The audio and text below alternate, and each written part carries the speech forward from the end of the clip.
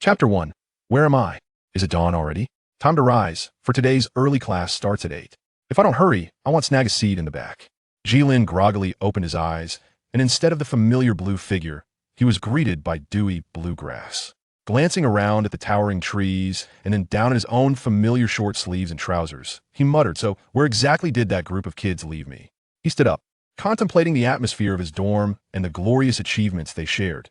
Gilin couldn't help but suspect that his beloved children were playing a prank on him. Though the trees here were excessively tall, and the ground was adorned with unfamiliar flowers and grasses, especially the blue grass that caught his eye, which seemed to be the most abundant, it was not unusual for him to be unfamiliar with this place, given that there was a vast forest behind his school, and he had never shown a particular aversion to wandering about. And as for the blue grass, he had certainly seen black flowers before, albeit only on his phone. A gentle breeze brushed past, and the morning air felt rather chilly, causing goosebumps to rise on Gilin's exposed arms. Feeling the coolness, he couldn't help but think of his roommates, planning to return and let them bask in the warmth of a father's love. So, which way should I go? That's a dilemma. As for arriving late to class, his dear dads would surely provide him with a solid cover that was the basic trust he held in them. After pondering for a long time without a clue on which direction to take, Gilin recalled that his phone could provide him with location services if all else failed. He could ascertain which way was north, south, east, or west. However, when he searched his entire body and scoured a 5-meter radius without finding his phone, he began to sense that something was amiss. Logically, even if they were playing a prank, it would only be a prank. They wouldn't take my phone, and I think I heard something calling out. I haven't heard of any large animals being in the school. Bending slightly, Gilin quietly approached the source of the sound. As he drew nearer, his movements became increasingly cautious. The surroundings began to appear disheveled, as if a great commotion had occurred recently. He even spotted 3 deep claw marks on a tree that he could encircle with his hands. The ground bore signs of trampled flowers and grasses, some appearing as if heavy objects had been dragged across. Goodness, what on earth caused this? If I were to encounter them, I fear I would only be instantaneously dispatched. Gilin fell into contemplation. Now that he had seen these traces, he was uncertain whether to press on and discover what sort of entity was flaunting its prowess. But he was merely a frail scholar, devoid of any physical prowess, and continuing forward seemed perilous. Quietly now, no shooting. He turned around and stealthily retreated. However, Gilin did not entirely retrace his steps after all. He now understood that he was no longer at school, and returning held little significance. Though he was unclear about his current situation, ensuring his survival had become his utmost priority. Once Gilin departed, the area returned to silence. Rustle. The sound of rustling bushes indicated the arrival of a new visitor. A massive tiger head emerged from the thicket, clutching the 7-inch mark of a snake in its mouth, followed by its formidable body. The snake was dragged along with it. This tiger stood at least 5 feet tall, its body extending over 10 feet in length, and its fur was predominantly white. Remarkably, the stripes on its body and the king's symbol on its forehead were golden, shimmering under the sunlight. Although some patches of its fur had grown dull and yellowed, and a faint sweet and bloody scent wafted from it, the bloodstains on its face and paws, despite marring its overall sanctity, added an air of ferocity. The snake it held was over twice the length of the white tiger, its body a vivid green, with a triangular tongue and eyes resembling dull rubies. If a master in this field were to see it, they would undoubtedly recognize the tiger as a Gungjin tiger and the snake as a mandala snake. Dragging its prey, the Gungjin tiger was preparing to retreat to a secluded spot to enjoy its meal, having paid a price for capturing the mandala snake. However, its keen nose suddenly caught a whiff of an unusual scent, reminiscent of the two-legged beast that had previously hunted it, albeit only vaguely. If the earlier scent had been the aroma of blood during a hunt, this one seemed like a diluted version of it. The tiger's gaze fixed on the direction Gilin had come from, lingering for a while before it withdrew its eyes and vanished into the boundless sea of trees. In its not-so-sharp mind, it was focused on one thought: to feast first, then to feast again. After all, I am the king of this territory. Unbeknownst to Gilin, he had caught the attention of a tiger. He was now cautiously navigating through the underbrush, worried about being discovered and treated as a mere snack. The temperature around him gradually rose, and his stomach began to orchestrate a symphony of hunger. Throughout his journey, Gilin had avoided any disturbances, causing him to traverse nearly double the distance he initially intended. I'm so hungry, I never felt this starving even when skipping breakfast before. Damn it, it seems physical labor consumes more energy than mental labor. Halting, Gilin scanned his surroundings, hoping to find some fruit to satiate his hunger. At that moment, he noticed a white object in the distance, strikingly prominent amidst the colorful surroundings. As he approached, he realized it was a human femur, causing his brow to furrow and his lips to tighten. So, what exactly is the situation? Human bones are appearing now? Contemplating that aside from himself, others who had arrived here must have brought supplies, which he might be able to use, Gilin began to search the vicinity. Soon, he discovered several other bones, some relatively intact like the femur, while others were shattered, such as skull fragments. Ultimately, he found a fairly complete skeleton beneath a large tree not far away. Nearby, nestled in the thicket, he stumbled upon a rusted short knife, approximately a foot long. No further treasures were to be found. Examining the short blade, though it was beginning to rust, it should suffice for chopping some wood.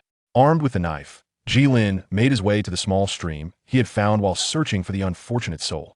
The stream was crystal clear, no more than 2 meters wide, and the water reached up to his thighs. Numerous fish, about 3 fingers wide, could be seen swimming within. Presumably, few had ventured here to catch them, as they had not been exposed to the treachery of human hearts. Gilin easily caught 3 fish, weighing approximately 2 pounds altogether. Gazing at the now empty stream, Gilin was not greedy. He carried the 3 fish back to the vicinity of the skeletal remains. Holding a fish before him, Gilin fell into deep thought. How on earth should I prepare these? Raw? Leaning in to sniff, a strong fishy odor assaulted his senses, and he instantly donned a mask of despair. Damn it, what if I can't bring myself to eat this? He glanced at the knife in his hand and the dry branches nearby, and an idea struck him. I have a dream, no, an idea. A bold idea. Chapter 2, The Encounter. The lazy sun reclined at the horizon, sleepily gazing down upon the world below. The great star forest was thus draped in an orange glow. Everything appeared so serene. Yet Gilin had no desire to revel in this beauty. His attention was fixated on the fire before him, specifically on the fish sizzling beside it. As he watched the fish oozing with oil, Gilin felt a profound gratitude towards the 2 men who stood at the pinnacle of the food chain. More than that, he was relieved that he had retained a keen interest in wilderness survival. Though he couldn't claim to have watched every episode of their videos, he had certainly seen the majority. He was well acquainted with various methods of igniting a fire, including the use of magnifying glasses and friction. However, what left the most profound impression on him was the Iroquois method of fire starting. After creating a small hole in a stick using his short knife and investing a bit of time along with a section of his trouser leg, Gilin finally succeeded in igniting a fire as dusk approached. While the fish cooked, he gathered ample firewood to ensure the bonfire wouldn't extinguish during the night, as he would need it for warmth and to ward off potential predators. However, Gilin found it peculiar that there were not many signs of animal activity nearby. Logically, such a vast forest should be teeming with diverse species. Yet from a morning until now, aside from the fish in the stream and the occasional glimpse of wild chickens, he had not encountered any other creature aside from the strange noises from earlier. Perhaps it's for the best the scarcity of animals indicates that this area is relatively safe for me. After all, less risk is preferable. As the aroma from the bonfire intensified, Gilin's stomach growled louder. Estimating that the fish were nearly done, he reached for one, just as a thought struck him. Holding the fish on 3 wooden skewers which he had painstakingly crafted, he silently invoked. Supreme God Yahweh, Nanhai Guanyin, the sun god Ra, the northern glory god Thor, the western goddess Athena, and the father of the Norse. Odin, the list continues with numerous deities. Oh, and Hulu Shao Jingang, may you bless me with a safe return home. Amen. He made a sign of the cross over his chest, then paused, feeling that something was amiss. After a moment of contemplation, Xiaoyang bowed 3 times in the direction of the 4 cardinal points. Ah, this is correct. Perhaps only the Western deities can hear the sign of the cross, but coupled with these 3 bows, the Eastern gods should also receive my call. Heh. This prayer that blends Eastern and Western traditions is truly a mass communication. I have now established an invincible position in the realm of metaphysics. Upon completing the series of actions, the gnawing hunger in his belly intensified. Gazing at the fish in his hand, which was gradually growing cold, Gilin took a hearty bite. Instantly, an extraordinary flavor surged through him, so potent and novel that it brought tears to Gilin's eyes. In this moment, unable to contain his emotions, Gilin threw his head back and howled. How incredibly fishy. Ugh. Quickly, Gilin spat out the fish meat, pointing at the remnants on the ground. His face contorted in a grimace as he reflected on the hardships endured for this single bite. I have never encountered such a brazen fish. Do you think you are worthy of me, you wretched creature? After this outburst, Gilin sat down, panting heavily, as the pangs of hunger returned with renewed vigor. In the heat of his anger, he had not felt it, but now, seated, the sensation was undeniable. Looking at the remaining fish in his hand, Gilin sighed and began to eat, piece by piece. After nearly half an hour of effort, Gilin finally finished one fish, but the remaining two were simply beyond his capacity. With the taste of fish still lingering in his mouth, Gilin hurriedly drank some warm water nearby to rinse it out. As for the source of the warm water, he could only murmur, "Thank you, babe, for saving my life." Lying next to the campfire, Gilin was overwhelmed with myriad emotions reflecting on the strange events of the day, lamenting the unpalatable fish, and contemplating the daunting challenges of being at the top of the food chain. As twilight descended, the moon seemed to have vanished on some escapade, causing the stars to twinkle with unusual brilliance. Gazing at the sparkling lights above, Gilin found himself entranced, unconsciously placing his hands behind his head, although he felt that curling up would better suit his current solitude. After all, such a posture would capture the essence of being alone in loneliness. Yet if he were to do that, he would need to tilt his head back to behold the beautiful starry sky, and that would be quite exhausting. Therefore, it's best to remain this carefree. The campfire beside him was not particularly blazing. Though the light provided a sense of security, darkness could also bring comfort at times. Gilin relished this. The fire's glow was just enough to illuminate his face without generating excessive heat. In this tranquil setting, he suddenly felt a profound yearning for home. Missing his small bed, his mother's face, though not conventionally beautiful, his father's temperament far from perfect, and even the not-so-delicious meals they shared. It was peculiar from the moment of his birth until now. He had never felt such an urge to return to that less than 100 square meter space he had inhabited for nearly 20 years. Perhaps it was sentimentality, he mused. Tomorrow, he would venture to higher ground and seek a way back. Upon returning, he would surely request a few days off to spend quality time at home. As for whether it would be approved, Gilin thought, not even Jesus could keep me here, mark my words. As the campfire dwindled, it shrank further until only charcoal remained, and Gilin found himself unaware of when he closed his eyes. The soft sound of his snoring mingled with the faint chirping of insects, creating the symphony of this secluded realm. Gilin was abruptly awakened by the chill, and utilizing the light cast by the moon now shining bright light, resolved to rekindle the fire. Armed with previous experience and ready tools, he felt confident he could manage it swiftly. However, just as he reached for the tools to begin, an inexplicable sense of unease washed over him. It was then that he noticed something was amiss. The surroundings were eerily silent, devoid of even the faintest sound, a deathly stillness. Though he was unsure if the insects only chirped at midnight, in this unfamiliar environment, his instincts were on high alert, and his heart raced. His eyes darted around, scanning the area. Suddenly, Gilin crouched low and began to retreat cautiously, his gaze fixed ahead. There, in the darkness, a pair of red eyes stood out conspicuously. After a few steps back, Gilin realized that the distance between him and those eyes had not diminished. He confirmed that the creature's target was indeed him. With that realization, Gilin turned and fled. In that instantaneous pivot, the owner of those eyes emerged from the shadows, and by the moonlight, Gilin beheld a massive tiger's head peering forth from the darkness. Fortunately, the moon was exceptionally bright that night, and although the surroundings were not as illuminated as during the day, it was sufficient for Gilin to make his escape. The Gilin tiger was somewhat irked. After consuming a snake earlier and taking a nap, it awoke in the evening feeling hungry again, but most of the larger soul beasts in the vicinity had already been devoured, and the smaller ones were insufficient to sate its appetite. Catching multiple small beasts would be a waste of time, and venturing elsewhere seemed exhausting. Suddenly, it recalled the intriguing scent it had encountered earlier, and instantly decided on its dinner. Although that aroma had faded, the Gilin tiger, with its keen sense of smell, was still able to track it. Thus, it began to search for Gilin, following the trail. However, as Gilin had altered his route near a ditch, the scent near the water source was muddled, causing the Gilin tiger to only discover where Gilin had awakened. The tiger's frustration mounted, but there was nothing to be done. It could only hope to find a late-night snack on the way back. Yet, after meandering about, the Gilin tiger found not a single trace. Feeling increasingly hungry, its temper grew ever worse. At that moment, the Gilin tiger detected the previous peculiar scent, now exceptionally strong. Delighted, the tiger decided to pay Gilin a visit. Chapter 3: The Escape. Under the moonlight, Gilin ran.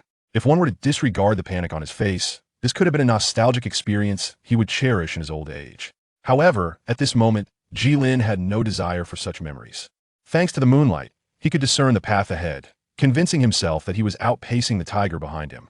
Thus, he could only hope to take refuge among the nearby trees, wishing to employ the strategy of Qin Wang to evade his pursuer, or at the very least, buy himself some time. With that thought, Gilin dashed toward the densely wooded area, occasionally changing direction. As Gilin zigzagged through the underbrush, the sounds behind him gradually diminished, and a wave of joy surged within him. The tension that had once gripped his heart began to ease. Reflecting on his performance that night, he couldn't help but feel a sense of pride. If I could maintain such a pace over 1,000 meters, would I need to worry about failing? How ridiculous, surely. This would earn me a place in the national team. Whoosh! A sharp sound sliced through the air from behind, followed by a jolt of pain in his leg, causing Jilinho had been running for over 10 minutes to tumble to the ground. He rolled several times before crashing into a tree, coming to a halt. Thud! Gilin felt as though his chest had been struck by a tiny fist, leaving him breathless. Moreover, the moment he paused, it felt as if a fire ignited within his lungs. He had no choice but to gulp down air in great gasps to alleviate the consequences of his prolonged sprint. Just as he was about to rise, a wave of pain surged through his right leg, compelling Gilin to collapse onto the ground. He glanced at his leg, where blood flowed profusely from 3 wounds, as if it were a river unrestrained. With a bitter smile, Gilin realized that he might meet his end this very night. Soft, subtle footsteps approached from the front, and Gilin tightened his grip on the short blade that had never left his side. His gaze fixed intently on the shadow advancing towards him, illuminated by the moonlight. He resolved that even if he were to perish, he would at least take a bite out of his adversary. If only he had known this would be the outcome. He would have lunged forward with a sweep as soon as they met, thus achieving a semblance of glory. As Gung Jinhu drew nearer, it was difficult to fathom how such a large figure could move with such minimal sound, resembling a masterful dancer, so light and graceful. In the vastness of the surroundings, it seemed that only Jilin's heavy breaths could be heard. Facing the very culprit that toyed with him, it would be a lie to claim he was unafraid. Yet Gilin understood that even if he were to grovel, his fate would remain unchanged. Furthermore, throughout his life, apart from his parents, he had never bent his will to anyone. At that moment, Gung Jinhu was not focused on the bipedal creature wielding the iron shard. Instead, its gaze was locked onto the shadow to Jilin's right, its forelimbs slightly bent as it lowered its head, poised and ready. Gilin also noticed the movements of the tiger before him, aware that he was not in a position to command it. Following the tiger's gaze, he turned to the right. Under the watchful eyes of both man and beast, a dark shadow slowly emerged. Only when it fully stepped into view did Gilin realize it was a massive scorpion, entirely cloaked in black.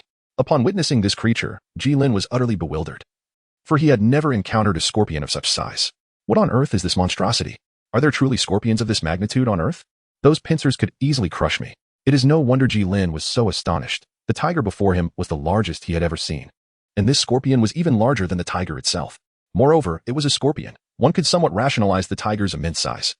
But the sheer scale of this scorpion was simply outrageous. Could it not be a product of some biological laboratory experiment that had inadvertently escaped?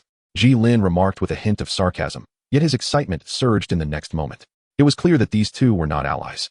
Their stance suggested an impending confrontation. He envisioned a scenario where he could benefit from their conflict, like a fisherman reaping the rewards of a clam battle. Especially with that tiger, if it didn't receive a swift kick from him, he, Gilin, would write the character for Sun upside down. The black shin scorpion, feeling quite vexed, was simply enjoying a meal at home when it suddenly sensed the overwhelming aura emanating from the nearby deceased tiger. Typically, soul beasts unleash such energy to intimidate others, announcing their presence. Initially, the black shin scorpion was reluctant to intervene, as it was merely a matter occurring within another's territory. However, the aggressive energy was directed towards it, igniting a spark of irritation. If one were to intrude upon its domain so brazenly, how could the black shin scorpion maintain its reputation in the soul beast realm?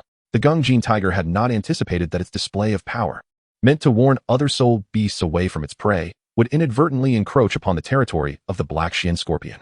In its moment of distraction, it forgot to temper its aura, thus provoking the scorpion. Yet, the Gung Jin tiger remained unfazed, confident in its ability to defeat or even slay the black shin scorpion, dismissing Gilin as mere sustenance. As the tension escalated between the two formidable beings, both fixated on one another, neither made the first move. Suddenly, they charged at each other, closing the distance rapidly. The black shin scorpion struck first, its stinger darting forward like a black bullet aimed at the tiger. The Gung Jin tiger, unflustered, leapt upward just before the stinger could make contact, its claws glistening in the moonlight as it targeted the vulnerable connection between the scorpion's tail and body. A sharp sound sliced through the air as the scorpion swiftly retracted its stinger, increasing its speed. Just as the stinger seemed destined to strike, the tiger harnessed an invisible force, evading the lethal appendage just in time. Consequently, the Gung Jin tiger lost its precision, grazing the scorpion with its claws as they passed each other, sending sparks flying. This entire exchange transpired in mere seconds, leaving Gilin astonished. How bold had he been to contemplate a sliding kick? Fortunately, his prudence prevailed. While Gilin muttered to himself, the black-skinned scorpion pivoted sharply, focusing on the tiger that had just landed. Their recent skirmish had made it evident that mere physical combat would not grant either an advantage. Thus, they instinctively began to escalate their attacks. The scorpion's stinger glowed ominously, while energy coalesced in the tiger's maw. A moment later, twin beams of black and white light erupted simultaneously. Gilin gazed at the two intertwining beams of light, his lips twitching incessantly. He had initially thought he was merely in a mysterious organization's domain within an unknown primeval forest. But it turned out he had traversed into an extraordinary realm endowed with supernatural forces. At this moment, a myriad of emotions, confusion, fear, excitement, converged within Gilin, culminating in an exclamation that slipped from his lips. What the hell? The clash between the two forces remained unaffected by Gilin's outburst. Their confrontation intensified, expanding in magnitude. A small tree, not far from the epicenter of this confrontation, succumbed and shattered, releasing a faint white orb of light that gradually coalesced into a luminous halo. This sight evoked a fleeting memory in Gilin, leading him to a tentative conjecture about this world. White halo, 10-year soul ring, Douluo, continent? He pondered. Suddenly, Gilin felt the ground beneath him tremble slightly, enveloped by an inexplicable sense of dread. This fear was unlike any he had previously encountered, rendering him utterly devoid of any inclination to resist. Even under the threat of a tiger, he had felt capable of fleeing. Thus, this realization highlighted the formidable nature of the being he now faced. Meanwhile, the golden tiger and the black scorpion had long since vanished from sight. Gilin could not shake the image of their expressions as they fled, particularly that of the golden tiger. Since the moment it had pursued him, Gilin had never anticipated seeing such a profound expression of terror on its face, one that seemed to stem from a deeper fear than his own. If I survive this, I shall one day evoke that same expression from that tiger, he resolved. With that thought, Gilin leaned against the tree behind him, closing his eyes as he awaited his fate. Overwhelmed by fear and the pain in his leg, he found himself utterly exhausted, unable to muster even a shred of strength. So be it. As the tremors intensified, Gilin resigned himself to the inevitability of death. However, the anticipated demise did not materialize, and the vibrations began to subside.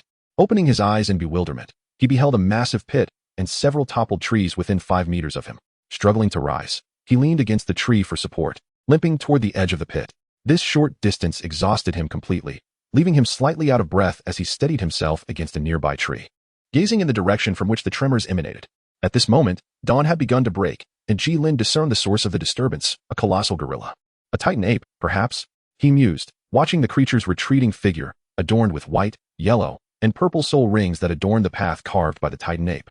Beneath the burgeoning light of the sky, this simple, yet magnificent royal path deeply resonated with Gilin. A surge of ambition welled up within him, and he smiled, genuinely reveling in the moment, his heart swelling with joy and grandeur. Truly, it was a display of sheer majesty. Gilin's laughter gradually subsided, as the sun revealed a glimmer of its brilliance, casting golden rays upon Gilin's dirt-streaked face. With his eyes closed and head gently tilted upward, he reveled in this long-awaited warmth. Is this the essence of being alive? He took a deep breath, holding it for a moment before slowly exhaling. How wonderful. Chapter 4, On the Road. Gilin gazed at the ginseng before him, a smile emerging on his pallid face. After being fortuitously rescued by the Titan great ape, Gilin realized he had lost an excessive amount of blood, rendering him utterly feeble.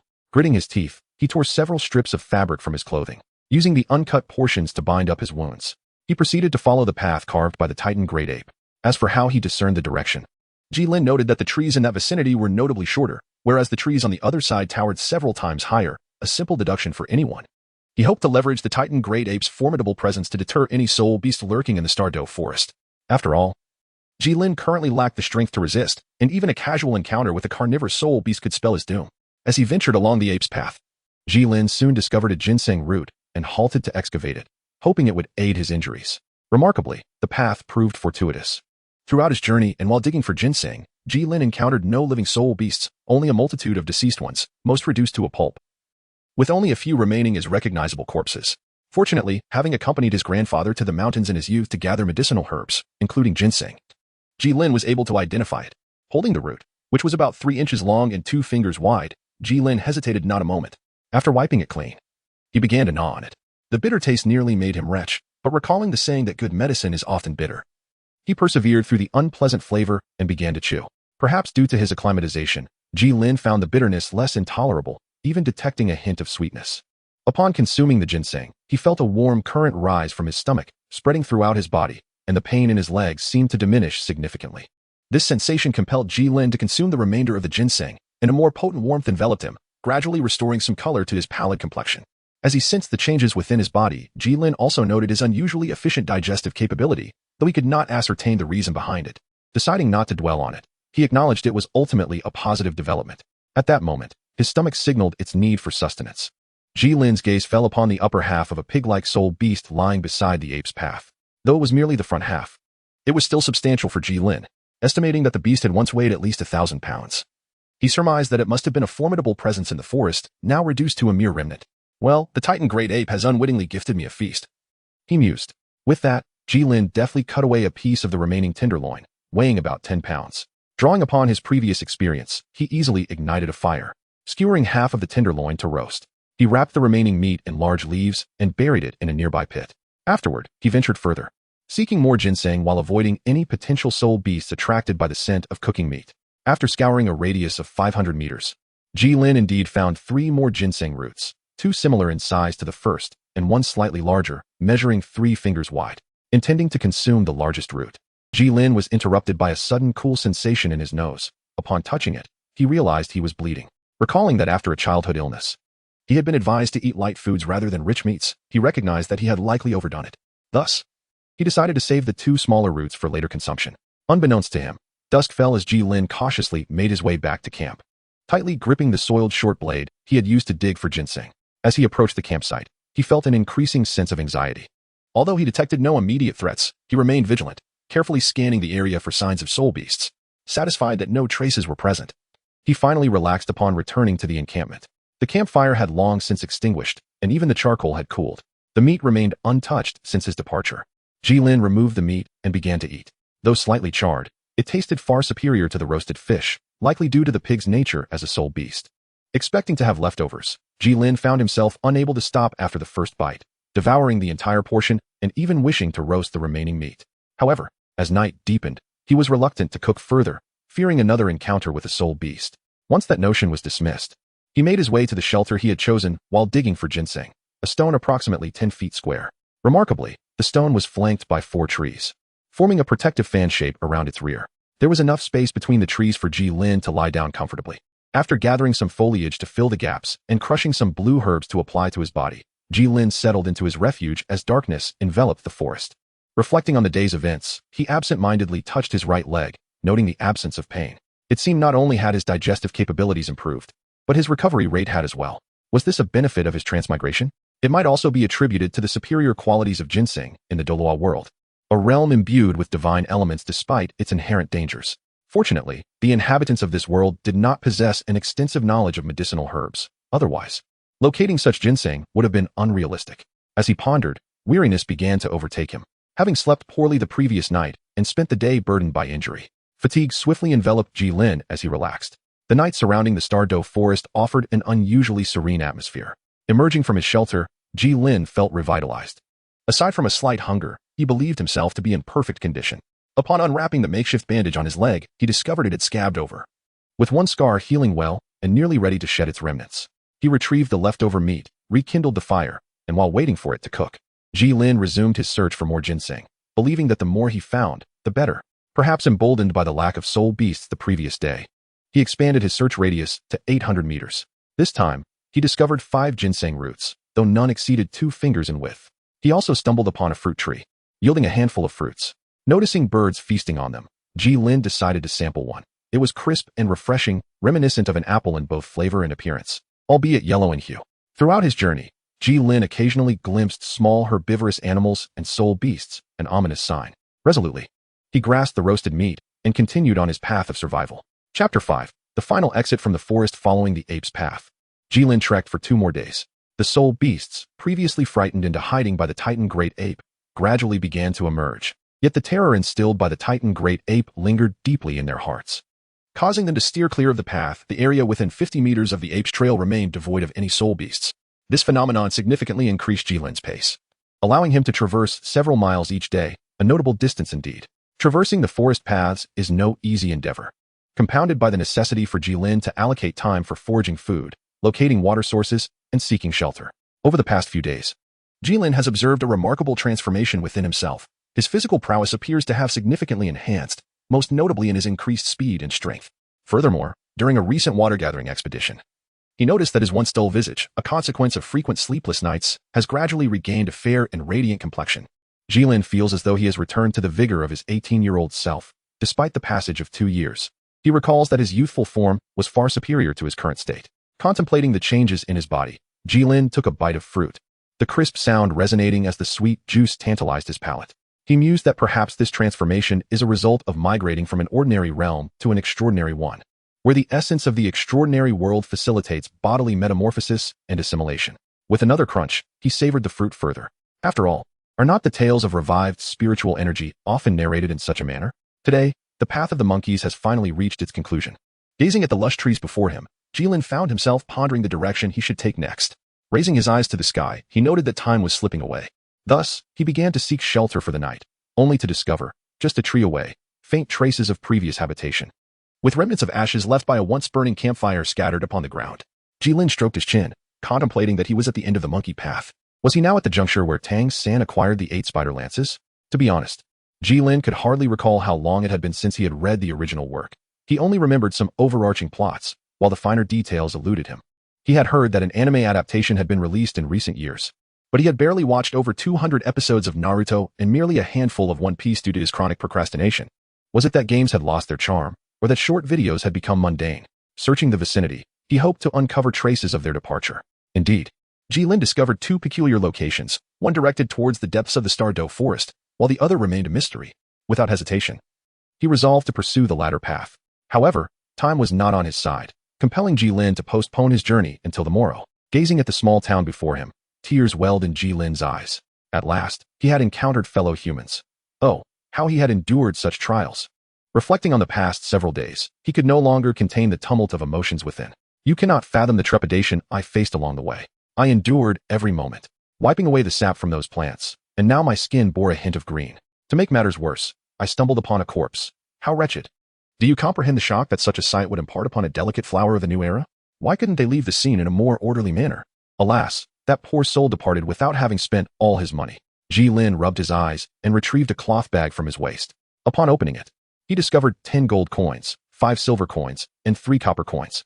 After a moment of contemplation, he decided that prudence was essential and discreetly hid 9 of the gold coins in a secluded spot before venturing into the town. As he gazed at the shops lining the streets and listened to the surrounding clamor, Gilin let out a quiet sigh. Alas, his greatest concern had materialized: communication barriers.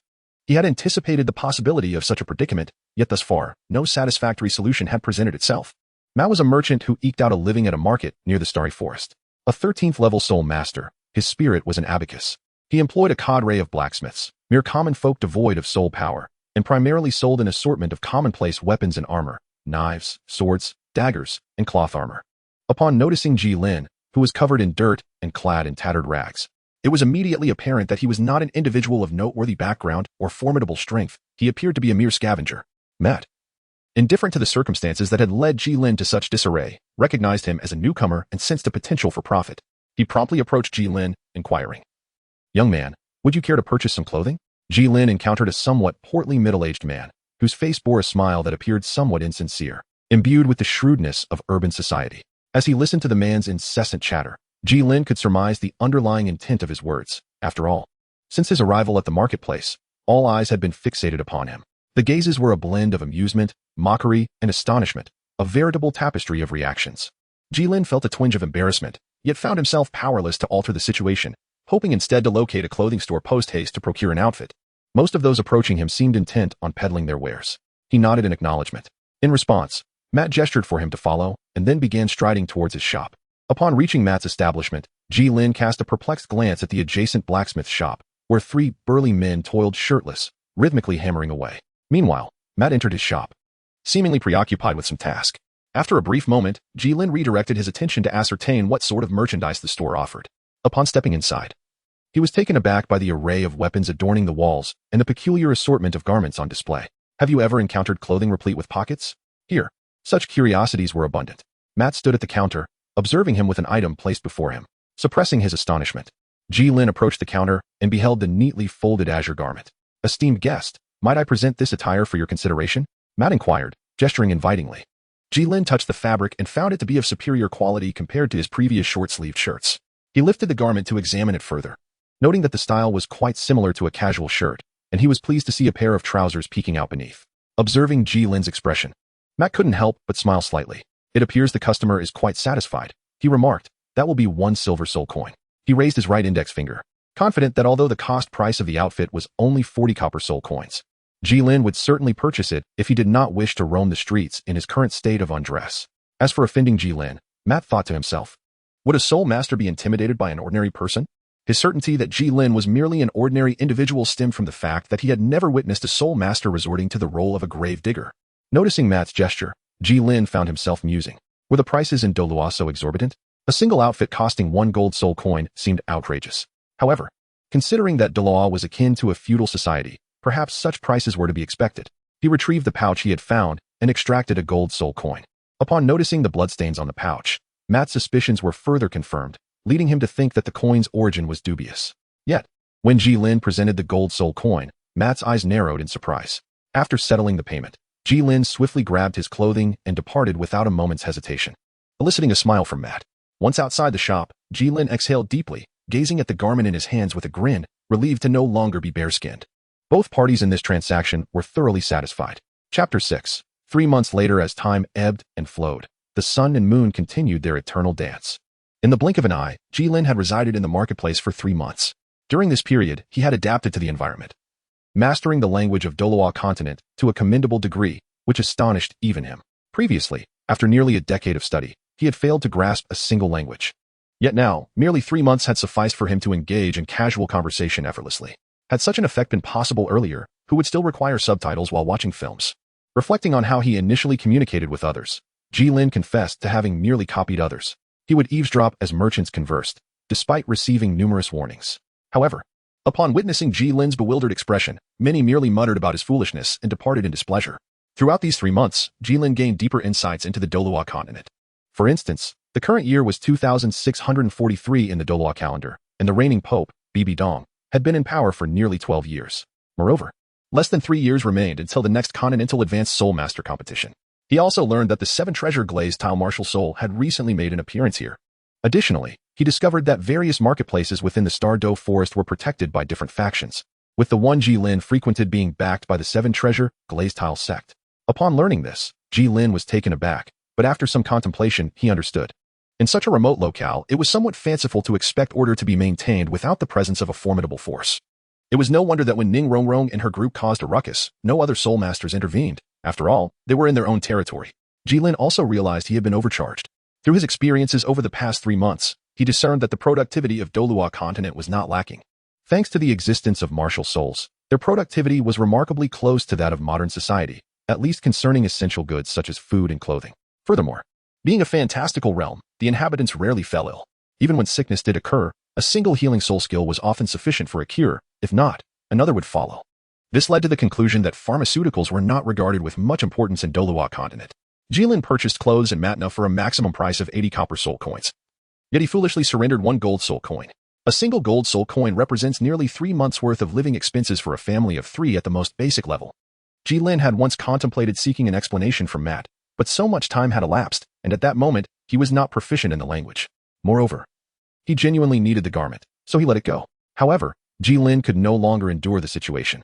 One dark night, he masked his face and confronted Matt, delivering a thorough beating. As for the monetary aspect, he considered it merely a medical expense. He would never admit that his reluctance stemmed from pride. After all, he had boasted to himself after purchasing the clothing, thinking, I am quite the clever one, managing to acquire a garment despite the language barrier. The marketplace outside the Great Starry Forest boasted a relatively high cost of living. The 9 golden soul coins he had buried, along with the remaining change, barely sufficed for Gilin to subsist on for a month, especially as his appetite had grown considerably. Yet now, his appetite seemed to have plateaued and even diminished. As his consumption changed, Gilin's physical prowess began to experience a remarkable enhancement. Recently, he felt that his body had ceased to strengthen further.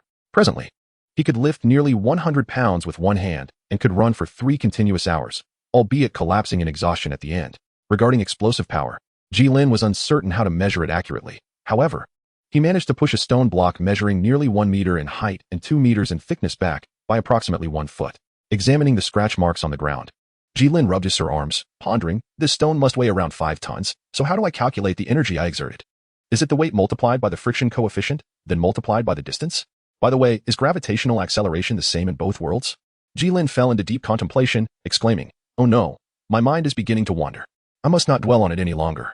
Rubbing his temples, Gilin lamented the challenge of having a university student grapple with a high school dilemma. Forget it. I shall not ponder any further. Tomorrow, I must rise early for work. It is best to return home and rest. Indeed, approximately a month prior, as Gilin's finances dwindled, he secured a position as a waiter in a hotel at the market. The job provided meals and lodging. With a monthly salary of 50 silver coins, 1 gold 100 silver 10,000 copper. Moreover, during quiet hours, he was free to pass the time as he pleased, provided he remained within the establishment. Upon hearing these terms, Gilin was momentarily taken aback, hastily gesturing in refusal. Are you dissatisfied? If there are any concerns, do voice them. We can discuss it, the hotel owner, Hai Chuan, said earnestly, his sincere expression compelling Gilin. My gesture was not a rejection. It simply means you need not elaborate further. A person as kind as you would never lead me astray. Moved by Gilin's response, Hai Chuan grasped his hand, his eyes glistening. Do not worry, brother. As long as I have a morsel to eat, your share is guaranteed, though I must partake first. Hai Chuan's urgency in hiring a waiter stemmed from the recent escapades of Tang San and his companions. During their confrontation with the Tsanghui Academy, the waitstaff, eager to witness a complimentary soul master duel, found themselves inadvertently caught up in the fray. One suffered a severe injury to his leg and had since sought treatment from a soul master in the nearest city. While healing soul masters were indeed available at the market, their fees were exorbitant. The hotel was modest, employing only 5 waiters. Thus, with one suddenly absent, the workload for the remaining staff inevitably increased, prompting them to urge the owner to recruit another. Thus, Gilin found a refuge in this establishment. Come on, Gilin. Work is over. Today was rare with no customers. Let me take you out for some fun. Jess called out to Gilin, who was tidying a table. Go on without me. I shall remain here to earn some extra money on the night shift, Gilin replied. Enough, Jess. Gilin needs to save up to marry. Shiwan chimed in, playfully wrapping an arm around Gilin's shoulders as he spoke to Jess. Jess and Shiwan were Gilin's roommates. Gilin merely smiled at the jest. After all, this was the persona he had crafted for himself, a rustic lad who, in pursuit of wealth and a bride, became a gravedigger. Having narrowly escaped death, he resolved to seek a safer occupation. As the two exchanged laughter and banter while exiting the shop, Gilin approached the front desk and retrieved a manual on literacy, immersing himself in its contents. Having entered an extraordinary realm, he felt compelled to explore the path of cultivation. Thus, under the pretext of seeking a spouse, he began to save money in hopes of venturing into the city to awaken his martial spirit, dismissing concerns about his age, as he believed one must at least make an attempt. Chapter 7. A midnight visitor. Just as Gilin was engrossed in the book before him, the inn's door swung open, causing the bell mounted on the frame to jingle melodiously. Gilin was taken aback to find someone arriving so late. He looked up and saw a middle-aged man dressed in black. His attire was not exactly disheveled, but rather peculiar, as if he had carelessly thrown on his garments. The belt hung loosely, seemingly on the verge of slipping off at any moment. As for his appearance, it was rather unremarkable, with a blood-red longsword suspended at his waist. Upon closer inspection, one could discern that his hair was not well kept, merely tied back with a simple hairband, leaving a significant portion of it unkempt. Gilin sensed an unusual fluctuation emanating from the sword, a sensation akin to his own. He paused momentarily. Having worked here for a month and attended to numerous soul masters, he had never encountered anyone who so brazenly displayed their martial soul at their waist. This individual resembled more a chivalrous hero from the realm of martial arts than a typical soul master. However, Gilin quickly averted his gaze. After all, the world is vast, and there are always individuals who stand apart from the crowd. Is this esteemed soul master here for a meal or lodging? He inquired. Upon hearing this, the soul master halted his yawning motion. Ah, you possess quite the keen perception, young one. As he approached Gilin, he continued, marvelous, simply marvelous. A radiant light emanates from your crown. You are a rare and extraordinary talent. Fate has brought us together, and I wish to take you on as my disciple. Would you be inclined to accept? At this proclamation, Gilin felt a wave of dark lines emerge on his forehead. Observing the once serious countenance of the soul master now adorned with exaggerated gestures, he could not help but feel a sense of discomfort. Is this the trend in the soul master community for recruiting disciples? He mused internally but politely declined. Surely you can see that I lack soul power. I am no genius. You must have mistaken me. Though Gilin could sense the presence of soul power within him, he was at a loss as to why he could not access it. He had a conjecture regarding this phenomenon. Before the awakening of the martial soul, both those with and without soul power were unable to perceive or summon it. Otherwise, wouldn't the crystal ball used to test for soul power be rendered superfluous? His heightened perception likely allowed him to sense it. While the individual surnamed Tang could only be attributed to his mixed heritage and fortunate circumstances. Upon hearing Jilin's words, the Soul Master stroked his chin and scrutinized him for quite some time. Jilin felt an uneasy tension. Could it be that the Soul Master had discerned the soul power within him? That should not be possible. No one had ever been known to detect a person's soul power prior to their martial soul awakening. "A room for me, please," he stated, tossing a gold soul coin onto the counter. Jilin let out a sigh of relief and hurriedly led him upstairs. Once the Soul Master arrived in the room and closed the door, he descended to prepare for sleep. After this incident, Jilin lost all desire to read. Lying in bed, his mind was consumed with thoughts of the Soul Master from earlier. Could it be that he is not merely a human trafficker, intent on selling me off? Or perhaps he seeks to take me as his disciple, only to have me toil for him like a beast of burden, enduring a lifetime of exploitation? Or could it be? Jilin contemplated a profoundly terrifying possibility. Could it be that he harbored an affection akin to that of Long Yang, captivated by my handsome visage, wishing to take me as his disciple and subsequently bestow upon me some delightful rewards? There might be other possibilities. In any case, that night, Jilin was plagued by insomnia. The following day, Jilin stood at the front desk, lost in thought, occasionally stifling a yawn. Jace and Sivan entered through the door, engaged in lively conversation, recounting their experiences from the previous night. "You wouldn't believe it," Xiaochui was so. Before Jace could finish his sentence, he noticed Jilin's haggard appearance and, with a smirk, remarked, "Oh, why do you look so worn out? Did you indulge in something last night?" He raised an eyebrow suggestively at Jilin. Sivan, witnessing this exchange, spoke up earnestly, "You really don't need to put yourself through this. You could join us. Or at the very least, there's no need to rise so early." Jilin understood what they were saying, and his already restless mood, exacerbated by a sleepless night, grew increasingly irritable. He retorted curtly with a single word, "Get lost." Jess, undeterred, found further amusement in the situation. "What, feeling shy now? Don't worry, my friend. I want to spread rumors about your inadequacies." Gazing at Jess's playful grin, Jilin yearned to demonstrate the vast chasm that lay between a dragon and a mere insect. However, his mind was occupied with thoughts of the Soul Master from the previous night. Observing Jilin's exasperated demeanor, Jess decided to rein in his teasing, realizing it was time to cease his antics. Meanwhile, guests from the upper floors began to trickle down, signaling the commencement of their work as the small hotel officially opened for business. "What on earth is this? It's scalding. How am I supposed to eat this?" bellowed a burly man, his frustration palpable. Mundo had been experiencing a streak of misfortune, and his sour mood intensified when he accidentally burned himself with the hot porridge, igniting a fire of anger within. Jess approached with a conciliatory smile. I apologize. I shall replace it with a cooler serving right away." As he reached for the bowl, Mundo abruptly lifted Jess off the ground. "What do you mean by this? Do you believe I am unworthy of hot food?" Jess, suspended in midair, felt beads of cold sweat forming on his forehead. "And no, I merely intended to offer you a slightly cooler portion." Mundo's expression darkened, a sinister smile creeping across his face. "Are you implying that I have wronged you?" At these words, Jess's perspiration increased. "No, it's entirely my fault. I should not have served you such scalding porridge." Mundo's grin widened. "Mistakes deserve punishment. Surely, breaking one of your legs is not too severe a consequence." Upon witnessing this, Jilin approached with the intention of offering a few words of persuasion. "Esteemed sir, this hardly seems like a matter of great significance. Furthermore, to bully an ordinary person is unbecoming of one of your esteemed status as a soul master. Might I implore you to show mercy and release him?" In response, Meng Duo scrutinized Jilin from head to toe before delivering a resounding slap. Jilin had no time to evade as Mondo's hand struck his face directly. A tremendous force propelled Jilin into the air, crashing him onto a table 2 meters away. The table was occupied by diners who gazed in shock at the spilled food, originally intending to enjoy the spectacle. One of the diners shouted at Mondo, "What the hell?" Mondo had 5 soul rings of varying colors, 1 white, 1 yellow, 2 purple, and 1 black. "How is your health? Do you wish to stand up for them?" No, senior, you misunderstood. I merely wanted to greet you," Jilin replied, releasing his own 3 soul rings, 1 white, 1 yellow, and 1 purple. "Get lost." The Soul Master, whose meal had been disrupted, was naturally furious but could not afford to offend Mondo. Hence, he redirected his anger toward Jilin. "Damn it, it's all your fault." As he raised his leg to kick Jilin, who was still reeling from Mondo's earlier blow, Jilin instinctively curled up, shielding his head with his arms. Jess's right leg was twisted into a V shape by Mondo, who, not yet satisfied, further contorted it into a W before tossing Jess aside. He bellowed, "Where's the owner of this place? Come out." Haitian, who had been present but cowering in the corner, finally approached, trembling as he replied, "I'm here. I am the owner of this establishment." Mondo pulled up a chair and sat down with imposing authority. "Now, let us discuss how to resolve this matter." Haitian hesitated, slowly extending 3 fingers. "How about compensating you with 300 gold soul coins?" Mondo's eyes widened. Are you trying to dismiss me with that paltry sum? Do you think a soul king like me would be swayed by such trifles? Then, how much do you deem appropriate?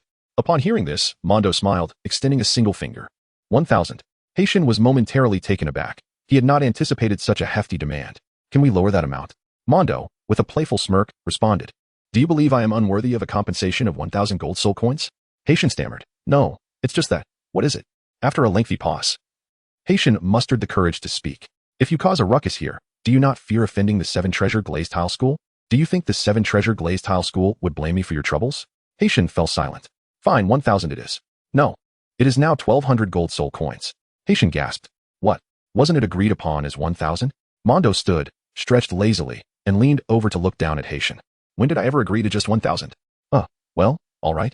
After Mondo departed, Haitian barely had time to breathe a sigh of relief when another voice rang out. And how do you intend to compensate me? It was the soul master who had previously been offended. Ultimately, Haitian paid an additional 200 gold soul coins to appease the soul master, who before leaving, delivered a fierce kick to Gilin's abdomen, rendering him unconscious. Jess, unable to withstand the agony, had already succumbed to unconsciousness. Haitian surveyed the disarrayed inn, his eyes fixated on Gilin and Jess, gritting his teeth in frustration. Chapter 8. The Yulai Merchant Team. The Yulai Merchant Team is a trading group in Tiendo City, well known for its motto, all are friends, guests are welcome. On the surface, they primarily gather rare treasures from all directions to sell to the affluent. Typically, they deal in gems, weapons from Gungjin City, armor, and the like, catering mostly to lower-ranked soul masters. However, behind the scenes, they engage in the illicit trade of human trafficking, with clients that include high-ranking entities such as the Tiendo Auction House, various soul master families, and nobility. Kulu, a 39-year-old leader of one of the teams under the Yulai Merchant Team, is a level 42 assault-type soul master. Having completed the procurement of goods, he was now leading his team toward Tiendo City. A smile spread across his face as he contemplated the success of this venture. This journey had perfectly met the stipulated targets, and more importantly, he had made a nice profit from a new customer named Chuan. Goods that would typically cost at least 1,000 gold soul coins were sold for only 800, with an additional item thrown in. Although one leg was broken, there were still buyers, such as a Bat Soul King, who was willing to purchase at lower prices. As dusk approached, Kulu glanced at the sky, estimating their journey and realizing they would reach Tiendo City by dusk the following day. He then called out to his companions, Brothers, nightfall is near. We shall rest here for the night. Stay alert. We must not allow any mistakes on this final stretch. Once this order is complete, we'll celebrate together and unwind. All right. Are you treating us? This time, no one is allowed to fight me for the Marui. Anyone who dares to compete with me will face my wrath. You're just talking big. Seeing the excited expressions of those behind him, Kulu waved his hand. Dismount. Gilin was roused from his slumber by a cacophony of noise. Before him lay an impenetrable darkness, with only a faint glimmer of light seeping through a narrow crack on his right. As he reached out tentatively, his hands encountered a mixture of bodies, some male, some female. The means by which he discerned their genders remained a secret not meant for outsiders. Surrounding him were numerous boxes and cabinets. There seemed to be around 7 individuals present. Considering the people outside and the circumstances within, Gilin arrived at a disheartening conclusion. He had been sold. This realization caused him to clench his fists tightly before releasing them. Taking a deep breath to calm his frayed nerves. Do not be angry. It is not worth it, he repeated to himself. Yet, the more he pondered, the more his anger swelled. Just as Gilin was on the verge of succumbing to his fury, a loud growl from his stomach interrupted the rising tide of rage. Gilin caressed his belly, his mind consumed with thoughts of escape. After much contemplation, the only plan that emerged was to slip away when the guards let their vigilance wane. Just as Gilin lamented his inability to devise a better strategy, a hearty voice broke through his reverie. Isn't it time to feed them? Another voice chimed in. Indeed, it seems the hour is upon us. Let us go and deliver a treat. Upon hearing this, Gilin hurriedly lay down. Moments later, a faint light illuminated the pitch-black space. A rugged voice announced, Second soul technique, sweet bun. The other voice teased, Every time I hear you recite the soul incantation, it feels so out of place. With a hint of mockery in his tone, he added, I would prefer to say take a bun from me, but the soul incantation is what it is, and I am powerless to change it. The rugged voice resonated once more, repeating sweet bun 6 times. Let us begin feeding them. The footsteps grew increasingly nearer. Gilin felt a hand grasping his head, prying his mouth open. Soon, he sensed a waft of fragrant bun. The person controlled his chin, chewing a few times, and the bun within transformed into a warm sensation, alleviating the pangs of hunger in his stomach. Is that enough to feel satiated? Gilin murmured to himself, all right. Now it's your turn. The second soul skill, sleep. As soon as the words left his lips, an overwhelming wave of dizziness assaulted Gilin's mind. He quickly bit his tongue, the sharp pain rousing him from his stupor. All right, let's go. The light vanished once more, and with a soft thud, their footsteps faded into the distance. After a while, Gilin sat up from the ground, cautiously approaching a narrow crack.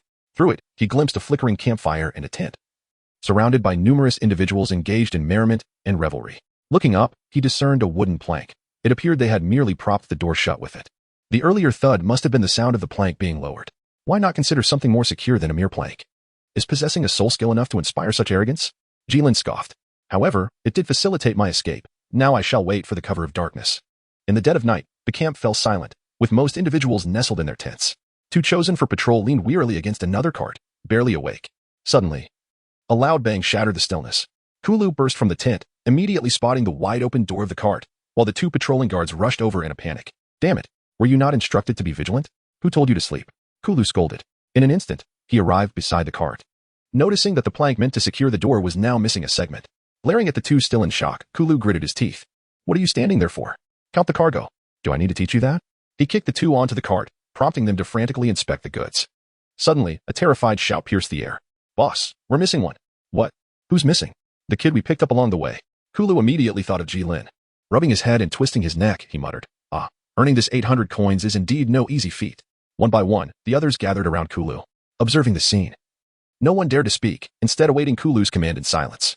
Gazing at the dense woods nearby, Kulu commanded, Everyone, go search. I refuse to believe that a mere boy without soul power can escape my grasp. If word of this gets out, how shall we survive? Vulture, you sleep on these individuals again, not once but twice. Lin Yuan, you remain here to keep watch. Kulu pointed to a relatively young soul master. After issuing his orders, he casually selected a few individuals and set off in search of Gilin. The others, not wishing to lag behind, promptly followed suit. In an instant, only Lin Yuan remained behind. What is this nonsense? Do they not know that auxiliary soul masters are quite fragile? Disturbing my slumber at this hour. Lin Yuan complained before leaping onto the cart and finding a spot to sit, gazing at the goods sprawled on the ground. What is so interesting about this? He yawned. Though despite his grumbling, he complied with Kulu's orders. However, it wasn't long before sleepiness overcame him, his head beginning to droop. Gilin quietly lifted the cloth above his head and slowly emerged from behind the concealed cargo container. Fortune smiled upon him at that moment. The two individuals nearby were preoccupied with counting their numbers and did not thoroughly inspect their surroundings. Holding his breath and gripping the other half of a wooden plank, he stealthily approached the unsuspecting Shaolin, who was gradually succumbing to slumber. Summoning all his strength, he swung the plank down onto Shaolin's head. A resounding crack echoed as it splintered. Hey, wake up. After Shaolin fell, Gilin attempted to rouse the others, but to no avail. Frustrated, he slapped the unconscious individual twice, leaving a slight bruise, yet still, there was no response. It was no wonder he felt so at ease. Time was pressing, and Gilin reluctantly abandoned the idea of rescuing anyone else. He leaped from the vehicle and, without a backward glance, dashed into the dark woods. Chapter 9. To Tiando. As dawn broke, shadows flitted through the morning forest. Boss, we haven't found any traces this way. Boss, neither have I. Listening to his subordinates' reports, which yielded no useful information, Kulu's mood darkened further. Damn it. How can an ordinary person without any soul power evade us like a rat? Has anyone sent a signal? Hearing Kulu's inquiry, two of his underlings exchanged glances, silently urging one another to respond. Observing their hesitation, Kulu sighed, fully aware of their reluctance. This was the first time he had been outwitted by an ordinary person. The thought of it was enough to tarnish his reputation. Seeing the two still exchanging furtive glances, Kulu kicked one of them in annoyance, barking, Stop with the secretive antics. Send a signal for everyone to return and continue transporting the goods. With that, he activated his soul power and vanished into the dense thicket. The unscathed subordinate cast a gleeful glance at his comrade before summoning his martial soul and darting in the direction Kulu had disappeared. The one who had been kicked rubbed the affected area, muttering a curse under his breath, then retrieved a bamboo tube from his waist and pulled the fuse, hastening back. With a whoosh, green fireworks erupted, forming 3 plum blossoms in the sky. Upon returning to the camp, Kulu discovered Lin Yuan unconscious and immediately grasped the situation, his expression growing increasingly grim. I've been played. How could someone without any soul power have gotten so far? It was a clever trick played right under my nose. Soon, several others returned, finding no success in their search. Faced with the impending wrath of Kulu, their faces fell. Upon noticing Kulu's dark demeanor and Lin Yuan's motionless form, some astute individuals deduced the cause of their failure. A collective sigh of relief swept through them. Kulu's attention would now surely be diverted to Lin Yuan, sparing them from punishment. The crowd remained silent, fixated on Lin Yuan, and an eerie stillness enveloped the area. Those who returned later joined the throng. And even as the last of them arrived, Lin Yuan showed no signs of awakening. Finally, Kulu could no longer contain himself. He stepped forward, seized Lin Yuan by the collar, and hoisted him up, delivering 2 sharp slaps. Kulu's strength far exceeded Jilin's, and Lin Yuan's face began to swell visibly. The pain jolted Lin Yuan awake. As he opened his eyes, he was met with Kulu's grim visage. Surveying his surroundings, he noticed all eyes were upon him, leaving him utterly bewildered.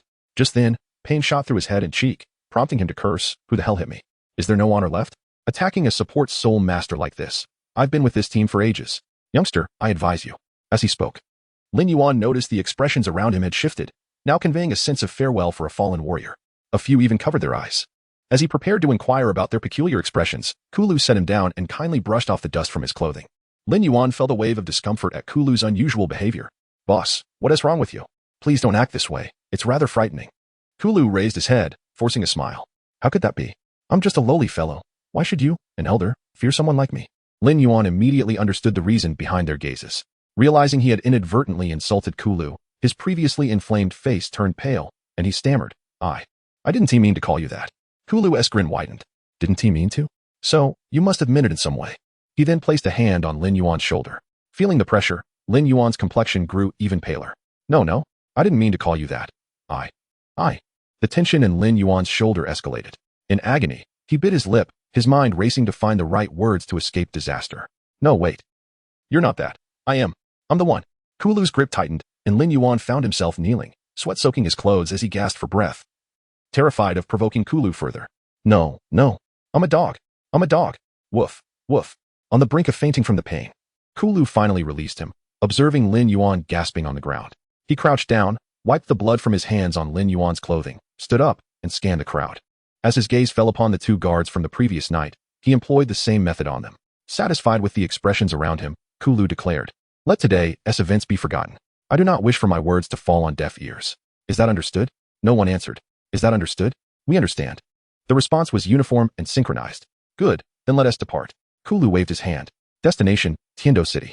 As for Gilin, he was blissfully unaware of the events unfolding within the merchant caravan. After dashing into the woods the previous night, he easily discovered the traces left by those pursuing him. Their haste had left unmistakable signs. After evading those paths, Gilin wandered safely through the forest for an entire day until nightfall. When he finally returned to the main road, gazing at the moon above and listening to the chirping of insects, Gilin took a deep breath, grateful to have escaped misfortune once more. The stillness around him allowed the pent-up worries and grievances within to erupt. Slowly squatting down, he reflected on his nearly 4-month journey since his arrival in this world, clutching his head as tears dripped onto the ground. He had never desired to traverse realms, nor to leave the safety and comfort of his previous life. He did not want to be chased by tigers, to survive in the wilderness, to wander nearly naked through the streets, to be betrayed after performing good deeds, or to weep alone in the wilderness at night. None of this was what he wished for. After a long while, Gilin halted his tears, wiped his eyes, and sought to calm his tumultuous emotions. With a smirk at the corners of his mouth, Gilin exclaimed, "Damn, this wretched world, here I come."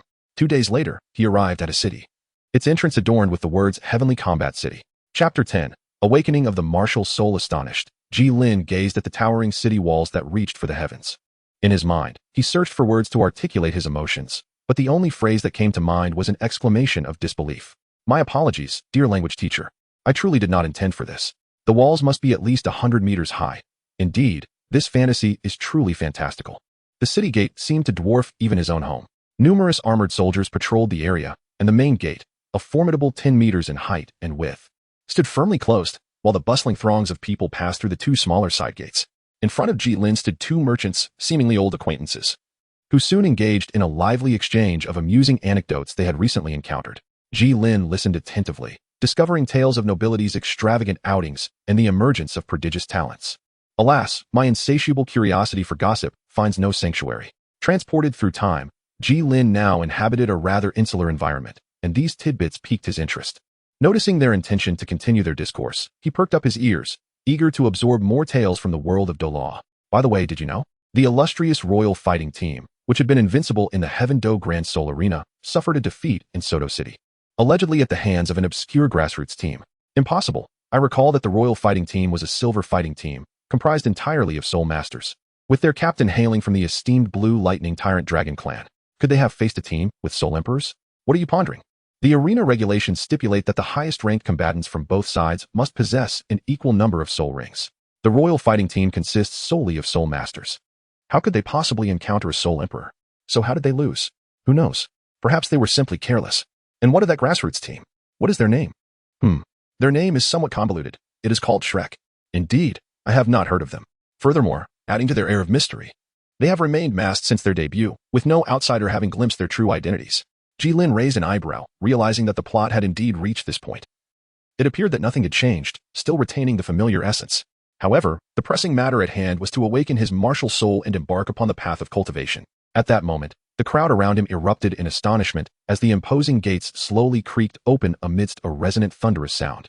The patrolling soldiers had already formed two lines, standing resolutely on either side of the main city gate, their halberds held firmly across their chests. The sound of galloping hooves approached from the distance, revealing 10 knights clad in magnificent armor, riding splendid steeds in a disciplined formation, their gaze unwavering. Behind them, 4 white horses pulled a lavishly adorned carriage, which sparkled in the sunlight, embellished with exquisite jewels. Following closely were 2 rows of soldiers wielding long halberds, their steps synchronized and precise. Seated within the carriage was a refined young man with raven hair. Though elegantly attired, he exuded an air of approachability rather than arrogance. At that moment, a wave of excitement surged through the crowd, with exclamations of admiration for the crown prince echoing fervently. The golden-haired youth stood up and waved graciously in their direction, further intensifying the crowd's exhilaration. Gazing at the young man atop the carriage, Gilin felt a twinge of surprise. He had not anticipated encountering such an extraordinary individual in this world. He embodied sophistication without effeminacy, nobility yet remained affable. Could this indeed be the future angel of the martial soul? How divine he appeared. Observing the fervent expressions of those around him, Gilin found himself curious about their reactions upon realizing that the seemingly perfect crown prince was, in fact, the holy maiden of the martial soul hall. Would they scorn her as despicable, or rally behind her in support of the martial soul hall? Such musings intrigued him, hidden within the throng. As the procession entered the city, the main gates closed behind them, and the crowd gradually settled down. Upon entering the city walls, Gilin was struck by their imposing height and substantial thickness, which must have measured several dozen meters. Passing through the gates felt akin to traversing a tunnel, illuminated by an ample number of luminous fluorites. Upon emerging from the city walls, Gilin was greeted by a breathtaking vista. The Western-style architecture resembled a scene from a fairy tale. The broad, tidy streets bustled with people. Some were elegantly dressed and gathered in small groups, while others hurried along, relentless in their pace. A lady of high society sipped tea on a small balcony on the second floor, sharing laughter with her companion. A young girl, clutching flowers, walked alongside a boy, her smile radiant, occasionally blushing at his words. It was a vivid portrayal of a flourishing era. Truly, this was the capital of a nation, its prosperity far surpassing that of any other place. As Gilin strolled down the street, admiring the exquisite items showcased in the windows and inhaling the alluring scents wafting from unknown origins, a frown settled upon his face. The cause was simple. His purse was rather light, though he had prudently concealed 2 gold soul coins in each of his shoes. He had underestimated the cost of living in Tiendo, originally believing that 4 gold soul coins would suffice for a month. He soon realized that they would scarcely cover half that time. He had thought the prices at the Star Dome market were exorbitant, yet the imperial capital proved even more staggering. Take the Haichuan Inn, for instance. The most basic room required 3 silver soul coins, while the best demanded 1 gold soul coin. In contrast, the inns Gilin inquired about in Tiendo demanded a minimum of 10 silver soul coins. And when he asked about the highest tier, a smiling receptionist remarked, that might equate to a lifetime's earnings for you. Ultimately, Gilin knew he must swiftly accomplish his goals. Otherwise, he would need to seek employment to sustain himself. He secured a modest room for 8 silver soul coins, providing a semblance of stability. The martial soul hall was easy to locate, given that only a few towering structures graced Tiendo City.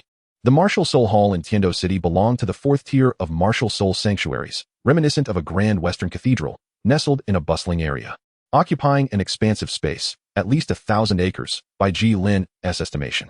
Furthermore, there were no other buildings within a radius of 500 meters, offering a sweeping view. Upon witnessing such a magnificent martial soul hall, Gilin felt a pang of hesitation. Initially, he had intended to find a subsidiary or branch hall for the awakening of his martial soul, but fate had led him to Tiendo City instead. Although he stood before the illustrious hall, would it truly deign to awaken a martial soul for a mere commoner, and especially for someone alone? Gilin ultimately decided to give up. He believed he could endure for a while longer, taking his time. The temple, bathed in sunlight, appeared so sacred. Yet the spirit hall was far from a charitable organization. Chapter 11. An unexpected delight as the lights began to twinkle. Gilin returned to the hotel he had previously reserved, reeking of alcohol. He produced the key, locating his room using the information inscribed upon it, opened the door, and with a resounding bang, shut it behind him. The room was modest, approximately 15 square meters. Once the bathroom was excluded, it offered little space. Nevertheless, it contained a solitary table, a chair, and a small bed, providing a reasonable area to rest. Upon entering, Gilin stretched his arms wide and collapsed onto the bed, his mind racing with the intelligence he had gathered at the tavern. After departing from the spirit hall, Gilin sought out a tavern. For it is often said that such establishments are the easiest places to glean information. Upon entering, he noticed numerous gazes directed at him. Some appeared to be living comfortably, while others bore the marks of hardship. Ignoring these stares, Gilin made his way to the bar, ordered the cheapest drink available, and then retreated to an unoccupied corner. Harbored a distaste for alcohol, possessing an unusual resistance to its intoxicating effects. Though his face would flush and a headache would ensue the following day, he remained stubbornly sober. In his youth, this peculiarity had baffled and amused his family, who jokingly proclaimed him a descendant of Bacchus. As he matured, his acquaintances invariably sought him out for drinking occasions, much to his chagrin, as he could only perceive the burning sensation of the liquor without attaining the solace of inebriation. Sipping his drink intermittently while casting his gaze about, he felt his cheeks redden. He arose, procured another glass, and ambled toward his chosen targets, two burly men seated in a secluded corner. Their complexions were swarthy, their attire unostentatious, and their drinks unremarkable. After a period of observation, he surmised that they were likely laborers of modest means. "Gentlemen," he began, "I find myself drinking alone, which is rather uninspiring. Would you permit me to join you?" The two men, evidently well into their cups, readily assented. Indeed, company makes drinking all the more convivial. It is a truth universally acknowledged that men forge bonds through shared experiences, be it camaraderie in arms, dalliances with prostitutes, or confinement within prison walls. Drinking together also serves as a potent catalyst for forging connections. Before long, the trio was addressing each other as brothers. A fleeting amity kindled by the ephemeral influence of alcohol. Such friendships, alas, are often too fragile to endure the trials of life, hence the pejorative connotation of drinking buddies. As the evening progressed, he gleaned from their grievances about their employer that they were stonemasons, specializing in shaping stone and constructing buildings. They had recently completed a lucrative commission worth 1,000 gold soul coins, yet their employer had claimed 800, leaving a mere 200 to be divided among nearly 100 workers. Each man received a paltry 2 gold soul coins for nearly a month's labor. While this sum was not insignificant, the thought that their employer, who merely observed their toil from the shade of a tree, had pocketed 800, soured their satisfaction. One of the men sighed ruefully, "Alas, what choice do we have? He is a soul master, after all. Though, to be fair, our current employer is relatively benevolent. My previous boss was notoriously parsimonious." Indeed, the other concurred. "If only I could awaken my soul power, I would do the same." "Huh, you? Possessing soul power? That would be a miracle. If having soul power meant detonating my ancestral tombs, then so be it." Gilin felt it was time to speak up. Who could disagree? "Alas, to be candid with you both, I only just arrived in Heavendo City today, having merely established my initial footing. I was contemplating finding some work to settle down." "Oh, so you wish to join us in our endeavors?" Gilin waved his hand and sighed. "Of course not. I am not as robust as the two of you. I intend to seek a more leisurely occupation." Hearing Gilin's words, which contained a compliment, the two men felt a sense of joy and patted Gilin on the shoulder. "Do not sigh. Take your time to find something suitable. If it truly becomes difficult, don't hesitate to seek help from my brother and me. My savings can sustain me for a while." Gilin sighed mainly because the child at home was approaching 6 years old.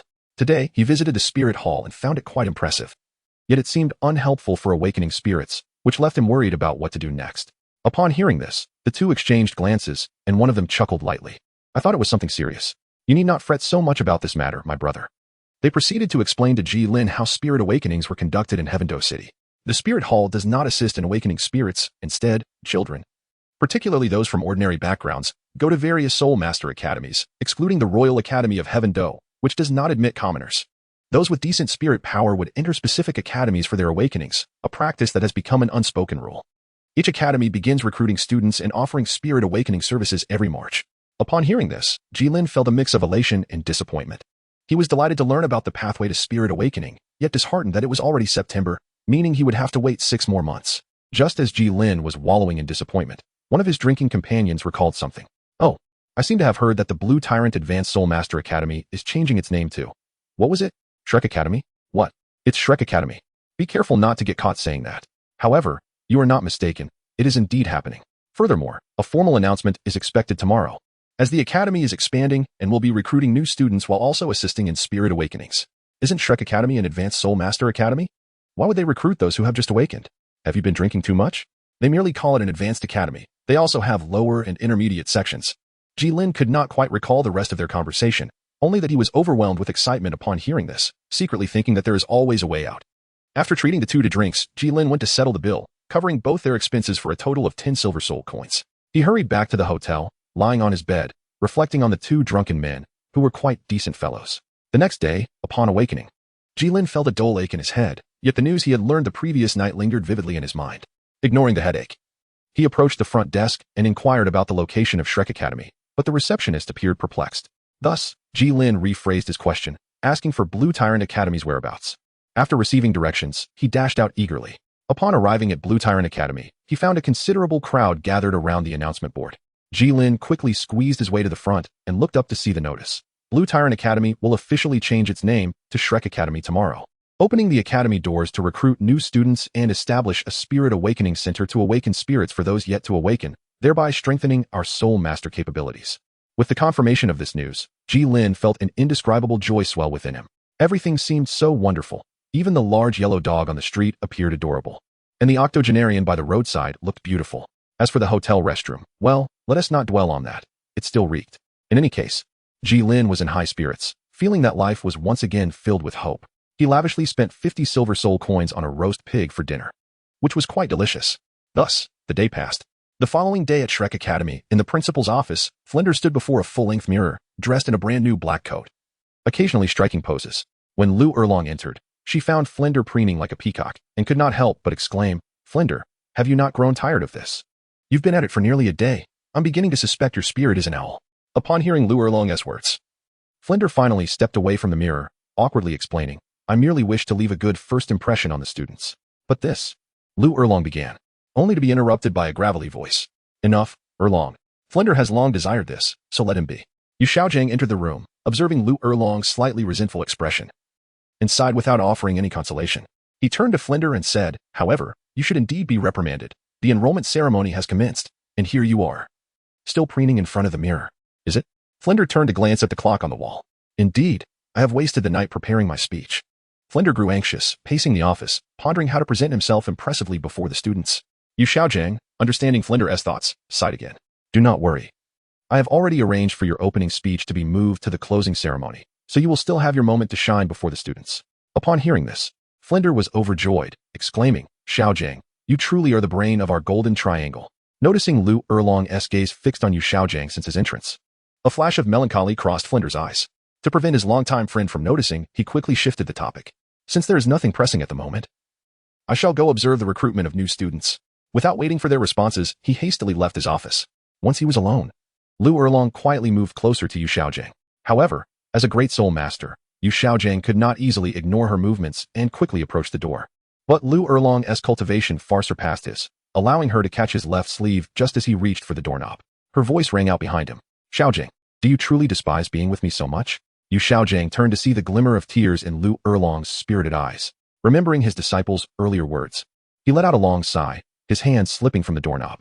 As Flinder stepped out of the teaching building, he glanced back at his office, resting his left hand on his forehead, rubbing his temples with his thumb. "I have already resolved to let go, yet here I am." Sigh. Just then, a student rushed over, spotting Flinder and hurrying towards him. "Principal, it's bad. There's trouble." Flinder adjusted his glasses, the reflection obscuring his expression. Chapter 12. Failure to awaken. How dull. Where has third brother gone? Xiao Wu has become just like Zhu Qing, training tirelessly, and Dai Lu is constantly pestering Zhu Qing. As for Fatty, oh well, let us not mention him. Even Xiao Ao is in seclusion. Who would have thought this food-type soul master would possess such drive? Ning Rongrong leaned back on a park bench at the academy, twirling her right index finger around her hair. Suddenly, she sat up straight, her right hand's index finger and thumb resting beneath her chin. "I must seek some amusement, or I shall perish from boredom." But where to go? At that moment, she noticed a number of students hastening toward the school gate. Ning Rongrong, feeling a spark of curiosity, stopped one of them. "Why is everyone rushing toward the gate?" The student, initially inclined to protest, recognized the new principal's student and, realizing the impropriety of his response, respectfully replied, "Greetings, senior. We heard there was a disturbance during the enrollment ceremony, and we are going to witness the commotion, or rather, to lend a hand."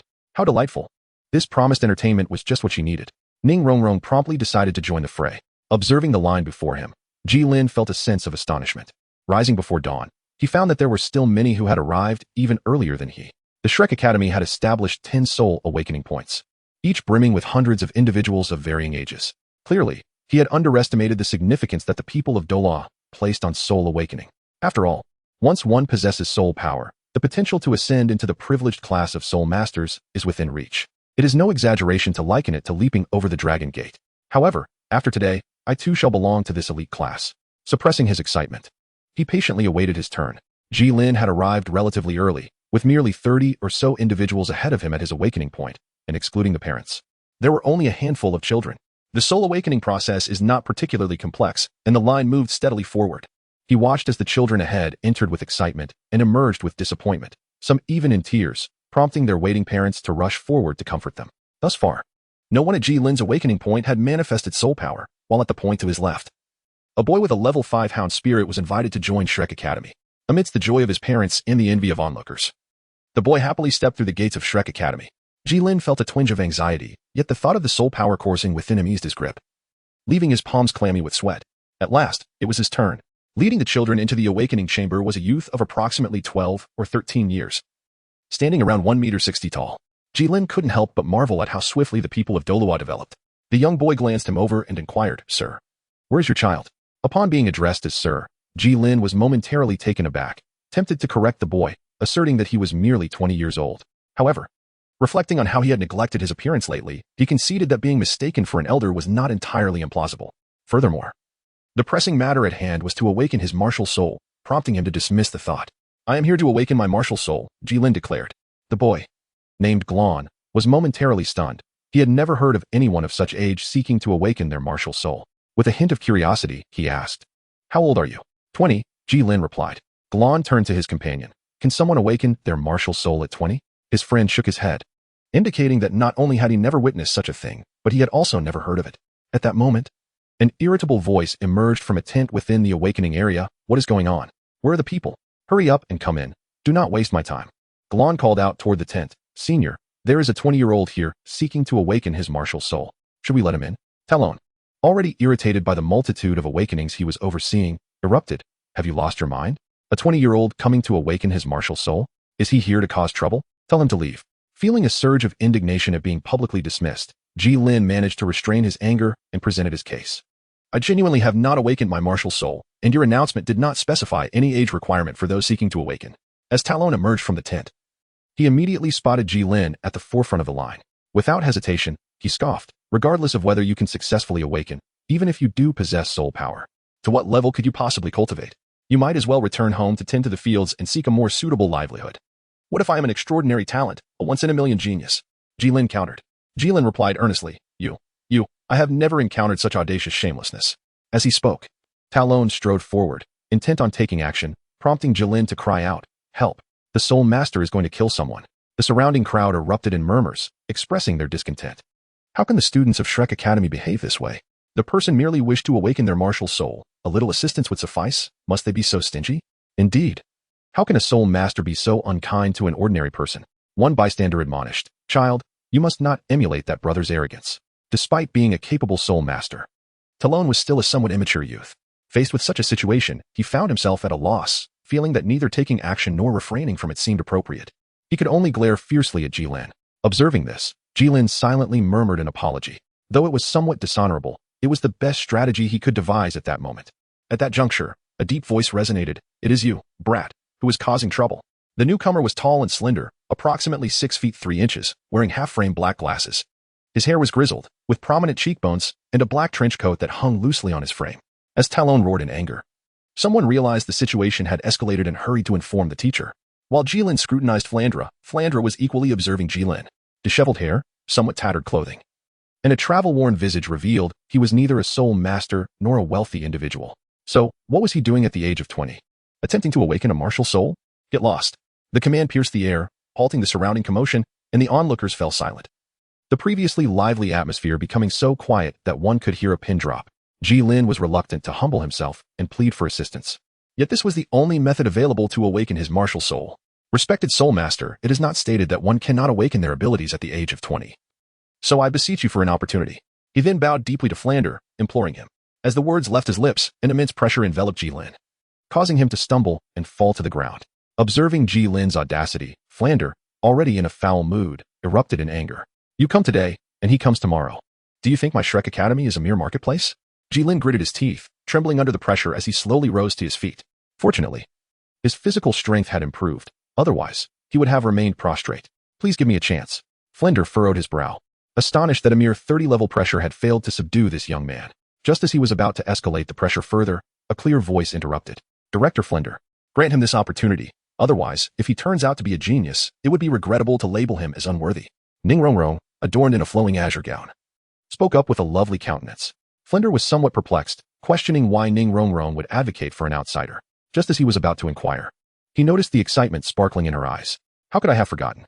She is no mere obedient girl, but rather a mischievous sprite who thrives on chaos. Relenting for her sake, he decided to seize this moment to bolster his illustrious image as the director. With that thought, he retracted his soul power and addressed Gilin.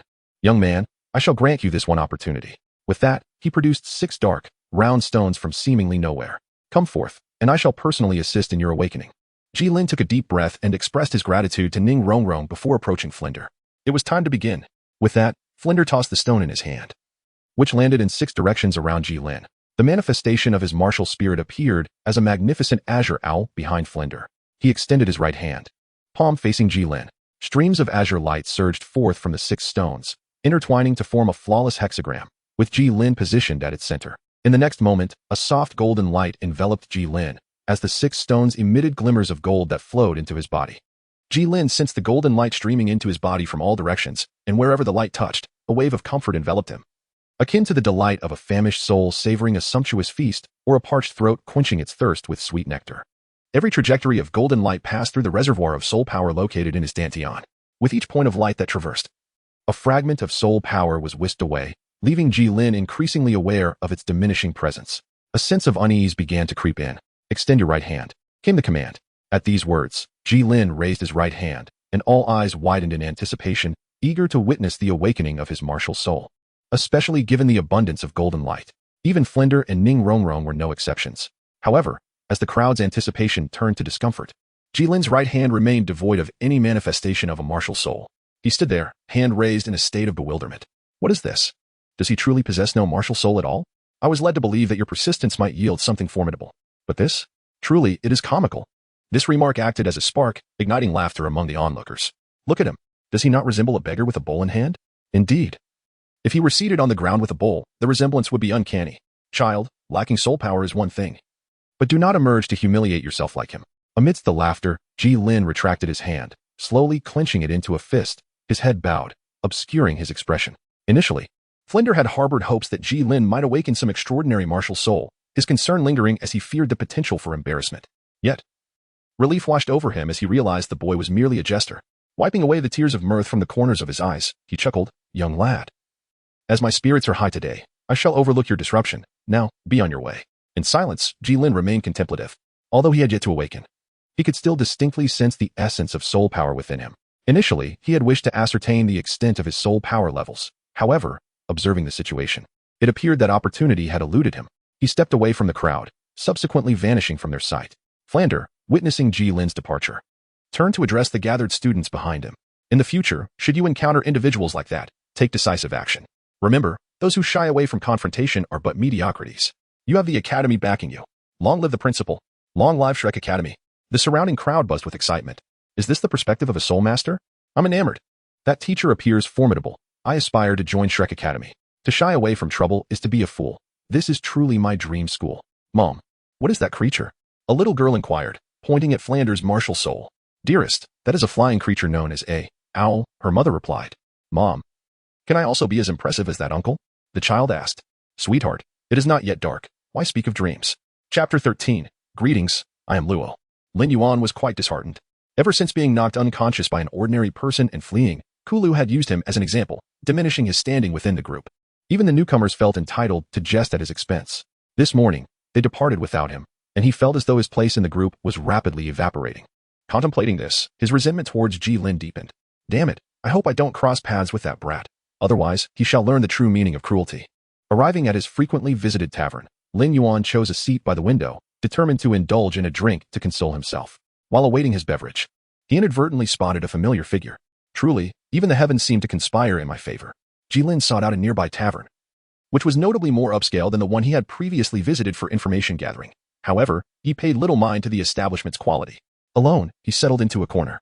Although Gilin was impervious to intoxication, he found himself at a loss for alternative means to alleviate his turmoil. The fiery essence of alcohol served as a commendable respite. Thus, he indulged in drink after drink. It was only when the pressing need to relieve himself arose that he finally rose to leave. His face flushed as he made his way to the restroom. Observing Gilin's departure, Lin Yuan, who had been quietly watching him, decided to follow him to the restroom. This tavern truly was superior. Even the restroom was significantly larger than Jilin's own room. After a swift release, Jilin's eyelids drooped, manifesting a look of utter lethargy. At that moment, he sensed someone behind him. Turning around, he was met by a familiar face, the very human trafficker he had previously incapacitated, now standing at the door. Aware of the ill intentions harbored by the man, Gilin chose not to extend any courtesies. He staggered toward the exit. Lin Yuan, witnessing Gilin approach in a drunken stupor, had already devised a plan to handle him. As Gilin neared, Lin Yuan intended to strike him down when he was least prepared. Although he was merely a level 23 auxiliary soul master, not particularly adept in physical strength, he reasoned that he should possess greater power than an ordinary man. Once he had subdued Gilin, he could indulge in his whims. However, he was mindful not to overindulge, lest his prize be devalued. As Lin Yuan contemplated how to exact his revenge without diminishing Jilin's worth, he noted that Gilin was now less than 5 meters away. He cast aside his musings and awaited Jilin's approach. For meters, observing Jilin's unsteady gait, Lin Yuan scoffed, convinced that Jilin's previous success in knocking him out was merely a stroke of luck combined with a surprise attack. This time, Gilin was inebriated and lacked soul power. The advantage was his. 3 meters. How could I possibly be knocked out by someone like him? It would be a most regrettable blemish on my life. But that would be swiftly forgotten. 2 meters. How much could I sell him for? 1,000? Or perhaps Gilin suddenly erupted with fury, delivering a powerful punch to Lin Yuan's abdomen, who was still lost in a reverie. With the strength to lift 100 jin with a single arm, Lin Yuan crumpled to the ground, clutching his belly in agony. In disbelief, he raised his head, only to meet the same flushed face he had seen before, now accompanied by a pair of clear, piercing eyes he had not noticed earlier. Gilin delivered a swift kick to Lin Yuan's head, sending him crashing against the wall, unconscious. However, Gilin caught a fleeting remark during Lin Yuan's flight. You ambushed me again. He had thoroughly depleted Lin Yuan's resources, acquiring 46 gold soul coins. As he exited the tavern, a refreshing breeze greeted him, invigorating his spirits. Following this brief encounter, the frustration stemming from his failed martial soul awakening dissipated significantly. Although he had not successfully awakened his martial soul, the experience was not entirely devoid of merit. Gilin discovered that he could now channel the meager soul power remaining within him with remarkable ease, as if it were an intrinsic part of his being. This realization contributed to his ability to maintain a positive mindset. Despite lacking a martial soul, possessing soul power still offered a glimmer of potential. After all, wasn't that the essence of other systems? By absorbing fundamental energy, extraordinary possibilities could arise. Gilin patted his pocket, contemplating whether it was time to indulge in a more luxurious room today. As he approached the hotel, he gazed at the brightly lit street, eventually halting in front of a shop adorned with vibrant, flickering neon lights, aptly named Daylight Night. Observing the patrons exiting with cheerful expressions and slightly disheveled attire, he pondered whether to step inside and broaden his horizons. Although Jace and Sivan had previously extended invitations, the allure of the establishment before him was undeniably greater. Just as Gilin hesitated on the threshold, a teasing voice broke through his thoughts. Why are you standing there? Are you not planning to go in? Startled, Gilin realized that since his arrival at the marketplace, no one had ever approached him without his awareness. Turning around, he noticed a slouching figure clad in black, with a long sword at the waist. It was the peculiar soul master who had expressed a desire to take him as a disciple that night. What brings you here? Gilin inquired. Naturally, I followed you. Come on, if we don't enter now, there won't be any space left, the soul master replied, stepping into the establishment known as the Daylight Night. Wait you, Gilin muttered, gazing at the figure that had already entered. It's not that I wanted to come in. My apologies, Ahmedba, he murmured as he stepped into a place he had never ventured before. Upon entering, he was surprised to find the atmosphere was not as bustling as he had envisioned. The spacious hall was occupied only by a slightly plump middle-aged woman standing at the reception desk. She scrutinized Gilin from head to toe and nonchalantly inquired, Dear guest, you appear unfamiliar. Is this your first visit here? Yes, Gilin replied absently while surveying the surroundings, yet he failed to spot the figure he was searching for. What are you looking for? Before the woman could finish her sentence, Gilin produced a golden soul coin and placed it in her hand. I'm here to find someone. Have you seen the soul master in black who entered earlier? The woman, discreetly stashing away the golden coin, cast a curious glance at Gilin. Do you know that soul master? Sort of, Gilin responded. Then, the woman extended her right hand towards Gilin. A fee of 40 golden soul coins is required. Gilin furrowed his brow, expressing his displeasure. You are already asking for payment before I have even begun? Upon hearing this, the woman realized that Gilin had misunderstood the situation and hurriedly clarified, It is not for you. It is for that dark-clad soul master. He mentioned that someone would come to settle his account for the past 3 days. Did he not inform you? The atmosphere suddenly fell into silence, as Gilin did not anticipate encountering such a predicament. Well, is it possible for you to extend credit here? Being a soul master, there should be some accommodations. After a moment of contemplation, he added, All right then, please take me to him. I would like to verify this matter with him. The middle-aged woman hesitated briefly before nodding in agreement. Very well. With that, she turned and entered the corridor behind her. Following the middle-aged woman, Gilin cast a curious glance at the surroundings. The smooth white stone walls flanked him on either side, devoid of any visible seams, adorned with intricate patterns of pale gold. Above, lights were positioned every few steps, but contrary to Gilin's expectations, they were not oil lamps. Instead, the centers were composed of a metallic substance whose nature remained a mystery. The floor was simply covered with a gray carpet, surprisingly clean, perhaps due to daily replacements. After a few minutes of walking, the middle-aged woman pointed to a room. This is it. As she opened the door, Gilin beheld the dark-clad soul master seated on a sofa, with a table laden with exquisite dishes before him. Upon Gilin's entrance, the man lifted his wine glass, ready to savor the moment. Noticing the door had swung open, he raised his glass in greeting. Ah, young man, you have arrived. Come, take a seat.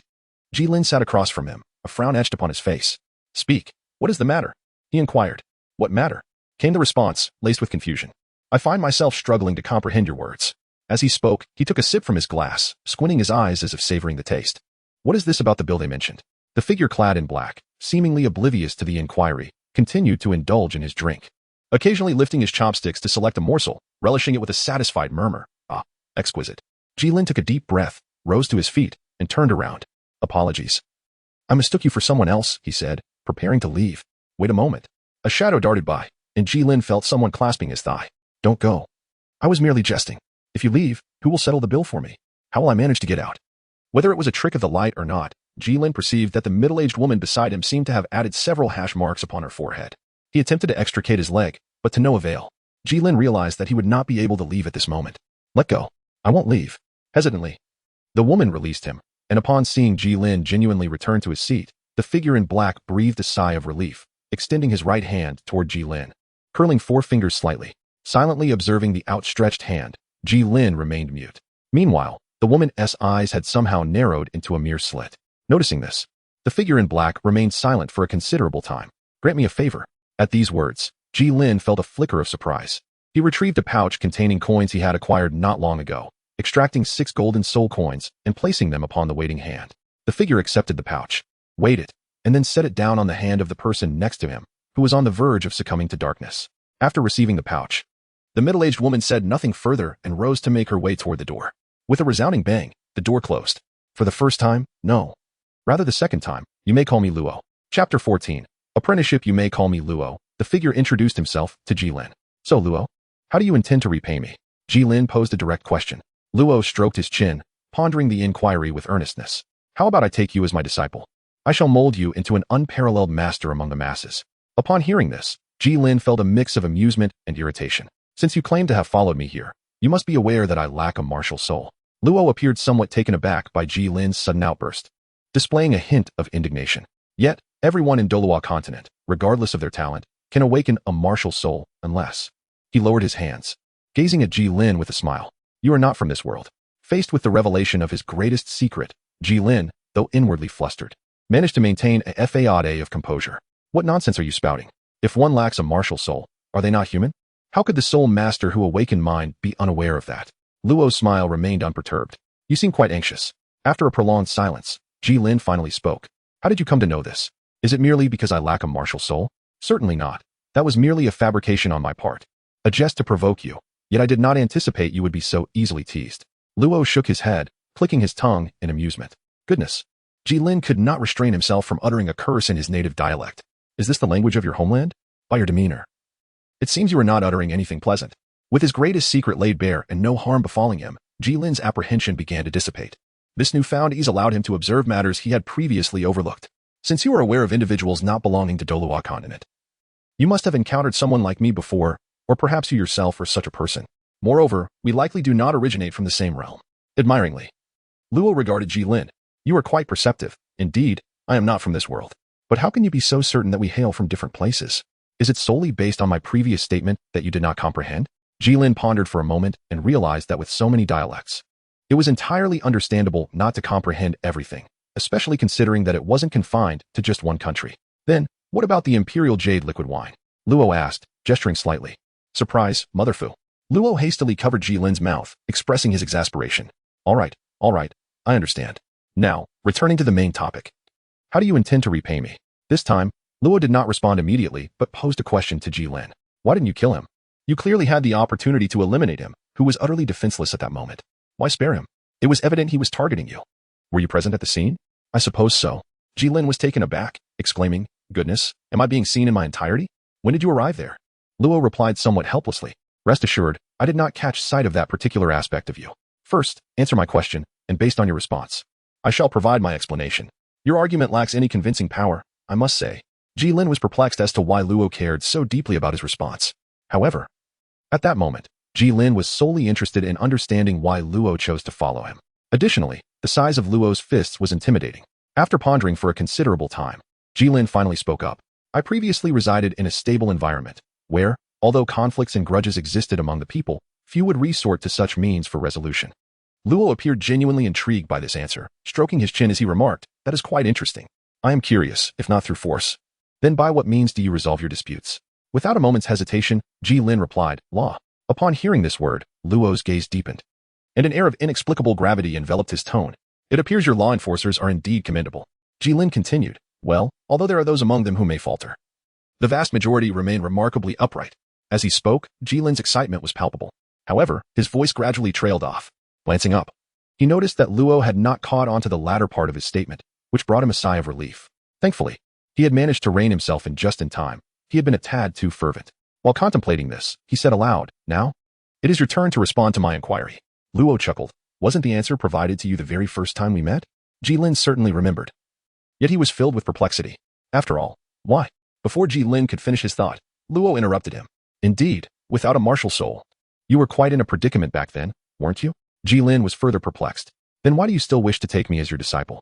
Luo, however, responded with an answer that did not address the question. Since you do not belong to this world, I am quite curious about your cultivation system.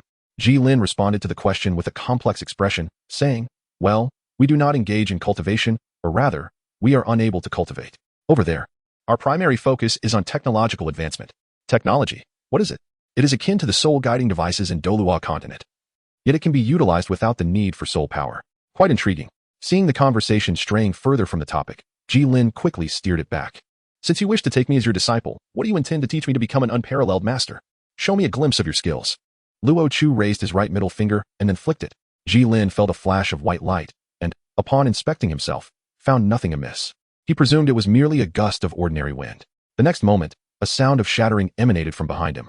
Turning around, he discovered that a vase perched on the cabinet had split into two halves. One half tumbled to the floor with a clatter, while the other lay on the cabinet, its broken edge smooth and reflective like a mirror. Gilin swallowed hard and instinctively took a step back, only to feel his foot collide with the table.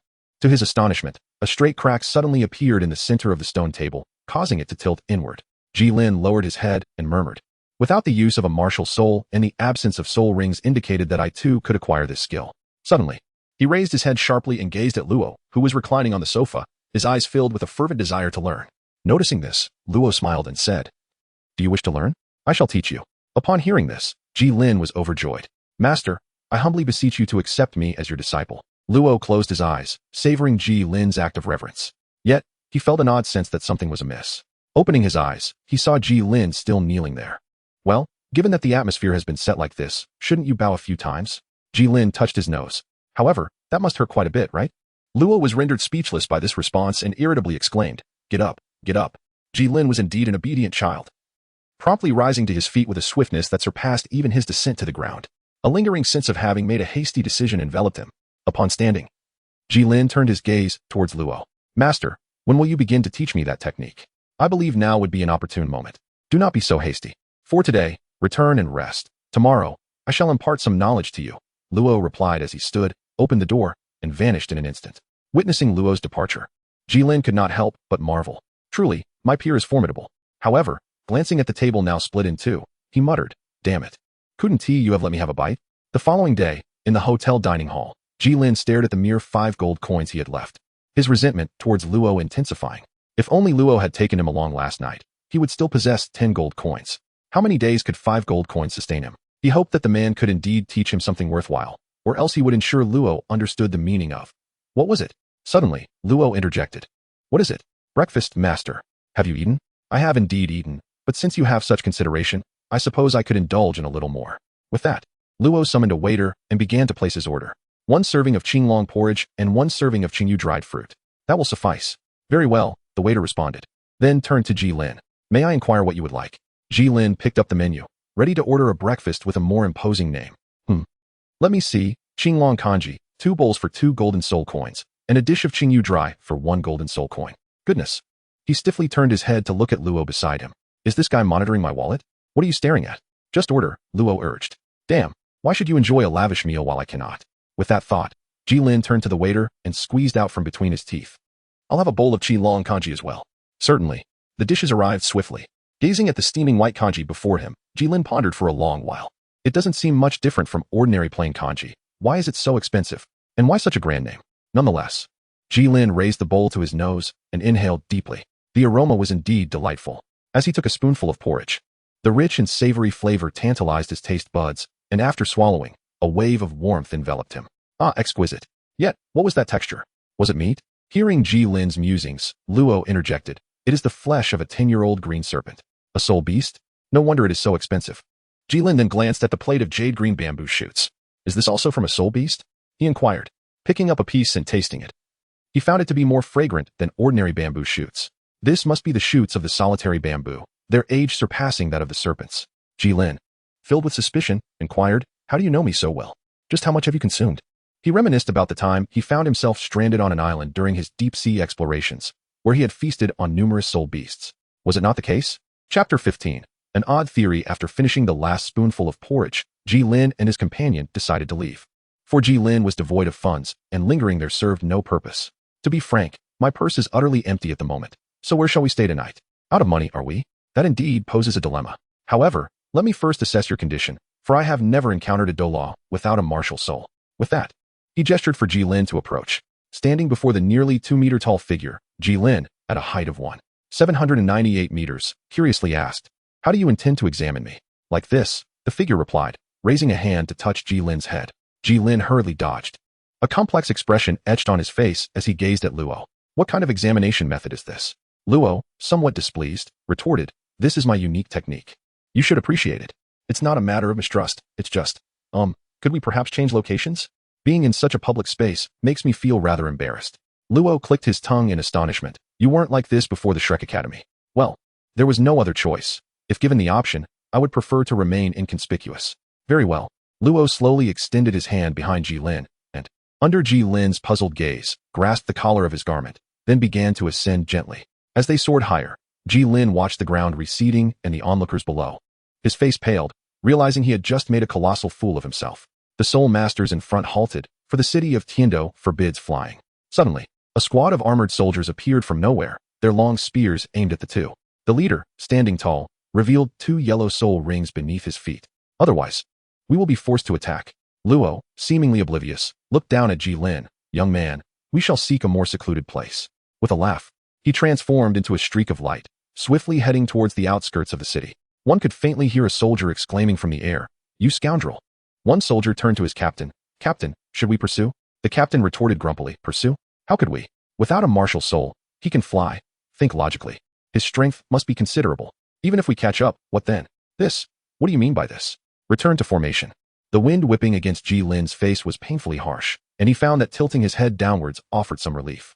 As he gazed at the rapidly changing scenery below, a wave of dizziness washed over him, and his stomach churned violently. Have you found it? Unfortunately, the wind was too fierce, and it seemed Luo didn't hear him. After flying for about 15 minutes, Luo suddenly halted above a forest. He then descended to a certain height and unceremoniously dropped Gilin. The abrupt stop and sudden drop caused Gilin's breakfast to rise violently, filling his mouth. With a splat, he hit the ground and could no longer contain himself.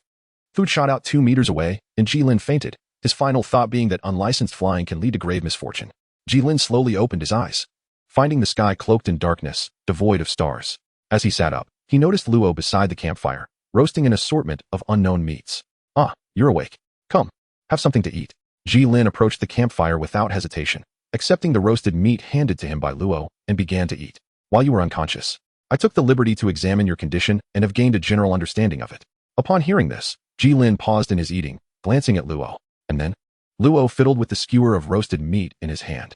"In truth, you should be considered to possess a martial soul, albeit a rather unique one." "I have a martial soul, Yet I do not sense its existence, Gilin replied. Naturally, you cannot perceive it. You are, in essence, your own martial soul. The primordial martial soul? A fleeting conjecture crossed Gilin's mind, only to be swiftly dismissed, for after all, the primordial martial soul can still be summoned. Unable to fathom this, Gilin relayed his confusion to Luo. Oh, so you are aware of the primordial martial soul? However, you are mistaken. You do not possess one. The primordial martial soul is merely a type of martial soul, and in a certain sense, you indeed lack a martial soul. Gilin took a deep breath, suppressing the urge to deliver a punch to the face of the riddlemaker before him. What constitutes possessing a martial spirit, and what signifies the absence of one? Alas, I had hoped you could comprehend this. Perhaps it is I who am muddled. Luo narrowed his eyes, his tone somewhat somber. Gilin, you yearn to possess a martial spirit, do you not? Yet, have you considered that you yourself might embody a form of martial spirit? Everything in this world, at least all that possesses life, is imbued with soul power. Ordinary individuals and soul masters alike are endowed with this soul power. Gilin remained silent, listening intently. As for why ordinary individuals are unable to cultivate after their martial souls awaken, it is because their soul power is entirely consumed in the formation of their martial souls. The offspring of soul masters often become soul masters themselves, which is easily explained by the fact that they inherit soul power far surpassing that of ordinary individuals from their ancestors, thus leaving them with a surplus after forming their martial souls. Within the bloodlines of all beings in this world lies a mysterious essence, which I refer to as the martial soul factor. Before the age of 6, the soul power within the human body gradually resonates with certain martial soul factors in the blood. The more resonating martial soul factors there are, the stronger the martial soul becomes. Naturally, the greater the innate soul power contained within one's body, the more resonating martial soul factors one can achieve. Prior to the age of 6, the innate soul power, guided by the resonating martial soul factors, begins to shape one's martial soul. The remaining soul power after the formation of the martial soul is what the world knows as innate soul power level. Upon hearing this, Gilin contemplated a method to exploit a glitch and awaken early, thereby granting those who originally lacked soul power the ability to cultivate it. This could potentially lead to a world where everyone possesses soul power, and in a few millennia, the Douluo world might evolve into a realm of immortality. However, as far as Gilin knew, even after a millennium, the entire Douluo world would still be focused on cultivating martial souls, indicating that such a method is unfeasible. But why? Acknowledging Gilin's query, Luo nodded thoughtfully. Indeed, the fact that you could conceive this idea signifies that your intellect is intact. By the age of 6, the martial soul is nearly fully formed, and the resonating factors return to a state of tranquility. At this point, the soul power devoid of martial soul factors would dissipate like leaves in the wind if not restrained. The martial soul serves as a new vessel for the soul power, and it must be a complete martial soul for effective suppression. However, at this stage, the martial soul is merely an intangible essence, akin to a leaking pot, riddled with holes, allowing soul power to escape. Thus, something is needed to seal these openings. Do you recall the golden light during the martial soul awakening? That is the essence that seals the holes in the martial soul. Once it enters the body, the martial soul transforms from the ethereal to the tangible. Although it remains uncertain how Luo acquired this knowledge, and whether it is indeed true, it does clarify some of Gilin's doubts. For instance, according to this theory, Master Yu Xiaojiang's martial soul appears as a pig due to insufficient innate soul power to facilitate ample resonance with the martial soul factors. Conversely, Ma Hongjun possesses sufficient soul power and resonance factors, allowing him to transform from a mere chick into a phoenix. Observing Gilin deep in thought, Luo's eyes narrowed slightly. However, you are not a native of this world. Your bloodline lacks the martial soul factors. I believe that the soul power within you, combined with that golden light, has transformed you into a martial soul. Gilin widened his eyes in astonishment. Is it truly possible? Of course, considering the myriad forms of martial souls, some individuals, after experiencing death, can awaken their martial soul and be reborn. What does your situation even signify? Gilin took a deep breath, soothing his restless heart. Indeed, it was time to rest early. He had already formulated a rough idea on how to instruct you, and formal training would commence tomorrow.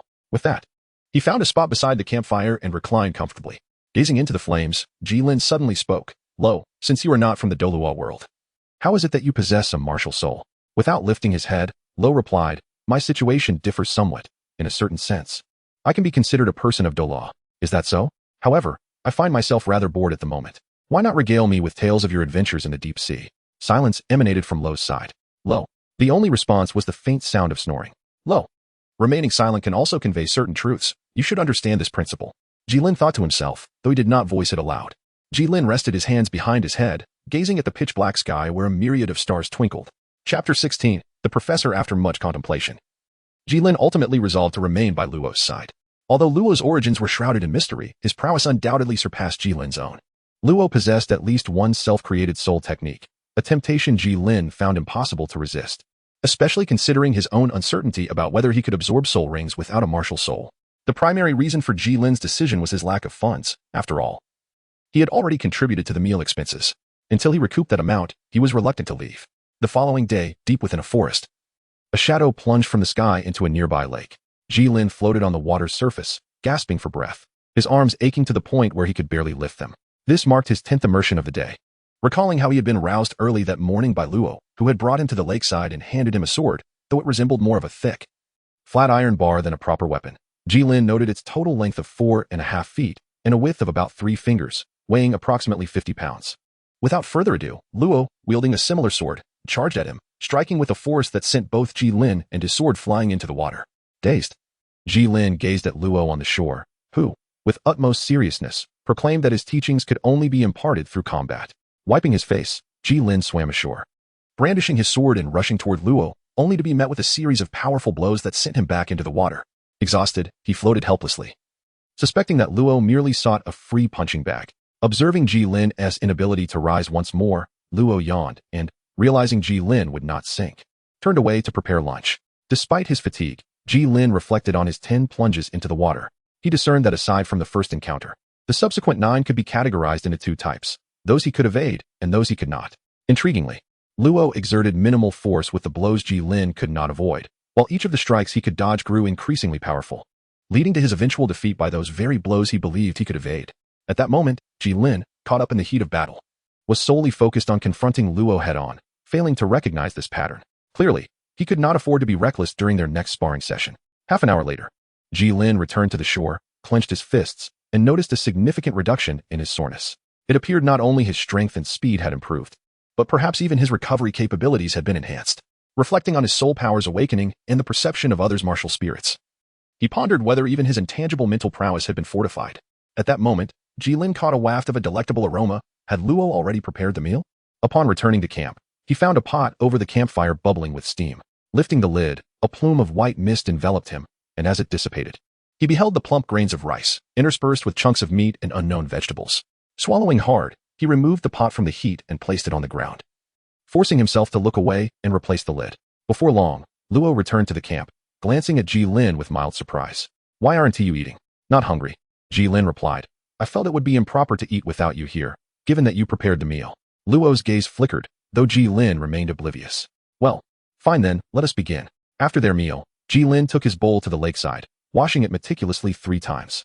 Memories of his time as a server surfaced. Once, he had a highly effective detergent at his disposal, which he had failed to appreciate until now, when he found himself without any. There was no greater sorrow in the world than this. "Do you really need to be so philosophical over washing a bowl?" came a voice. When did you arrive?" "Just now, right around the time you mentioned not appreciating things." Gilin let out a slight sigh of relief, grateful that he had refrained from disclosing any more confidential matters. "Is there something you wish to discuss with me?" "Not much. I merely came to inform you that henceforth, you shall engage in practice with me every 3 days. The remainder of your time is yours to allocate as you please, until you meet my expectations, at which point we shall proceed to the next phase of training." "All right, I understand. However, I do have a query." "Go ahead." Gilin organized his thoughts slightly. "Shouldn't ordinary soul masters primarily focus their experiences on meditation to enhance their soul power? Why does it seem to me that you place greater importance on my physical training?" Luo raised an eyebrow, acknowledging that you are aware of the norm for ordinary soul masters. "Are you truly akin to them?" Gilin pondered deeply, realizing that he was not truly of this world, thus could not rely on conventional methods. Observing Ji's expression of understanding, Luo continued. "When I mentioned that you were your own martial soul, I must admit I am uncertain, for your case is unprecedented throughout history." While Gilin shared this sentiment, hearing Luo's words still brought a pang of disappointment. Nevertheless, if he were to persist in training, even if he could not cultivate his martial soul like others, he should still be capable of defeating a few ordinary individuals. Luo, perceiving the emotions reflected on Gilin's face, sought to reassure him. "Do not be so pessimistic. Although I cannot be entirely certain, I believe my conjecture to be sound. What do you consider to be the primary embodiment of a soul master cultivating their martial soul?" Reflecting on the original protagonist Tang San's detailed transformation after acquiring his first soul ring, which not only rendered his martial soul more resilient but also endowed it with paralyzing toxins, Gilin hesitantly ventured, "Is it that the martial soul has become stronger? Or perhaps evolved?" "Precisely," Luo affirmed. "The process of a soul master's cultivation is not merely one of personal enhancement, it is also a journey of martial soul evolution. Weapon martial souls exhibit this evolution more distinctly than beast martial souls, and plant martial souls even more so. If my assumptions about you are accurate, then your physical enhancement is synonymous with the strengthening of your martial soul. This implies that for you, physical training is a more effective approach than meditation. Therefore, what you need to focus on now is refining your body and observing whether the soul power within you rises accordingly. Gilin spoke up, and Luo, unperturbed by the interruption, smiled and agreed. Thus, Gilin embarked on his first metamorphosis within the world of Douluo. Curiously, after lunch, the soreness from the morning had diminished considerably. This sensation reminded him of consuming ginseng, albeit less intense. Was it the midday meal? It was hard to discern. Luo had hidden talents. During his free time, Gilin did not rest. Grasping the black sword, he began to practice fundamental sword techniques, slashing, chopping, flicking, thrusting, and stabbing, exerting all his strength with each move. Initially, Gilin felt unchallenged, but as he continued to swing the sword, his arms began to tremble, and ultimately, he could no longer lift the sword. Wiping the sweat from his brow, Gilin thought, have I reached my limit? He was not one to be rigid and had no intention of training to the point of fainting. Finding a tree's shade, he decided to attempt meditation. Though Luo had indicated that training was his best approach, he had never stated that meditation was ineffective. What he had anticipated to be a simple endeavor turned out to be quite challenging. Gilin closed his eyes but found it impossible to quiet his mind. The soreness in his body, the chirping of birds in the forest, and thoughts such as why haven't I achieved that elusive feeling yet? And I'm so tired. Perhaps I should reduce my efforts tomorrow or even take a break, all conspired to distract him. Opening his eyes, he resigned himself, since success eludes me for now.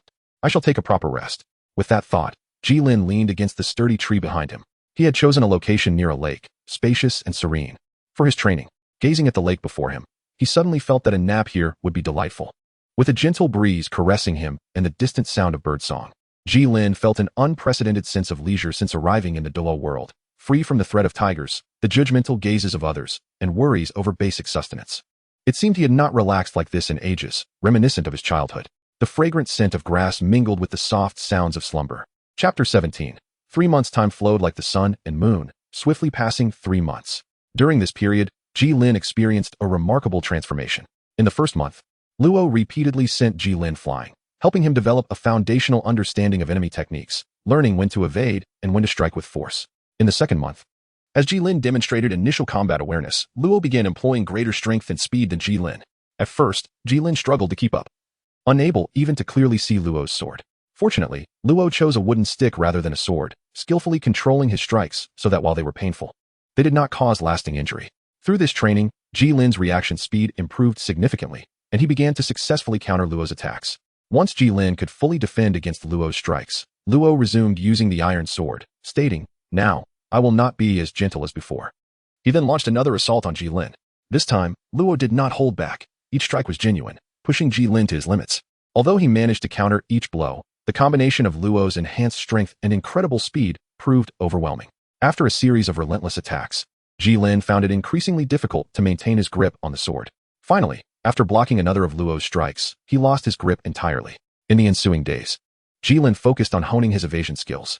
He gathered several slender branches and suspended them in a row with string, allowing them to sway randomly.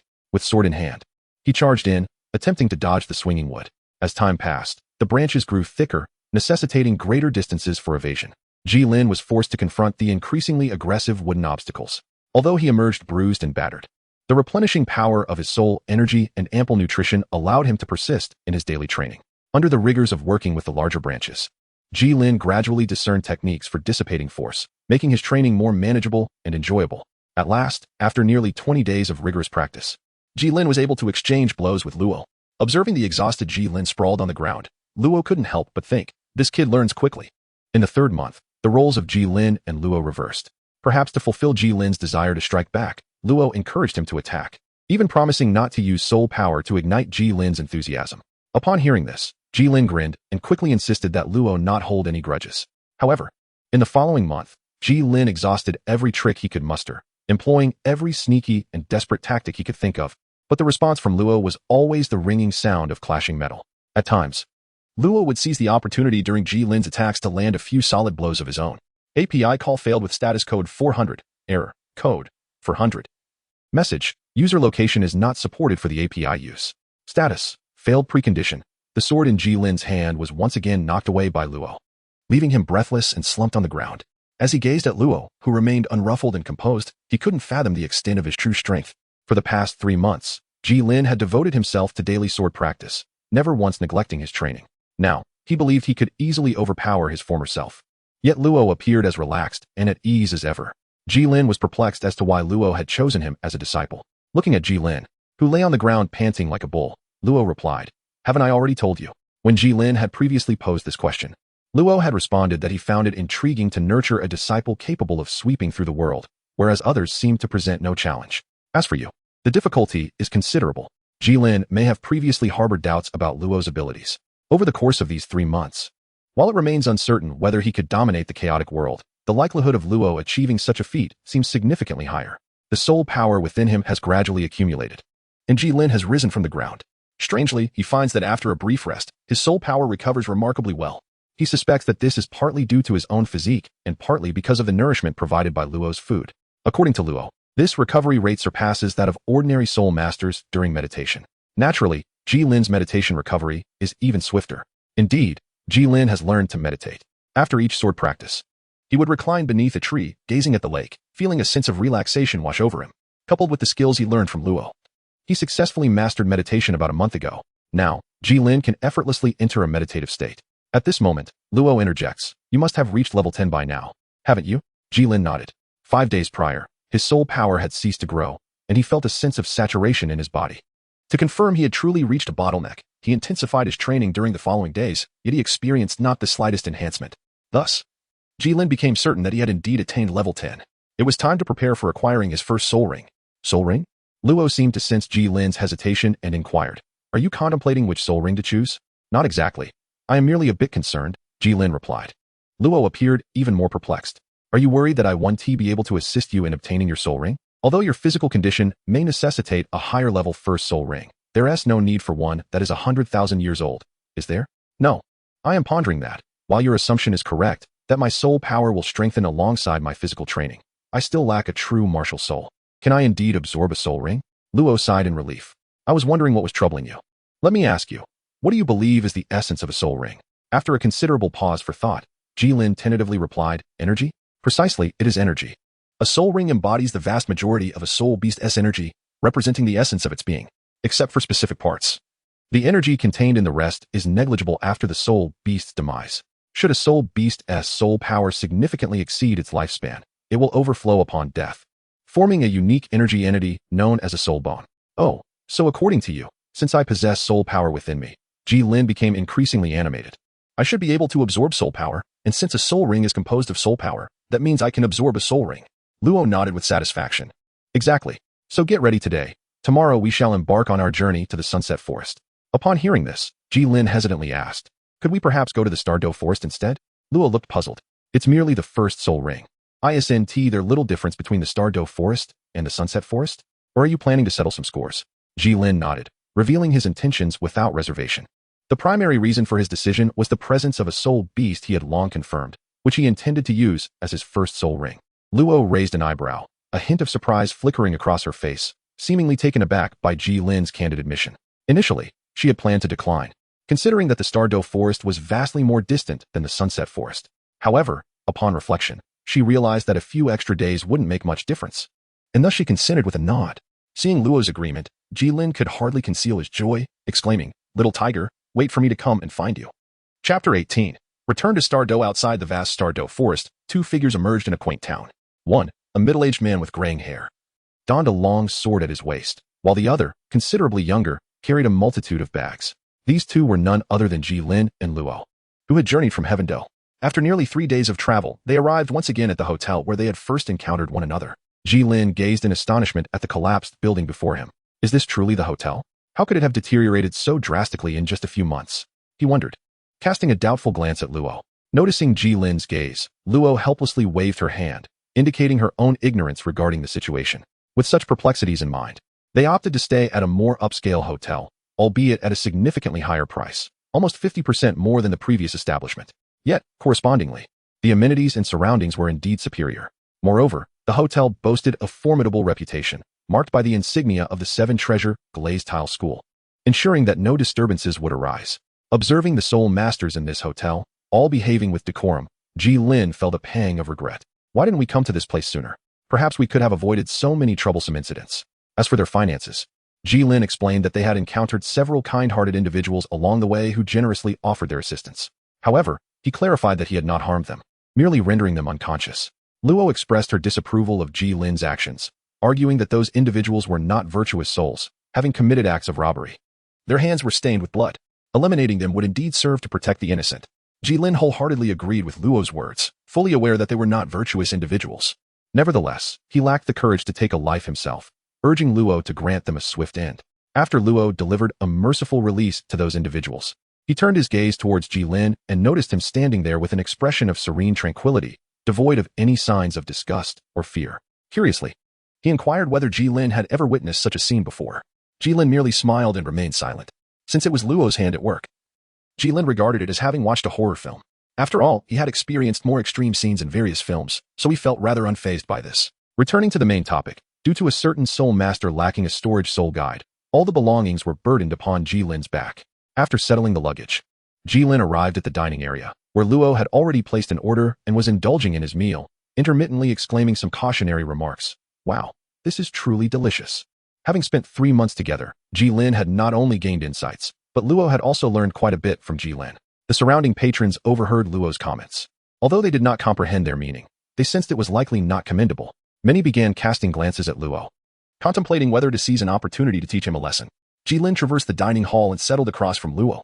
Although he yearned to feign ignorance of Luo's identity, he could not bear to relinquish such a valuable connection. Could you perhaps tone it down a bit? I am almost embarrassed to admit that I know you, he remarked. Just be casual, it's no big deal. Besides, do you think they would dare to say anything? A subtle aura of authority emanated from Luo, causing those who had been observing to sit up straight, adopting an air of utmost sincerity. Noticing that the prying eyes had vanished, Gilin could not help but think, alas, my mediocre thoughts are indeed no match for the brilliance of these prodigies. After their meal, the two men, with full bellies, slumped into their chairs. While the waiter cleared the table, Gilin inquired about the situation concerning the Haichuan Hotel. The waiter explained that not long ago, 2 high-ranking soul masters had engaged in a fierce altercation over a trivial matter. Although the conflict was eventually quelled, many establishments were adversely affected, including the Haichuan Hotel, which had been directly struck by a soul technique. The situation was dire, as the hotel had seemingly vanished without a trace.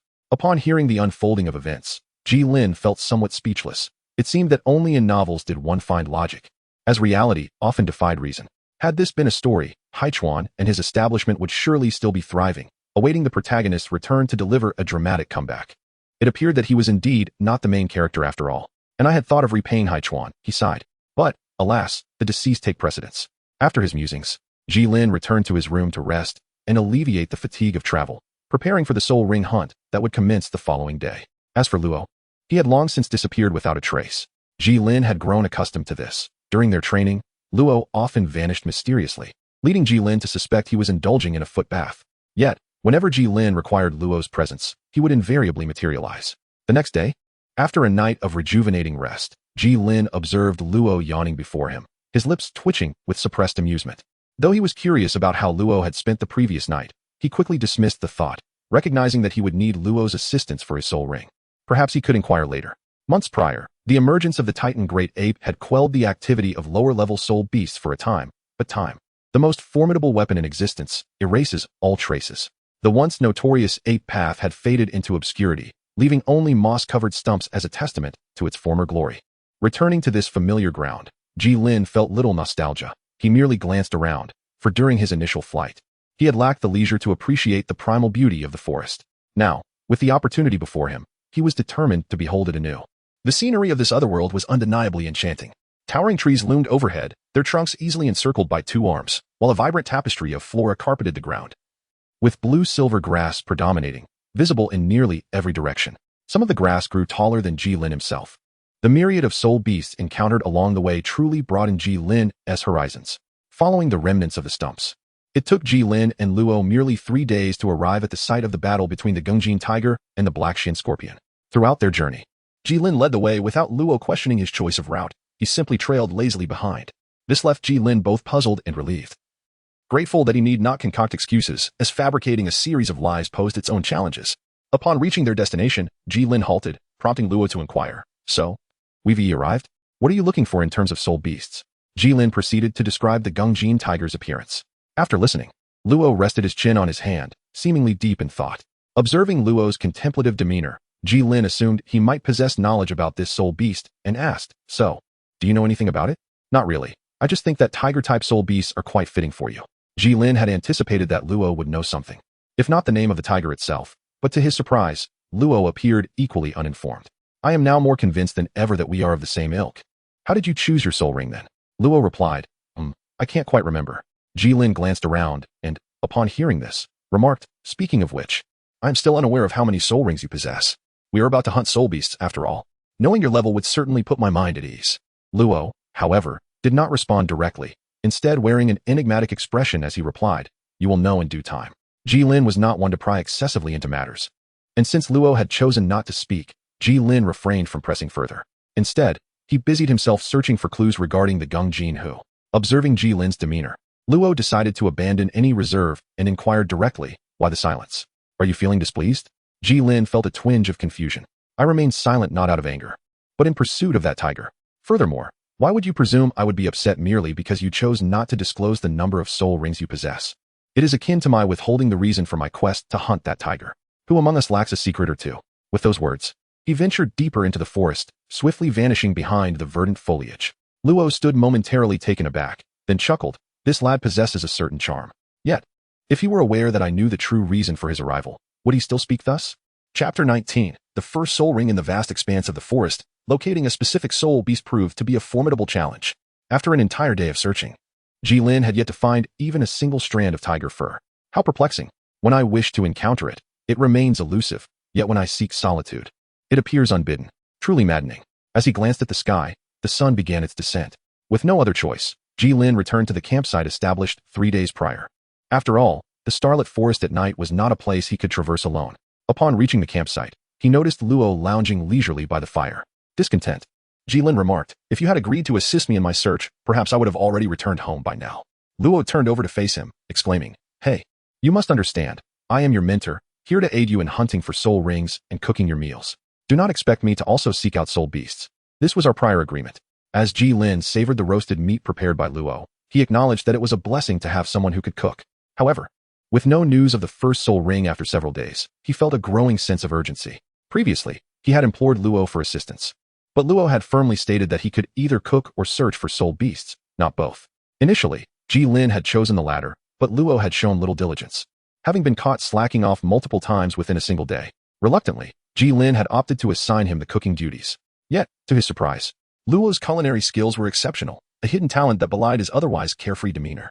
As for provisions, Gilin expressed that, in the absence of a soul guide device, it was commendable to have managed to pack a tent and insect repellent powder. Although Gilin had not intended to bring a tent, Luo insisted that he would not accompany him without one. Thus, he had no choice but to comply. Initially dismissive of the tent, Gilin now found himself nestled within its confines, relishing the comfort it provided. At that moment, Luo, lying nearby, suddenly spoke, "Kid, do not sleep too soundly tonight." As darkness enveloped the forest, the campfire outside the tent became the sole source of illumination.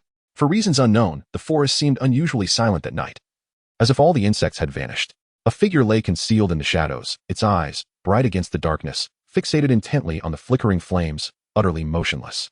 Unattended, the campfire soon dwindled, consumed by the flames, leaving only glowing embers. It was then that the figure stirred, stealthily approaching the now extinguished fire.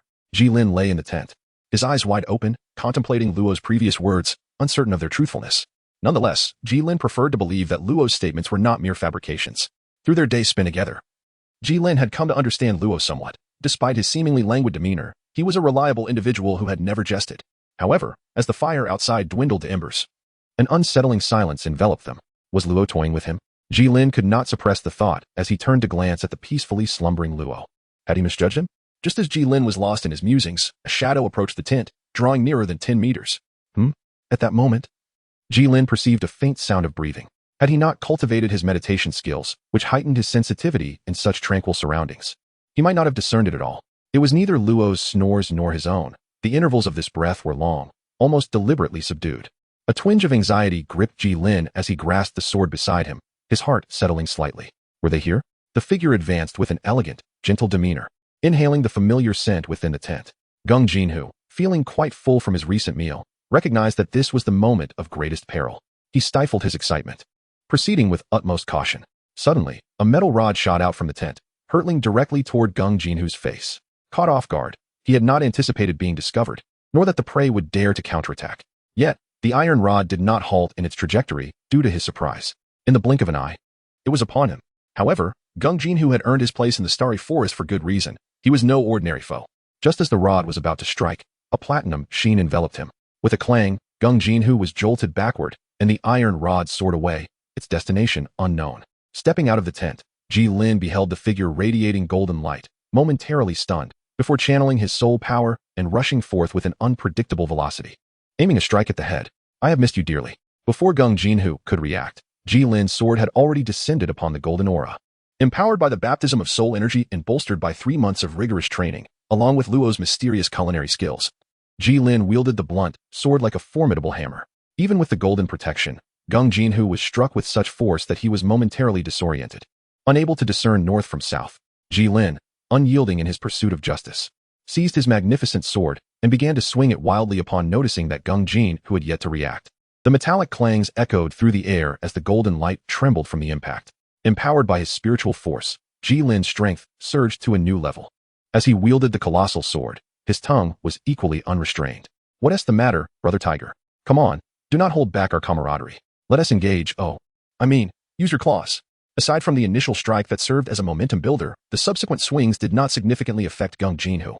Once Gung Jinhu regained his composure from the aftermath of the first blow and recognized the food he had previously toyed with now attacking him, his fury ignited. A resounding roar of the tiger reverberated throughout the tranquil camp. Gilin was momentarily taken aback by the sudden roar, frozen in place.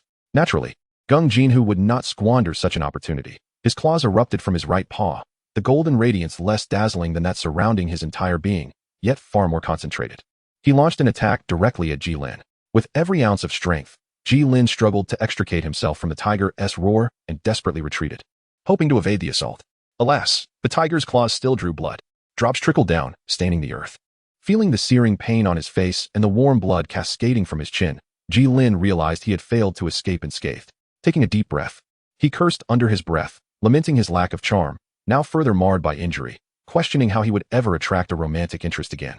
With that thought, he charged forward, sword in hand. As Gilin rushed towards him, Gung Jinhu let out a low growl, using all 4 limbs to prepare for the clash. The distance between them dwindled. Gilin raised his sword while Gung Jinhu lifted his paw, their attacks colliding in a moment that transcended both time and space. As for the outcome, observing the less than a foot-long blade in his hand and the 3 indistinct objects on the ground, Gilin glanced at Gung Jinhu, who was nonchalantly licking his paw nearby, and blurted out, "I report, someone is cheating." Yet Gung Jinhu paid no heed to the notion of cheating. He lowered his paw and charged at Gilin once more. Having played enough, it was time to bid farewell.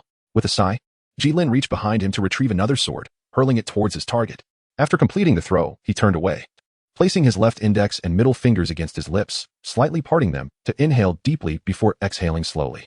Gung Jinhu regarded the sword Gilin had thrown with disdain, and upon seeing Gilin turn away, assumed he had surrendered, his expression growing ever more triumphant.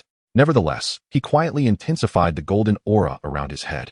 As Gilin approached, Gung Jinhu's expression suddenly became vacant. The golden light around him dissipated, and he collapsed to the ground with a resounding thud. Hearing the commotion behind him, Gilin turned slowly, his gaze falling upon the tiger's head, impaled by the hilt of the sword. He stepped forward, withdrew the blade, and with a flick of his wrist, sent the blood splattering onto the ground, creating a crimson trail. "Master, times have changed," Gilin spoke after a prolonged silence. At some point, Luo had appeared and witnessed the entire spectacle. After a long moment of silence, he stepped forward, snatched the sword from Gilin's hand, and sheathed it. Turning back to Gilin, his expression a complex mixture of emotions, he remarked, "In all my years, I have never seen someone wield a sword in such a manner. Today you have witnessed it." A rich purple hue gradually enveloped the tiger's form, and Gilin sat cross-legged, beginning to absorb the exquisite 300-year-old Gung Jinhu's soul ring, his first soul ring. Chapter 20, the first soul skill? Previously, Gilin had inquired with Luo about the appropriate age of spirit rings he should absorb. Luo indicated that, given Gilin's current physical condition, a spirit ring of less than 3,000 years would pose little challenge. Although Luo could not determine the age of a spirit beast solely by observation, he was able to ascertain the age of the spirit ring based on its color and the intensity of its spiritual energy. Thus, he confidently concluded that this particular spirit ring did not exceed 3,000 years. A purple spirit ring was drawn to hover above Gilin's head, and an overwhelming surge of energy emanated from the ring, rushing down towards Gilin, who was seated in meditation below. In an instant, Gilin sensed that the soul power within him was gradually increasing, a delightful sensation of fullness enveloping him. After grappling with the Gungjin tiger, this newfound comfort brought an involuntary smile to his face. Was this Millennium Soul Ring truly so simple? Perhaps he might seek a slightly older soul beast next time. Just as Gilin pondered whether he had perhaps shortchanged himself in absorbing this soul ring, he realized that his state had reached its zenith, and he could no longer accept any additional soul power. Yet, the soul ring above his head continued to pour forth energy ceaselessly. The surplus soul power began to surge chaotically within Gilin's body. Gritting his teeth, he felt akin to a balloon being inflated incessantly. The sensation was indescribable. Goodness! It was overwhelmingly full. Gilin was well aware that those who embark on a journey of 100 miles should not falter when they have already traveled 90. Let alone when he was uncertain whether he had even reached that mark. Observing Gilin's trembling form and contorted visage, Luo pondered whether this endeavor was somewhat excessive. Though this tiger had not surpassed 3,000 years, its lineage was undoubtedly among the finest in the realm of beast souls. Slaying an ordinary beast of 3,000 years would be a trivial task. Should I intervene?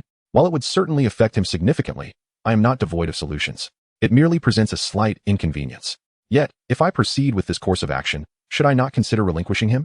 After all, if he cannot overcome this challenge, how could he possess the capability to kill?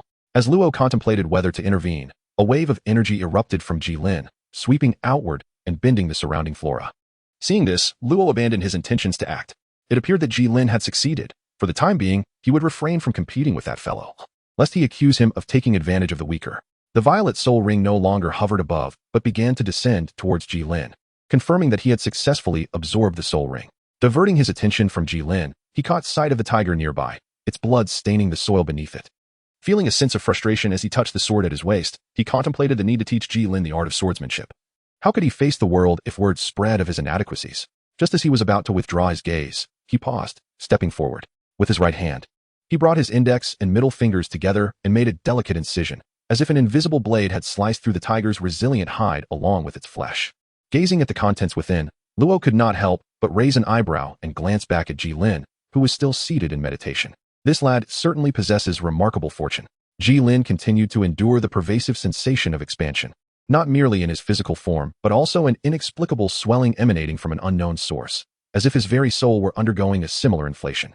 He was uncertain how much longer this ordeal would persist, or how much longer he could endure it. He merely hoped for a swift resolution. At that moment, the sensation of expansion dissipated at an astonishing pace, and Gilin felt as though he had transcended, akin to a river transforming into the sea. A feeling of unprecedented ease enveloping him.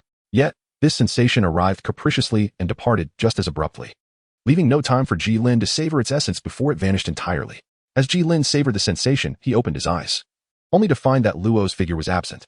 Glancing around, he discovered Luo standing before the lifeless body of a tiger. Curiosity piqued, Gilin approached him. As he drew closer, he noticed the long gash on the tiger's right foreleg. A wave of embarrassment washed over him as he pointed out, "I never imagined you had such peculiar tastes. It's rather unexpected." Luo cast a sidelong glance at Gilin without responding, merely inserting his hand into the incision, fiddling with something inside. Gilin, taken aback by this scene, instinctively inhaled sharply. He was astonished to learn that Luo's interests were even more bizarre than he had anticipated, prompting him to take several steps back. Extracting his hand, Luo glanced at Gilin, beckoned him with his index finger, and smiled, saying, "Why stand so far away? Come closer." Gilin gazed at Luo Na's blood-stained hands, resolutely deciding against approaching. "No need," he said. "You can speak from there. I can hear you clearly. Previously, during the slaying of those bandits, you seemed unperturbed. Why do you now express fear?" Gilin remained silent, observing quietly.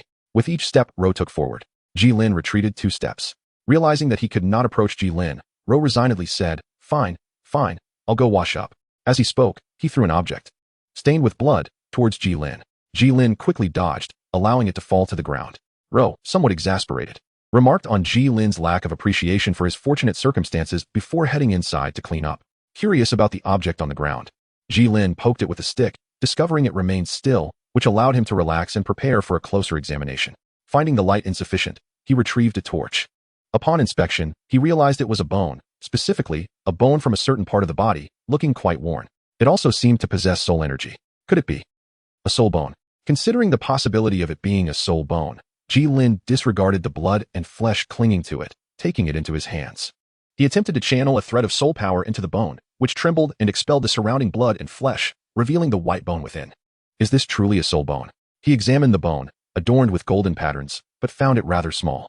At that moment, Ro returned, wiping his hands, and upon seeing Gilin scrutinizing the soul bone, he teased, "Oh, so you no longer find it repulsive?" Ignoring Ro's jest, Gilin inquired, "Is this a soul bone?" Ro retorted, somewhat irritated, "Otherwise, would I have gone to such lengths to unearth it?" With Ro's answer, Gilin finally confirmed its authenticity. However, he pondered whether it seemed somewhat underdeveloped. It was remarkable for a 1,000-year soul beast to yield a soul bone. What more could one desire? By the way, how's your soul skill? Don't be anxious. Let me see. After absorbing the soul ring, Gilin did not receive any information about the soul skill, suspecting it might require personal exploration. No sooner had he spoken than a purple soul ring materialized beneath his feet, flickering momentarily, yet nothing further occurred. The soul ring flashed a few more times, still yielding no results. Ro, puzzled, assumed it was a soul skill that enhanced Gilin, but he felt no increase in Jilin's aura. Curiously, he asked, "What effect does your soul skill have?" Gilin lowered his head, his voice slightly hoarse, pondering the outcome. Without a soul skill, how could there be any effect? Luo did not anticipate such a situation. He was at a loss for words. "I need some time alone," Gilin declared, and before Luo could respond, darkness enveloped his figure. Luo remained in place, not intending to comfort Gilin. It was not only Gilin who sought solitude. Luo too needed to contemplate his next steps, for time was indeed of the essence. Must he resort to seizing it? It felt rather unrefined. Chapter 21. Absorbing the soul bone. Gilin never anticipated that after absorbing the soul ring, he would not acquire any soul abilities. This left him utterly perplexed. Leaning against a tree, he reflected on the arduous journey of the past 3 months. Despite the significant improvements he had made, Gilin still lacked the confidence to confront other soul masters. Today, even the single enhancement of defense and attack from the metal tiger was beyond his capability to handle alone. He had to rely on Luo's martial soul. How would he fare against other soul masters endowed with more diverse and enigmatic abilities? Sigh, why had everything gone awry lately?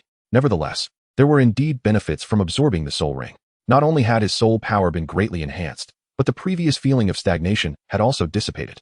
Clenching his fist, he realized there had been a considerable improvement in his physical condition as well. Reflecting on the fact that his journey had not been in vain, Gilin's spirits lifted considerably. After lingering for a while, he felt a sense of tranquility. After all, he had endured numerous setbacks recently, and his resilience had markedly strengthened. The soul bone must be the greatest gain of the night, he mused. Perhaps he could return and sell it for a handsome price. He remembered that soul bones were quite rare. Although he had contemplated keeping the soul bone for himself, Gilin knew he could not have obtained it without Luo's assistance, whose strength far surpassed his own. After much deliberation, he decided against hoarding it. Upon returning to camp, he gazed at the rekindled bonfire, with a piece of roasted meat beside it, warmth blossoming within him. "Luo, how much do you think this soul bone could fetch?" He called into the tent while sitting by the fire, watching the sizzling, oil-dripping meat. After a prolonged silence, there was no response. Curious, he peered into the tent, only to find it empty. Where could Luo have gone this time? Gilin had grown accustomed to Luo's frequent disappearances, tenderly watching over the roasted meat. He moved it away from the fire once it was done. He idly toyed with the soul bone in his hand, contemplating how he would spend the proceeds from its sale. Perhaps he could treat himself to a meal at daylight night. He hadn't even had a bite during his last visit. After waiting for a while, the meat began to cool, prompting Gilin to place it back near the bonfire. He repeated this cycle of roasting and cooling until at last, dawn broke. Gilin sensed that something was amiss. He set aside the roasted meat and hastily rose, searching his surroundings. An hour later, he returned to the camp, having found no trace of Luo. Upon re-entering the tent, Gilin made a new discovery, a thin book, a dagger, and a letter. Opening the letter, he read, "Young man, while I am uncertain why, as a being from another realm, you possess knowledge of the Douluo continent and have even vaguely guessed my identity. That is of little consequence now. For certain reasons, I must take my leave, and perhaps we shall not meet again. Consider the dagger a parting gift from me. Use it in times of danger, but remember, it is only a one-time use. So think wisely. As for the book, consider it a training regimen I have prepared for you. Practice diligently. If you manage to complete it, you may visit this location, and perhaps you will find something of value. I am unaware of the world you previously inhabited, but from your demeanor, it seems a fine place. However, you are ill-suited for this world as you are. You must undergo transformation. Well then, as you would say, all good things must come to an end, and may we meet again by fate." At the bottom of the letter was an address. After reading the letter, Gilin carefully stored it away, packed his tent and belongings, slung his bag over his shoulder, and began his journey back. He took a bite of the roasted meat in his hand, which, after repeated heating, was far from delectable. Upon finishing, he wiped his mouth and remarked, how utterly unpalatable. Following the path he had traversed before, perhaps due to the familiarity from his previous journeys, Gilin managed to return to the small town in just one day. He casually chose a hotel to stay in. Leaning against the headboard, Gilin took out the letter once more and read the words again. With a sudden flick of his hand, he exclaimed, "For certain reasons? Isn't it simply because you disdain my lack of soul skills? Just wait. There will come a day when I will have you pinned to the ground." The following morning, Gilin, burdened with his pack, finally departed from the Star-Do forest, uncertain of when he might return again. Gilin was also contemplating where to go next. His soul ring was not convenient to reveal, for it seemed that no one possessed a millennium-old first soul ring. Should it be unveiled, he might attract unwanted attention. At present, he lacked sufficient means to ensure his own safety. As for the dagger left by Douluo, Gilin was reluctant to use it carelessly. He had perused that book several times, most of which detailed the methods of training and the requisite levels to achieve. The remainder comprised various techniques and applications of soul power. The pressing matter was to locate a place to rest. It was not until evening that Gilin stumbled upon a small village named Lan Village, which housed barely over 80 families. Upon entering the village, he found himself surrounded by a group of 10 young men wielding hoes, pitchforks, and other farming implements. Leading them was an elderly man, his hair speckled with gray yet possessing a robust physique. Observing the old man's vibrant demeanor even at this late hour, Gilin could not help but admire his good health. "Good sir, I am but a weary traveler passing through. The day wanes, and I seek a place to rest for the night," Gilin declared, nodding inwardly at his own words, recalling how those episodes of journey to the west had not been in vain. Unexpectedly, the elder, upon hearing this, puffed out his cheeks and glared. "Elder? You call me an elder? My entire family is comprised of elders. I am but 45 years old, hardly old by any measure. I merely matured a bit earlier." Taken aback, Gilin scrutinized the man before him. His hair was gray, skin darkened, beard white, and his face adorned with numerous wrinkles. He appeared to be a sprightly old man in his 60s. Nevertheless, Gilin did not dwell on this, instead inquiring if he might find lodging in the village. Initially, the little old man, rather, that middle-aged man, was unwilling, coldly stating, "I'm sorry, but we have no vacant rooms." However, upon noticing the golden soul coins Gilin was tossing in his hand, the man's demeanor shifted from disdain to eagerness as Gilin produced a few more coins.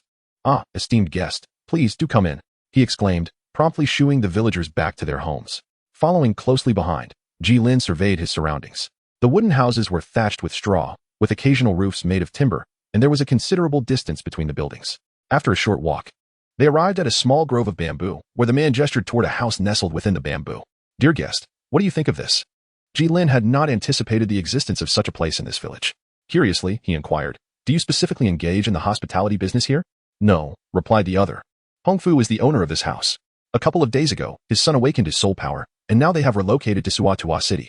In order to gather enough funds for their new residence, they sold this place to me." Surveying the surrounding environment, which was quite pleasant and distanced from the other villagers, he promptly decided, "Very well, this shall suffice." The man smiled. Then, regarding the rent, Gilin handed him a gold soul coin and inquired about the duration of his stay. After receiving the coin, the man pondered for a moment before responding. "Half a month." Gilin felt content and replied, "All right, by the way, how should I address you?" "My name is Yang Gui, just call me Lao Yang." "Very well. Lao Yang, I shall head inside first." "Sure, feel free to let me know if you need anything." After bidding farewell to Lao Yang, Gilin entered the modest dwelling, which consisted of a kitchen, a living room, and 2 bedrooms, one large and one small. He ran his hand across the table, finding no dust, and placed his luggage down. Gilin then proceeded to the larger bedroom. Sitting cross-legged on the bed, he took out the soul bone. Although he had initially contemplated selling it, the prospect of acquiring another soul bone in the future seemed uncertain and lacking any soul skills. He hoped it would grant him a valuable ability. With the enhancement from the soul ring, Gilin's perception had notably improved, and he had yet to encounter any soul masters in this village, which was a significant reason for his decision to absorb here. Let us begin. Chapter 22. Gilded the following day, sunlight streamed through the window, gently illuminating Gilin's face. His eyelids fluttered before he opened his eyes, where a glimmer of gold danced within his black pupils. Exhaling slowly, Gilin rose from the bed, stretching his body that had been cross-legged all night. The sound of his bones cracking was immensely satisfying. Gilin was in high spirits, sensing that he had acquired a commendable skill. Raising his right hand, he felt the power coursing within and couldn't help but nod in approval. Had the strength in his right hand increased? Though marginally, it was still a notable improvement, and channeling his soul power, a layer of golden light enveloped his exposed palm, adorned with intricate white patterns. How peculiar, shouldn't it be white with golden patterns instead? He mused. Never mind the details. He then proceeded to remove his clothing. His entire right arm was shrouded in a faint golden glow, while the rest of his body remained unchanged. Due to the incomplete nature of the soul bone, he couldn't achieve the same full body coverage as that tiger. Moreover, the tiger's golden aura formed a protective barrier, while his own felt more like a direct skin application, failing to safeguard his garments. How disappointing, Gilin thought with a hint of sarcasm. Nonetheless, he was quite pleased with this soul skill, as it appeared to serve both offensive and defensive purposes. Stepping outside the bamboo hut, he casually picked up a fallen branch from the ground. Channeling his soul power, the golden light once again radiated from his right arm. Attempting to infuse the branch with his soul energy, it instantly shattered. Gilin, unwilling to concede, sought out another branch. This time, he approached with even greater caution, infusing his soul power at a more measured pace. Fortunately, no unforeseen incidents occurred. A faint golden radiance began to manifest upon the branch. Was the golden glow on his arm not significantly diminished? Gilin paid little heed, as he had not expended an excessive amount of soul power. It seemed reasonable to assume that greater expenditure would yield a more pronounced golden light. Arriving before a bamboo stalk, he struck it with the branch in hand. Applying minimal force, with a resounding crack, the bamboo fell. Observing the fracture, he noted the presence of numerous splinters. The branch he wielded snapped in two, prompting him to seek another. He repeated the process, the only variation being that he employed an amount of soul power that lay between his first and second attempts. The bamboo was predictably severed, remaining unscathed, and a moment later, it descended, revealing a smooth cut. Approaching to examine it, Gilin nodded in satisfaction. Indeed, it was quite sharp, though the energy expenditure was considerable. In just over a minute, he had depleted more than half of his soul power. Had it not been for the doubling of his soul power after absorbing the first soul ring, he might have already exhausted his reserves. With a clear understanding of the effects and consumption involved, Gilin felt greatly pleased. The only lament was that this golden light could only manifest on his right arm. Any attempt to transfer it to other parts of his body proved futile, akin to a blocked conduit. What name should he bestow upon this soul skill? Its manifestation bore a resemblance to the armed color of domineering power, yet it was not black. Rather, it resembled gold leaf elegantly affixed to a surface. Thus, he decided to call it gilded gold. After naming it, Gilin ventured into the heart of the village. It was time to pay homage to his own sustenance. For man is iron, and food is steel. A meal missed brings forth hunger. With money paving his way, Gilin effortlessly concluded his breakfast at a villager's home before returning to his bamboo dwelling, where he perused the manual left by Luo. Thus began Gilin's new phase of training in the village known as Lawn Village. The text emphasized strength and explosive power, presenting numerous training methods for Gilin to consider. Tailoring a plan to suit his unique circumstances, he devised the following regimen. In the mornings, he would drag a stone several times his size around the bamboo grove until he could no longer move. After a brief respite, he would practice slicing fallen bamboo leaves with his sword. In the afternoons, he trained his reflexes using 10 bamboo stalks within a designated area. Initially, Gilin could barely take a few steps while dragging the boulder, requiring frequent pauses to catch his breath. His attempts to slice the leaves were haphazard, yielding no success and cleaving even a single leaf. His evasive maneuvers fared better, thanks to previous practice, yet this time he restricted himself to a smaller area, where the bamboo would sway in a fan-like motion, making it impossible to evade entirely. Some leaves still managed to land upon him. Although the soul ring had not granted Gilin a soul skill, it appeared to have doubled all his abilities, including but not limited to soul power, strength, speed, recovery, digestion, vitality, and even mental acuity seemed to be encompassed. This enhancement was a significant factor in his ability to persevere. In the evenings, he occasionally meditated, though more often, he would relocate a bamboo chair to the courtyard, gazing at the night sky above, uncertain whether he was admiring the moon or contemplating the stars. Time slipped by quietly in this cyclical routine, and before he realized it, nearly 4 months had passed. Gilin had successfully completed this phase of training. Now capable of dragging the massive stone around the bamboo grove for 20 laps, approximately 8,000 meters. The bamboo leaves drifting down could now effortlessly be split in two, and the 100 bamboo stalks arranged in a circular formation no longer brushed against the hem of Gilin's clothing. As the villagers of Gilin and Lanshan became more acquainted, it was evident that the numerous shared meals were not without significance. Upon getting to know the Yang family, Gilin could not help but marvel at the remarkable genetics of the Yang lineage. He vividly recalled his first visit to the Yang household, where he was greeted by a man, shorter than him by half a head, with a full beard adorning his face. It is worth noting that Gilin was no longer the 179.8 centimeters he once was. He had since experienced a second growth spurt, now standing at 185.1 centimeters. The man, being at least 172 meters tall, appeared quite mature, prompting Gilin to respectfully inquire, "Brother, is Yang Gui at home?" The man turned and called out to the courtyard, "Dad, someone is looking for you." At the dining table, old Yang introduced him, saying, "This is my son, Yang Jia." He then addressed his son, "This is the soul master from the village," referred to as brother. Gilin hurriedly waved his hand, saying, "Village chief, your esteemed son appears to be older than I am. Wouldn't it be somewhat inappropriate for you to address me as brother?" Yang Gui inquired about Gilin's age, and upon receiving his response, remarked that his own son is only 8 years old, thus asserting that he had not erred in his address. Gilin gazed in astonishment at the bearded man across from him, exclaiming, "This guy is only 8. Following this incident, Gilin rarely visited old Yang's home for meals. After concluding today's training, Gilin once again felt that overwhelming sense of fullness. He resolved to hunt a soul beast the next day to acquire his second soul ring. As dawn broke the following day, Gilin set out with his backpack. Upon reaching the village entrance, he noticed the villagers gathered there, awaiting his departure. Over the past 4 months, Gilin had lent a hand to the villagers, earning their admiration. Many expressed their astonishment at encountering such a unique soul master. Among those bidding farewell, the village chief, Yang Gui, stood out.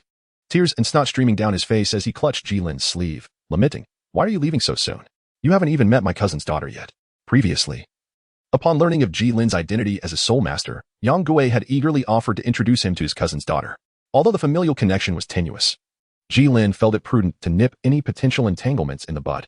Thus, amidst the villagers' heartfelt send-offs and Yang Gui's sobs, Gilin strode away from Lan Village. Chapter 23. Encounters in Soto. After much contemplation, Gilin chose not to venture to Douluo Forest for his second soul ring.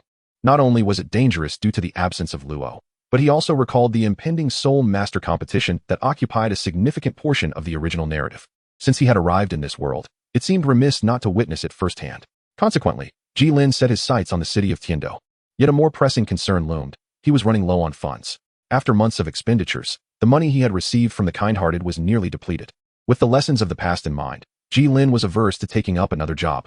Therefore, he naturally turned his attention to a lucrative opportunity mentioned in the original story, the Grand Soul Arena. Armed with a map he had purchased earlier, Gilin made his way to Soto City, the economic hub of the Balik Kingdom.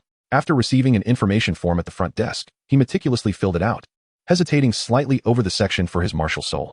After pondering for a moment, he confidently inscribed the words "protective golden light." Gilin thought, "I won't admit that I don't know how to write the character for Lian Douluo language." Following the instructions, Gilin proceeded to the testing room for soul power assessment. The room was rather small, approximately 10 square meters, with an elegant black stone pillar at its center, atop which rested a glass sphere. As Gilin surveyed his surroundings, the staff member nearby remained silent, only reciting in a mechanical tone. "Please place one hand on the crystal ball and channel your soul power." Gilin obediently followed the instructions. The crystal ball erupted with a powerful, causing the soul force within Gilin to uncontrollably surge into it. Goodness, this is quite formidable. If it could drain a person's soul power, it would be an indispensable tool for both domestic affairs and nefarious deeds. Although such thoughts crossed his mind, they did not manifest on Gilin's face. After approximately 5 seconds, the of the crystal ball ceased abruptly, and a blue light began to illuminate from its base, filling half of the sphere. However, the boundary of that illumination appeared somewhat dim. Observing this, the staff recorded a score of 19 in the soul power column and proceeded to escort Gilin outside. Yet, he was left puzzled by the expression of regret that lingered on Gilin's face. After submitting the registration fee of 10 golden soul coins along with the form, Gilin received a plain iron token, marked only by a character in the center. Following the swift submission of his soul combat application, Gilin was promptly escorted to the 12th combat arena. Upon entering the preparation room, he was met with numerous inquisitive gazes. Although Gilin was not particularly socially anxious, being stared at still made him somewhat uneasy. He quickly found an empty seat to settle into, finally giving himself the opportunity to observe his surroundings. The lounge, apart from Gilin, housed 4 other individuals. 3 of them had cast glances at him, whether fleeting or lingering. Only one, a burly, middle-aged man with a resolute countenance, remained silent in the corner, speaking not a word. Since no one seemed inclined to break the silence, Gilin naturally followed suit. After a while, someone entered and announced, "Kes the Soul Master, it's your turn." At these words, the man in the corner rose to his feet and strode out of the lounge without uttering a syllable, his expression heavy with solemnity. The others, however, were expressions of thinly veiled schadenfreude. Intrigued, Gilin turned to the person nearest to him and inquired, "Why do you all seem so pleased? Is there something unusual about that man?" The questioned individual hesitated momentarily, seemingly taken aback by Gilin's directness. After scrutinizing him once more, he finally replied, "You look unfamiliar. Kid, new here? What does that have to do with my question?" The man chuckled dryly. "No wonder you don't recognize Savage Bear Kes." "Savage Bear Kes? That man just now. So he is a rather renowned soul master, then." "Renowned? Oh, indeed. Among soul elders in the Sutoa Great Spirit Arena, he is quite the figure. But whether he'll remain one after today, well, that is another matter." "Oh, does it have to do with his opponent today? Since you're so curious, I'll enlighten you. Though Kes was formidable among soul elders, he is no longer one. He advanced to soul ancestor a month ago. Today, he faces another soul ancestor, one of higher rank. Were it an ordinary opponent, I wouldn't be so dismissive, but this is none other than Fierce God Mengli. If he survives, it'll be a miracle." Fierce God. The name struck a chord in Gilin's memory. He faintly recalled it from the original narrative. Noticing Jilin's reaction, the man arched a brow. You've heard of him? Gilin nodded thoughtfully, having heard tales of the notorious figure in question. The other man concurred, stating that those who had faced that individual were either dead or severely injured. However, the reason behind the sudden appearance of him and his fearsome team in Soto City remained a mystery. According to previous witnesses of the fearsome God Squad, they had become even more vicious. With that said, the conversation drifted to other topics, and Gilin rested his elbow on his knee, cradling his chin in contemplation. Was the protagonist group responsible for this upheaval? Soon, it was Jilin's turn. In the 12th district, 6 arenas stood, with Jilin's match scheduled for the second arena, which had a rather dismal attendance, with only 1/5 of the seats occupied. Ladies and gentlemen, the duel about to commence features the formidable level 18 Soul Master with a wolf martial spirit, the lone wolf, Xiao Yuchen, who has achieved 4 consecutive victories, against his opponent, the newly registered level 19 Soul Master, Luo, whose martial spirit is the Golden Light Shield. Let us anticipate the thrilling battle they will present. Observing his opponent, who was of similar stature, Gilin couldn't help but acknowledge that the other was nearly as handsome as himself. Meanwhile, Xiao Yuchen was puzzled by the constant nodding of his opponent, wondering if it signified a display of confidence in his own strength. Upon activating his martial spirit, Xiao Yuchen's back hunched slightly, his hair lengthened, and most notably, his mouth and nose elongated. He had undergone a significant transformation, while Gilin merely enhanced the color of his arms. Now, he is no longer as handsome as I am, Gilin mused. As the host announced the start of the duel, both contestants lunged at each other in an instant. When they entered striking range, Xiao Yuchen raised his strangely altered right hand to strike Gilin, who responded with a clenched fist of his own. Unfamiliar with the true extent of his capabilities due to a lack of prior combat experience, Gilin unleashed his full strength, delivering a blow with nearly 1,000 pounds of force. Just as their strike was about to collide, Xiao Yuchen activated his prepped first soul skill, Swift Shadow, enhancing his speed by 30%. His hand suddenly accelerated, diverting from its original trajectory, aimed directly at Jilin's face. Xiao Yuchen was astute. Recognizing the golden light emanating from Jilin's right hand, he understood the nature of his opponent's martial spirit. Unlike his foolish companion, Odudu, he was not inclined to engage in a brute force contest, having already devised a strategy to attack the unshielded areas. With over half a year of training and the enhancements from his soul ring, Gilin was quick to react, forcefully pushing himself back while leaning his upper body away, narrowly evading Xiao Yuchen's attack. Realizing his own miscalculation, Xiao Yuchen swiftly adjusted, understanding that closing the distance to Gilin would be challenging. He leveraged the momentum of his right hand to roll backward, creating space between them. Gilin had not anticipated the multitude of thoughts that occupied his opponent's mind. He had expected a direct assault instead. At that moment, Xiao Yuchen made a new move, lowering his center of gravity and taking a deep breath. The yellow soul ring beneath his feet flickered as he propelled himself towards Gilin with both hands and feet, his speed surpassing that of before. To Gilin, the speed that would confound an average person appeared somewhat sluggish. Even if it were a tad faster, Gilin would still be able to react. With a slight shift of his body, he evaded the opponent's claw strike. Xiao Yuchen, surprised by Jilin's ability to dodge, quickly adjusted and charged at Gilin once more, his right hand poised to launch another attack. It bore a resemblance to their earlier training. Yet if it were to remain merely this, then let it conclude here. A glimmer of brilliance flickered in Jilin's eyes as he deftly sidestepped, drawing forth the unassuming sword of physics sheathed at his waist.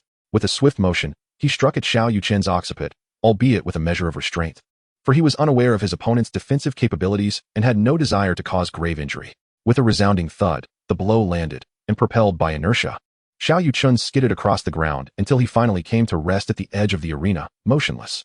I hereby declare the victor of this duel to be Luo. The audience erupted in fervent chatter. Wow, impressive. He won without employing any soul techniques. Fortunately, I bet on his victory. Otherwise, my savings would have been lost. What a disgrace, Xiao Yuchen, to lose so swiftly. Oh, my money. As Gilin made his way to the competitor's corridor, he pondered the reward for his triumph. Was it 5 coins, or perhaps 10? At that moment, 2 individuals bearing a stretcher passed by, and upon it lay the lifeless form of Keisai, whom Gilin had encountered previously. The sight of the body, devoid of breath, compelled him to silently observe as the stretcher vanished around a corner. Approaching the front desk, Gilin collected his earnings for the day, securing 10 gold coins before departing the arena. While strolling through the streets, in search of a suitable inn, he stumbled upon a charred house. Amidst the murmurs of onlookers, he once again heard the name Keisai. Casting a glance at the charred remains, one large and one small, recently uncovered by the city watch, Gilin felt a wave of nausea wash over him and turned away. Voices swirled around him. At least you died quickly. Otherwise, I would have sought revenge for being cast off the stage. Honestly, what is the watch doing? They should dig a grave instead of leaving this here, polluting the air. What happened here? Oh, really? What a shame I didn't go to see. I missed out. As these words echoed in his ears, Gilin was suddenly reminded of Luo's message. Not suitable, as Gilin gradually vanished from the bustling streets. Chapter 24. The Art of Making a Fortune and Understanding Human Relationships unfolded. Esteemed audience, let us once again extend our applause to the victor of this contest, Luo. Truly remarkable. If I recall correctly, Luo commenced his battles in the Grand Soul Arena merely a fortnight ago, and he has already attained the rank of Copper Soul. Could it be that he has shattered records? Indeed, in recent years, the only ones who could rival him, or perhaps even surpass him, would be the renowned Shrek 7 monsters, who recently made headlines. Who can argue otherwise? It is difficult to ascertain who stands superior when comparing Luo to those individuals. Do not expect to witness such a spectacle in the Soul Arena again. After all, the Shrek 7 monsters possess soul power nearing level 30. It is entirely possible that they have all achieved the rank of Soul Sovereign by now, whereas Luo remains at a mere level 19. In my humble opinion, he is unlikely to catch up. Unbeknownst to him, Gilin has also spent half a month here, having already earned sufficient funds for travel. However, with such a lucrative opportunity at hand, how could Gilin resist the temptation to capitalize further? Throughout these past 2 weeks, Gilin has not triumphed in every match. After his initial 5 consecutive victories, he found it increasingly difficult to secure opponents. Upon inquiry, he discovered that the number of Soul Masters at level 10 and above was quite limited. Moreover, his competition schedule had become predictable, leading other Soul Masters to wait until Gilin was absent before challenging him. Gilin had never anticipated that one day he would possess such formidable influence. As he pondered how to proceed, reluctant to squander time on such matters, individuals from the Soul Fighting Arena approached him with a proposition.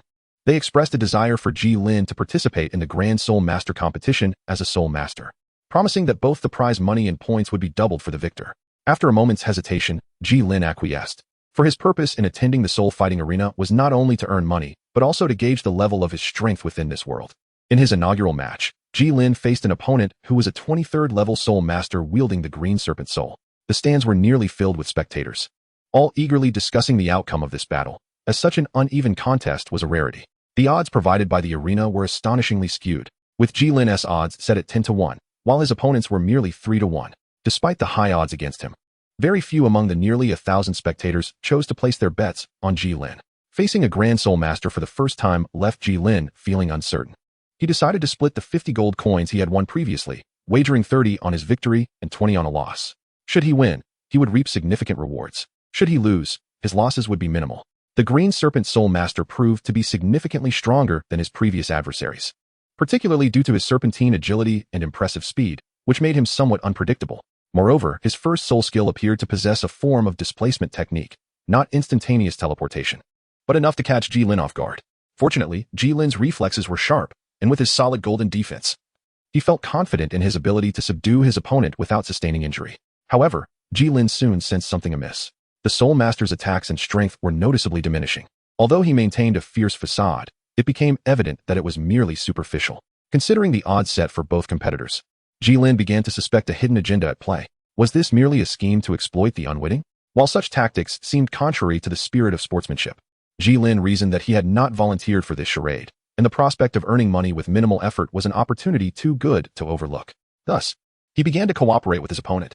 Gilin was unaware whether his opponent had noticed, but after a series of breathtaking battles, it concluded with Gilin sending him tumbling off the stage. The audience was equally taken aback by the unexpected turn of events when the host announced the results. A profound silence ensued, followed by a cacophony of voices. "Did you truly deserve this?" "Refund," echoed the disgruntled shouts, while others expressed astonishment. "I can't believe we didn't even see him use his soul skills, nor did we catch a glimpse of his soul rings." Among the crowd, there were jubilant exclamations of "Yes, I won."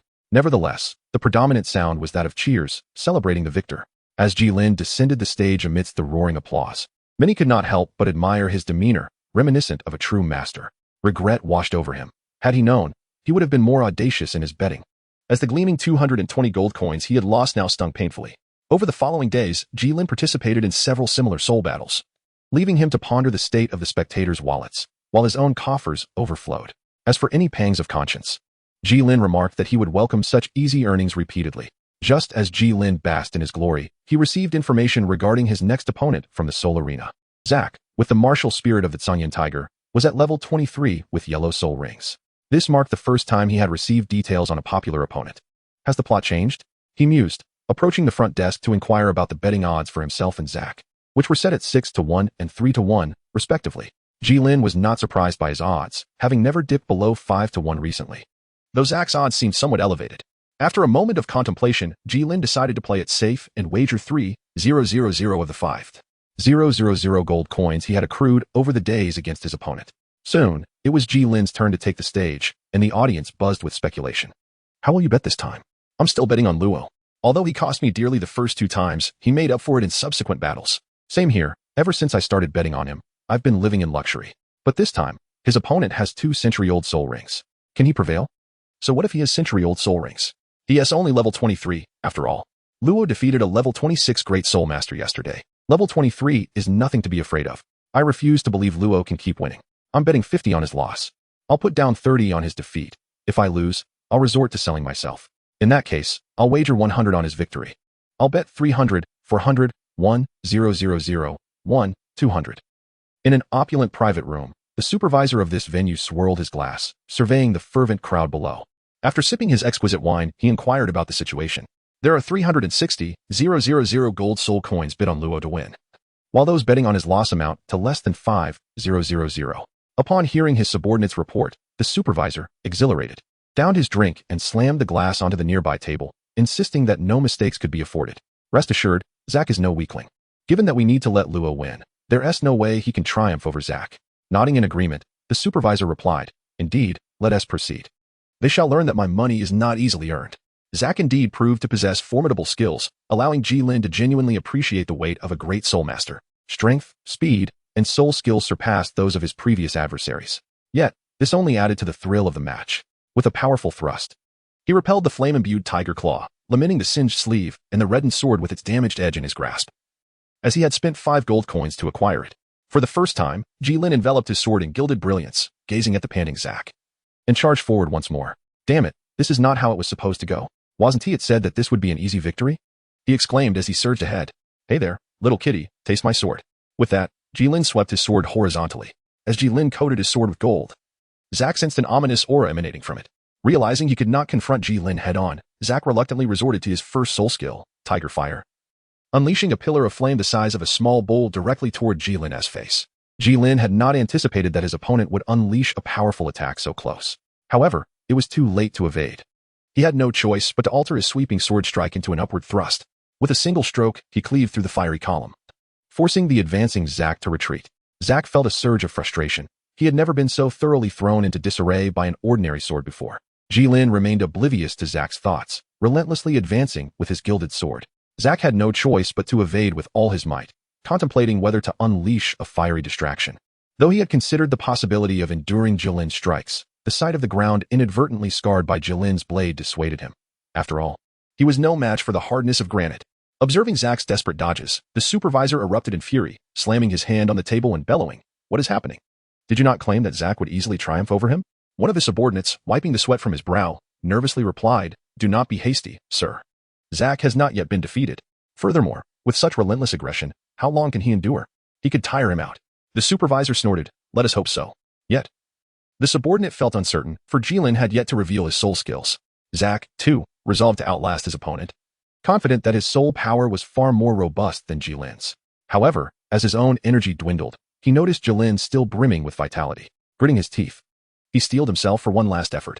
At that moment, the golden light enveloping Gilin's sword and hand suddenly faded. Elated, Zach swiftly summoned his dwindling soul power. Unleashing his second soul skill, Tiger descends the mountain, doubling his speed for a duration of 10 seconds.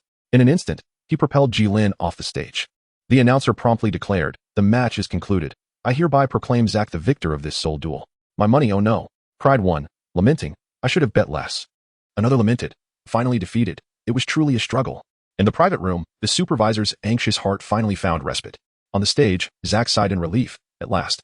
It is over. That was indeed arduous. Gilin slowly rose from the shadows, dusting off his attire, and gazed at Zach on stage, who was fervently raising his arms in exultation. This seems sufficient, he remarked, gradually making his exit, for it was time to collect his earnings. Chapter 25. The final sunset. It appears that there are no matches featuring Luo today. How peculiar, as he typically attends punctually each day. Indeed, I did not witness his match yesterday either. It is quite strange. Could it be that he has absconded? Well, it is not entirely out of the realm of possibility. Surely not. He would not abandon me after I have lost so many coins, without even a chance to recoup my losses. At this moment, Gilin leisurely rode his horse along the official road to Tiando City, his 7,000 gold soul coins in hand. With a blade of dogtail grass between his teeth, he reclined on the horse's back, relishing this rare moment of tranquility. Just 2 days prior, Gilin had experienced that familiar sense of saturation, realizing he had achieved level 20. Coincidentally, his earnings had also reached a satisfactory level, and after his previous defeat to Zack, the opponents he encountered were merely of level 10, which lacked excitement. Thus, he decided to pack up and depart. Now that he was financially secure, Gilin naturally wished to avoid the delays of public transport and entertained the idea of acquiring a means of transportation. When considering available options, his first thought turned to the swift and soaring soul beasts. Unfortunately, after thoroughly exploring the entirety of Douluo City, he found no stables selling tamed soul beasts. Not a single living soul beast was in sight. Only ample soul beast meat was available, particularly from certain parts that seemed to provide nourishment, proving effective even on the Douluo continent.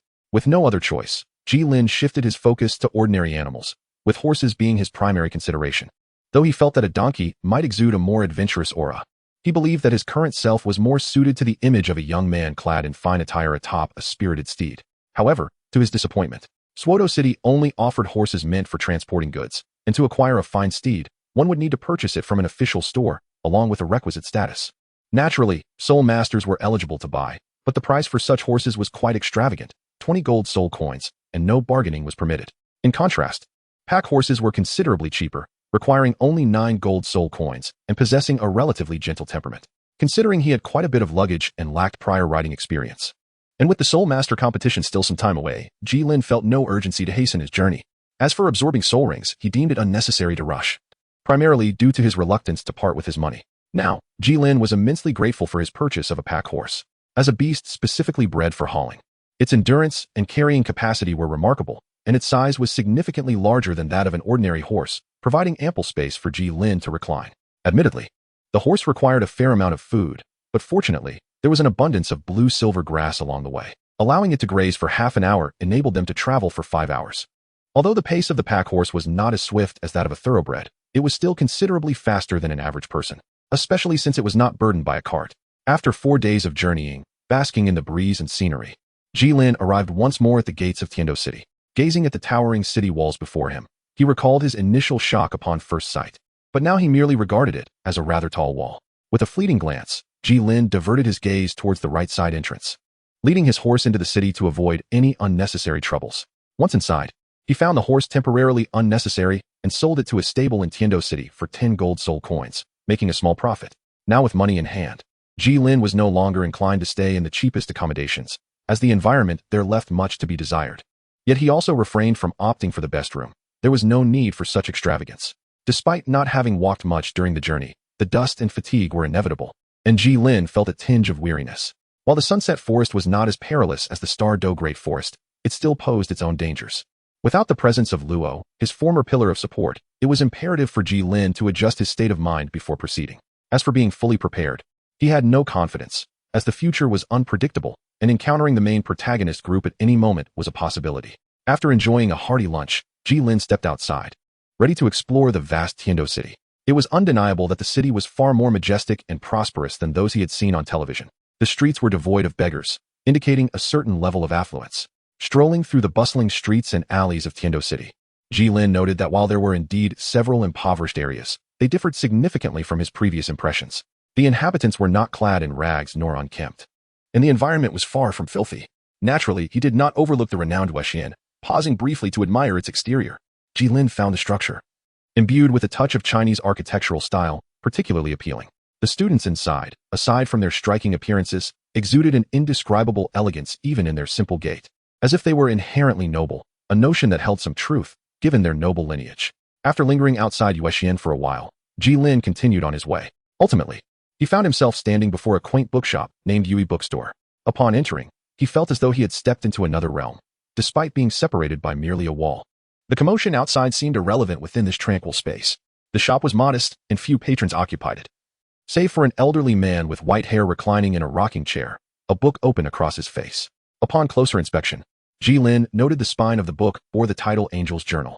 Noticing Gilin's entrance, the old man straightened his upper body, causing the book to slip from his face, revealing a kind, wrinkled visage. He inquired, "What book does the guest wish to purchase?" Having chosen to enter this bookstore, Gilin indeed had a book in mind. He asked whether there were any books introducing soul beasts. The old man pondered for a moment before rising and retrieving a soul beast illustrated guide from a shelf. He returned shortly, handing the book to Gilin and collecting 1 gold soul coin before resuming his position in the rocking chair, once again covering his face with Angel's journal. Gilin suddenly became intrigued by the Angel's diary. "Excuse me, sir, might I have a look at that diary?" The old gentleman paused in his slow rocking chair, which soon resumed its gentle sway. "Certainly, here you go." Upon receiving the book, Gilin noticed it was not particularly thick, and he began to flip through its pages while standing. Approximately an hour later, he closed the book. "What do you think?" The entire narrative revolves around a humble little girl who, after enduring numerous trials, ultimately ascends to divinity. It's quite inspirational, yet somewhat cliché. Cliché? Indeed, isn't it?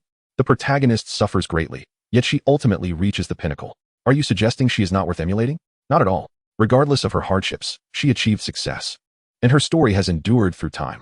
Should we not learn from her rather than the failures? Your perspective is intriguing. What do you believe we should learn from her? Perseverance.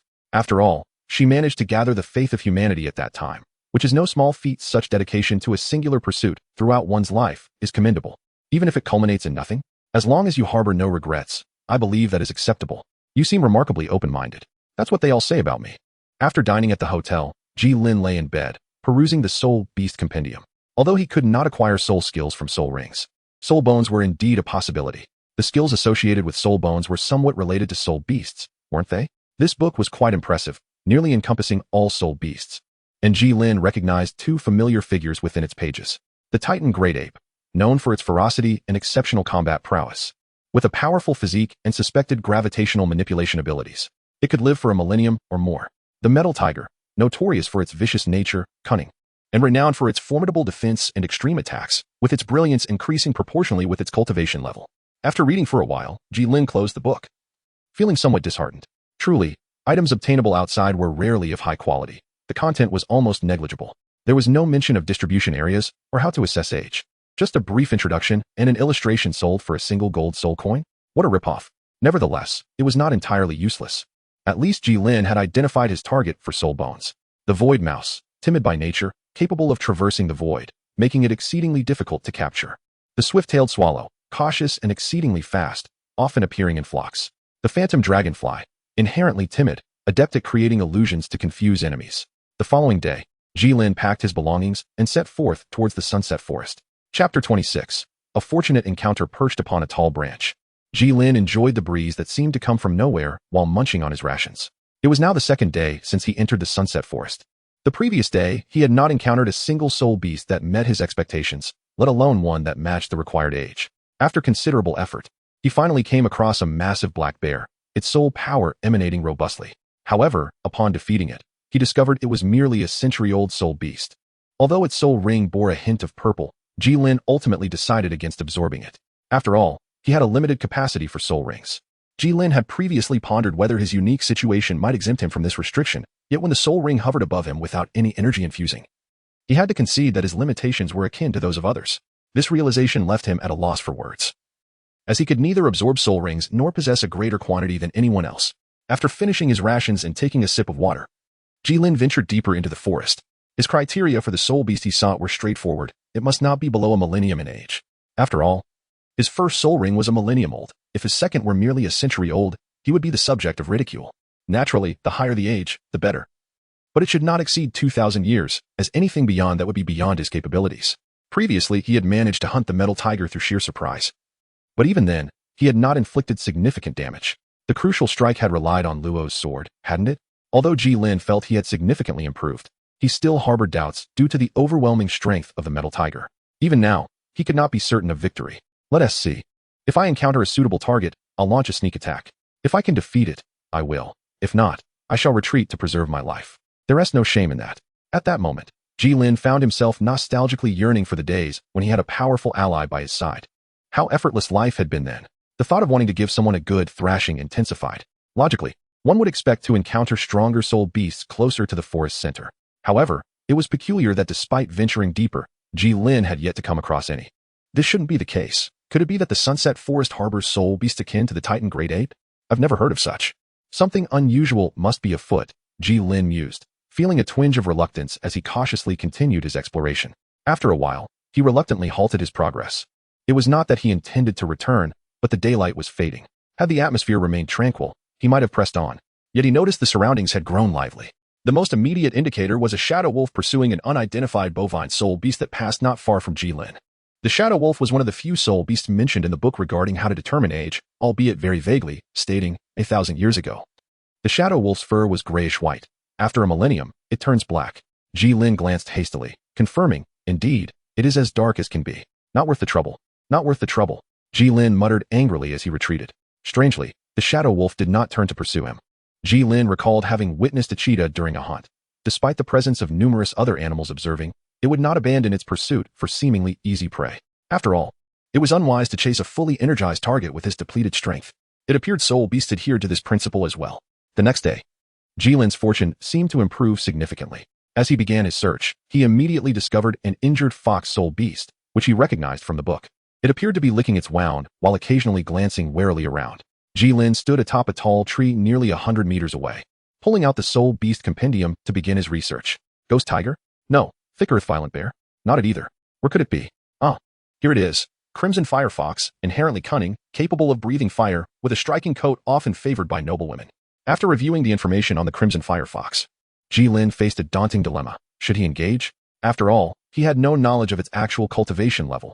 If it exceeded a millennium, wouldn't he be walking into a trap? However, to simply leave would feel like a missed opportunity, especially since the creature was injured. Who knew when he would encounter such a favorable situation again? As Gilin hesitated, the crimson fire fox seemed to sense something, attentively staring in a particular direction. Oh, little one, your instincts are quite accurate. There truly is a soul beast nearby, though it appears to be injured. A tall, golden-haired man turned back with a smile and said, well, Big Dai, have you considered who Sangu is? He is a fierce individual capable of absorbing a 10,000-year spirit ring at level 40. Ma Hongjun swaggered forward, boasting with great pride. If one didn't know better, they might think I was referring to myself. Oh, still just a fox, are we? He continued. No matter, my mental strength is just a bit stronger, allowing me to notice things a tad earlier than everyone else. Tang San, holding hands with Xiao Wu, humbly acknowledged this.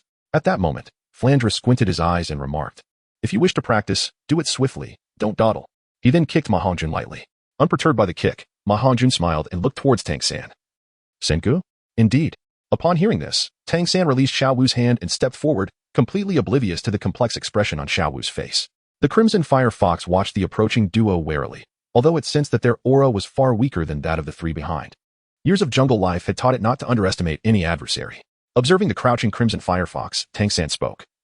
The Crimson Fire Fox can manipulate highly intense fox fire, measuring between 3 to 4 meters in length, with an age ranging from 2,900 to 3,500 years. This age is quite suitable. As he spoke, he raised his right hand, summoning his martial spirit, while 4 soul rings of yellow, purple, and black floated beneath him. Almost instantaneously, the black soul ring symbolizing 10,000 years flashed with a dark glow. Blue-silver prison.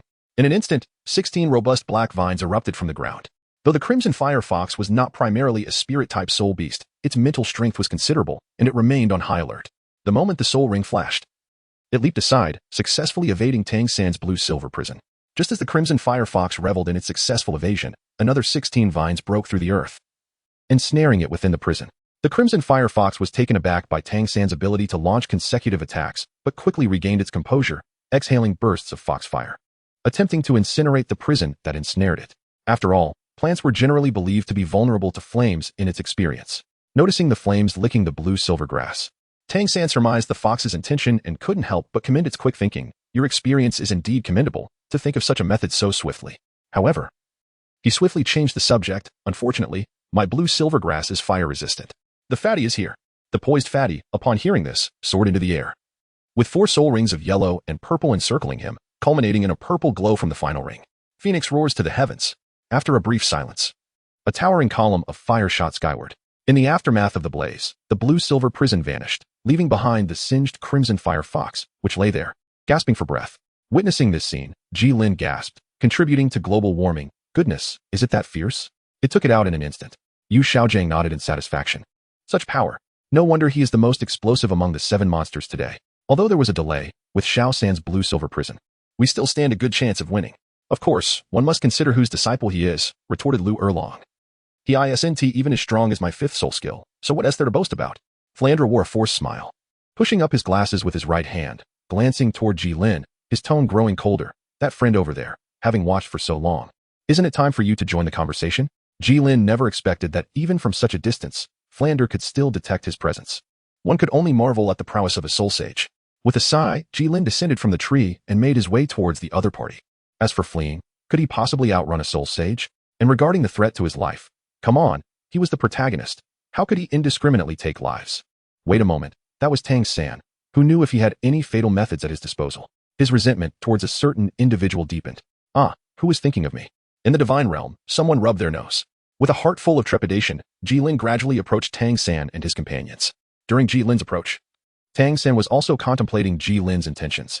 At this hour, remaining in the Sunset Forest was likely to be in pursuit of a soul ring. The injuries on the Scarlet Firefox were likely inflicted by him. However, he was concerned about the elder accompanying Gilin. Yet, they had their own teachers, Aunt Long and Dean Flander. Unless the opposing side possessed a titled Douluo, they were in an invulnerable position. As for whether there was only one person on the other side, Tang San believed it was impossible. How could a soul master venture alone to hunt soul beasts? Chapter 27. The first encounter with the protagonist group. Before Gilin stood a group of individuals, apart from Flander and Ning Rongrong, whom he had met previously. The others were strangers. However, Gilin could easily recognize them. The tall figure with golden hair and heterochromatic eyes, Dai Mu Bai, was unmistakable. The rotund, lewd-looking red-haired fatty Ma Hongjun was equally easy to identify. Standing silently beside them was Zhu Zhuqing, clad in leather, her delicate features evoking thoughts of the lowly characters from anime. Glancing down, Gilin quickly averted his gaze. Indeed, a tempestuous sight. The handsome man beside Ning Rongrong must be Oscar. Not bad. Perhaps a touch more handsome than myself. Among those I've encountered, I would deem you the most attractive. The middle-aged beauty adjacent to Flander was undoubtedly his dream lover, Lu Erlong. The identities of the remaining individuals became apparent. The crew cut. Stern-faced Master Yu Xiaojiang and the relatively short yet robust Zhao Wujin, known as the Immovable King. Lastly, there was the girl with bunny ear accessories, Xiao Wu. Alongside the protagonist of Douluo continent, Tang San. The first impression Gilin made on Tang San and the others was the rather large package on his back. Xiao Wu, filled with curiosity, asked, "What do you have in that backpack of yours?" In response, Gilin set down his pack and reached inside, intending to retrieve something. While the others remained still, Tang San grew wary. After all, he himself was adept at using hidden weapons. Gilin, unhurried, retrieved a series of bottles and containers from his backpack. With each item he presented, he elaborated on its contents. "This is a preservation powder, one of my favorites. It can keep meat as fresh as when it was just slaughtered, with a subtle hint of spiciness. Here we have pest repellent powder, a powder for masking odors, and a hemostatic powder." He also displayed his tent, pots, cutlery, along with salt, cumin, and chili powder. Tang San and his companions were taken aback by the fact that Gilin, without a storage soul guide, had brought along such seasonings, making it seem as though he was on a leisurely outing. Observing Gilin rummaging through his belongings, Ma Hongjun quickly interjected, "All right, brother. You need not take out anything more. We believe you mean no harm." The group nodded in agreement, particularly Tang San, who realized he had been overly cautious regarding this seemingly simple-minded individual. Was he too sensitive? At that moment, Flander stepped forward and questioned Gilin. "What were you doing here just now?" Hearing this, Gilin paused his actions and looked at Flander as if he were foolish. What else would one come here for besides obtaining a soul ring? Flander found himself momentarily speechless. Sensing his principal struggle to respond, Tang San promptly intervened. "So, is this red firefox your target? Did you inflict its wounds?" "Not at all," Gilin replied. "I was still deliberating on whether to proceed when you all engaged it. Naturally, I did not inflict those wounds." Tang San silently nodded, recognizing the truth in Gilin's words. Earlier, while Gilin conversed with Flander, Tang San had inspected the red firefox and discovered that the injury on its hind leg was likely caused by his own hidden weapon, the flying claw. During their group's accidental attack the previous day, although they had unintentionally injured it, if the creature hadn't been lured by the fragrance of the exquisite celestial product, it would not have been harmed. As for the severity of its injuries, that was of no concern. Upon hearing Gilin's statement, Flander scrutinized him. "This is a soul beast of approximately 3,000 years. Are you already at level 40? Gilin appeared quite youthful, and if he were under 20 years of age. Being a soul zone would mean that his admission to the academy would significantly bolster their chances in the upcoming tournament. However, he seemed somewhat familiar to Flander, who mused contentedly to himself. "As for your refusal, do you think my silver tongue is for naught?" "No, I am only at level 20, Gilin replied. "Then how dare you consider the red firefox as your target?" Flander pressed. "I can absorb it, so why shouldn't I pursue it?" "Impossible," Master Yu Xiaojiang declared sternly. "No one can absorb a soul ring nearing 3,000 years as their second ring. The maximum for a second ring is 764 years. Flander's tone incited Gilin's irritation. He had been summoned here with some annoyance already, and now they were bombarding him with inquiries. "Why is it impossible?" My first soul ring is 1,000 years, Gilin asserted, as a golden light emanated from his arm, revealing his soul ring to the onlookers for the first time. As the purple soul ring ascended from beneath Gilin's feet, the crowd gasped in astonishment. Even the usually aloof Zhu Zhuqing was taken aback. 1,000 years. Though they had encountered 1,000-year rings before, even gathering 20 of them, they had never witnessed a solitary ring manifest upon an individual, shattering their previous understanding. Delighted by their astonished expressions, Gilin felt an immense sense of satisfaction. Flinder could not contain his curiosity. How old are you? His desire to recruit Gilin into Shrek Academy intensified. 20. Nearly 21, Gilin answered. Flinder expressed slight disappointment, while the Shrek 7 monsters collectively sighed in relief. Thank goodness. I thought this person's talent surpassed that of third brother, but it seems even I am more capable. Gilin chose not to contest this observation, merely reflecting inwardly. If they knew the duration of my cultivation, it would surely astonish them. However, Flinder and Ning Rongrong appeared not to recognize him. Perhaps it was for the best. Although they had once mocked him, they had indeed aided him in embarking on his cultivation journey, and their lack of recognition spared him any awkwardness. This was understandable. Gilin's appearance was rather unremarkable, merely a bit paler, and 6 months had passed since their last encounter. Flinder had not deemed him worthy of attention, so it was no wonder he failed to recognize him. Impossible. My theory must be correct. Master Yu Shaojing muttered to himself, then looked up at Gilin. What is your martial soul? Gilin's eyes flickered as he pointed at the Crimson Fire Fox, declaring, hand it over to me, and I shall impart to you certain insights regarding soul spirits. Without hesitation, the master acquiesced, and seeing his agreement, no one dared to voice dissent. For it was well known that the master held his theories in high esteem. Then I shall not be courteous, Gilin remarked, striding past the onlookers to stand before the nearly lifeless Crimson Fire Fox. Drawing his sword from his waist, he swiftly severed its head with a single stroke. A violet soul ring coalesced above the lifeless body, and without delay, Gilin seated himself cross-legged, guiding the soul ring above him as he commenced the absorption of his second soul ring. An incessant flow of energy coursed into Gilin's being, and he found the process far less arduous than his first experience. As night approached, Tang San and his companions set up camp in the vicinity. Approximately 2 hours later, Gilin successfully acquired his second soul ring. Upon opening his eyes, he was greeted by the master's impassive visage, causing Gilin to startle and nearly launch a gilded fist towards him. Are you ready? It is now time for you to divulge the information regarding your soul spirit, the master stated, unfurling a notebook with utmost seriousness. Very well, Gilin replied, retrieving provisions and water from his nearby backpack, munching as he spoke. I refer to my soul spirit as gilded gold, sometimes known as protective golden light, which enhances both my defensive and offensive capabilities. That's all. The master paused, furrowing his brow. This is rather insufficient when compared to the Crimson Fire Fox. What else would you like to know? Gilin inquired. Can it envelop your entire body? The master, true to his title, posed a critical question. It cannot. But the area it covers has significantly increased after absorbing the soul ring. In the future, it should be able to encompass my entire being. What soul skill did you acquire from the absorption? None. The master once again halted. None. Not only that, but the second soul ring lacks a soul skill as well. I have long believed that the 9-heart begonia possessing a single soul skill was already extraordinary, yet it appears there are none at all, Ning Rongrong lamented. As others began to notice Gilin's awakening, they gradually approached. However, the 9-heart begonia bestows unparalleled healing abilities upon the Yi family. What does your soul spirit offer you? Curse it, I had not anticipated this query. How shall I navigate this? Gilin mused, stroking his chin until a response materialized. It likely endows me with physical attributes that far surpass those of others. The master was about to counter, asserting that all soul spirits enhance physical abilities. Those soul masters experience a greater augmentation, marking the divide between ordinary individuals and soul masters. However, upon reflecting on Gilin's anomalous soul ring, this explanation seemed to hold water. What a pity. Had you acquired a soul skill, your soul spirit would surely be the strongest, the master sighed, shaking his head. Indeed. I truly envy those of you with superior physical prowess, Oscar remarked enviously. Then simply train to enhance it. Is that not a straightforward solution? Gilin queried, slightly perplexed. At this juncture, the master stepped forward to elucidate. Your situation may be rather exceptional, perhaps allowing for a rapid enhancement of physical capabilities. However, we do not share the same fortune. Rather, dedicating the same amount of time to meditation to enhance soul power would yield greater benefits. Gilin nodded thoughtfully. This has nothing to do with me. So may I leave now? No rush. The master waved his hand. I wonder if you would be willing to join our Shrek team and participate in the upcoming Soul Master competition together. Gilin was taken aback by the master's unexpected invitation to join Shrek Academy. However, upon regaining his composure, he hastily declined, stating, No, I'm only at level 21. Participating in the Soul Master competition would be somewhat presumptuous. Do not be so quick to refuse, the master replied. We would not require you to be a main player. We merely wish for you to serve as a substitute. Our Shrek team offers numerous benefits, including a monthly subsidy of 100 gold soul coins. Moreover, I will personally sponsor you with a storage soul guide. As he spoke, he produced a silver ring, adding, this ring contains 9 cubic meters of space. What do you think? Consider it. Gazing at the ring, Gilin found it difficult to voice his refusal. The offer was simply too generous. He seized the ring and slipped it onto the index finger of his left hand, finding it quite fitting.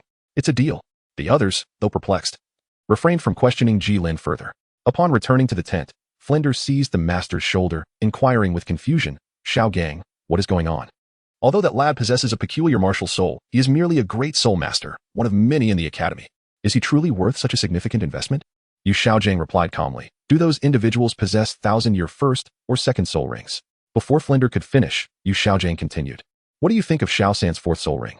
Very strong. Not to mention the unprecedented 10,000-year soul ring, the blue-silver prison, a group control skill, is already astonishing. Flinder responded without hesitation. And how do you suppose the spirit hall will perceive this? Flinder fell silent. Observing his friend's reaction, the master sighed. There is no need for excessive contemplation. Given the spirit hall's domineering nature, they will undoubtedly seek to recruit Xiao San. However, as the son of that individual, it is only natural for Xiao San to refuse the spirit hall. Can our golden sacred dragon protect him from their grasp? Hence, I require Gilin to divert a portion of their attention away from Xiao San, even if only slightly. This will help us mitigate some risks. Chapter 28. The first day at Shrek Academy. The atmosphere in Tiando City, particularly in recent days, is charged with excitement, as the 4th Continental Advanced Soul Master Academy competition is set to commence in just 4 days. Each academy will dispatch its most elite students to engage in fierce combat, a spectacle not easily witnessed at the Great Soul Arena. Which 5 academies will represent our Tiando Empire in the competition? Is it necessary to mention? It will surely be the 5 elemental academies, Shifeng, Qihua, Leiteng, Tianxue, and Xiangjia. Ah, what about the Tiando Royal Academy? Wasn't it said to be the strongest academy in our Tiando Empire? Have you had too much to drink? The Royal Academy has always been directly advanced to the finals. I'm not referring to the main team of the Royal Academy. I have heard that their substitute team this year may not be as formidable. Perhaps they will present a different performance. I find that doubtful.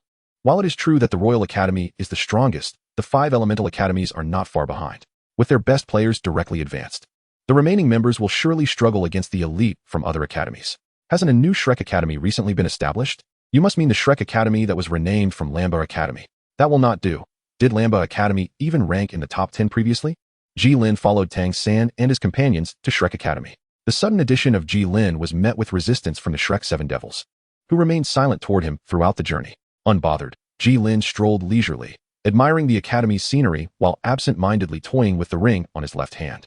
He had initially assumed that obtaining a spatial soul tool would require betting on Shrek's victory in the Soul Master Tournament. Yet here it was, already in his possession. How serendipitous. As for the 7 Devils cold shouldering? Please. As a refined young man of the 21st century, such trivialities hardly warranted his concern. Tang San, too, had been perplexed by his teacher's decision to invite Gilin into their ranks, despite the latter's abnormally powerful Millennium Soul Rings. His actual soul power was lackluster, merely a great soul master, and one without any soul skills at that.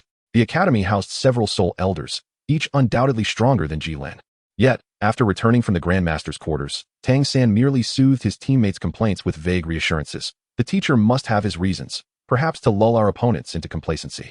As the linchpin of the 7 Devils, Tang San's words carried weight. Though discontent lingered, the others swallowed their protests, expressing their displeasure only through subtle actions. Yu Xiaojing observed the stark divide between the 7 Devils and Gilin, but remained silent. In his mind, Gilin was merely a decoy to divert attention from his prized disciples.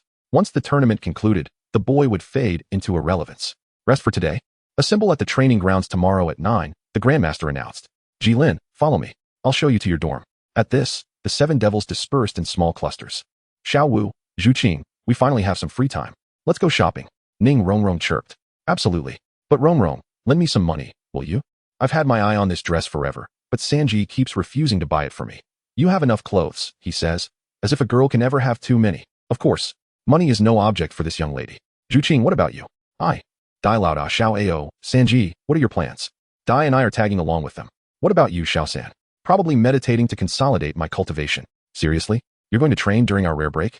Aren't you even curious where Xiao Wu's headed? Or worried something might happen to them? Come on. Before Tang San could protest, Dai Mubai and Oscar dragged him toward the girls, leaving Fatty Ma Hongjun stranded in the wind. Hey, wait for me. watching their retreating figures. Jilin's mind drifted to another group of friends. Xiaolinzi, hurry up. The party's starting. Yeah, Xiaolinzi, dawdle any longer and we'll miss the good seats. Honestly, Xiaolinzi, even if you're sworn to bachelorhood, don't drag the rest of us down with you. Goddamn it, how many times do I have to say it? Don't call me Xiaolinzi. I didn't practice the evil-slaying swordplay. The trio exchanged glances before hoisting Jilin up in unison. Come along, Sister Lin. Let's go explore the dazzling world outside. Ha! Jilin. The Grandmaster's voice snapped him back to reality. Are you all right? Fine. Then let's go. With that, the Grandmaster turned and led the way. Jilin took a deep breath, following the Master closely behind. The Master had arranged for Jilin a single dormitory in the student residence, which spanned approximately 20 square meters.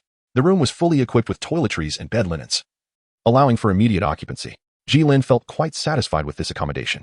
After bidding farewell to the Master, he finally had the opportunity to explore the changes brought about by the second spirit ring. Firstly, regarding his spirit power, being at level 21 offered little to elaborate on. Recently, having interacted more with spirit masters, Jilin had acquired considerable knowledge from the officials about the common practices of spirit masters. Among these, he found the most crucial aspect to be the ability to assess one's own spirit power level. However, this time, the increase in spirit power seemed rather modest. After absorbing the first spirit ring, he had conservatively estimated a boost of at least 3 levels. Yet, this time, it had only risen by 1 level. Although the red fire fox did not compare to the Gungjin tiger, its age was significantly greater, leading Jilin to wonder why such a minimal increase had occurred. He was not yet a soul master of advanced rank. Furthermore, his physical enhancements had not doubled as before but had only increased by approximately 30%. Was there something else at play? Jilin glanced at his right arm, noticing the most significant change was the addition of a soul bone. As he channeled his soul power, a golden light emerged, albeit with a notable increase in the thickness of the white hue. Removing his shirt, the 8 sculpted abdominal muscles honed through rigorous training were exposed to the air, observing his right arm, enveloped in a layer of gilded brilliance. And the corresponding side of his body, Jilin murmured to himself, indeed, it can cover a larger area. Suddenly, the golden light around that side of his body vanished, replaced by his left arm, which transformed to mirror the right, now shrouded in golden radiance. Furthermore, apart from the golden light on his right arm, which remained immobile, could the rest shift in accordance with his thoughts? Yet, it seemed this capability was currently confined to the upper half of his body, excluding the head. Jilin had previously believed that the enhancement of the golden light was merely a result of his own elevation in rank. However, upon reflection, it seemed otherwise. Based on the currently available information, coupled with the original work's introduction to soul bones, it appeared that his soul bone had undergone a form of evolution. Much like the external soul bones, which are categorized beyond the 6 fundamental types: head, left arm, left leg, and torso. Jilin's right arm bone of the golden tiger was evidently part of these 6 basic soul bones. At this moment, Jilin suddenly recalled Luo's earlier conjecture that the body itself is akin to one's martial spirit. This led him to ponder that once he absorbed the soul bone into his body, it would essentially become a part of his martial spirit, evolving alongside his growth and the evolution of his martial spirit. This could indeed explain the diminished enhancement of soul power and physical attributes. If that were the case, each soul bone he acquired henceforth would, in essence, be equivalent to an external soul bone for him. Excited by this revelation, Jilin felt an overwhelming thrill. External soul bones were exceedingly rare, with even the protagonist Tang San possessing only 1. In contrast, Jilin could theoretically possess at least 6. It became clear that he must seek out higher-age soul beasts, as those of lower age would not contain sufficient energy to sustain his aspirations. This understanding also elucidated why he could so effortlessly absorb his second soul ring. With this newfound clarity, Jilin felt an optimistic horizon ahead of him. He set a modest goal, to gather 6 soul bones within the next decade. His heart ablaze with ambition, Jilin prepared to commence training. Previously, he had trained under minimal conditions, but now that circumstances had changed, it was prudent to arrange for some training facilities. With this thought in mind, Jilin promptly ventured out to procure the necessary equipment. Chapter 29. Group combat. The following day, the Master arrived early at the training grounds, awaiting the assembly of the group, accompanied by 4 youthful figures. The Shrek 7 had trained under the Master for some time and were aware that his instructions stipulated a 9 a.m. start, with an advisable arrival time of 8:30 a.m. However, Jilin, residing in a single dormitory and without anyone to notify him, was oblivious to this expectation. Consequently, he arrived at 8:59 a.m., just after finishing breakfast, while the others had been waiting for nearly 20 minutes. The Master's tone had grown noticeably colder. "Why are you only just arriving?" he inquired. Taken aback, Jilin responded, "Am I late?" Lacking a phone to check the time, he was uncertain of his tardiness. Although he wished to assure the Master, the sternness of the Master's expression left him feeling uneasy. He silently lamented, "If only I hadn't eaten that roast chicken." The master, exasperated, had not anticipated Gilin arriving at the last minute. Typically, one would arrive early when meeting someone unfamiliar. Noticing the grease on Jilin's lips, Yu Xiaojing felt an urge to seize Gilin by the collar and demand to know how he could indulge in such food. Yet, recalling that he had explicitly stated a 9 o'clock a.m. meeting time and had personally arranged for Jilin's secluded accommodation, the master's countenance darkened. Akin to stepping in dog excrement, he gritted his teeth and instructed, "Go stand over there. Arrive earlier next time." He then turned away, seemingly eager to avoid the sight of Jilin's face. Gilin approached the team with a perplexed expression, uncertain as to why Yu Xiaojing had erupted in anger so early in the morning. Could it be that his aunt had arrived? Or perhaps it was his uncle? Might he be experiencing the trials of menopause? Gilin resolved to act with greater restraint during this period. For one must acknowledge that the temperament of individuals in extraordinary times often fluctuates unpredictably. The 7 monsters stood in a row. To the far left was Zhu Zhuqing, and to the far right, Ma Hongjun. Gilin, naturally, possessed enough discernment to recognize this arrangement. As soon as he took his place, Ma Hongjun discreetly gave him a thumbs up, which only deepened Jilin's confusion. Clearing his throat, Yu Xiaojing noted that all eyes were upon him, and he began to speak. In preparation for the Soul Master competition 3 days hence, 4 additional members will be joining us, aside from Gilin. I shall now invite them to introduce themselves. No sooner had he spoken than the burly man on the far left stepped forward. Gilin recognized him from their previous encounter during the awakening of their martial spirits. Although it had not been a particularly pleasant experience, Gilin chose not to dwell on it, acknowledging that he himself had been somewhat at fault. "I am Tai Long, a rank 38 assault-type soul master. My martial spirit is the mighty gorilla, and my soul rings are yellow, and purple." The remaining members followed suit with their introductions. Huang Yuan, rank 35 assault-type soul master. My martial spirit is the lone wolf, with yellow, and purple soul rings. Jingling, rank 35 agility-type soul master. My martial spirit is the skeleton, with yellow, and purple soul rings. Jiangzhu, rank 35 healing-type soul master. My martial spirit is the healing staff, with yellow, and purple soul rings. Upon hearing their introductions, the assembly erupted in applause to welcome them. Particularly the rotund individual who clapped with great enthusiasm, his gaze fixed unwaveringly on Jiangzhu. Especially captivated by her ample figure, a stark contrast to the days when Ma Hongjun could only afford the most modest establishments. Even the master, standing behind him, went unnoticed. "What are you staring at so intently?" The unexpected question startled the plump fellow, prompting him to lower his head and mumble, "Nothing." The others chuckled, teasing him about what could possibly be so captivating. Jiangzhu merely smiled in response, choosing silence. The master found himself at a loss regarding the behavior of his friend's disciple. He pondered whether it was due to the nature of the martial spirit, though that disadvantage had since dissipated. If it were due to his own influence, it was clear that without a martial spirit, he would not have been exposed to matters of the heart at such an early age. Enough of the laughter. You are all comrades aboard the same vessel now. Feel free to jest with one another, but do not overdo it. I have an announcement. To enhance your mutual understanding, you will now be divided into 2 teams for a training exercise. Xiaosan and Mubai, you will be the captains. Please select your teams. Xiaosan, you may go first. Then I shall not hold back. Xiaowu, Shiqing, Xiaoao, Rong, the plump one, Tai Long, Jingling, Huang Yuan, Jiangzhu, and Jilin. In no time, the 2 teams stood opposite each other, the training ground awash with vibrant martial spirits and alternating yellow and purple soul rings. Among them, one particularly striking black soul ring drew attention. The 4 individuals witnessing Tang San's 4th soul ring gasped in astonishment. A 10,000-year soul ring. The master furrowed his brow. Despite having anticipated the significant impact of Tang San's 4th soul ring, he was taken aback by how completely it captivated the attention of the 4. At that moment, Jiangzhu exclaimed again, a great soul master with 2,000-year soul rings. Hearing this, the master relaxed considerably. He then raised his hand and declared, "Begin." The captains led their teams in a swift charge. The 9 treasures are renowned, the first for strength, the second for speed. Gilin felt an exhilarating lightness envelop his entire being, his speed remarkably enhanced, truly deserving of its reputation as the foremost support, the 9-treasure glazed tile pagoda. Meanwhile, Zhu Zhuqing, a soul master specializing in agility and offense, seized the opportunity presented by the enemy's momentary hesitation to confront Tang San, who had charged to the front. In an astonishing display, she split into 6, showcasing her newly acquired 4th soul skill, Nether Shadow Clone. The 6 Zhu Zukings paired up, with one group restraining Tang San while the other 2 surged towards the relatively weaker Jiangzhu and Jingling high above, Ma Hongjun, having activated his 3rd soul skill. Phoenix Wing Rising was already eyeing his target. With his 2nd soul skill, Blazing Phoenix, and his 1st soul skill, Phoenix Fire Line, he amplified his firepower by 100 and expanded his attack range by 50. A crimson flame shot directly towards Ning Rongrong, who, due to her speed, was unable to evade. Just as Ma Hongjun believed his victory was secured, a towering figure stepped protectively in front of Ning Rongrong. With his first soul skill, Rock Barrier, Tai Long's muscles bulged, surrounded by a brown aura, absorbing the impact of the incoming flame. As a teammate, Ning Rongrong understood the limitations of the portly Tai Long's explosive power. He would undoubtedly struggle to withstand such an onslaught with just his first soul skill. The 9-treasure glazed tile pagoda is renowned for its support capabilities. After a moment, as the flames dissipated, Tai Long, bolstered by Ning Rongrong's support, withstood the attack, though his shirt had turned to ash and his arms bore severe burns, leaving him panting heavily. Meanwhile, Ma Hongjun, having expended considerable energy in his assault, needed to recover. Zhu Zhuqing was fast approaching Zhang Zhu, who, despite her strength, found herself ensnared in a battle with one of the clones.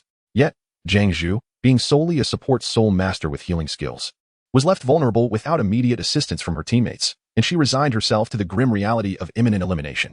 In this critical moment, Tang San intervened, using his 4th soul skill, Blue-Silver Prison, to bind Zhu Zhuqing. 16 ebony blue-silver grasses erupted from the ground, weaving a cage that ensnared Zhang Zhu. The clash of Zhu Zhuqing's claws against the prison reverberated sharply. Simultaneously, Xiao Wu, employing her teleportation, targeted one of the Zhu Zhuqing clones and executed her 2nd soul skill, Waistbow, successfully dispatching it. The remaining Zhu Zhuqing, realizing the dire situation, initiated her nether strike, doubling her speed as she darted towards Oscar. Oscar, seasoned in battle, had already prepared a rapid-flying mushroom sausage, which he held in his mouth. As Zhu Zhuqing lunged at him, he took to the air, narrowly evading her assault. At the same time, Jingling successfully dealt with 2 of the shadow clones. Tang San, Xiao Wu, and Jingling converged upon the besieged Zhu Zhuqing. The 9-treasure glazed tile pagoda is famed for its 3rd soul skill, White Tiger's Radiant Wave. A beam of white light surged towards the retreating Tang San, who adeptly evaded using Ghost Shadow Misty Step. The 9-treasure glazed tile pagoda is also known for its 2nd soul skill, Speed. In this moment, Zhu Zhuqing successfully extricated herself from the encirclement. The radiant wave, relentless in its momentum, struck the blue-silver prison, tearing it apart and sending Zhang Zhu flying out. Zhang Zhu was eliminated. Though Tang San's side had lost 1 member, Tai Long was also gravely injured. Tang San quickly rallied for a counterattack. Entwining blue-silver grass around Xiao Wu's waist, their unspoken synergy evident. He hurled Xiao Wu towards Tai Long with a deft hand, subsequently using blue-silver prison to restrain Huang Yuan while entangling Dai Mubai and Zhu Zhuqing on his own. Upon landing, Xiao Wu cast a bewitching glance at Tai Long. Being a beauty, Xiao Wu's allure was irresistible, especially to Tai Long, who had harbored feelings for her. He was powerless to resist her charm. With a swift movement, Xiao Wu executed her waist bow, sending Tai Long flying from the arena. Tai Long was eliminated. Immediately, Xiao Wu teleported before Gilin, delivering a powerful kick. Gilin, however, demonstrated remarkable reflexes. With a mere thought, a golden light emanated from beneath his clothing. The impact was akin to striking an anvil, causing Xiao Wu's foot to throb with pain, while Gilin remained unfazed. Drawing his sword, Gilin aimed to strike at Xiao Wu's head. She ducked just in time, though her hairpin was not so fortunate. Observing this unexpected turn, Tang San was taken aback by Jilin's ability to repel Xiao Wu and prepared to assist her. Yet, faced with the seamless cooperation of Dai Mubai and Zhu Zhuqing, he found it challenging to extricate himself. Fatty, Ma Hongjun, hovering above, called out as he unleashed a phoenix fire line at Dai Mubai, successfully pushing him back. Seizing the opportunity, Tang San executed Ghost Shadow Misty Step, hastening towards Jilin. At that moment, Xiao Wu teleported behind Jilin, her ponytail whipping around his neck, ensnaring him. Xiao Wu then planted her foot on Jilin's, readying her waist bow to unleash her ultimate technique, the 8-Duan throw. Yet, Jilin deftly used the force from her movement to leap backward, slicing through the air and severing Xiao Wu's braid, her long hair cascading down. Tang San grew increasingly anxious. As Jilin prepared to strike again, a web of binding ensnared him. A sphere of blue-green light erupted from Tang San's hand, enveloping a 5-meter radius in an instant. Jilin clearly saw the net approaching him. Facing the protagonist's skill, he dared not underestimate it. With a golden sheen coating his sword, he sliced through the net meant to ensnare him. Tang San was astonished at Jilin's ability to sever his web, but quickly regained his composure and invoked his 2nd soul skill, Parasitic. As Jilin could not emit sword energy when he cut through the web, he inadvertently picked up some blue-silver grass seeds. In an instant, several strands of blue-silver grass sprouted from Jilin's body, causing him to plummet from the air. Tang San seized this opportunity. Fatty, the portly figure, entangled with Jingling, Dai Mubai, and Zhu Zhuqing, immediately abandoned Huang Yuan and unleashed the Phoenix Howl on Jilin. For added assurance, Tang San also cast Blue-Silver Prison upon Jilin. The 9-treasure glazed tile pagoda is renowned for its 1st soul skill, Strength, and its 4th soul skill, Control. Ning Rongrong bestowed several buffs upon Jilin. Even with Ning Rongrong's assistance, as Jilin broke free from the blue-silver grass, the onslaught of the Phoenix Howl struck him. A towering pillar of fire erupted in the training ground. Gilin was eliminated. Chapter 30: The eve of the competition without the assistance of Ma Hongjun. Jingling was naturally unable to withstand the pressure and was swiftly eliminated by the combined efforts of Dai Mubai and his companions. At this moment, only 4 members remained on each side: Dai Mubai, Zhu Zhuqing, Ning Rongrong, and Huang Yuan on one side, and Tang San, Xiao Wu, Ma Hongjun, and Oscar on the other. Due to previously utilizing a series of soul techniques, Tang San, Ma Hongjun, Zhu Zhuqing, and Ning Rongrong had all significantly depleted their soul power.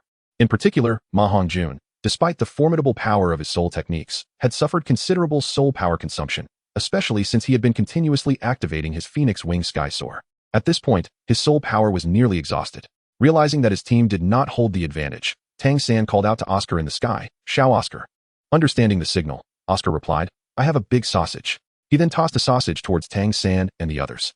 Unfortunately, Oscar lacked Tang San's finesse in throwing. Not a chance, Huang Yuan declared as he unleashed his second soul technique, Wolf Howl Bomb, targeting the sausages thrown by Oscar. Not good.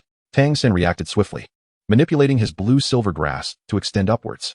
Despite his best efforts, he could only snatch one sausage meant for him, while the other 2 were struck by the Wolf Howl Bomb, reducing them to dust. Gazing at the restoration sausage in his hand, Tang San wasted no time in tossing it to the nearby fat man, as he could no longer maintain his third soul technique to stay airborne. After consuming the sausage, Ma Hongjun felt his soul power replenished enough to unleash another phoenix howl from the sky. "Xiao San, it seems we have the upper hand," he remarked. "Die. The ultimate victor may not necessarily be the side with the advantage," Tang San countered. "The 9 treasures have a saying. The first is strength, the second is speed," Huang Yuan declared, activating his third soul technique, Sky Wolf Transformation. With Ning Rongrong's 50 speed enhancement and the 35 overall attribute boost from Sky Wolf Transformation, Huang Yuan's speed nearly doubled.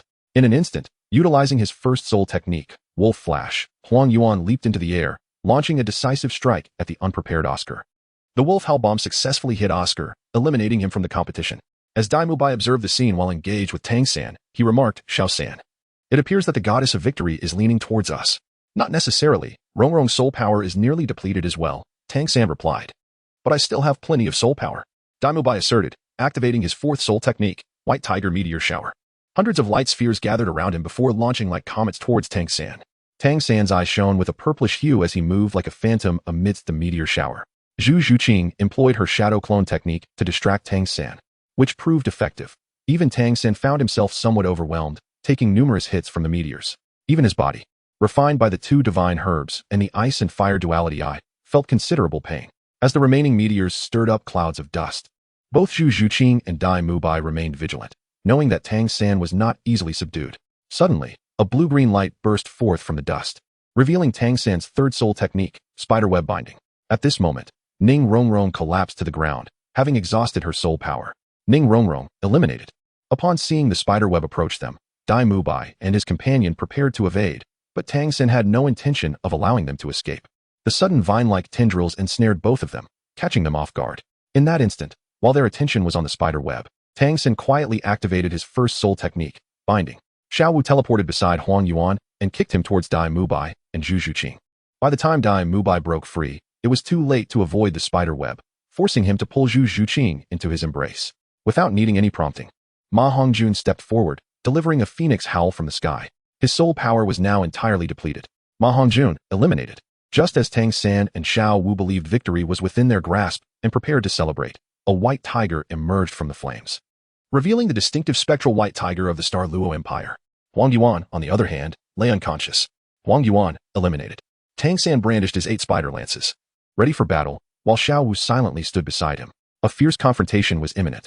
At that moment, observing both sides unleashing their ultimate abilities, the master expressed concern for their safety, pondering the implications for the Soul Master competition.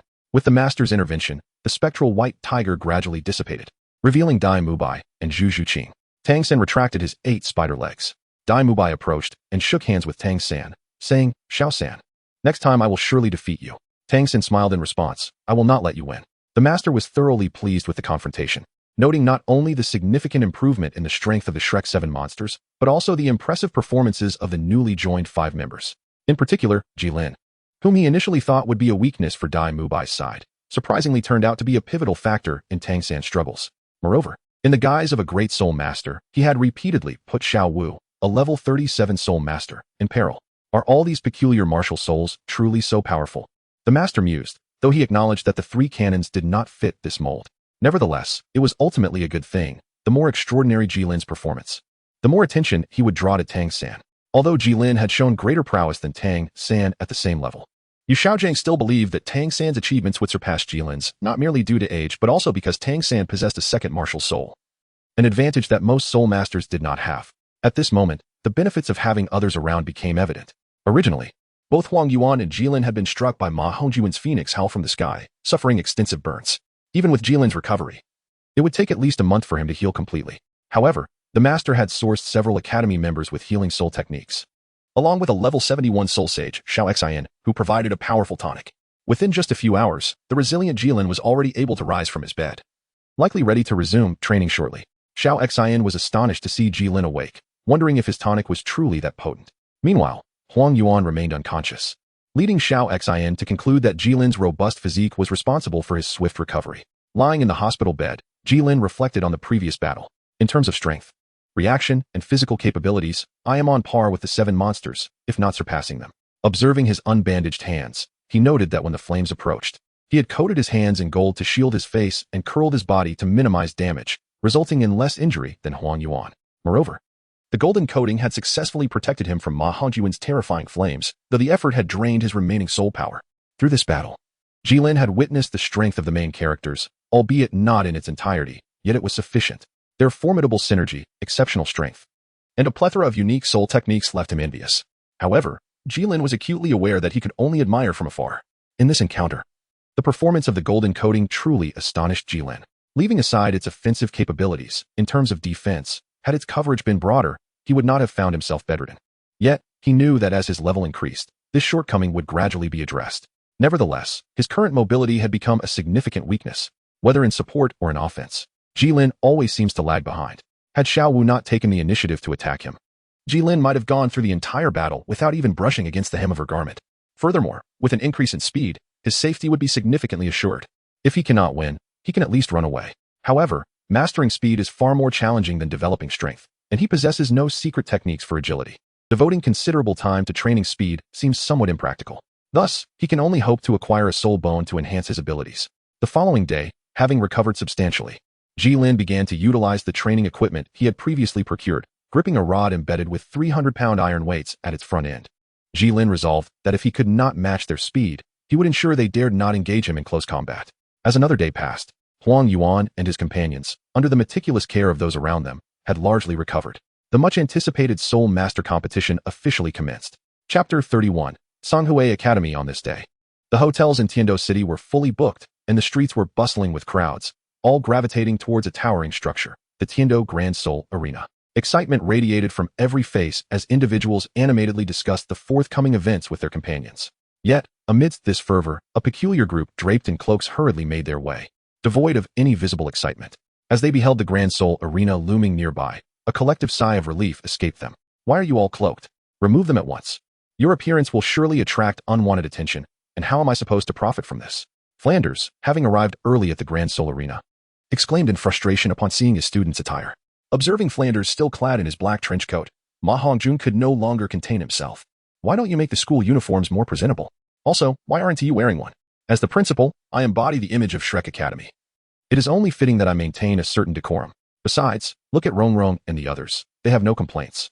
How can you, a grown man, be so shameless? In response to the well-dressed Ning Rongrong and others, Ma Hongjun was rendered speechless. This old fellow was clearly fearful of the Seven Treasure glazed tile school seeking retribution. And since the master forbade Ning Rongrong from participating in the preliminaries, it was a special concession for her not to wear the uniform. How could he dare to voice that? Despite the urge to retort against Flanders, the thought of his teacher's petty nature made Ma Hongjun reconsider. If he were to disrespect him in front of others, his future would likely be quite uncomfortable. After careful contemplation, he chose to retreat instead. Come on, take off those cloaks, Flanders urged once more. Reluctantly, everyone removed their concealing garments, revealing their somewhat unsightly green uniforms, instantly drawing all eyes towards them. Others from competing academies could not contain their laughter. Look over there. What a ridiculous uniform. Haha, what academy is that? Goodness, did they just crawl out from a cesspit? What is that green emblem on their chest? And why are their ears so large? Are they pigs? Ordinary people, typically trained to suppress their laughter, found it hard to hold back. Haha, It seems to be Shrek Academy. Who knew they were so audacious? Keep your voice down. After all, they are soul masters. And we cannot afford to provoke them. Wait, it looks like they have something written on their backs, sincerely seeking sponsorship. No way. Are soul masters really that short on funds these days? What do you think? Are you still optimistic about Shrek Academy? Not at all. I must have had poor judgment back then. Listening to the surrounding discussions, even Tang San, who was accustomed to such situations, felt his cheeks flush. He quickly donned the mask he had used during the battle and hastened into the arena, leaving Flanders behind shouting, "Slow down, slow down." Ma Hongjun thought his teacher was concerned for them and was about to apologize for his earlier remarks, but the rush made it difficult to read the text behind him. I, Ma Hongjun, have always acted with integrity. What wrong have I committed? The group arrived at the designated resting area for participating academies, which boasted thousands of seats shared among all schools. As the old saying goes, gold will shine regardless of its surroundings. Even in their uniforms, Shrek's group, despite being tucked away in a corner, remained the most eye-catching presence.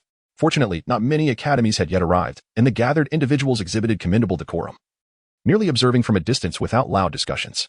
This allowed everyone to breathe a sigh of relief. Gilin, why are you so indifferent? Don't you feel embarrassed? Ma Hongjun inquired, glancing at Gilin, who wore a calm expression, successfully drawing the attention of others towards him. Gilin touched his clothes and remarked that it was tolerable, certainly not as difficult to accept as previous experiences of walking through bustling streets in tattered attire. Compared to those moments, this was trivial, though Gilin would never voice such a thought. He turned his attention to his companions, urging them to learn from him. Particularly you, Ma Hongjun.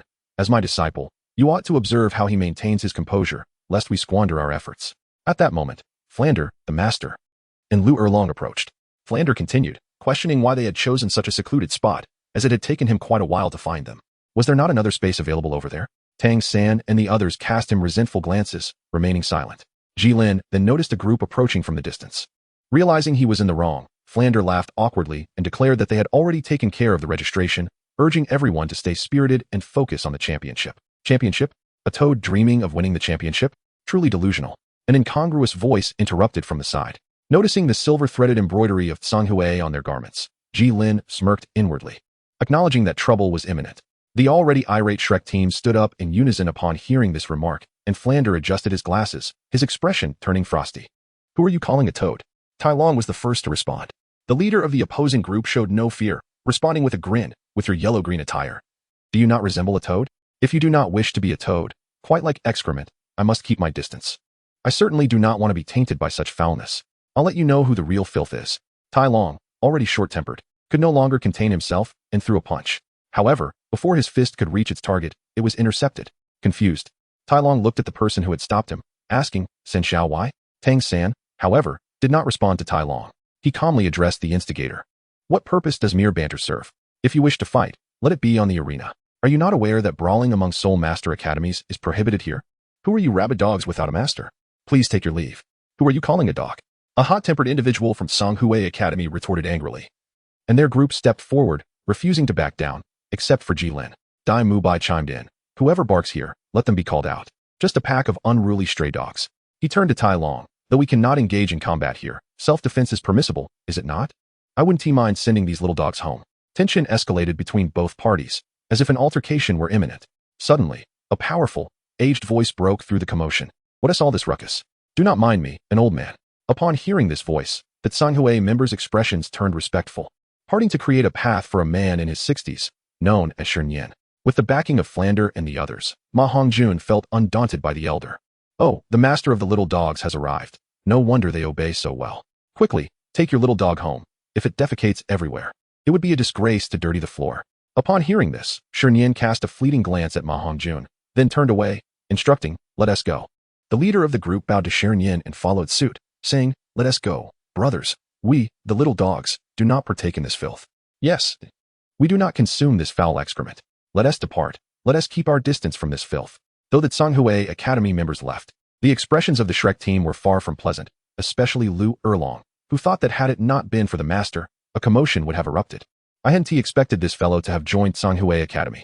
It seems this year's Tsanghui Academy is of considerable caliber. Teacher, do you know that elder from earlier? Indeed. Flander then proceeded to outline Shernyan's background to the group. Upon learning about the martial soul residual dream, the Shrek 7 pondered how to respond. Noticing the time, the master announced that the opening ceremony was about to commence, instructing Tang San and Dai Mubai to guide everyone into the arena. With no chance for further discussion, the three departed. At that moment, Zhu took a seat beside Gilin, who was somewhat surprised and glanced at the clustered individuals. Uncertain why Zhu had come to this corner, Zhu broke the silence. Why didn't you join them earlier? And you? You didn't either. Zhu chuckled. I was the one who asked first, you know. Redirecting his gaze from Zhu, Gilin observed the group engaged in fervent discussion. I have never truly aligned with them. Upon hearing this, Zhu sighed. Indeed, we are merely tools brought in to prevent unforeseen circumstances. Unless an unexpected event occurs, we shall return whence we came after the competition. Look, you're quite aware, aren't you? Our circles differ. They are young and powerful. While you at 19 and I at 20 possess little in terms of combat prowess. I am merely slightly above level 20. How would they ever accept us? Chapter 32. The unfortunate Tinsho's second team. As time passed, the 30-plus participating academies entered under the guidance of the staff. However, whether due to their secluded position or the attire they wore, it was not until Shrek Academy was the sole group remaining in the waiting area that staff finally arrived to facilitate entry. The countenance of Shrek's members darkened further, with the hot-tempered Tai Long exclaiming, "Such disdain!" Just as Tang San was about to intervene, it was too late, fortunately. The staff was far enough away and the surrounding noise was loud enough that Tai Long's words went unheard, allowing Tang San to breathe a sigh of relief. He quickly cautioned the others, I know everyone is upset, but our academy has not had a remarkable performance in previous competitions. So it is inevitable that we face some disdain. Let us restrain ourselves, especially you, Tai Long. Your recent words may have offended many. Tai Long questioned. San shouted. Is it really that serious? I was merely venting. Tang San, possessing ample patience for the heir of the Li family, responded, I understand your intentions, but others may not perceive it that way. If malicious individuals take advantage of this, we would undoubtedly offend the three major powers on the continent. Therefore, refrain from such comments in front of outsiders. Tai Long was not obstinate and promptly replied, all right, San Shao. Tang San also recognized that merely urging restraint would dampen the team's morale, so he consoled them, rest assured, from now on, we shall make the name of Shrek Academy resonate throughout the Douluo continent. At that moment, Daimubai interjected, indeed, brothers, let us create a glorious new chapter for Shrek, leaving those who underestimate us astounded. Without a doubt, this speech ignited enthusiasm among the group, who raised their voices in unison, chanting champion, champion. Observing the spirited crowd, Gilin was puzzled by their mentality. Haven't we been designated as the closing act? What does that signify? It would be utterly implausible to assert that the Snow Knight Emperor was unaware of Ning Rongrong's presence at Shrek Academy, particularly given the esteem held for Ning Fingxi. Therefore, the participation of Shrek Academy should naturally be met with no hostility, and certainly not with derision from the audience. However, the Snow Knight Emperor had not anticipated that Shrek Academy was governed by a headmaster who held an almost obsessive regard for wealth, resulting in a rather eccentric school uniform. Were it not for his decades of experience as an emperor, which had cultivated a composure far beyond that of the common folk, he might have joined the spectators in their laughter. As the audience beheld the peculiar attire of Shrek, laughter erupted amongst them. Even the trained MC could not suppress a hint of amusement in his speech. The final team to enter was from Shrek Academy, formerly known as Lambo Academy. Their slogan, much like their uniforms, was equally amusing, the champion with no rivals. One could only anticipate the remarkable performance they might deliver. The MC's remarks elevated the atmosphere to new heights, inciting a cacophony of jeers and mockery. Voices echoed with derision, questioning how such a ragtag institution could even compete, urging them to withdraw and spare themselves further embarrassment. This barrage successfully breached the composure of the Shrek representatives. Even Dai Mubai found himself on the verge of eruption, ready to confront the MC with fury. Yet, Tang San, maintaining his calm demeanor, quickly intervened, advising, Boss Dai, remain composed. Shortly, we shall silence these critics with our prowess. In truth, Gilin was perplexed by Master Flanders' decision to allow his students to endure such humiliation, tarnishing the reputation of the diligently nurtured Shrek Academy for the sake of a few coins. Surely, such a grand event would permit betting opportunities. A modest wager could easily recoup any losses, could it not? Perhaps, as the master suggested, it was indeed a means to fortify their mental resilience, though that notion seemed far-fetched. While Tang San consoled his comrades, he inadvertently caught sight of Gilin deep in thought, recalling how Gilin had previously remained quietly observant, his keen gaze betraying a silent contemplation of the unfolding events. Once the team had assembled, Zhu discreetly approached Gilin and whispered, Aren't you going to put on a fade? Why go out of your way to ingratiate yourself with those who will soon part ways with you? With a touch of resignation, Zhu added, You could at least pretend. Enough chatter, the emperor is about to speak, Gilin retorted, turning away and disregarding Zhu's remarks. Draped in a resplendent crimson robe adorned with gold embroidery and crowned with a dazzling diadem, the Snow Knight Emperor approached, staff of authority in hand, and proclaimed with arms outstretched, I, Snow Knight, Emperor of the Heaven Do Empire, represent both the Empire and the esteemed hosts of this grand occasion. I hereby declare the commencement of the Continental Advanced Soul Master Academy Elite Competition. The crowd erupted into thunderous applause, everyone rejoicing in celebration. This was the first time Gilin encountered a true emperor, experiencing the same emotions that Xiangyu and Liu Bang must have felt upon meeting the first emperor. Should I utter something fitting for the occasion? Perhaps. A true man should be like this, or he can be replaced. Such a difficult choice. Just as Gilin found himself in this quandary, the opening ceremony continued. As the emperor returned to his seat, the host invited Ning Fengji, the leader of the Seven Treasures Glazed Tile School, to come forward and speak. Upon the appearance of Ning Fengji's elegant and handsome visage, the hearts of many young maidens fluttered even more fervently. After all, the young men present could only be considered potential candidates, while Ning Fengji was undoubtedly a diamond among men. In terms of wealth, the Seven Treasures Glazed Tile School was the richest sect. In terms of strength, it was the foremost support on the continent. In terms of influence, as one of the top 3 sects, it boasted 2 titled Douluo, and in terms of status, to speak after the emperor was a privilege beyond measure. In an instant, a wave of exuberant exclamations surged forth. Ning Zhongzhu, you are so handsome. Ning Zhongzhu, I wish to bear your children. Ning Zhongzhu, he glanced at me. Nonsense. He was looking at me, wasn't he? What did you say? Repeat that. Amidst the frenzy of the maidens, Ning Fengji maintained his composure, gesturing softly to quell the uproar. He then spoke. It is a great honor to be invited to the opening ceremony of this competition. As a member of the Soul Master community, I am delighted to witness so many talented youths joining our ranks.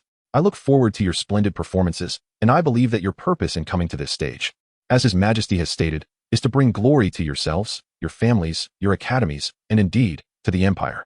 Even if your performance is not stellar, do not be disheartened. Your journey is still long. The future belongs to you. Thank you. The Emperor smiled at his words. The host then interjected, Ning Zhongzhu. As the foremost support Soul Master, I believe many in the audience are eager to know which team you favor. Ning Fengji responded with a smile. Naturally, I hold our Tiando Royal Academy's main team in high regard. However, I also have confidence in another team, and with these 2 teams, victory will surely belong to our Tiando Empire. Curious, the host asked. Oh, which team do you favor so highly, Ning Zhongzhu? With a mysterious smile, Ning Fengji replied. Allow me to keep you in suspense. You will find out in due time. After saying this, he retreated back to his seat. Whispers filled the audience, speculating on which team Ning Fengji favored. Even the contestants below engaged in discussion. The host declared, Thank you, Ning Zhongzhu, for your wonderful speech. Now, let us invite Grand Priest Salis of the Tiando Spirit Hall to draw the opponents for the contestants. Dressed in a long red robe and adorned with a 5-pointed platinum crown, Salis rose and, guided by maidens, approached the host. He reached into the box before the host and handed out plaques one by one. In the first round of the preliminary match, Songhui Academy faces Zihui Academy. In the first round, Huiyan Guanghui Academy competes against Oakland Academy. In the first round, Shrek Academy goes up against the Tiando Royal Academy's second team. The audience exchanged bewildered glances, uncertain whether the Tiando Royal Academy's second team had any connection to Salis, considering they drew the seemingly weakest Shrek Academy. A chorus of dark dealings echoed throughout the arena. Salis, with a stern expression, clarified, I assure you, I uphold fairness. There is no such thing as dark dealings. Furthermore, all who reach the finals may join the Spirit Hall directly. With that, he waved his sleeve and returned to his seat. Gilin never anticipated that Salis would so brazenly undermine him in front of the Emperor of Tiando, akin to launching a frontal assault. It was as if he were dancing on another's grave. Upon hearing this, the ordinary spectators in the audience remained unfazed. However, the competitors below erupted in uproar. Goodness! The luck of the Tiando Royal Academy's second team is astonishing, having drawn the weakest Shrek. Indeed, had the draw not been conducted by the Platinum Bishop of the Spirit Hall, one might have suspected foul play. Meanwhile, the members of Shrek Academy were rolling up their sleeves, eager to enlighten these blind opponents. Tang San, at this moment, was assembling his team, myself, Xiaowu, Mubai, Jiangzhu, Tai Long, and Jingling. Initially, Tang San intended to include Gilin, hoping to let him, as a formidable soul master, showcase his abilities. However, he did not contemplate whether Gilin would outshine the others. After all, Jilin's offensive prowess primarily relied on his blade. And the tournament prohibited the use of any tools apart from soul weapons, making it impossible for Gilin to fight as he had before. Nevertheless, considering this was the first match, crucial for team morale and the Academy's reputation, he decided against it and opted for Huang Yuan instead. Thus, the lineup for Shrek's first match was finalized. The others who were not selected felt a twinge of disappointment, but Gilin remained indifferent, even somewhat pleased. After all, acting could never compare to being an audience member. With that, the first round of the preliminaries commenced. Shrek Academy finally encountered their opponents. Even Gilin in the stand shook his head at the sight before him. The competitors' faces were full of arrogance, clearly unaccustomed to the harsh realities of life. He silently wished for their endurance. As the referee announced the start, both sides revealed their soul weapons and rings. when Tang San's Black Soul Ring emerged. The previously noisy arena fell into an eerie silence as all eyes widened at the sight of a soul ring that should not belong to a mere soul master. Even the emperor and the bishop on the high platform gazed on in astonishment. Unsurprisingly, the Tiando Royal Academy's second team was defeated, unable to last even a minute. At this moment, no one underestimated the team clad in a murky green hue. All competing teams regarded them as formidable adversaries. The emperor remarked, "Is this Shrek Academy team the one that Master Ning has taken a liking to?" Ning Fengji slightly bowed. "Indeed, your majesty, my daughter is among them." The emperor feigned surprise. Then Master Ning must already be aware of this situation? Ning Fengji, fully aware of what was being implied, smiled wryly. "I must confess ignorance. Although I had some prior knowledge of them, my last encounter was over a year ago. While I know they have ascended to soul masters, this soul ring is indeed a first for me. But didn't Prince Snowstar meet them not long ago? Did he?" At this, the three individuals at the forefront turned their gaze towards Prince Snowstar. Before Prince Snowstar could respond, three committee members from the Royal Academy spoke up. "Yes, your majesty.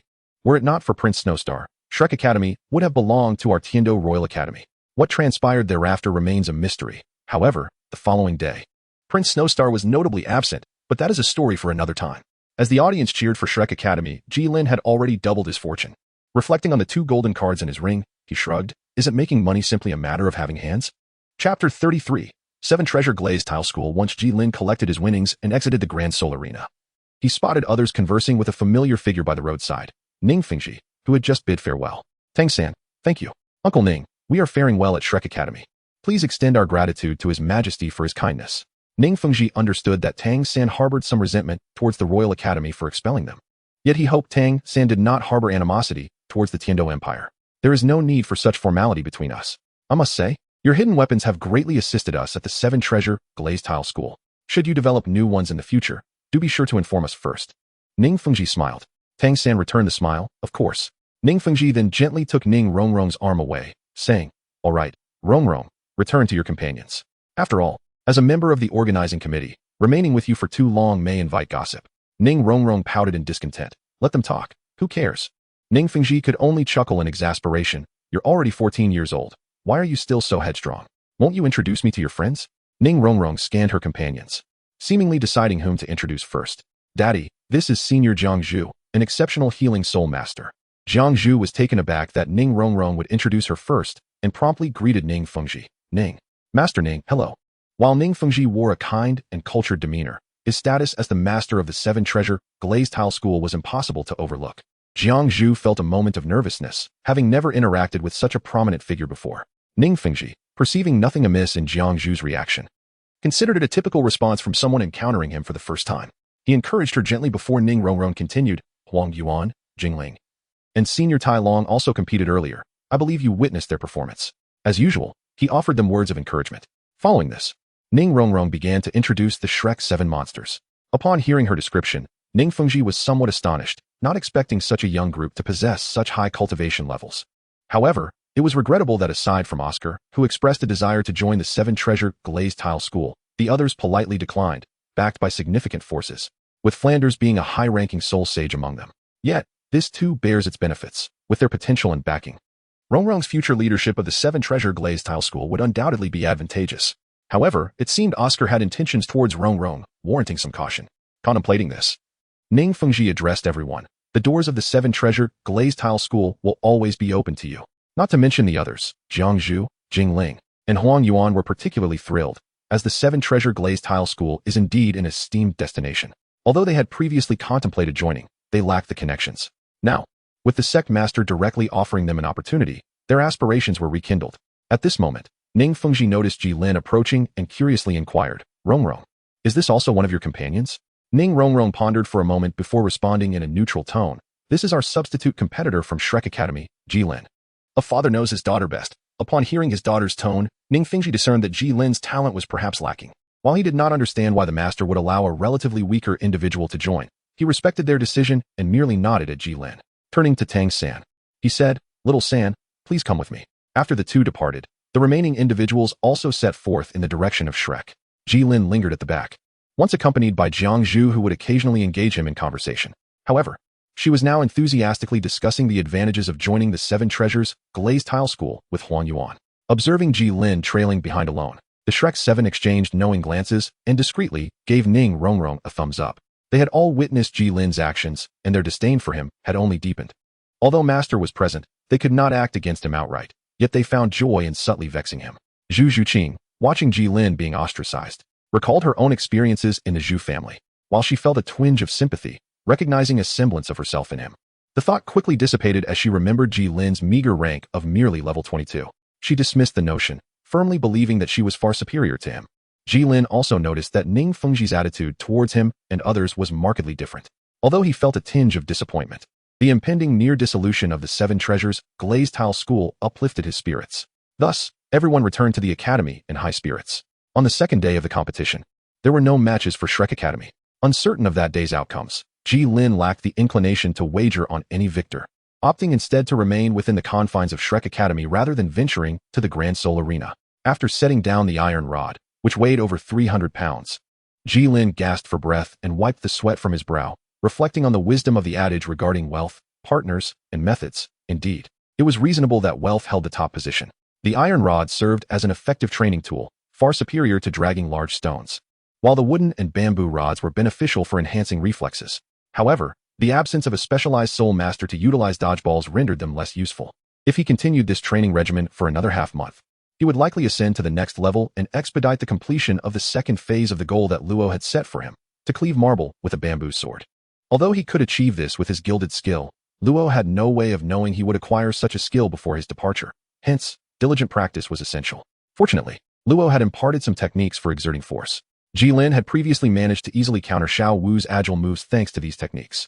However, to cleave stone with a bamboo sword, mere technique was insufficient. Immense strength was also required, though Luo had not specified the exact magnitude of force necessary. After mastering those techniques, Jilin had attempted to wield his soul power and strike down forcefully, only to find that the bamboo in his hands would break instead. Frustrated, he resorted to using his gilded skill to strike the stone forcefully. Left with no other choice, Jilin continued his training earnestly. Just as he was about to press on, Jiangzhu approached him. Jilin was quite surprised, although he had a relatively good relationship with her compared to others. This was the first time Jiangzhu had taken the initiative to seek him out. "Is there something you need?" he inquired. "Can I come to see you just because there's nothing else?" She replied, taking a moment to appraise him up and down before nodding and saying, "You have quite a decent physique." Jilin remained speechless. "If there is something to discuss, let us discuss it. It's nothing much, merely came to see you. Worried you might do something foolish. Do you really think such matters would drive me to despair?" Upon seeing Jilin's indifference, Jiangzhu jested. "That is an invitation from the Seven Treasures glazed sect. You cannot be feigning indifference, can you?" Jilin smiled slightly, and then asked, "Are you truly considering joining the Seven Treasure glazed tile school? What other options do I have? I am no prodigy like them, bolstered by a formidable background. For a commoner like me, who is a healing soul master, is there a better place than the Seven Treasure glazed tile school?" Although this was indeed the case, Jilin hesitated at the thought of the potential repercussions of joining the Seven Treasure glazed tile school. He felt reluctant to see the only person he could converse with at Shrek Academy embroiled in such turmoil. Thus, he suggested, "You should think it over carefully. I have heard that aside from the auxiliary soul masters with the Seven Treasure glazed tile pagoda, the status of other auxiliary soul masters is even lower than in other factions." Jiangzhu furrowed her brows slightly. This contradicted what she had previously learned from others and Ning Rongrong. However, Jiangzhu did not immediately suspect Jilin of lying or slandering the Seven Treasure glazed tile school. She merely thought that Jilin had been misled. Could it be? Isn't the Seven Treasure glazed tile school renowned for its excellence in the soul master community? Upon hearing this, Jilin assumed that Jiangzhu was not well informed about the school, making it more likely for her to abandon the idea of joining. He continued to persuade her. "How could it not be? I have a friend in the Seven Treasure glazed tile school, and he told me that auxiliary soul masters from outside are tasked with chores such as washing clothes, cooking, cleaning, and even attending to personal needs. Those with a bit of charm are often taken to warm beds." Enough. Jiangzhu could no longer listen. Initially, she had a favorable impression of Jilin. Although he was not as handsome as Dai Mubai or Oscar, he was still better than Ma Hongjun, despite being only in his 20s and possessing 2,000-year spirit rings. She never expected Jilin to be someone who enjoyed spreading rumors. "Even if they did not invite you, you should not slander them behind their backs. I never imagined you to be this kind of person. I think it's best if we cease our conversations from now on." With that, she turned and left. Watching Jiangzhu's departing figure, Jilin refrained from defending himself, feeling only regret that he could not dissuade her from joining the Seven Treasure glazed tile school. It seemed he still needed to hone his persuasive skills. He was truly puzzled by how the second prince could charm young ladies so effortlessly. With that thought, Jilin returned to his training. Chapter 34. Tang San has disappeared. From now on, the world belongs to me, Gunala unbeknownst to them. The Soul Master competition had been underway for nearly half a month. The perception of Shrek Academy had shifted from that of a weak team in bizarre uniforms to a formidable contender. After defeating the Royal Second Team, Shrek had also triumphed over the renowned Xiangjia Academy, continuing their winning streak. Now, the audience regarded Shrek as the biggest dark horse of the year, capturing the attention of all participating academies, including the disgruntled Songhui Academy. Oh, dear spectators, we have just received a notice that today, Shrek Academy's opponent, Othello Academy, must forfeit the match due to health issues. Let us extend our best wishes to them. As the referee's words echoed, a stir rippled through the audience, with people speculating how Othello could fall ill so suddenly, especially after their previous effortless victory. In the midst of the crowd, a voice emerged. Just look at who their opponent is today. It's Shrek Academy, which boasts a 10,000-year spirit ring. Can they win? This remark sparked further discussion, leading many to concede that it indeed seemed plausible. Soon, a chant of Shrek, Shrek, erupted, with many joining in, creating an atmosphere where it felt as if Shrek, rather than Shinfeng Academy, was battling on the main stage. Witnessing Shrek Academy's rise to prominence, Songhui Academy's captain felt increasingly agitated. Realizing that Shrek was on a 6-match winning streak while his own record stood at 5 wins and 1 loss, his expression darkened. Furthermore, the incident where he had sought trouble with Shrek had become public knowledge, turning Songhui Academy into a subject of ridicule. Slamming his fist on the table, he glared at the departing Shrek team, gritting his teeth. Shrek, I will make you pay. At that moment, the door to Songhui Academy's exclusive lounge opened, and an elderly man entered. It was Shinian. Observing his captain still fuming, Shinian remarked calmly, "Is your patience wearing thin?" Realizing Shinian had entered, the captain quickly bowed, explaining, "I was merely a bit perturbed by their ostentation." Shinian nodded. Indeed, Shrek Academy is rather ostentatious, but this works to our advantage. The more enemies they make, the less likely I am to be discovered when I take action. Upon hearing this, the captain's spirits lifted. Are you planning to take action, teacher? However, Shinian offered no reply, instead quietly gazing in the direction where Shrek had vanished, a glimmer of anticipation flashing in his murky eyes. I hope it won't be long. Meanwhile, Tang San was still watching the Shinfeng Academy's match with the master. After learning about the distinctions between extreme flow and balanced flow, Tang San felt a sense of urgency and resolved to return quickly to practice and solidify his mastery of the 3 apertures heart of control. Naturally, the master would not hinder his eager disciple's desire to enhance his strength. After offering a few words of encouragement, he allowed Tang San to depart. Shinian, who had been observing the situation, did not expect the opportunity to arise so suddenly and silently praised his fortune. He then followed Tang San out of the battle arena. At the same time, Gilin was immersed in his training at the academy, discovering a newfound love for the invigorating feeling that followed exhausting workouts. Knowing he could forego attending matches in the battle arena, Gilin devoted himself entirely to training in the small woods outside his dormitory, indulging in the pursuit of strength. Following their previous unpleasant conversation, Jiangzhu had ceased all communication with Gilin, not uttering a single word to them. Although Gilin felt a tinge of disappointment, as conversing with a beautiful girl was always pleasant, he quickly cast aside this sentiment and poured himself fully into his training. Meanwhile, others had begun to worry about Tang San's disappearance, especially Xiao Wu and the master, who were most concerned. Xiao Wu had feelings for Tang San, while the master viewed him as a means to prove himself.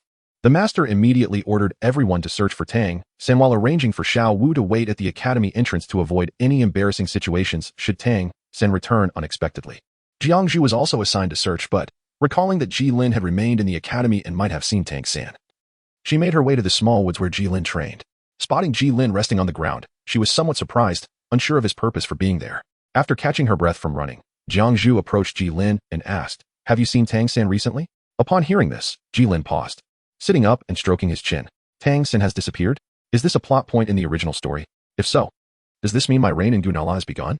To speak candidly, aside from a few settings and plot points, Gilin could not recall much else. As Jiangzhu observed Gilin stroking his chin, she assumed he was pondering whether he had encountered Tang San that day and chose not to disturb his contemplation. At that moment, Gilin had already succumbed to his own thoughts, and it took him a while to remember that Jiangzhu was awaiting his response. He then addressed her, stating, "No, I have been training here all day and have not seen Tang San." In fact, he had not seen him for several days. Upon learning that Gilin had not encountered Tang San, Jiangzhu decided not to linger and hurriedly departed. Watching her retreating figure, Gilin realized he had already aligned himself with Tang San's faction, and he couldn't help but marvel at the protagonist's undeniable allure. Rising from the ground, he dusted himself off and stored the equipment back into his storage ring, preparing to seek out dinner for the evening. He wondered if there would still be anything delectable available at this hour. Gilin held a favorable view of the Shrek Academy cafeteria, Aside from being slightly more expensive than outside options, it had no significant drawbacks. Moreover, considering that all the students here were soul masters, the prices were well within reason. The cafeteria was situated to the east of the academy, while Gilin's dormitory lay to the west, necessitating a walk along the main road that passed through the school gates to reach it. From a distance, Gilin spotted a figure collapsed at the school gate. Upon approaching, he realized it was Xiao Wu, and beneath her lay none other than the missing Tang San. Witnessing the affectionate embrace of the young couple, Gilin wisely chose to withdraw quietly, refraining from interrupting their moment. When those who had ventured out in search of Tang San returned, their faces filled with disappointment. The news of his return sparked a desire to confront him. However, upon seeing Xiao Wu sleeping at Tang San's bedside, her hand tightly clasped in his, they too felt reluctant to disturb the pair, opting to wait until Tang San awakened. As the sunlight streamed through the window and illuminated the bed, Gilin opened his eyes, stretched lazily, and heard the satisfying crack of his joints. He threw off the covers, freshened up briefly, and prepared to head to breakfast. Upon arriving at the dining hall, he coincidentally encountered the master exiting with a sumptuous breakfast. They exchanged no words and simply passed each other by, unbeknownst to Gilin. As they brushed past, the master turned back, casting a gaze at him filled with profound meaning. Once the master returned to his modest abode without closing the door, he neatly arranged the food on the table and sat down in quiet anticipation. Before long, as the master had anticipated, Tang San arrived. The master and disciple shared a tranquil breakfast, consuming it entirely before commencing their formal discussion. Thus, the situation unfolded. Master Tang San recounted in meticulous detail how he had seen through and retaliated against Xinyan, leaving no aspect unmentioned, including the secrets of the purple extreme magic eyes and the king of Hell's seal. The master, upon hearing Tang San's account, was taken aback by Xinyan's audacity to bully the weak and astonished by his disciple's extraordinary perceptive abilities, which allowed him to pierce through illusions. However, he pondered, isn't the Haotian sect known for its grand and overt strategies? When did it adopt such intricate methods? Regarding the soul bone from Xinyan, Tang San decided not to conceal the matter, recognizing that he himself was uncertain whether he should absorb it. The master, upon learning that Tang San had obtained a soul bone, was nearly beside himself with excitement. Such treasures were exceedingly rare. Each soul bone significantly enhances a soul master's capabilities. Take, for instance, Huyen Li from the Elephant Armor Academy, who possessed a millennium-old head soul bone, had he not previously sustained considerable injuries. Even the combined martial soul techniques of Dai Mubai and Zhu Zhuqing would not guarantee victory over him. Even the master, who had never encountered a soul bone during his time at the Blue Lightning Overlord sect, could only imagine how exhilarated he felt. When he beheld the soul bone radiating with a prismatic glow, an insatiable greed welled up within him. He recognized that if he were to speak, there was a strong likelihood Tang San would offer it to him, thereby granting him an opportunity to ascend to greater heights. Yet, he understood that such an act could fracture their relationship. After intense internal conflict, the master ultimately dismissed this overwhelmingly tempting notion. Upon returning the soul bone to Tang San, he urged him to keep it safe. The master couldn't help but marvel at his disciple's extraordinary fortune. First acquiring an elusive external soul bone upon absorbing his third soul ring, and now, by a twist of fate, obtaining a precious head soul bone. He praised Tang San for resisting the allure of the soul bone and not blindly absorbing it, asserting that it was unsuitable for him. Then, he solemnly inquired, "What do you believe caused this situation?" Tang San recalled Xinyan's words and responded, "Currently, Shrek Academy is advancing triumphantly, and with my millennium-old fourth soul ring, I have become a target of envy. Many have set their sights on me." The master nodded in satisfaction, acknowledging the harsh realities of the world. When one is too weak, they are bullied. When too strong, they are ostracized and suppressed. Thus, I have decided to allow him to share some of the burdens with you. Tang San naturally understood whom the master referred to and felt a deep respect for his foresight. Master, your wisdom is unparalleled. Chapter 35. A fresh turmoil at Shrek today marked the 7th round of the competition, and Shrek, alongside Shinfeng, Qihua, Tianshui, and Leitang, stood proudly at the pinnacle with 6 consecutive victories. They loomed over the other academies, observing Dai Mubai and the others, who were eager with anticipation. Gilin let out a resigned sigh. The previous afternoon, the master had approached Gilin, explaining that Tang San needed to rest due to his injuries, and that, in order to conceal their strength, no one else could be sent in his place. Thus, Gilin was called upon to fill the void left by Tang San. Hearing this, Gilin was taken aback, exclaiming, "But I am merely a great soul master. Am I truly suitable for this?" In response, the master reassured him, "Fear not. Our opponent, the Auckland Academy, is a relatively obscure institution, lacking even a single soul master in their ranks, with the highest being merely a 39th level soul scholar. We, on the other hand, have Mubai, a formidable 44th level assault system soul master. What is there to fear? Moreover, when I previously invited you, I assured you that you would have your chance to participate. This is merely an opportunity to fulfill that promise." Gilin thought to himself, I assumed that statement was merely a formality. You invited me to Shrek not merely to study my martial soul, but to entice me into joining the team for the Soul Master competition, compelling me to accept. However, such candid thoughts remained unspoken, and he tentatively replied, "Is there truly no way to avoid this?" A forced smile twisted the master's face, which was somewhat intimidating. "It would be rather unseemly to take my ring without fulfilling your responsibilities." Gilin now felt an overwhelming sense of regret, wishing fervently that he could return to that moment and extinguish his former self. Why had he been so tempted by trifling advantages? Now, the consequences were upon him, as others sought his assistance. To be candid, Gilin contemplated returning the storage rack to the master. But having grown accustomed to the convenience of the soul guide over the past few days, he hesitated. The prospect of relinquishing it was indeed disheartening, especially considering the cumbersome training equipment that would be difficult to transport without the storage ring. After much deliberation, Gilin ultimately decided to acquiesce to the master's request. Upon hearing Gilin's agreement, the master sighed in relief. Even if Gilin had declined, he possessed means to alleviate his disciples' predicament by disseminating news of Gilin's existence, which would undoubtedly attract attention. Should the challengers prove less formidable, he could offer protection. However, if they were overly threatening, he could simply abandon the matter. In the absence of protection, Gilin would likely be more enticing than Tang San. Now that Gilin had consented, the extent of the master's assistance in fending off enemies could indeed be elevated to that of a soul sage. Thus, Gilin found himself compelled to forego training and make his way to the Great Soul Arena. "Please welcome Shrek Academy and Oakland Academy to the arena." As the referee's voice resonated, both combatants ascended the stage. Dear audience, today we witnessed the season's most surprising contender, Shrek Academy, facing off against Oakland Academy. Following the withdrawal of their previous opponent, Othello Academy, Shrek Academy has shown remarkable courage in continuing to compete. However, we observe that Shrek's star player, Tang San, is absent from the match, replaced by an unfamiliar face. Could this be the reason behind Oakland Academy's perseverance? Let us await the outcome. Upon hearing that Tang San would not be participating, the audience was filled with disappointment, for the primary allure of Shrek was undoubtedly the legendary 10,000-year spirit ring. While the spectral white tiger was undeniably impressive, it paled in comparison to the unprecedented sight of a 10,000-year fourth spirit ring. Alas, why isn't Tang San here? Had I known, I would have taken leave yesterday to watch the match against Tianshui Academy. Indeed, it's disheartening. Not only is Tang San absent, but even the spectral white tiger is not participating. What has happened to Shrek? Do they no longer wish for our support? In contrast, Oakland Academy secretly rejoiced at Tang San's absence, acknowledging that while victory might still elude them, at least the defeat would not be excessively humiliating. In this match, aside from Gilin stepping in for Tang San, the rest of the team remained unchanged. Both sides summoned their martial spirits, and a dazzling display of yellow and purple light illuminated the arena as various martial spirits manifested before the audience.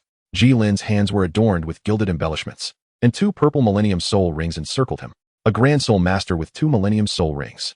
Observant spectators noticed the extraordinary presence of a Grand Soul Master amidst a group of Soul Venerables from the Soul Sect, immediately drawing attention to Gilin's unusual soul rings. A ripple of excitement surged through the crowd, converging all gazes upon Gilin, the Grand Soul Master. What a remarkable place Shrek Academy is. First, a soul ring of 10,000 years, and now a newcomer with 2 Millennium Soul rings. Had they stumbled upon a den of monsters? No wonder he was chosen to stand in for Tang San. He certainly possessed exceptional abilities. What is this person's name? Even the distinguished guests in the VIP section were taken aback, having believed Tang San to be extraordinary, only to be surpassed by someone with 2 extraordinary soul rings. The Emperor Shui Yi immediately inquired of Ning Fengji, who was well-versed in the affairs of Shrek. Who is this individual? Whose disciple is he? Ning Fengji, equally astonished, found himself at a loss for words. He recognized Gilin and felt immense regret for not having sought him out earlier. Rong, what a surprise you've brought to your father. When the emperor pressed for information, Ning Fengji responded, "Your Majesty, I only know that this individual is named Gilin, a substitute from Shrek Academy. As for his soul rings, this is the first time I have encountered them." Upon hearing Ning Fengji's response, the emperor's curiosity about the suddenly emerging Gilin intensified, and he prepared to dispatch someone for further investigation. However, he noticed the grim expression of Salus, who remained seated in silence, a demeanor uncharacteristic of the spirit hall. "Salus, what are your thoughts on Gilin?" Salus scoffed. "It's merely another one of that master's creations. Truly, if it weren't for my awareness of my own indiscretion, I would have spoken more freely." He sat coldly, observing the competition below. Upon hearing Salus's comment, both the emperor and Ning Fengji raised their eyebrows. Being astute individuals, they discerned from Salus's words that the spirit hall did not appear to have intentions of challenging Shrek for the time being, which was curious, as the spirit hall had always been diligent in acquiring such talents. It seemed there were deeper implications at play. "Master, how could a mere soul venerable wield such influence?" It seems prudent to keep a close watch on this situation. Unbeknownst to Gilin, the thoughts of the dignitaries on the platform were far removed from his own concerns. For Shrek Academy, even in the absence of Tang San, securing victory against the Oakland Academy seemed well within reach. During the match, it appeared that others were subtly allowing him to face an opponent alone. Although Oakland Academy was not particularly formidable, all its members were sole venerables, with the weakest boasting a level of 32. While Gilin was confident in his ability to triumph over his adversary, the discussions echoing from the audience suddenly reminded him of the original story, where someone had attacked Tang San during the Soul Master competition, only to lose their life and inadvertently present the protagonist with a soul bone. Even if Gilin is somewhat dull, he ought to realize that he has been thrust into the spotlight to draw fire away from Tang San.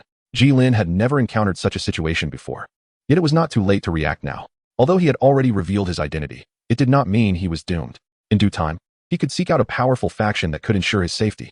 The Spirit Hall, for instance, appeared to be an excellent choice. However, merely joining such a faction might not garner him the attention he desired. Therefore, Gilin resolved to demonstrate his worth in the days to come. Gilin's opponent is from the Auckland Academy, possessing the lowest spirit power among his peers. He is a soul master with a golden cicada martial spirit. While his speed is somewhat lacking, his movement trajectory is peculiar and difficult to decipher. Coupled with his unique sound wave soul technique, he proves to be a rather troublesome adversary. However, for Gilin, this does not pose a significant challenge. Although the two spirit rings do not grant him any soul skills, they primarily enhance Gilin's physical capabilities, endowing him with superior vision. While he may not rival Tang San, who has cultivated the purple extreme magic eye, he can clearly discern his opponent's movements. Gilin has also gained some insight from his previous bamboo training concerning unpredictable motions. The opponent's sound wave soul skills require a specific range to induce air vibrations for attacks, rather than relying on mere noise. If that were the case, he would belong to the control class, not the. When Gilin steps into his adversary's attack range, the Golden Cicada Soul Master unhesitatingly unleashes his soul skill, aptly named Soundwave Attack. Observing the flicker of the opponent's spirit rings, Gilin swiftly charges forward. The moment he departs from his previous position, an invisible attack strikes, creating fissures in the ground. Goodness, this power is quite formidable. Although taken aback by his opponent's soul skill, Gilin does not relent. The Golden Cicada Soul Master, witnessing Gilin evade his attack, activates his first soul skill, Cicada Flight, approaching Gilin in his preferred manner to unleash his soul skill at close range, leaving Gilin little time to dodge. Even with 2,000-year spirit rings, you are merely a great soul master. Do not be overly arrogant. Another sound wave attack hurtles toward Gilin, accompanied by the ominous sound of wind. He executes a swift slide, evading the strike, and fixes his gaze on the Golden Cicada Soul Master, who hovers 2 meters above the ground in a chaotic flight. Seizing the opportunity before his opponent can recover from the missed attack, Gilin leaps up and seizes the opponent's leg. Checkmate. Using the Golden Cicada Soul Master as the fulcrum, Gilin spins in midair before forcefully slamming him onto the arena, causing cracks to erupt beneath them.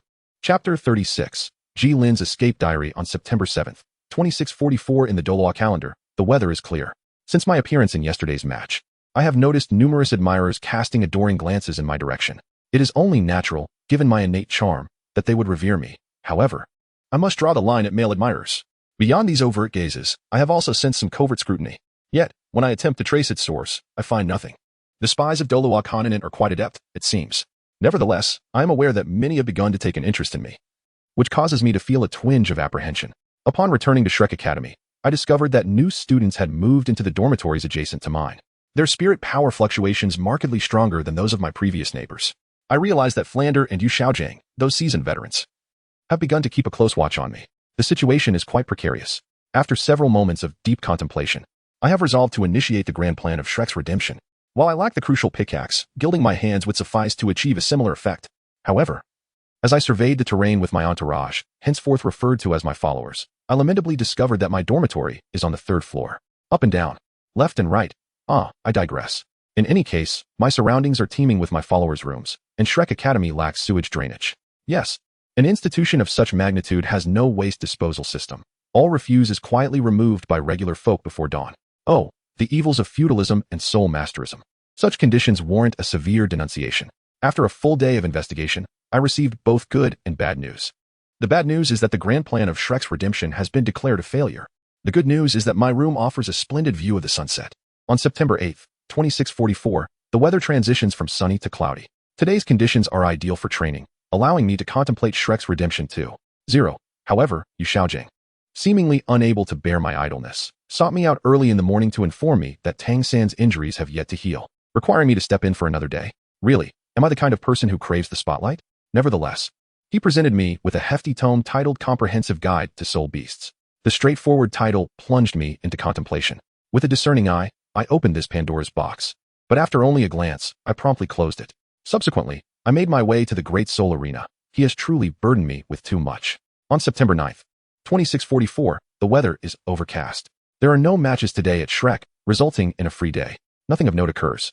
I occupy myself with weightlifting, reading, and pondering redemption. On September 10th, 2644, it drizzles. Today, Tang San has recovered and returned to the arena. I hear that his comeback has sparked a frenzy of admiration for him, even from a distance. I hope Tang San continues to rise, allowing the masses to forget my existence. I lift weights, read, and contemplate plans. On September 11th, 2644, the weather is gloomy. Today, I devised Shrek's Redemption 2.0 while out with my followers, seizing the chance to slip away. Everything proceeded smoothly, and thanks to my formidable physical prowess, I successfully eluded my followers. Watching them frantically search for me, I stifled a laugh from my hiding place. However, as I stealthily retreated, I collided with something. Turning around, I found Flanders' elongated face before me, marking the failure of 2.0. The relentless Yu Xiaojiang even summoned Zhao Wujin, who had been knitting in his spare time, to keep me company. Enough is enough. Afterward, I returned to lifting weights, reading, and, I no longer wish to think. On September 12th, 2644, the weather is clear. I awoke to find Yu Xiaojiang wearing an expression as if someone owed him 8 million without repayment, which soured my entire day. This old man must be scheming something nefarious. True to form, he demanded that I compete in another match. How could I submit to his tyranny? What is wrong with these people? Even with my assistance, they still cannot win. They are utterly useless. Upon returning, I lifted weights and read, though not the Soul Beast Guide. Instead, I began a new book on the theory of multi-body fusion techniques. September 13th, lifting weights, reading. September 14th, engaged in a fixed match. I had no choice, I promised. Such is the nature of competition. Despite my earnest efforts, I find myself powerless to effect change. What is the matter with these opponents? Despite my own shortcomings, they still seem rather inept. In a fit of frustration, I struck with my palm and sent one of them flying off the stage. September 15th. Today is a day of rest. I engaged in weight training and read a book. However, the sunset has truly captured my attention. September 16th. Engaged in a staged match. September 17th. In truth, Lao Zhao is quite a decent fellow. We share a good rapport. With his gravitational influence, my training has accelerated significantly. September 18th. Another day of staged matches. Yet, on a brighter note, my assets have successfully doubled, reaching 15,230 gold soul coins. Alas, if only the odds were not so dismally low, I would have already become a millionaire. September 19th. Today is another day worthy of celebration. My soul power has reached level 23. I purchased some snacks and, together with Lao Zhao, watched the sunset from our dormitory. Sipping on a mild wheat beer, we engaged in lively conversation. And I find myself growing fond of the taste of alcohol. September 20th. I retract my words from yesterday. I inadvertently overindulged, and now my head aches. Meanwhile, Lao Zhao snores thunderously beside me. Although Tang San has returned to the arena today, sparing me from the need to compete, I still refuse to go back to sleep. It is certainly not due to Lao Zhao's snoring, absolutely not. It is, without a doubt, because of the snoring. The importance of this matter cannot be overstated. While there may be a hint of truth in that reason, it is not the primary concern. Today marks the clash between Shrek and the Blazing Fire Academy. The day when my blue silver grass and fire immunity take center stage. As a self-proclaimed enthusiast of entertainment, how could I possibly miss this? Oh, there she is, Huowu. Truly stunning, with her flowing crimson hair complementing her exquisite features and that alluring figure. For some inexplicable reason, upon seeing Huowu, I involuntarily recalled another fiery girl named Wu, who also plays with flames. In comparison, Huowu seems somewhat overshadowed. However, Tang San's remark is indeed infuriating. I wish I could retort, lamenting my own golden brilliance and complete immunity. Although it is merely a thought for now, I believe that one day it will materialize. I can only imagine how furious the Blazing Fire Academy must be at this moment. After all, they are facing the protagonist. Well, the show has concluded for today, and it is time to return to Lao Zhao for additional training. Chapter 37. Another day of reluctant engagement. Lao Zhao, that will suffice. Gasping for breath, Gilin turned to the seemingly unfazed Zhao Wuji and spoke. In the next moment, the gravity weighing down on Gilin began to dissipate. This sudden shift left Gilin momentarily disoriented, causing him to lose his balance and fall to the ground with a thud. Zhao Wuji approached, helping Gilin to his feet and producing a restorative candy from Xiao Xian's stash, which he promptly placed into Jilin's mouth. Is it really necessary for you to push yourself so hard? As the candy melted in Jilin's mouth, it transformed into a soothing warmth, alleviating his fatigue and allowing him to stand independently. Are you unaware of my situation? If I don't strengthen myself quickly, I may truly be captured. But aren't you now a member of Shrek? Who could possibly harm you? Jilin had come to understand this matter profoundly over the past few days. His role was merely to draw fire away from Tang San. Though resentment brewed within him, what could he do? He didn't even have confidence in defeating Tang San, let alone Flander. I'm not the only exception here. Can Shrek truly safeguard both of us? Or will they choose to abandon Tang San to protect me? Upon hearing this, Zhao Wuji fell silent. He had also noticed the increasing surveillance around Shrek lately, realizing how sought after Jilin and Tang San had become. Reflecting on Jilin's pointed question and drawing from his years of experience with Flander, he was certain that Flander would prioritize Tang San's safety. During their time together, Zhao Wuji had come to appreciate Jilin's character. He was diligent and tenacious, albeit occasionally displaying peculiar thoughts, such as venturing out at night to gaze at the moon or devising a plan to tunnel out of Shrek from the dormitory. He even managed to outdrink Zhao Wuji, despite his youth. Furthermore, Jilin's personality was rather transparent. One could say he was drawn to wealth, or rather, that he would not act without clear rewards, akin to coaxing a child. Such behaviors rendered Jilin remarkably less mature than one would expect of someone in their 20s. Even 12-year-old Tang San exhibited more composure. Nevertheless, this dynamic was refreshing. Tang San was excessively mature, were it not for his bone age indicating he was still a youth and the acknowledgement of the Haotian Douluo. One might suspect him to be an ageless enigma. Zhao Wuji had sought Flander's intercession regarding Jilin's predicament, but his pleas had been unequivocally rejected. In the past, Flander would have turned down Zhao Wuji, yet his refusals had never been so blunt. Since the Master's arrival, Flander had distanced himself from those who had co-founded Shrek alongside him. Now he spent his days with the Master, Lu Erlong, and those peculiar students, making it seem as though he had forgotten about Zhao Wuji entirely. Nonetheless, watching over Jilin had become a rare source of joy for Zhao Wuji during this period. Jilin was aware that Zhao Wuji was there to keep a watchful eye on him, yet he did not shun him. Instead, he involved him in nearly every activity, mealtimes, leisurely strolls, and competitions. Apart from sharing a bed, bathing, and using the restroom, the two were virtually inseparable. Flander had also observed Zhao Wuji numerous times in the Soul Arena, and he was quite pleased with Zhao's unwavering vigilance over Jilin, even offering him a few words of encouragement before returning to the Master.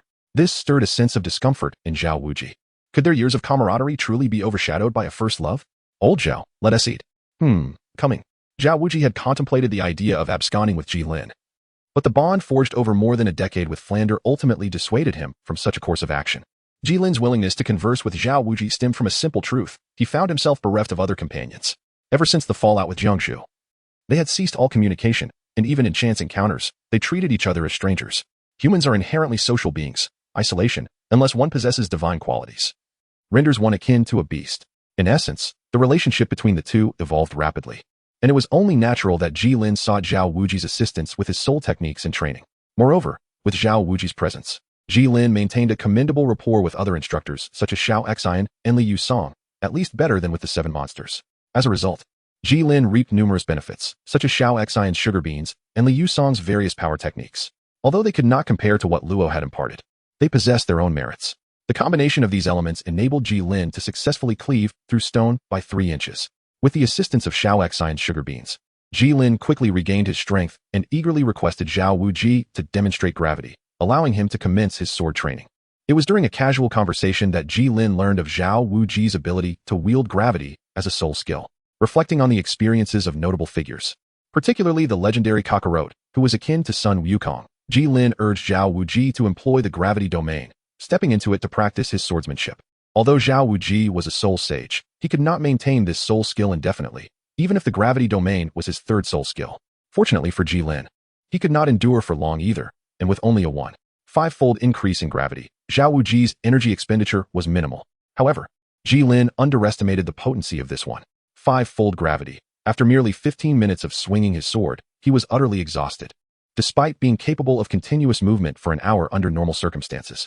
Yet, after several days of acclimatization, Jilin had begun to manage his usual training under the 1.5-fold gravity. This prompted Zhao Wuji to exclaim in disbelief. Thus, the day's training concluded. The following morning, Zhao Wuji knocked on Jilin's door, bearing unfortunate news. What? I am to take the stage again. Indeed. Why? I recall this match is against the Godwind Academy. Why would I be needed? Don't mention it. In the last match, Songhui Academy executed some sort of 7-in-1 fusion technique. Although we emerged victorious, it was a Pyrrhic victory. Now, apart from Xiao San and the others, everyone is still bedridden, and Xiao San's condition isn't great either. 6 soul ancestors have been selected from the academy to support you for a few days. It seemed that this was indeed the case in the original text, though it appeared that Tang San had feigned it. Had they not informed Zhao Wuji? It seemed that old Zhao was having a rough time. Then we should simply forfeit. There is no way we can win. I suggested this to the master, but he insisted that we must not tarnish Shrek's reputation. Gilin inwardly cursed. This old fool is merely asking me to divert the attention of others away from the recently prominent Tang San, all while speaking so grandiosely. Ultimately, Gilin acquiesced. There was no alternative. Yu Xiaojing handed over the 2 books to Gilin, stipulating that he must comply with the forthcoming arrangements for the competition. As for whether Gilin could comprehend the content, that was of no concern to me. Gilin arrived at the Grand Soul Arena accompanied by some hastily recruited extras. Feng Xiaotian, ever the affable character, promptly approached him as soon as he arrived. Hey, my friend, why isn't Tang San here today? Surely he isn't recuperating in bed as the rumors suggest? Gilin gazed at the rather handsome masked man before him, feeling somewhat speechless. This is our first encounter, isn't it? We aren't that familiar. Feng Xiaotian nonchalantly waved his hand. Brother, I must say, I find that comment rather unpalatable. Every first meeting paves the way for the next. Without this initial awkwardness, how could there be a subsequent camaraderie? It did seem to be the case. Yet Gilin inquired, but why are you so concerned about Tang San? And how do you know me? Venture outside and inquire. And you shall find that there are few who remain unaware of your name, Gilin, or that of Tang San. As for my concern for Tang San, I can only say that my future happiness hinges entirely on him. Is that so? I have been so overt, yet you still possess such notoriety. Feng Xiaotian hesitated, unsure whether to reveal the truth, as the reality might be rather disheartening. However, he quickly reassured himself. Why should I care? Your acting skills certainly require enhancement. As long as your eyes are in good condition, it is evident that you are merely performing. Gilin touched the back of his head and said, Is that so? I genuinely appreciate your high regard for me. I am certainly not flattering you.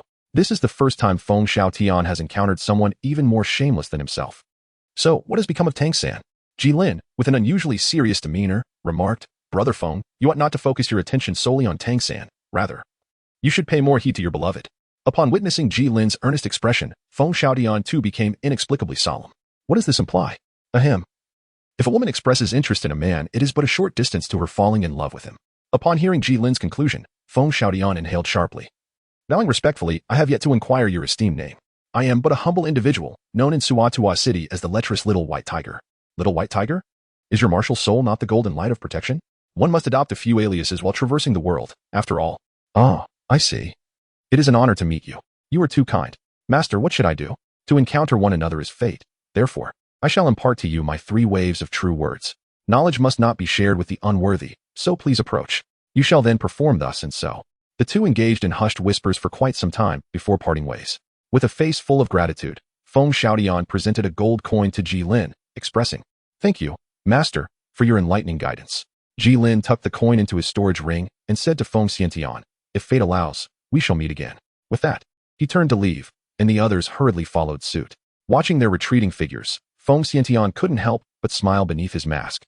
Thinking what an intriguing character Gilin was, hard to believe someone like him belonged to the same academy as Tang San. Lu Ren feigned confusion and asked, Isn't that our resting area? Why must we leave? Indeed, if someone should depart, it should be him. After saying this, Gilin took the lead in returning, ushering Feng Xiaotian out. The ensuing match proved to be the most peculiar of all. While the others engaged earnestly in battle, Gilin and Feng Xiaotian seemed to be enjoying a peaceful moment. The expressions of both team leaders turned grim. Master was somewhat unfazed, as Gilin had done this before. However, the leader of the Shinfeng Academy was incensed, cursing vehemently. What is wrong with this Feng Xiaotian? I tolerated him going easy on the Blaze Academy, but what on earth is happening with Shrek? Even the Emperor seated in the VIP area was taken aback by how the match had unfolded, bemusedly exclaiming, These young people, I truly cannot fathom their thoughts. Nearby, Ning Fingji remarked, Thus, the future belongs to them. On the arena, Feng Xiaotian seemed to notice his team's leader's expression and helplessly said to Gilin, Although I enjoy our time together, alas, I must obey my master's orders. I understand. Every family has its own difficulties, Gilin replied, but please, go easy on me later. Agreed. Then, Gilin enveloped his hands in golden light, showcasing his most impressive technique, while Feng Xiaotian transformed into a dual-headed wolf. Activating his first soul ring, the audience believed a serious confrontation was about to commence. However, when the wind blade struck Gilin, producing a crisp sound, he was immediately sent flying off the stage. Master and Flander left with grim faces, and the audience was outraged. Is this all just an act? I thought you looked down on those opponents. I placed a hefty bet on you. Refund us. Do you have any regard for us? Chapter 38. Salas in action. The preliminary rounds of the 4th Continental Advanced Soul Master Academy Elite Competition concluded with Shrek Academy, under Tang San's leadership, drawing against the Tianshui Academy. Shrek Academy ultimately secured a record of 24 wins, 2 losses, and 1 draw, ranking 3rd in the Tiando competition area, just behind Shinfeng and Thunder, who boasted 26 wins and 1 loss, with Blaze trailing closely due to a slight advantage in victories. After the competition, the captains and vice-captains of the top 5 teams were invited for a separate award ceremony. Gilin was at a loss regarding the events that had transpired. While everyone else returned with joyous spirits, Tang San wore a troubled expression and immediately secluded himself upon arriving at the academy. Nevertheless, this was of little concern to Gilin, who continued to indulge in his daily routines. Time swiftly passed, and 10 days later, Tang San re-emerged, shaking off his previous despondency. With enthusiasm, he shared the insights he had gained during his solitude, suggesting that they could enhance the synergy of their soul skills to create a series of combo attacks. He illustrated his point with a demonstration involving Xiaowu, who could first enchant the opponent, then use teleportation to close the distance, and finally conclude with a waist bow and an 8-section throw. If the initial soul skill landed successfully, it could severely injure or even defeat the adversary. Gilin, summoned by the master to train alongside others, listened to Tang San's words with a look of bewilderment, thinking this should be common knowledge. Observing the reactions of his peers, he noticed Dai Mubai's admiration, Ma Hongjuan's excitement, and even Zhu Zhuqing's eyes gleaming with newfound wisdom. Not to mention, Tyrone, Tang San's junior, was already cheering, praising the brilliance of the 3rd young master. Shifting his gaze to the principal coach of the Shrek team, the esteemed Master Yu Xiaojiang, a member of the Blue Lightning Tyrant Dragon lineage and renowned for his theoretical prowess in the realm of soul masters. Gilin noticed the satisfaction on the master's face as he regarded his exceptional disciple. Gilin found himself increasingly perplexed. How had their opponents managed to win previously? Was it merely a contest of mutual inadequacy? With such circumstances, did they still dare to engage in battle? Why had he never perceived this during his earlier readings? With this newfound understanding of the significance of coordinated attacks, the Shrek 7 monsters united to challenge their mentor, the soul sage Lu Erlong. Meanwhile, Gilin quietly wielded his 300-pound equipment within the gravity chamber, where the gravitational force had escalated from 1.5 times to 2.0 times. It must be noted that this rigorous training was indeed yielding results at a much faster pace than before. Gilin sensed that a breakthrough was imminent. Time slipped away as Gilin observed the Shrek 7 monsters struggling against Lu Erlong, who was gradually succumbing to their increasingly fluid combination attacks. While formidable, these combos were not without vulnerabilities. Disrupting their rhythm could render them ineffective. For instance, Xiaowu's unique sequence of moves could be significantly diminished if the opponent possessed skills to resist charm. Should the adversary feign being entranced and await Xiaowu's approach, the outcome might take a different turn. Alternatively, one could simply overpower the opponent with sheer strength, akin to Lu Erlong's current strategy against the Shrek 7 monsters, who were met with unyielding might. If one were to inquire about Gilin's preference, the latter would undoubtedly be favored. Why engage in complex tactics when brute force suffices? Meanwhile, in the city of Tiando, within the Hall of Spirits, Salas sat at his desk, attending to the day's affairs. As the highest authority of the hall in the Tiando Empire, Salas had a plethora of matters to manage daily, mostly minor issues, such as budget requests from various branches for palace renovations or applications for upgrades. However, significant matters also arose, such as the one at hand. Salas had received an urgent report regarding the village of Defei Yang under the jurisdiction of Silva City, where 39 households, totaling 135 individuals, had been brutally slaughtered. The hearts of the deceased had mysteriously vanished, and only 3 survivors remained, attributing the heinous act to a Grey Wolf Soulmaster. A suspect's likeness had been sketched, prompting a request for a wanted notice. Without hesitation, Salas approved the request. Once the designated personnel came to deliver the approved documents, he exhaled in relief. After a brief respite, he rose and approached the bookshelf behind his desk, retrieving 2 files. Returning to his desk, Salas began to peruse the first document. Tang San, born on July 10, 2636, awakened his martial soul, Blue Silvergrass, as a level 26 Lone Wolf Soul Master in Notting City. His innate soul power was at level 10. On September 1st of the same year, he enrolled in Notting City's primary Soul Master Academy, officially registering as a Soul Master on September 10th at level 13. By May 18, 2640, he achieved the rank of Great Soul Master at level 21, and by June 24, 2643, he had advanced to Soul Master at level 32. As he set down Tang San's dossier, Salas's brows remained furrowed, overwhelmed by incredulity. He could scarcely comprehend the negligence exhibited by those beneath him. Had Su Yuntao truly been blind? How could a Soul Master with innate full soul power, merely because his martial soul was Blue Silvergrass, have been overlooked? Furthermore, how had he remained unaware of such a prodigy until this competition? Yet, no amount of reproach could rectify the situation. Tang San would not be joining the Hall of Spirits. Adhering to the principle of destroying what one could not possess, Salas harbored murderous intent towards Tang San. However, within the current power dynamics of the Tiando Empire's Hall of Spirits, the only formidable force he could mobilize was himself, an unremarkable soul Douluo. While he might easily deal with Tang San, the Golden Iron Triangle of Shrek Academy would pose a significant challenge. The Seven Treasures Glazed Tile School would undoubtedly intervene, and even the Tiando royal family would not remain passive. Thus, a request for reinforcements became imperative. Resolute, Salas picked up the second file. Gilin, a male of 20 years, possesses the martial soul known as Golden Glimmer, currently at level 22, with soul rings of purple hue. Previously, he had competed under the name Luo in the Soto Great Spirit Arena, attaining the rank of Bronze Spirit Master. On August 23, 2644, he registered as a Grand Spirit Master at the Heaven Do Spirit Hall. Gazing at this exceedingly simple record, Salas fell into a contemplative silence. Although the individuals present exhibited some questionable judgment, their diligence in their duties was commendable.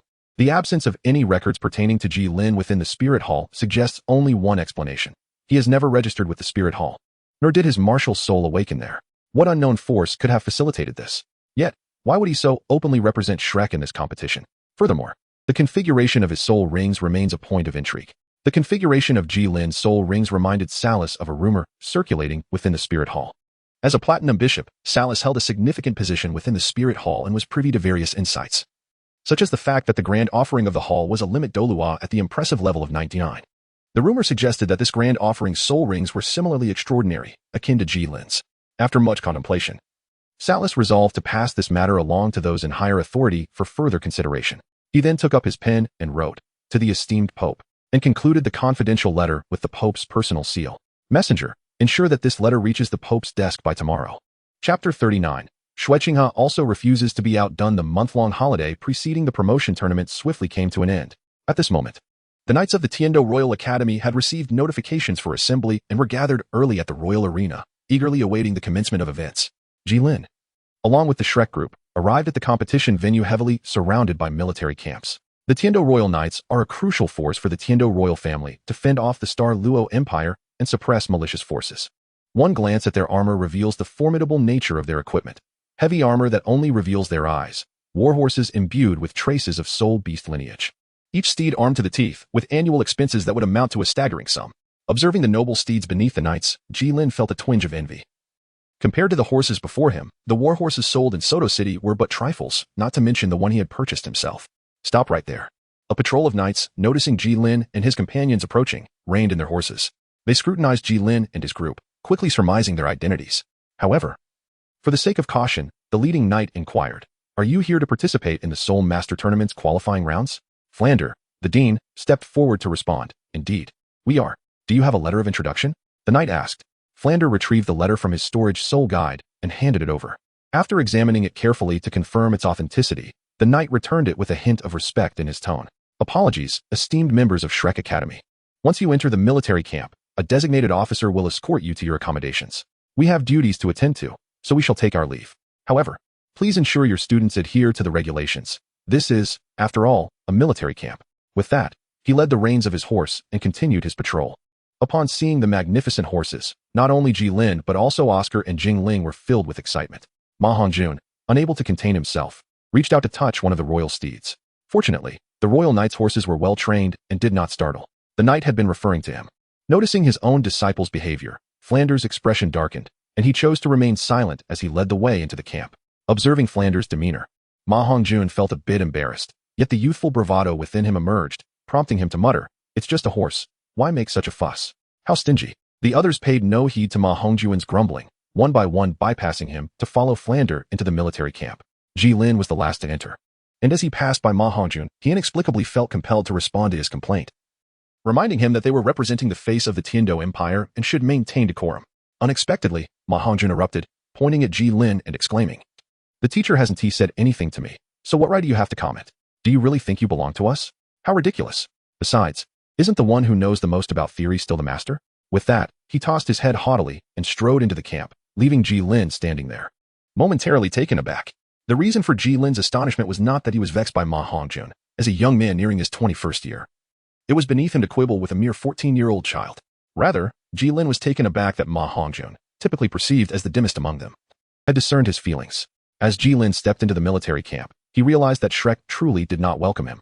Upon arriving at the Shrek Academy's quarters, he fortuitously encountered Ning Fingji engaged in conversation with Tang San and others in the courtyard.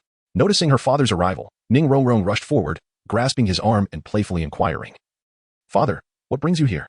Ning Fingji, with a fond smile, playfully pinched her nose and replied, "I heard you all had come, and that there was a bit of friction between you and the knights." The group was surprised that such news had reached Ning Fingji so swiftly. Ma Hongjun could not help but think to himself that someone had reported them. After Tang San briefly recounted the events, Xue Qinghe, who had been following Ning Fengji, spoke up, "On behalf of the royal knights, I extend my apologies. However, I kindly ask for your understanding." The others, including Tang San, failed to notice the faintest smirk at the corner of Xue Qinghe's mouth, for he represented the dignity of the Tiando Empire, and it was best they remained discreet. The Shrek group promptly acquiesced, with the gate wide open. Gilin had not anticipated that Ning Fengji and Xue Qinghe would be present. It was now too late for him to retreat. Upon seeing Gilin enter, both Xue Qinghe and Ning Fengji's eyes brightened, as they had long desired to meet Gilin but had lacked a proper reason to do so. Unbeknownst to them, many had covertly observed both Gilin and Tang San, and the two were reluctant to disrupt the delicate balance at play, opting instead to bide their time. However, within the confines of the military camp, their own territory, there was little reason for concern. One of their aims for this visit was indeed to engage with Gilin. With the main character present, their excitement was palpable. Xue Qinghe was the first to speak. "You must be Gilin, my young brother." He then proceeded with several courteous gestures. "It seems my allure remains quite potent. This time, unlike the last, I am not being overlooked." Though Gilin mused this internally, he understood the importance of maintaining appearances. Nevertheless, as Xue Qinghe performed a formal gesture, Gilin could only respond awkwardly, feeling slightly embarrassed. The various forms of salutation, kissing the hand, knightly bows, even deep bows, felt somewhat uncomfortable to him. Instead, he opted for a fist salute, reminiscent of martial arts films. "I have long admired His Highness the Crown Prince," he stated. The others were unfazed by Gilin's salute, except for Xue Qinghe and Tang San, who reacted more strongly. Xue Qinghe was perplexed, as he had never encountered such a gesture of greeting, and thus was unsure how to respond. Tang San squinted, lost in thought. "Forgive my ignorance, but I must admit, Brother G, I have never witnessed such a greeting. It is rather unique." Gilin further explained that this is a custom from my hometown, which the Crown Prince has likely never encountered, given the considerable distance and the modest population of merely 1 billion. Consequently, the customs tend to be rather simple. Xue Qinghe seemed genuinely intrigued by this and invited, "In that case, Brother G, why not step aside and elaborate on your hometown?" Having accompanied his mother in watching numerous palace dramas, though primarily due to an inability to seize the remote, Gilin was aware that the other party's intentions extended beyond mere conversation. Nevertheless, he did not decline. The two made their way to Xue Qinghe's courtyard, a mere 500 meters away. Gilin shared various aspects of his hometown, while Xue Qinghe listened intently, displaying no signs of impatience, creating an atmosphere of mutual enjoyment. After a considerable time, Gilin finally concluded his narrative, and Xue Qinghe poured a cup of tea, offering it to him. "Thank you," Gilin replied appreciatively. After speaking for quite some time, Gilin felt a bit parched and picked up his teacup, drinking it all in one go. At that moment, Xue Qinghe inquired, "May I ask, what are your plans following the conclusion of the competition, Brother G?" Gilin set down his teacup, uncertain of what to do next. Perhaps he would consider joining a minor sect. "Oh, why not come and work under me, Brother G? The remuneration is negotiable." Season Lin feigned surprise and said, "Your Highness, I am merely a Grand Soul Master. Such treatment is excessive. Those under your command may harbor grievances, yet a lesser status is something I cannot accept. Brother G, do not underestimate yourself. You are an unprecedented Grand Soul Master possessing 2 Millennium Soul Rings." Upon hearing this, however, Season Lin suddenly appeared despondent. Observing this, Xue Qinghe inquired, "What is it? Did I speak in error?" Gilin let out a deep sigh. "The prince is indeed correct. I take great pride in my soul rings. However, my martial soul is an aberrant one. Aside from significantly enhancing my physical attributes and allowing me to absorb higher-level soul rings, there is little else to boast about. I have not even acquired a soul skill. Alas, if given the choice, I would gladly forsake these Millennium Soul Rings for a normal martial soul. Brother G, you seem to be unaware of the fortune you possess.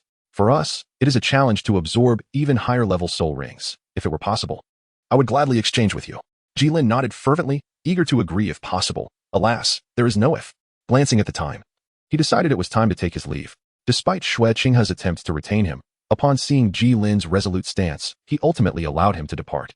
At the threshold, Xue Qinghe remarked, expressing his hope that Brother G would ponder this matter further, for the conditions I offer are truly commendable. This time, Gilin was genuinely taken aback. Certainly. Once Gilin vanished from view, Xue Qinghe closed the door and settled into his seat, crossing his legs. With his right hand resting on the nearby tea table, rhythmically tapping his index finger on the surface. Two figures emerged from behind, one large and one small. Shuechinga spoke nonchalantly. What do you think? The smaller figure bowed slightly and replied, what he said is likely a mixture of truth and falsehood. Though this individual lacked formidable strength, his martial soul enabled him to discern whether someone was lying. Oh, which part? Returning to consider working under you. This revelation somewhat surprised Shuechinga. He had anticipated that the falsehood would pertain to lacking soul skills or a willingness to trade martial souls. But he had not expected this particular statement. After a moment of silence, Shuechinga inquired, what does Elder Tsiju think of this person? The towering figure, identified as Tsiju Douluo, responded, his soul power fluctuations far exceed that of his peers. Were it not for having seen his dossier, I would assume him to possess a rank above level 33. Shuechinga pondered deeply. Although Gilin's level and age appeared somewhat misaligned, he understood that only divine intervention could allow an individual to achieve a millennium's worth of soul rings with merely the first and second soul rings. Thus, Shuechinga resolved to extend a favor to Gilin, instructing those below to spread the word that the longevity of Gilin's soul rings was acquired through the sacrifice of soul skills. Though the two individuals were puzzled, they bowed and affirmed, understood. Chapter 40. Gilin's ambush in this manner. Even if Shuechinga chose not to disseminate the information, Gilin would likely attract less scrutiny from him, rendering the endeavor not entirely fruitless. As Gilin walked back, he couldn't help but reflect, truly, I am clever to devise such a strategy. He could already see the Shrek Academy's premises, the gate wide open. Upon entering the courtyard, he noticed the absence of people. Were they so trusting? Leaving the gate ajar with no one around. Yet considering that those individuals had traveled smoothly, coupled with the presence of soul-guiding devices, it seemed reasonable. As the later arrival, Gilin still lacked a personal chamber, thus he began searching for an available room within the expansive residence. The Tiando Empire had indeed been generous, providing Shrek with a house boasting 3 floors, with the first floor for daily activities spanning nearly 300 square meters. Naturally, there were numerous rooms within. Choosing a room on a higher floor was preferable, as the view and air quality were superior compared to those on lower levels. Gilin commenced his search from the 3rd floor. However, it appeared that others had similar intentions, as all the rooms on that level were already occupied. With no other recourse, Gilin proceeded to the 2nd floor to continue his quest. During the preceding month, he had shared accommodations with Tang San and his companions, thus gaining insight into their method of claiming rooms. They each marked their chosen quarters with a distinctive emblem, typically a sign engraved with varying designs. For instance, Xiao Wu chose a carrot, Zhu Zhuqing opted for a cat, and Ma Hongjun adorned his sign with a rose, playfully adding color to it. The others also employed symbols representative of their martial spirits or cherished items. Yet, Tang San stood apart, utilizing a design unfamiliar to the rest. When inquired about its significance, he merely smiled, stating that it was the most important emblem of his life. However, when pressed for the reason behind its importance, Tang San simply smiled in response. Gilin cast a glance, recognizing the character Tang inscribed in Chinese. Upon reaching the 2nd floor, he noted a significant reduction in the number of signs, with only a few scattered remnants remaining. These signs represented Tang San, Dai Mubai, Flinder, Oscar, and Ma Hongjun. Coincidentally, an empty room was situated directly across from Tang San's quarters. Gilin observed that the window of this vacant room offered a picturesque view of the nearby military camp and the setting sun on the horizon. Without hesitation, he affixed his emblem, a cresting wave, upon the door. After dedicating some time to arrange his bedding and personal items within the room, Gilin prepared to head for dinner. To accommodate over 10,000 cavalry and their steeds, while also providing ample training space, the royal training grounds were impressively vast, akin to a small city. Following a brief inquiry, Gilin made his way to the dining hall designated for the competing academies. The hall was already bustling with patrons, each group distinctly organized by their respective academies. Though there were exceptions, such as a hint of azure amid the sea of red, Gilin initially intended to greet them. But upon witnessing their flirtation, he reconsidered his approach. The cafeteria offered a diverse array of dishes, each emanating an enticing aroma. What to choose? It was truly a dilemma. Gazing at the splendid assortment before him, Gilin found himself at a loss for selection. Perhaps he should sample a bit of everything? It is well known that a university student's primary concern is sustenance, and thus his appetite is considerable. Since arriving in the Douluo continent, Gilin's capacity for food has notably increased, and with his unique cultivation methods and the abundance of nourishment available, he could now consume enough sustenance for approximately 15 individuals. To accommodate the competitors, the cafeteria has curated a selection of culinary delights from various regions of the Tiando Empire, featuring over 100 distinct dishes, albeit only a few from each locale. Gilin, similarly, gathered quite a considerable amount, having replaced his plate time and again, ultimately filling 4 plates to the brim. Gilin glanced around and also discovered the presence of individuals from Shrek Academy. Tai Long, Ma Hongjun, Jing Ling, Huan Yuan, and Jiang Zhu were all seated at a long table. Holding his dinner in one hand and with food in his mouth, Gilin arrived at their table. The The long table was spacious enough to accommodate 20 diners simultaneously. Gilin chose a seat somewhat distant from the others and, disregarding the astonished gazes directed at him, began to eat nonchalantly. Ma Hongjun and his companions were equally taken aback, for although they had previously shared living quarters, they had never dined together. It was their first time witnessing Jilin's prodigious appetite. The 5 of them were astonished, and the rest of the onlookers were no less so. As approximately 2/3 of the gazes were fixated upon Gilin. "Sister, look, that person from Shrek is eating so much," exclaimed Shui Yuer, covering her mouth as she spoke to her sister at the Tianshui Academy's dining table, though her gesture was hardly effective. Shui Bing'e rubbed her temples and chided. "You ought to take note of our opponents' profiles. It's rather foolish to engage in battle without knowing their names, their soul abilities, or their strengths. And you're consuming quite a bit yourself. Be wary of gaining weight." In response, Shui Yuer stuck out her tongue. "But I'm a little fairy. How could I possibly gain weight? Besides, I have my sister. Why should I burden myself with such details?" Observing her sister's playful demeanor, Shui Bing'e recognized that her sibling had likely grown a bit spoiled, yet she felt compelled to indulge her regardless of her shortcomings. However, Jilin's appetite was indeed remarkable. Even Huyan Li from the Elephant Armor Academy could not consume such a quantity. This food at the promotion match is far more delicious than that at Shrek's. And the variety is greater too. As Gilin savored the delectable offerings before him, Tang San entered with Xiao Wu. After selecting their meals, they joined Tai Long and the others. If just moments ago only 2/3 of the spectators were focused on this table, now nearly everyone turned their attention, acknowledging Tang San. The standout figure of this competition, which included teams from Tianshui City and those arriving from the Balak Kingdom. Upon entering, Xiao Wu's unwavering gaze was fixed on Tang San, which made Feng Xiaotian feel rather uncomfortable. Despite his earlier attentiveness, he could not draw her focus as Tang San did. Remembering Jilin's earlier words, Feng Xiaotian resolved to act swiftly. Feeling the intensity of the stares, Tai Long and his companions grew uneasy and ceased their meal, engaging in conversation instead. "What kind of opponents do you think we will face tomorrow?" Tai Long inquired. "How should I know? However, I firmly believe that under San Shao's leadership, we will achieve victory," came the reply. Tang San smiled and waved his hand, insisting, "No, it requires our collective effort." "Indeed. But that seems of little concern to a certain Grand Soul Master," came the teasing response. "Who is Gilin? Even if the sky were to fall, it would not deter his appetite. After all, what is a mere child's taunts to him? One might as well regard him as a courting gorilla and disregard his antics."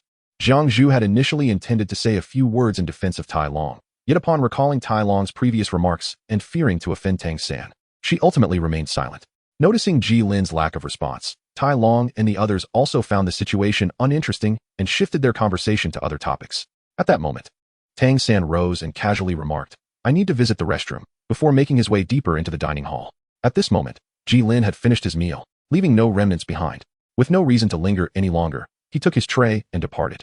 Although there were designated individuals responsible for collecting trays, Gilin decided to take it upon himself, as it was merely a short distance. Upon exiting the cafeteria, he noticed that the moon had vanished from sight, and visibility was rather poor. Fortunately, there were torches spaced along the path, and his vision had greatly improved, allowing him to navigate without difficulty. Not long after leaving the cafeteria, Gilin encountered a patrol of soldiers approaching him. Although they were not clad in the heavy armor that concealed all but their eyes, they were nonetheless well equipped. Surprisingly, despite their armor, they moved with remarkable quietude.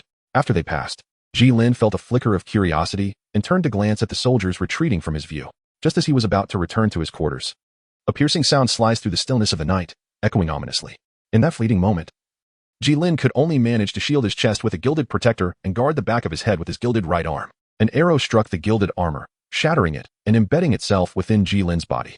The force of the blow sent him crashing to the ground, blood spilling from his lips. The soldiers behind him quickly reacted, rushing towards Gilin while shouting that there was an assassin. Chapter 41. The aftermath. The once tranquil night was shattered by the alarm of an assassin. Those still dining in the cafeteria were taken aback by the unexpected threat. None could have predicted that someone would dare to commit such an act within the military camp. A moment of stunned silence enveloped the room, but some quickly regained their composure and moved toward the exit to discern the cause of the commotion. At that moment, Tang San emerged from the restroom, shaking water from his hands. Observing the scene, he felt a twinge of confusion and turned to Xiao Wu, asking, "Xiao Wu, what is happening here?" Xiao Wu replied with concern, "Brother, are you alright? Someone just shouted that there's an assassin, didn't you hear?" Tang San's expression shifted to one of surprise. "Is that so? The restroom has excellent soundproofing. I truly didn't hear anything. But who was attacked?" Xiao Wu shook her head. "I'm not sure. When you were gone, I thought it was you who had been attacked, and I was quite worried." Seeing the anxiety on Xiao Wu's face warmed Tang San's heart. He gently patted her hand, reassuring her, "Don't worry, you know my strength." It's not so easy for me to get into trouble. With Tang San's words of comfort, Xiao Wu felt a sense of relief. Then, brother, shall we go see what is happening? Tang San hesitated for a moment. What if the assassin hasn't gone far and decides to return? Oh, how could that be? Surely no assassin would be foolish enough to come back after fleeing, especially with so many people around. Let us go. Upon hearing Xiao Wu's insistence, Tang San's expression became conflicted, but ultimately, he succumbed to her charming persuasion. The group followed the crowd to the scene of the incident. Upon their arrival, they found Gilin preparing to extract the arrow from his back, while the soldiers gathered around him, their faces etched with concern. In this dire moment, Gilin was merely injured. For the soldiers, the worst consequence they might face was a severe reprimand. However, if Gilin were to perish, they would undoubtedly be held accountable, forced to answer to the academy for such a grave failure. It is naturally impossible for Gilin to extract the arrow by himself. However, he was not well acquainted with the others. Thus, he turned his gaze towards the soldiers nearby. Excuse me, could one of you come over to assist me in removing the arrow from my back? One of the soldiers replied, it is feasible, but how will you staunch the bleeding once it is removed? If you lack a solution, it would be wise to wait for the healing spirit master from our camp to arrive. Gilin exhaled deeply to alleviate the pain, contemplating a pressing dilemma. Nonetheless, he yearned to extract the arrow immediately. After all, one could never ascertain whether it harbored any additional perilous substances. It would be prudent to remove it as soon as possible. Allow me to assist. A voice resonated just as Gilin was engulfed in his distress. Following the sound, he beheld Jiang Zhu emerging from the crowd. The soldiers nearby bore grave expressions, acutely aware that this was no trifling matter.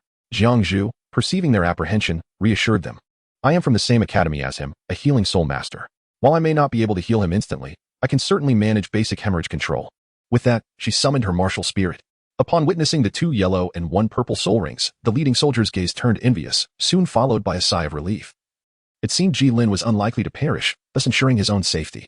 Consequently, he approached Gilin, who was kneeling on the ground, alongside Jiang Zhu. Grasping the exposed shaft of the arrow with his right hand, he addressed Gilin. I am going to pull it out now. Gilin took several deep breaths, striving to compose himself, and uttered, pull. He endured the pain. The soldier, hearing this, wasted no time. He exerted force with his right hand. Despite the gilded barrier absorbing a significant portion of the arrow's kinetic energy, it still sank deeply into Gilin's back. He could feel that if the arrow penetrated any further, his life would be in jeopardy. Moreover, the arrow was barbed, making it exceedingly difficult to extract. The excruciating pain contorted Gilin's face, beads of cold sweat trickling down his forehead, saturating his back and further irritating the wound. He resolutely restrained himself from moving, aware of the numerous eyes upon him. Fortunately, the soldier showed no mercy due to Gilin's suffering, as he could not truly comprehend it. At last, the arrow was withdrawn. Without its obstruction, blood began to flow profusely from the wound. Gilin succumbed to the ground, unable to withstand it any longer.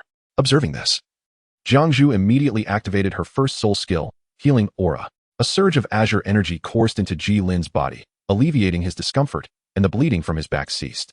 At that moment, Xue Qinghe and Ning Fengji, having heard the news, arrived on the scene, promptly dispersing the onlookers and escorting Gilin, Jiang Zhu, and the soldiers away for inquiries. Name, Kruo. Age, 31. Position, Captain of the 4th Squad, 37th Battalion, 3rd Brigade of the Tiando Royal Knights. After a thorough inquiry, Xue Qinghe and Ning Fengji grasped the general circumstances surrounding the incident. After finishing his meal, Gilin exited the cafeteria and soon encountered the patrolling members of Klo. After brushing past them, he was suddenly attacked. At first, Xue Qinghe suspected the assault was instigated by Klo, but Gilin quickly refuted this notion. Out of curiosity, I turned to glance at them as we passed, but they exhibited no unusual behavior, and the attack occurred the moment I turned back. They lacked any soul power, making such speed improbable. Before me lay arrows crafted entirely from fine steel, which I had just measured to be 8 inches in length. Clearly, these were not the common arrows. They resembled crossbow bolts instead. Yet, could such bolts possess such formidable power? Might they be some kind of soul guide device? However, Xue Qinghe found it perplexing that Gilin had sensed no fluctuations of soul power. If not a soul guide device, then what could it be? Ning Fengji, recalling the crossbows from his sect, replied calmly, No, I have never heard of such a weapon. Xue Qinghe accepted this. As even he had not come across anything of the sort, it was understandable that Ning Fengji was unaware. With a deep sigh, he lamented the tumultuous times. The promotion tournament had yet to commence, and already such incidents had occurred. Who knew what would transpire next? Ning Fengji offered consolation, suggesting that one should look on the bright side, for fortunately, no lives had been lost. Indeed, had there been fatalities, it would have severely tarnished the reputation of the Tiando Empire. What sort of individuals do you believe the assassins to be? Ning Fengji pondered for a moment before concluding. They should not be from the Knight's Order. After all, they are well trained, and given that no similar incidents have occurred previously, we can rule them out. Shueqinghe interjected. I share your sentiments. Thus, it is likely that the assassin is among the competitors who arrived today. Yet, the assassin left no clues behind, which made it difficult for us to confront those academies without cause. However, failing to provide Gilin with an explanation would undermine the Empire's authority. Ningfengji proposed. Is it not simple? No one knows who the assassin is, so we can say it is whoever we wish. Do you mean to find a scapegoat? This method indeed held merit. Yes, if we offer Gilin some benefits, it would further demonstrate the Empire's compassion. Ningfengji nodded. As long as you have a plan. That suffices. I shall return now and inform Shrek Academy that Gilin will be receiving treatment with us for a while. Thank you, teacher. At Shrek's residence, everyone gathered in the main hall on the first floor.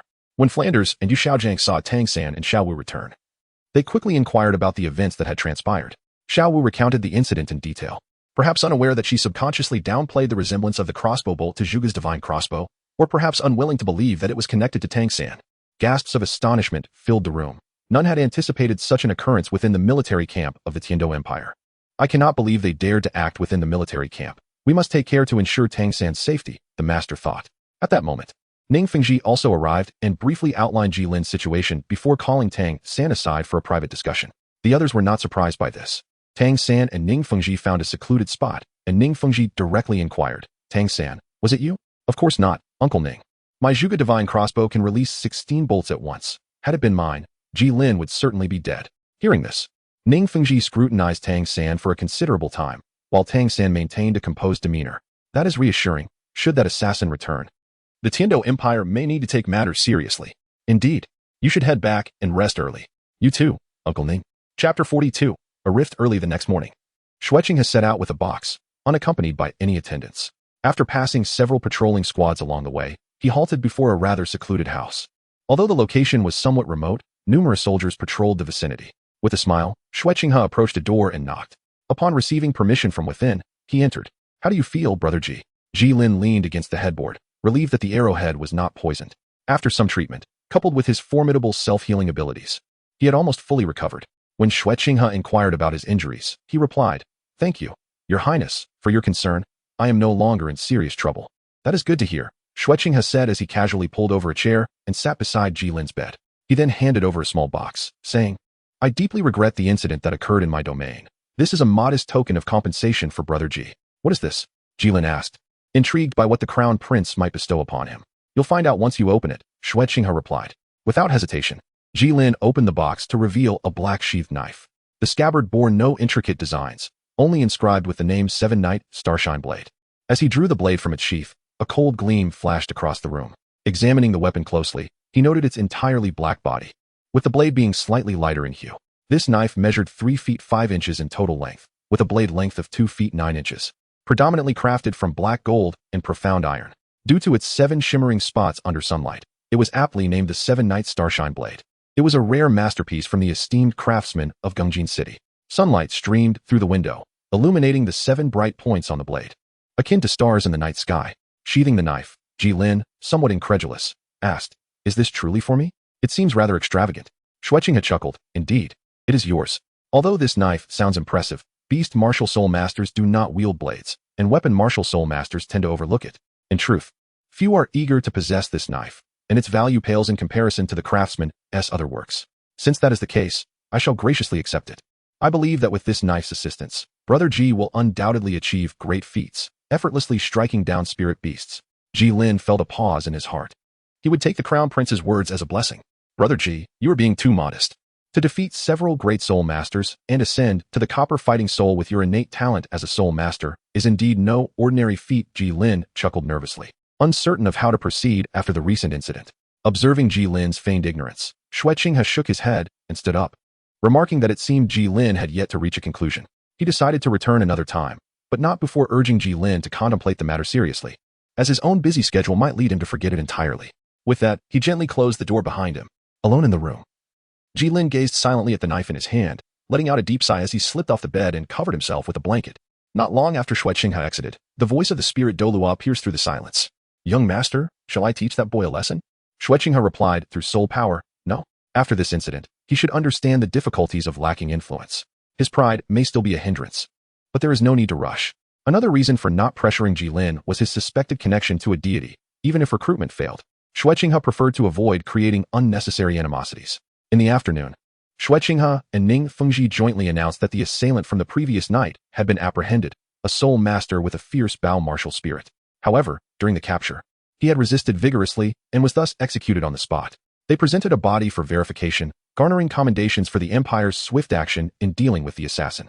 Yet, some remained skeptical, pondering the circumstances, but since the relevant parties said nothing, they chose to focus on the upcoming qualifiers instead. Thus, the incident surrounding Gilin's assassination reached a quiet conclusion. Finally, the last team arrived at the competition venue, and the qualifiers for the 4th Continental Advanced Soul Master Academy Elite Tournament were about to commence. In the Shrek headquarters, Master addressed the assembled members, stating that although they had performed admirably in the preliminaries, they could not afford to be complacent, as other academies likely had their strategies in reserve. Dai Mubai responded confidently. Rest assured, Master. We understand the principle of a lion hunting a rabbit. Master nodded, instructing everyone to rest well that night to conserve energy for the next day's competition. To which all readily agreed. At this moment, Jiangzhu hesitantly spoke up. What about Gilin? Should we inform him? Before Master could respond, Ma Hongjin interjected. Sister Jiangzhu, what difference would it make to bring him along, even without his injuries? His high-level soul master abilities would hardly make an impact against the powerful 14 academies of the Tiando Empire, all of whom possess soul power above level 35. It's best to let him rest peacefully. Master considered this and concurred with Ma Hongjin. Although his words were harsh, they were grounded in reality. Gilin was no longer able to keep pace with them. Jiangzhu, however, protested passionately. Then why did we bring him along in the first place? Master coldly replied. I have my own plans. Sensing the tension between Master and Jiangzhu, Ma Hongjun quickly intervened. Master, please don't be upset. Sister Jiangzhu is just a bit shaken by the assassination incident. He turned to Jiangzhu, urging her to apologize. With her head bowed and a complex expression on her face, Jiangzhu thought that if only the Shrek members showed a modicum of concern for Gilin, even just a simple visit, her reaction wouldn't have been so intense. But they hadn't, prompting her to reflect on her own situation. Though she remained with Shrek and could still participate, she was merely a healing-type soul master. What worth would she hold in the qualifiers, let alone the finals against Ning Rongrong and Oscar, both formidable soul masters? As she lay in bed, would they feel the same way about her? After much contemplation, Jiangzhu finally whispered an apology. Upon hearing her, Master scoffed before turning away. The Shrek's 7 monsters remained silent, merely distancing themselves from Jiangzhu. While Ma Hongjin opened his mouth to say something, yet no words came out. With everyone gone, Jiangzhu remained seated in the hall. Jingling and Huang Yuan, who had always had a good relationship with her, noticed her prolonged absence and returned to the hall. Seeing her sitting there quietly, Huang Yuan couldn't help but ask, "What is wrong with you today? You wouldn't typically say such things." More perceptive than Huang Yuan, Jingling guessed the cause was Gilin. Jiangzhu offered no response, but invited her friends to sit down. Once they were settled, she slowly began, "I'm sorry for worrying you. Seeing them like this, I can't help but feel a sense of sorrow." Jingling replied, "We have contemplated this matter too. Indeed, we are merely transient figures in the lives of the Shrek 7 monsters, just as they're in ours. One day, we may part ways for various reasons. And Gilin is no different. So there is no need to feel so melancholic." Jiangzhu nodded, feeling somewhat comforted. Chapter 43. A fractured relationship. The qualifiers for the Soul Master Tournament officially commenced today, with Emperor Shuiyi and Salas present to observe. Upon meeting, Salas initiated the conversation. "Your Majesty, I have heard there were assassination attempts within the military camp. Would you like me to send some personnel from the Spirit Hall to assist?" Emperor Shuiyi chuckled. "It seems that your information is rather outdated, Archbishop Salas. The assassin has already been dealt with. Nonetheless, I appreciate your concern." As a senior figure in the Spirit Hall, Salas could surmise why Shui Qinghe had managed to capture the culprit so swiftly. He remained silent, hoping that no further disturbances would arise within the Emperor's camp. Shuiyi felt a twinge of anger, frustrated by Salas's arrogance, the immense power of the Spirit Hall, and the audacity of the assassin. Thankfully, his son had handled the situation well, averting further mockery from Salas. Ning Fengji and Shui Qinghe observed quietly from the sidelines, refraining from interjecting. As the participating teams gathered and the forces assembled, the 4th Continental Advanced Soul Master Academy Elite Tournament's Tiando Division qualifiers officially began. In the first match, the Flame Academy faced off against the Fabia Academy. Meanwhile, Gilin had just awakened. After washing up, he yawned and made his way to the dining hall. Although mealtime had passed, there were still plenty of snacks available. Gilin, not picky, filled himself before meandering to the central arena where the matches were taking place. He arrived just in time to witness Shrek Academy against Balak Academy. The members of Shrek showed little interest in Gilin's presence, and he did not wish to impose, so he found a quiet corner to sit and enjoy the spectacle. As he watched the golden-red barrier surrounding Xiao Wu suppressing the opponent's soul skills, Gilin couldn't help but marvel at the formidable prowess of the heart-wrenching red. What followed was a one-sided domination by Shrek over their adversary. There is truly little of significance to convey. In the grand expanse of the Pope's Hall within the Spirit Hall, the solitary figure of Bibi Dong, tall and exuding an air of regal elegance, reclines upon the central throne, perusing the confidential missive delivered by Salus. After a prolonged moment of contemplation, she closes her eyes, resting her head against the throne's backrest. What a remarkable surprise, a soul master possessing a fourth spirit ring of 10,000 years, along with 2,000-year spirit rings. Could he be a successor of some divine lineage? It seems that action is warranted. The vastness of the Pope's Hall is enveloped only by Bibi Dong's whispered musings. Meanwhile, in the offering hall before the statue of the angel, Douluo kneels quietly in prayer. At that moment, the towering golden crocodile Douluo approaches, bearing a letter, and addresses Douluo. Elder brother, there is a letter from Xiaoshui. Upon hearing this, Douluo gradually rises, accepting the letter from the golden crocodile Douluo's hands. As he opens it, an expression of solemnity and surprise flickers across his face. Even I, in my old age, can be mistaken. That intriguing young man is indeed a soul master endowed with 2,000-year spirit rings. This world is truly wondrous. Curious about Douluo's musings, the golden crocodile Douluo inquires, Elder brother, what does Xiaoshui say in the letter? Who possesses 2,000-year spirit rings? Douluo hands the letter over, saying, you read it for yourself. Although the contents are somewhat extensive, the 98th level Super Douluo swiftly comprehends the information with a mere glance. Furrowing his brow, he points to the accompanying portrait within the letter and asks, Elder brother, what do you intend to do? Did not Xiaoshui mention that he is a participant in that Soul Master competition? He will come to Spirit City. We shall bring him here when the time comes. Indeed, Gilin remained oblivious to the fact that he had caught the attention of two formidable figures. At that moment, he was still at Shrek Academy, reveling in the newfound vitality of his recently healed body. His interest in the upcoming competitions was rather tepid. After all, Shrek would likely emerge victorious, offering little in the way of excitement. Instead, he preferred to devote his time to enhancing his own abilities. As time swiftly passed, half a month flew by, and Shrek continued to surge ahead. Gilin successfully reached the 25th level, and the promotion matches finally concluded. All participants were granted a fortnight of respite. Returning to Shrek Academy. Along the journey, Gilin could distinctly sense a decline in the prying gazes that had previously followed him. The notion of departing from Shrek Academy resurfaced in his mind. Without hesitation, Gilin approached Master Yu Xiaojiang to discuss his desire to leave. However, the master resolutely refused, insisting that Gilin must remain until after the final competition.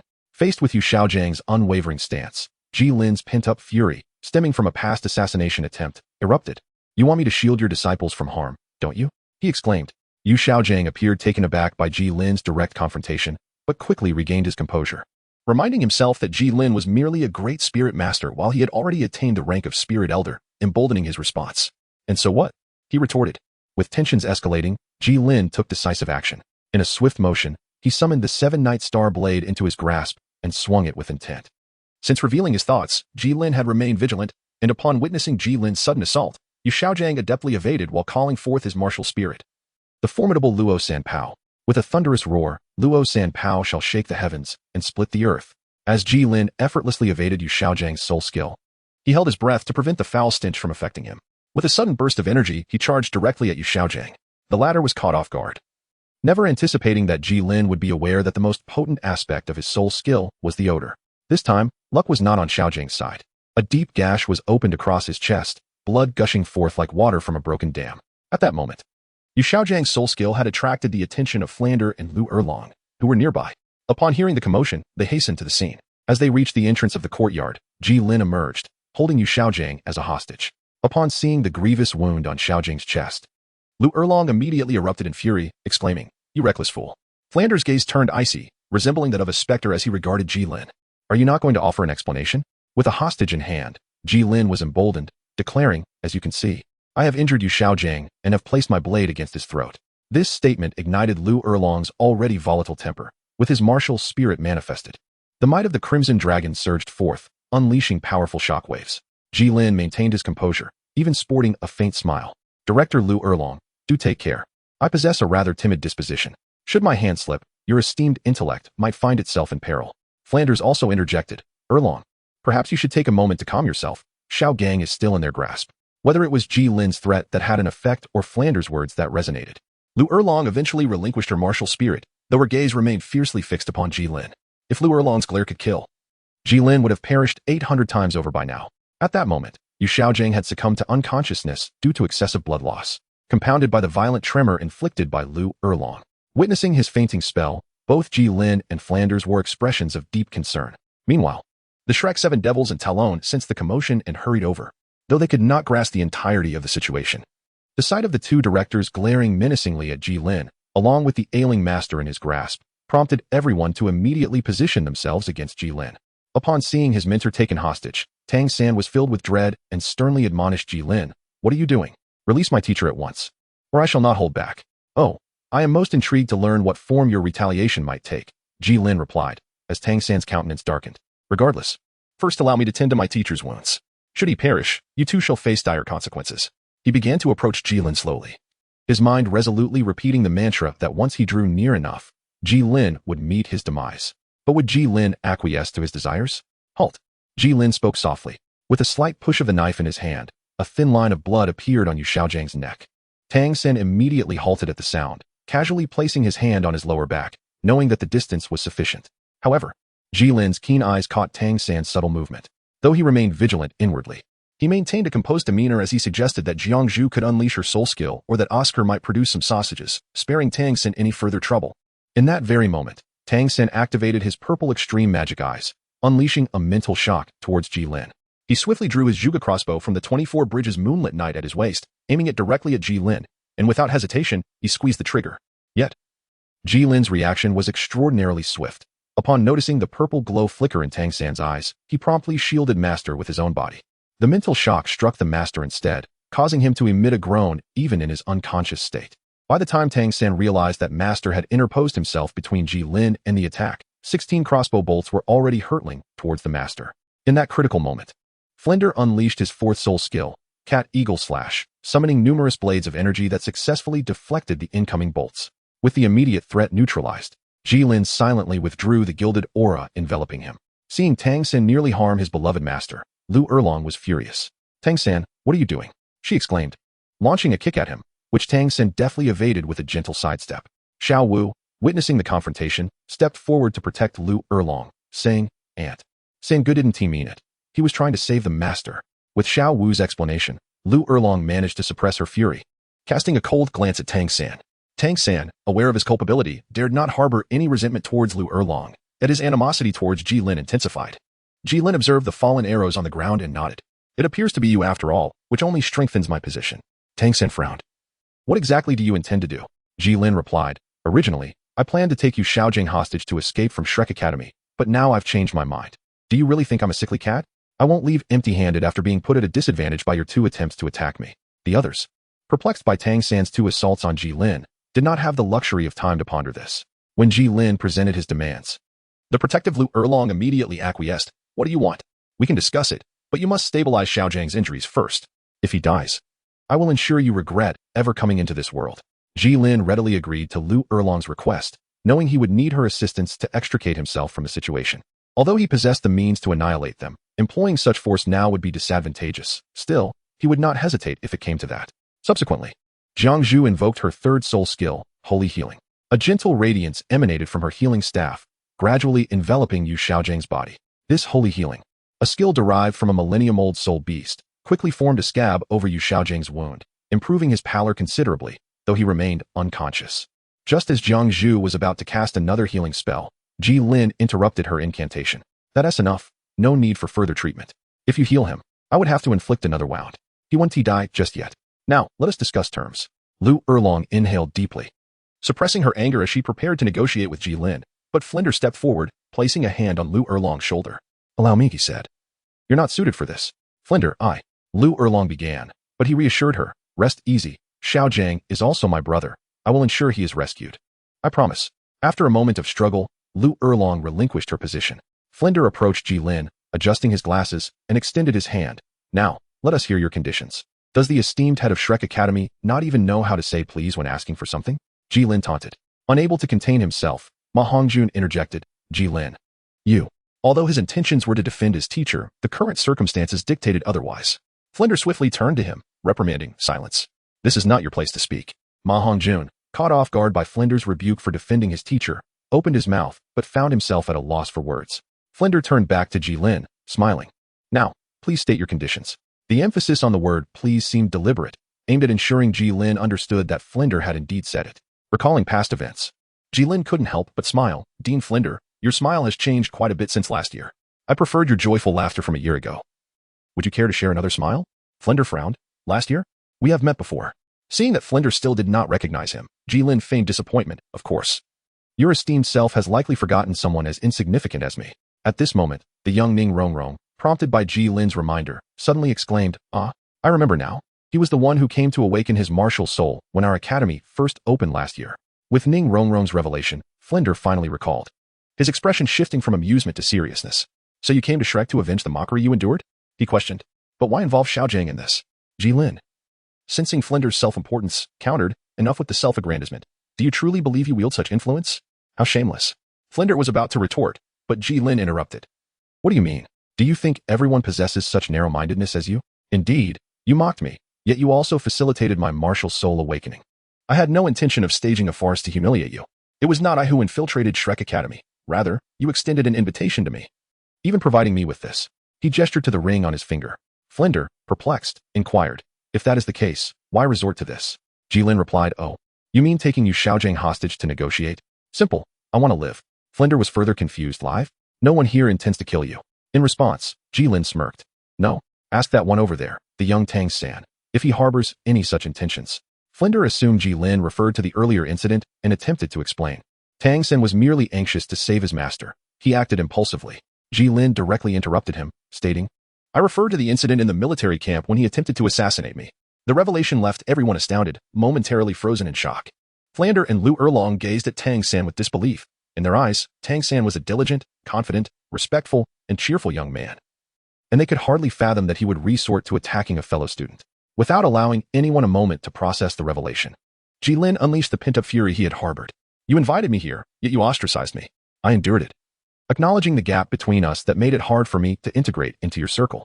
Yu Xiaojing brought me in to attract fire away from Tang San, and I accepted that. I lay injured in bed, and you neglected to visit. I tolerated it. However, when one of you, Tang San, sought to kill me, and Yu Xiaojing forbade my departure, that was beyond my endurance. Moreover, Yu Xiaojing is truly incompetent, despite being a soul master. He fell beneath my hand in mere 3 strikes. How could he dare utter the phrase, 'There are no worthless martial souls, only worthless soul masters'?" Flinder understood that it was futile to mend fences with Gilin now. He could only inwardly scold Tang San for his clumsiness that had led to such calamity. "What must you do to release Xiaojing?" Gilin realized that his intention was merely to seek benefits and extricate himself from the whirlpool of Shrek. Why had he spoken so much to them? What valuable items did Tang San possess? Previously, I heard Hong Jun mention that Tang San had a certain celestial herb. Could you present it for my inspection? As for the specifics of the herb, Gilin could scarcely recall. Upon hearing this, Tang San immediately turned around, glaring fiercely at Ma Hongjun, who had long since bowed his head. A tumult of emotion surged within him. Observing Tang San's reluctance, Gilin resorted to drawing another line of blood across Yu Xiaojing's neck. Seeing this, Lu Erlong anxiously urged, "Tang San, quickly produce that fragrant celestial herb for him. Do you not wish to save your teacher?" Just as Tang San contemplated offering a random herb to placate Gilin, a frown darkened his face as he felt irritation towards Lu Erlong's sudden interference. Nonetheless, he retrieved the fragrant celestial herb from his treasured pouch. After returning from the Sunset Forest, Tang San had taken special care to create a pot for the herb, enriching it with various medicinal materials to ensure its freshness over time. Little did he expect that all his efforts would ultimately benefit Gilin. Chapter 45. Everyone. You too do not wish to. As Gilin accepted the fragrant celestial herb tossed by Tang San, he took a moment to admire it, remarking, quite exquisite. The petals resemble pink crystals, while the stamen appears as purple gemstones, giving the entire flower a dreamlike quality. Is this truly a celestial herb? It is indeed extraordinary." Tang San disregarded Gilin's admiration, suppressing his inner fury as he demanded, "Now, may I suggest you release my teacher?" To his surprise, Gilin regarded Tang San with a look of incredulity. "Are you quite all right? This herb serves as compensation for your assassination attempt on me in the military camp. Releasing Yu Xiaojing entails a different price. You do not overstep your bounds." Seeing Tang San's agitation, Gilin chose to refrain from further provoking them. Uncertain of their limits, should he incite their wrath, the consequences could be dire. "Rest assured, this request is simple. You must allow me to leave unharmed. And you cannot send anyone to pursue me." Tang San scoffed. "What is this? Are you afraid?" Gilin nodded thoughtfully. "Indeed, after all, you are all at least soul venerates, while I am merely a humble great soul master, which leaves me somewhat apprehensive. Very well, we agree to your terms. Release Xiaojing at once. Ere long, please maintain your composure." "How can I possibly remain calm? They have clearly stated that if we allow Xiaojing to leave, he will return. What are you waiting for? Is Xiaojing not your brother, Tang San? And is not Master your mentor? Did you not once proclaim?" A day as a teacher is a lifetime as a father? Were those words mere trifles? Confronted with Lu Erlong's inquiries, Tang San's expression darkened, wishing he could strangle the very self that uttered such sentiments. After all, having lived 2 lives, he was still able to discern the significance of the present moment. As long as the teacher returns, Gilin, I vow that you shall find neither life nor death to your liking. Very well, we consent to your demands. With Tang San's agreement, Flander also sighed in relief, for Tang San had invested the most into this situation, and his connections were not ones Flander could afford to offend. He promptly stated, you may release him now, correct? Do you truly believe I am a fool? If I release him and you all charge at me, what then? Witnessing Jilin's change of heart, even Flander could not contain his frustration. You proposed these terms, and now you wish to retract. What is it that you truly desire? I understand your urgency, but please, hold your horses. For the sake of my personal safety, I have decided that everyone must fully comprehend my worth, starting with you. Dean Flander. As he spoke, Gilin tossed a crumpled note toward him. Upon opening it, Flander's expression shifted to one of bewilderment, as the note read, Dean Flander. You surely do not wish for the fact that Master and Erlong are cousins to become common knowledge, do you? Although this matter was not a secret to many prominent figures, the majority remained ignorant, as one bore the surname Yu and the other Lu. Should this revelation escalate? Given Flander's understanding of Yu Shao Gang, his pride would compel him to flee once more, and one could easily imagine the repercussions for Lu Erlong. Flander was adamant in his refusal to allow the woman he cherished to revert to her former life. Yet how could a mere commoner like Gilin be privy to such information? Next, it is you, Miss Ning Rongrong. Another crumpled note was flung forth. Miss Ning Rongrong, what do you suppose will happen when the Imperial royalty discovers that your 7-treasure glazed tile school possesses hundreds of weapons capable of breaching the defenses of a level 40 soul master? Will they abandon you to fend for yourselves, or will they turn against you? Upon hearing this, Ning Rongrong scoffed derisively. Our 7-treasure glazed tile school has always maintained a favorable relationship with the royal family. The Crown Prince is my father's student. Such a rift cannot easily be created. Gilin never anticipated that Ning Rongrong would confront him directly. That day, did the Tiando royal family know that you possessed hundreds of Zhuge divine crossbows? We are not the royal family's subordinates. Must we report everything? Perhaps you should inquire with the second prince of Xinglua beside you to see if the royal family is so benevolent. The 7 monsters were all aware that Tang San had sold Zhuge divine crossbows to the 7-treasure glazed tile school. Although as a prince of Xinglua he should not allow the enemy nation to grow stronger, the buyer is his sister's sect, and the seller is his own brother. Moreover, Tang San had promised him that he would not let the arrows of the Zhuge divine crossbows be aimed at Xinglua, and Ning Rongrong explained that it was for self-protection. Dai Mubai thus chose to overlook the matter. At this moment, feeling himself pointed out by Gilin, all eyes turned to him. Dai Mubai hesitated for a long while, ultimately deciding not to betray his own people. The Tiando royal family, I do not know, but the Xingluo royal family has never once targeted our allied clan. The Zhu family. Even the manner of succession to the throne is determined by a duel among princes, with the victor crowned as king. Zhu Zhuqing beside him added that the internal environment of the Zhu family is similar, and this is also the reason why Dai Mubai and I managed to escape. The royal family is the most heartless, thus the Tiando royal family must not fare much better. Upon hearing the introductions from Dai Mubai and Zhu Zhuqing, Ning Rongrong felt a bit flustered, but then thought of her 2 elders who cherished her, and instantly regained her composure. What of it?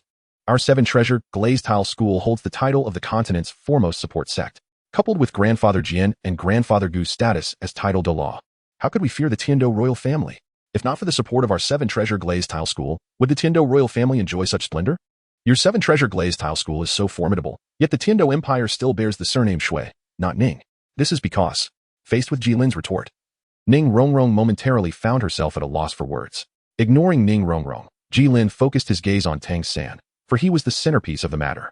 As the protagonist of Douluo continent, the future sea god, whether he could emerge unscathed this time depended on the significance of Xiao Wu in his heart. Another paper ball was thrown from Jilin's hand, which Tang San caught and opened. You ask how many people enjoy eating the immortal herb stewed with a 100,000-year rabbit head? After briefly scanning the contents of the note, Tang San immediately became enraged. Xiao Wu was his untouchable taboo. With a cold gaze directed at Gilin, a murderous aura radiated from him, which the surrounding Shrek members also sensed. Flinder immediately placed a hand on Tang San's shoulder, urging him to remain calm. This brought Tang San back to his senses, and he first glanced at Xiao Wu, who was anxiously watching him, making a decision in his heart. He gently brushed off Flinder's hand and said, I'm fine, Dean. I'm all right. Is little San truly fine? Dai Mubai, although unaware of what was written on the paper, had known Tang San long enough to realize that only matters concerning Xiao Wu could provoke such a reaction. Rest assured, I am indeed fine. Dismissing Dai Mubai, Tang San turned back to Gilin. Although he wished to tear him apart, the thought of Xiao Wu's identity forced him to abandon that notion. I can agree to your request, But how can you guarantee that you will not divulge what is written on the note? Gilin had no real way to respond to this. If I say I promise not to speak of it, you likely won't believe me, but you have no choice but to trust me. I also do not wish to make enemies unnecessarily. Tang San and the others had to admit that Gilin's words held truth. Such matters were indeed difficult to handle. And they needed to deliberate. Very well, I shall give you 10 minutes. Leaving the others behind to watch Gilin, Tang San, Flinder, and Ning Rongrong stepped aside to confer. Tang San spoke first. Dean Flinder, do you have confidence in rescuing teacher? Even now, Tang San was reluctant to let Gilin slip away, as Xiao Wu's situation was of utmost importance to him. What are you confused about at this moment? Setting aside whether we can avoid harming Xiao Gang while taking action, even if we manage to rescue him, what of killing Gilin? He dares to tell us directly that he holds our secrets. You think he wouldn't have a backup plan? Do you believe that once he dies, our secrets won't be exposed to the world? The three continued to discuss, ultimately having to concede to Gilin's demands. I hope you can keep your word. Upon learning they had decided to accept his terms, the tension in Gilin visibly relaxed. I do not wish to acquire more enemies for no reason. If I were to leak this, I would willingly offer my head. Having said that, to demonstrate his sincerity, Gilin removed the knife from Yu Xiaojiang's neck and placed him gently on the ground, then slowly backed away. Lu Erlong immediately rushed forward to carry Yu Xiaojiang and sought a higher-level healing soul master. The others remained rooted in place, keeping a close watch on Gilin. This time, no one blocked Gilin's escape route. Knowing he could no longer see Tang San and the others, Gilin finally let out a sigh of relief. Now, he felt as though he could soar freely, unbound by constraints. Chapter 46. Premium ingredients often require little. Upon exiting Shrek Academy, Gilin strolled through the streets, contemplating his next course of action. Glancing at the fragrant and exquisite immortal herb in his hand, covered by a piece of black cloth, Gilin decided to find a place to deal with it that very night. Along the way, he noticed many curious gazes directed at him. He had no choice but to bear the attention, as he did not wish to carry such a conspicuous item around. However, Gilin's storage ring could not contain living things. If only he had thought to take Tang San's bag as well, what a loss that would be. Resolute in his decision, Gilin quickly arrived at the largest hotel in Tiando City, aptly named Tiando Grand Hotel. A hotel bearing the name Tiando was certainly more upscale than others, with a standard suite costing 10 gold soul coins, which made Gilin wince in pain. Nevertheless, considering the rarity of the immortal herb, he reluctantly opted for a VIP room, spending a full 100 gold soul coins. This hotel truly rakes in profits. Fortunately, dining was complimentary. Upon entering the room, Gilin was momentarily dazzled by its splendor. Gazing at the bed, large enough for 5 people to lie down, he marveled. I have never stayed in such a luxurious room before. This 100 was well spent. As soon as he sat down, he sank into the softness of the mattress, unable to resist lying back completely, letting out a sigh of comfort. Ah, this feels divine. Gilin drifted into a hazy slumber. It was not until the sun dipped below the horizon and the moon began to rise that he slowly opened his eyes. Stretching his body and hearing the satisfying cracks of his joints, Gilin felt utterly refreshed. He rolled out of bed and headed straight for the dining hall. An hour later, amidst the astonished gazes of the staff, he left with a flourish, leaving them in a state of sorrow. Returning to his room to freshen up, Gilin's gaze fell upon the immortal herb on the bed. He had already removed the black cloth, and under the moonlight, the flower appeared even more resplendent. How should I consume it? Staring at the flower, Gilin fell into deep contemplation, unsure of how to properly ingest this exquisite herb. Should he eat just the petals, or consume the entire flower? Gazing at the 3-foot-long stem of the flower, Gilin compared it to the size of his mouth, and promptly dismissed the idea of eating it directly. Yet, as a citizen of a nation renowned for its culinary passion, how could a mere flower deter his appetite? The venerable Su Dongpo once remarked, the finest ingredients often require the simplest methods of preparation. Ultimately, Gilin decided to extract its juice. After all, the original text confirmed the flower was non-toxic, and consuming it in its purest form seemed ideal. He then sought out a small grinding stone, uprooted the flower, rinsed off the soil clinging to it, and inserted it into the mill's feed opening. As time passed, the once tall Yoxiangchila Xianpin gradually diminished in height. After a while, Gilin paused, exerting himself to shove the massive blossom deeper into the mill. Finally, the rare treasure was fully ground, concluding its arduous existence. Observing the collected translucent liquid, Gilin first brought it to his nose for a cautious sniff. It was curious, such a vibrant flower yielding such plain-looking juice. No discernible scent. Without hesitation, he downed it in one gulp, smacking his lips afterward as if trying to recall the taste. Nothing. Could Tang San have tricked me with a fake? No sooner had he spoken than an unsettling sensation surged from his stomach, followed by an overwhelming pressure shooting straight to his skull. Oh no, here it comes. Grimacing, clutching his abdomen, and clamping his legs together, Gilin staggered toward the restroom. What ensued was a symphony of explosive sounds, a spectacle of sheer auditory chaos, though regrettably, Gilin was the sole audience. Approximately 3 hours later, He emerged, legs trembling, leaning against the wall for support, utterly drained. Good grief, that was an experience. Truly, one should never consume unknown substances. Nearly had the whole village mourning me at a banquet. Adhering to his principle of waste not, Gilin had initially intended to consume the leftover residue. However, the ordeal in the restroom had left him completely spent. The moment his body touched the bed, exhaustion crashed over him like a tidal wave. I'll deal with it tomorrow. In a daze, his eyelids grew heavy, and he succumbed to sleep. The next day, the sun rose as it always did. Gilin was awakened by an intense pang of hunger. The first thing he did upon waking was to rush to the dining hall. After devouring all the food on his plates, his stomach finally settled. Gazing at the mountain of empty dishes before him, Gilin was somewhat astonished, pondering how his appetite had grown yet again. Nevertheless, this was not necessarily a bad thing. His grandmother once said that being able to eat is a blessing. Perhaps his hearty appetite was indeed a good fortune. After finishing his meal and returning to his room, Gilin finally had the time to examine the flower's purpose. To his surprise, he discovered that his soul power had already reached level 30, and his physique had considerably strengthened. This soul power felt akin to what he had cultivated himself, indistinguishable from his previous experiences, which relieved him. After all, many novels suggest that relying on external substances to enhance one's cultivation is precarious. Without timely consolidation, it could adversely affect future progress. However, it seemed that was not the case for him. He wondered if it was due to his uniqueness or if this world operated differently. Reflecting on the protagonist group's astonishingly rapid cultivation speed later in the original work, whether through consuming resources or directly infusing soul power, they encountered no instability in their foundations. It appeared that soul power was indeed a rather convenient source of energy, albeit somewhat lowly. Even chakra seemed superior. This world, renowned as the fantasy brick, certainly lived up to its name. Aside from the soul power, Gilin did not notice any other differences. It seemed that the fragrant flower possessed only this singular utility. However, Gilin was not disappointed, although he had not gained abilities akin to Tang San's fire and ice immunity. Enhancing his soul power by 5 levels without knowing the proper method of consumption was already commendable. If Gilin had been diligent in his training, achieving these 5 levels without the assistance of old Zhao's gravity would likely have taken him nearly a year. It was now time to contemplate hunting soul beasts to acquire his 3rd soul ring. Yet, this posed a conundrum. Gilin's physique far surpassed that of his peers, and each soul ring he absorbed had set new records in the Douluo world. His first 2 soul rings had been obtained with considerable support, and since Gilin had never fought at full strength, he lacked a clear understanding of his own capabilities. Therefore, he decided to seize this opportunity to ascertain his true level of power. Chapter 47. Battle under the setting sun. For his safety, Gilin chose the Sunset Forest, not far from Heavendo City, as the location for obtaining his 3rd soul ring.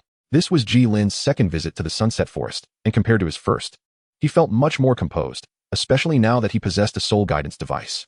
However, he remained vigilant, not neglecting any necessary precautions, including the use of scent masking powders. For this excursion, Gilin aimed for a soul beast approximately 500 years old. Having learned from the Master's detailed soul beast guide that his 2nd soul ring was from a beast over 200 years old, Gilin believed he could handle a soul beast in the range of 3000 to 4000 years. However, this time, Gilin's objective extended beyond merely absorbing a soul ring. He was also eager to gauge his own strength.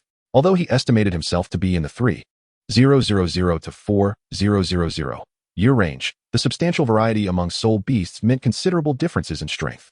Additionally, Gilin used the Gungjin tiger, the only beast he had ever fought, as a benchmark, recognizing the tiger's formidable status among its peers, which led him to raise his target age. If not for the fact that his golden coating could not yet cover his entire body, Gilin would have contemplated aiming for an 8000 year beast. As for whether he could absorb such a ring, Gilin admitted that if not for the soul-shocking abilities of 10000 year soul beasts, coupled with his uncertainty in defeating one, he might have aspired to flaunt a black soul ring before Tang San. The first day yielded no rewards, as Gilin had not ventured deeply into the forest, encountering only soul beasts aged between 10 and 100 years, neither suitable for practice nor for absorbing soul rings. Since entering the forest, Gilin remained ever vigilant, his enhanced physique and soul power allowing him to sense his surroundings within a radius of approximately 100 meters. Naturally, the closer he was, the clearer the perception. Now, as dusk fell and Gilin sought a place to set up camp for the night, an unusual sound captured his attention. Setting his tasks aside, he grasped his blade firmly. Although he did not know the source of the sound or whether it was directed at him, that did not deter him from treating it as a potential threat. A blade of wind surged towards him at remarkable speed. Even with his preparedness, Gilin barely evaded it by rolling aside. This wind blade felt oddly familiar, Gilin murmured. Soon after, the source of the sound revealed itself. a wolf with grayish-blue fur and a mocking expression, resembling the martial spirit of Feng Xiaodian, albeit with an additional head. Judging the creature before him, a swift-wind demon wolf approximately 3 meters in length, Gilin estimated it to be around 300 years old. Stretching his neck, Gilin smiled and remarked, "I just so happen to be curious if my deduction is correct. Let's use you for practice." With that, he enveloped his 7-night star blade in golden light and charged toward the demon wolf.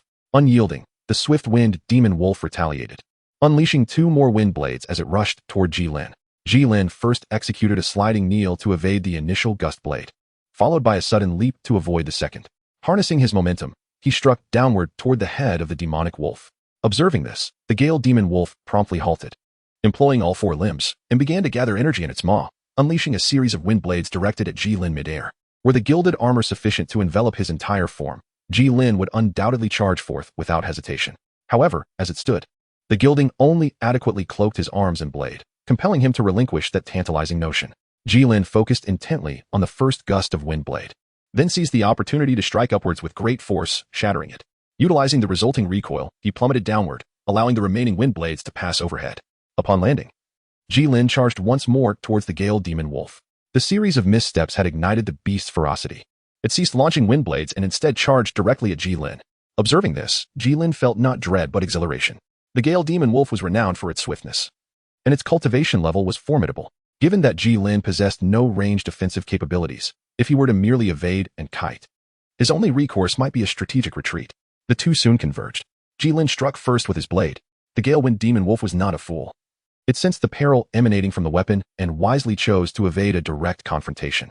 By sidestepping the attack, it swiftly retaliated with a claw strike, surging forward. Gilin raised his left arm to defend himself, but was directly sent flying. He skidded across the ground for a distance of 4 or 5 meters before finally coming to a halt. Gilin was somewhat taken aback. He had initially presumed that the Wind Fury demon wolf, known for its swiftness, would lack considerable strength.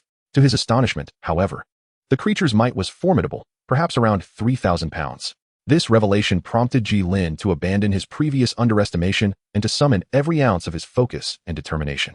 As he immersed himself completely in the battle, he began to gain the upper hand. Yet, he was well aware that subduing the Wind Fury demon wolf would require time.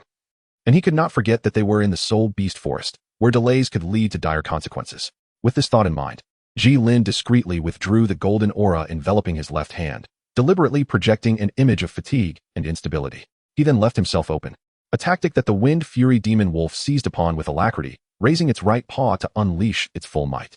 A howl echoed through the air, signifying the critical juncture of the battle. Contrary to the anticipated scene of blood and carnage, Gilin instead felt a sharp pain emanating from his own paw.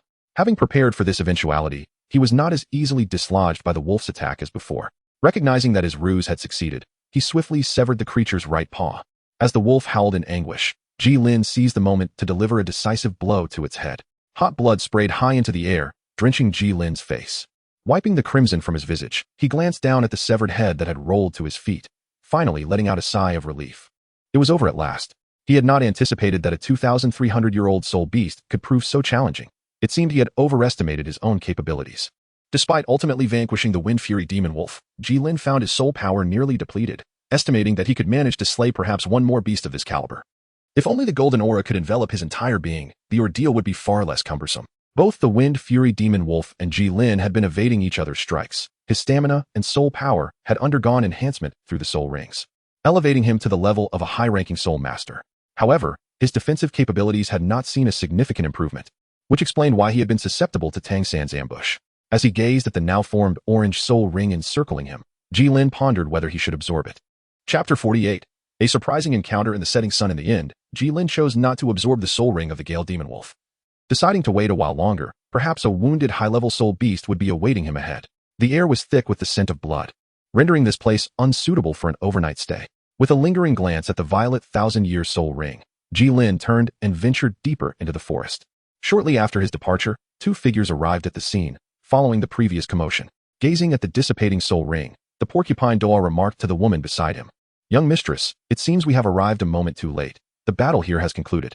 The exquisite-looking Qianrenxua, with her flowing golden hair, knelt to examine the severed neck of the Gale demon wolf and the wolf's head nearby. Observing the disarray of the surroundings, her discerning gaze quickly deduced the age of the fallen beast. It appeared to be a soul master barely reaching level 40, attempting to hunt for a soul ring alone. The porcupine Douluo surveyed the area and, aside from the destruction wrought by the Gale demon wolf, could discern only a singular trace, aligning with Qian Rinchue's assessment. For him, it mattered little whether the individual was solitary or part of a team. Typically, he would hardly spare such situations a second glance, but this time, concerning Qian Rinchue's seventh soul ring, he felt compelled to proceed with caution. Young mistress, could it be? The porcupine Douluo suggested. Gesturing with his right hand around his neck, Qian Rinchue pondered briefly before shaking her head. Never mind, he is merely a soul master, incapable of posing any threat to us. Moreover, we are pressed for time. It would be unwise to squander it on trivial matters. The porcupine Douluo was never genuinely invested, knowing that he would ultimately be the one to seek out the soul ring. Thus, he offered no rebuttal to Qian Rinchue's assertion. And so, the two continued deeper into the forest in search of Qian Rinchue's seventh soul ring. Meanwhile, Gilin had climbed a sturdy tree and constructed a platform with branches. Although the temperature did not chill him, he found it impossible to sleep without some sort of cover. He retrieved a thin blanket he had prepared earlier and draped it over himself. Just as he was about to drift into slumber, a casual glance startled him upright. In the depths of the dark forest, an orange glow had ignited, illuminating the surroundings. Were there other soul masters present? How brazen of them to light a bonfire so openly. Gilin was also pondering whether to approach and greet them. However, those who could light a campfire in the Soul Beast Forest at night either possessed considerable confidence in their capabilities or were simply foolish. Regrettably, Gilin did not wish to encounter either scenario. The former would not guarantee his safety and could potentially turn hostile, while the latter would be of no use, rendering solitary existence preferable. With this thought, Gilin reclined once more. Regardless of their circumstances, he could be at ease tonight. The campfire had indeed been ignited by Qian Rinchue. At this moment, Qian Rinchue sat beside the fire, its glow softening the fierce contours of her determined face. She gazed at the elder of the porcupine Douluo across from her, aware that she would soon require his assistance. It is my duty, she remarked, redirecting her attention to the flames, her silence shrouding her thoughts. Observing Qian Rinchue's demeanor, the porcupine Douluo was unfazed. Since he and the snake spear Douluo had accompanied her to the Heaven Do Empire, he had grown accustomed to her moments of quiet contemplation, often fixating on a singular object for extended periods when the surroundings were tranquil and devoid of outsiders. Rather than fixate on Qian Rinchue's current state, the porcupine Douluo chose to remain vigilant, for they were not in the safety of the imperial palace, but rather the perilous sunset forest. While he might roam freely, Qian Rinchue was merely a soul sage yet to acquire her seventh spirit ring. Should any misfortune befall her, it would likely lead to his own demise at the hands of the Grand Priest. As these thoughts occupied his mind, a shadow stealthily approached from the darkness. The porcupine Douluo narrowed his eyes, rising to his feet, sensing that a catch was imminent. I shall return shortly, he announced, garnering Qian Rinchue's attention. Be cautious. With her approval, he ventured into the shadows without hesitation. After a brief commotion, the porcupine Douluo returned, dragging a ghostly tiger behind him. He carelessly placed the beast beside the campfire and took a seat, attempting to regulate his rapid breathing. Qian Rinchue scrutinized the unconscious tiger on the ground, deducing it to be approximately 50,000 years old.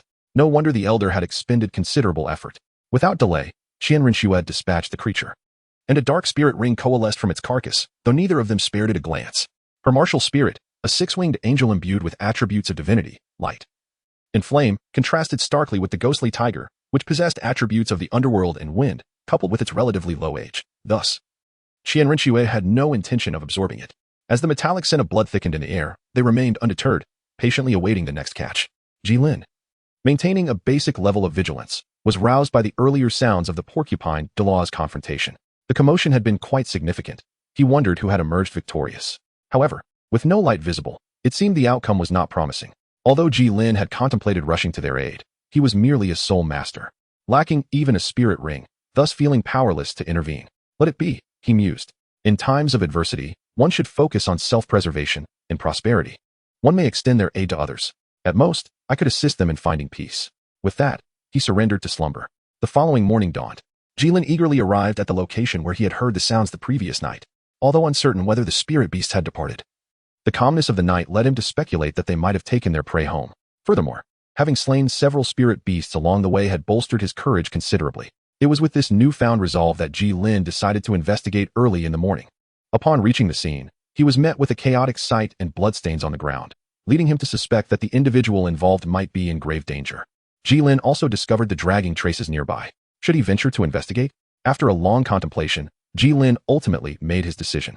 If he hesitated now, would that not bring shame upon his predecessors? Although he resolved to take a look, Gilin prioritized his own safety, remaining ever vigilant of his surroundings. Should anything seem amiss, he would retreat. In this vast world, one's life is of utmost importance. The further he advanced, the more pungent the scent of blood became. And Gilin steeled himself for the scene that awaited him. After a prolonged search, he finally reached the end of the traces. Gazing at the extinguished bonfire and the now cold corpse of the ghostly tiger, Gilin felt a mixture of confusion and relief. Just as he prepared to turn away, a sudden, sharp sound sliced through the air behind him.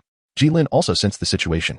Before he could draw his dagger, a swift strike landed on the back of his head. Instantly, Gilin felt disoriented, and in his dazed state, he beheld a golden-haired goddess standing before him. Bathed in the morning sun. Chapter 49. You cannot awaken one who pretends to sleep. Observing Gilin on the ground, the Douluo turned to Qianrenxue and inquired, "Miss, it appears this young man is Gilin, whom you previously sought to recruit. How shall we proceed with him?" Qianrenxue was equally surprised that the Douluo had recognized Gilin. She recalled 2 days prior, when she had visited Shrek Academy under the guise of Shueqinghe, alongside Ningfengji, to offer condolences to the Shrek team about to depart for Wuhan City. During their visit, they had noticed 2 individuals were missing, and upon inquiring, the expressions on their faces had grown inexplicably grim. They claimed illness and were unable to receive guests, while Ningfengji had expressed a measured concern, subsequently steering the conversation toward the arrangements for the 7 treasure glazed tile school students studying at Shrek. Qianrenxue could not help but chuckle. What a coincidence! Falling ill at such a critical juncture? Is it truly so easy for soul masters to become unwell? Ningfengji's eagerness to change the subject suggested he was privy to some knowledge, or perhaps had a direct connection to the matter at hand. Watching Ningfengji, who was animatedly discussing matters with Flander and others, Qianrenxue grew increasingly confident in her assessment. Damn it. I should not have heeded Ningfengji's advice to approach Tang San under the pretense of friendship. Otherwise, Shrek Academy would have long since become a branch of my spirit hall. I had initially planned to dispatch someone to investigate the matter further. But now that I had unexpectedly reached level 70, I was compelled to set that aside, at least for the moment. However, it seemed fate was on my side, as this pivotal figure had conveniently presented himself. Qianrenxue marveled at the strange twists of fortune. She then instructed the Douluo, "Take him with you. I have a few questions to ask." With that, she gracefully continued on her path to seek soul beasts. Observing Gilin lying unconscious on the ground, the Douluo silently cursed his luck, shouldering Gilin and heading towards Qianrenxue. Gilin, though not particularly heavy, was easily carried on someone's shoulder, his body far exceeding that of an ordinary human. Before long, he regained consciousness amidst the jolting motion, finding himself hoisted with his head down and rear up. A wave of embarrassment washed over him. However, there was little he could do. Anyone capable of rendering him unconscious with such ease was undoubtedly beyond his capacity for direct resistance. Yet, they had not killed him or left him to fend for himself, suggesting that his safety was momentarily assured. Within the confines of the setting sun-drenched forest, he harbored a belief that they could not maintain constant vigilance over him. When they encountered a soul beast, it would present him with an opportunity to escape. As Gilin contemplated the most effective means of fleeing, the porcupine Douluo spoke, suggesting a pause after their prolonged search. Qianrenxue furrowed her brow, puzzled as to why this title Douluo, despite being a quasi-soul saint, felt the need for rest when she herself did not. However, upon observing the porcupine Douluo's glance towards Gilin, her keen intellect swiftly grasped the implication. It was reasonable. The day was waning, and setting up camp was indeed a prudent course of action. Acknowledging her understanding, the porcupine Doe grinned and withdrew his grip from Gilin's legs, lowering his right shoulder slightly. Sensing the shift in the porcupine Douluo's demeanor, an ominous premonition surged within Gilin. Surely, the porcupine Douluo was indifferent to Gilin's thoughts. With a sudden exertion of force, he hurled Gilin with a powerful thrust, sending him crashing against a large tree before plummeting heavily to the ground, producing a dull thud. Enduring such a violent impact, even someone as physically formidable as Gilin felt stars dancing before his eyes. It seemed he momentarily envisioned his beloved dove. Yet, despite the ordeal, Gilin remained silent, feigning unconsciousness. As the porcupine Douluo approached, stretching his limbs and muttering to himself about finally being able to rest, he plopped down upon Gilin. While he couldn't be described as steady as a mountain, he certainly did not possess a slender build. His sudden descent conveyed a sensation that only Gilin could truly comprehend. "You better hope I never catch you again, or you shall face dire consequences," the porcupine Douluo warned. Noting Gilin's continued silence, he grew bolder, shifting his weight and proclaiming, "A gentleman seeks revenge. 10 years is not too long to wait. I shall endure." Feeling the weight upon him, the porcupine Douluo remarked, "This is far more comfortable than grass or stone. Young master, would you care to try?" Qianrenxue shook her head, declining the invitation. Despite having lived as a man for many years, her essence remained that of a woman, and now she found herself in her true form. As darkness enveloped the surroundings, Qianrenxue kindled a fire, sprinkling spices over the soul beast meat she had gathered along the way. Observing that the porcupine Douluo remained seated on Gilin without any intention of moving, she shook her head and said, Even those who may never awaken would display some reflexive response to external stimuli. Your act is rather excessive. No sooner had she spoken than Gilin forcefully thrust the porcupine Douluo off him. The porcupine Douluo, quick to react, adjusted himself midair and landed gracefully. Accepting a piece of roasted meat from Qian Ringshu, he bit into it, and, with his mouth full, teasingly addressed Gilin. "Oh, why have you ceased your charade?" Gilin retorted with evident irritation. "Since you're all aware of my pretense, what's the point in continuing this charade? Trying to take advantage of me, are you? Damn it." His words trailed off abruptly as his gaze fell upon the dazzling array of yellow, purple, and pitch-black soul rings shimmering around the porcupine spirit master. The remaining half of his sentence lodged stubbornly in his throat, rendered utterly unspeakable. The porcupine spirit master regarded Gilin with mocking amusement, his lips curling into a sardonic smile. "My mother what? Do go on," he taunted. "Your mother, may she enjoy good health," Gilin managed to stammer out. At these words, the radiant soul rings surrounding the porcupine spirit master gradually dissipated. He advanced toward Gilin, raising a fist the size of a sandbag in a menacing gesture. "Watch your tongue, boy," he growled ominously. "Otherwise, humph. I'm rather sizable, you'd best endure it." Gilin placed her hand firmly on the fist before her, then gradually pressed down with determination, her voice sweet yet insistent. "Rest assured, my dear brother, I comprehend the ways of the world. If you instruct me to head east, I shall not veer west. If you command me to chase a dog, I shall not capture a chicken. Hurry and set this down, I am not afraid." Upon hearing this, he was engulfed by a wave of goosebumps, swiftly shaking off Gilin's hand and vigorously rubbing it against his clothing. What an ill omen. In the dim light of the evening, Gilin confronted his adversary, declaring, "You think you can outmaneuver me, but I assure you, I shall not be easily vanquished. Do you truly believe I have wasted my efforts all this time?" With that, Elder Siju approached, first bowing slightly to Qian Ruoshui, then ominously addressing Gilin. "Young man, be mindful of your words." Upon finishing his caution, he retreated to a nearby tree, closing his eyes to meditate. Gilin also turned his gaze towards Qian Ringshui. "What matter requires my service, esteemed one from the Spirit Hall?" Chapter 50. The Spirit Hall does not harbor idle fish. Qian Ringshui raised an eyebrow. "Oh, what leads you to that conclusion?" Under the flickering flames, her beauty appeared even more radiant. To speak candidly, among the significant female figures of the Douluo continent, their appearances are not vastly different. Rather, it is their unique temperaments that set them apart. There is Jiang Zhu's gentleness, Xiao Wu's vivacity, Huo Wu's audacity, Shui Binger's wisdom, Ning Rongrong's whimsical charm, and Zhu Zhuqing's boundless inclusiveness. In contrast, Qian Ringshui embodies both sanctity and an indomitable spirit that rivals any man. Having encountered many beauties at Shrek Academy and during the Spirit Master competition, Gilin acknowledged that while Qian Ringshui was of a type he had not previously encountered, he was not so entranced by her allure as to lose his focus. It is rare to find a young master accompanied by a titled Douluo. I surmise that apart from the Spirit Hall, there exists no other on the entire continent. Thus, what exactly brings you to seek me? Qian Ringshui nodded slightly at Gilin's response. "I require you to answer a few questions." Gilin expressed a hint of surprise, accompanied by a subtle smile, as he inquired, "I never anticipated that a prominent figure from the Spirit Hall would pose a question to me. I wonder what it could be." Regarding Gilin's tone, Qian Ringshui paid it no heed. "If I recall correctly, you are a member of Shrek Academy. What brings you alone to the Sunset Forest in pursuit of soul beasts?" Gilin shrugged. "It's nothing. I merely withdrew from Shrek Academy, and naturally, they will not assist me in hunting soul beasts." "Why did you leave Shrek Academy?" Gilin's eyes twinkled as he spoke. "I intend to work under Prince Shueqinghe of the Tiandou Empire." Qian Ringshui was taken aback by Gilin's response. Yet it was evident that he was fabricating the story, for she herself was Shueqinghe. Was this truly the reason? Gilin shrugged helplessly, asking, "What else could I do?"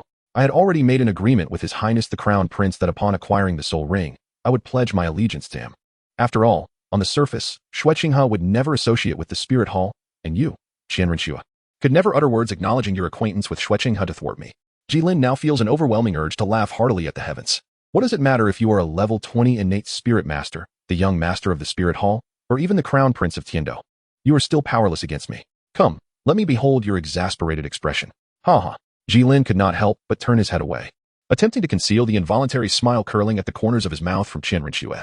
At that moment, the voice of Shueqing had drifted over, remarking, "Ah, Brother Ji seems quite delighted. Do share your joy with Qinghe as well."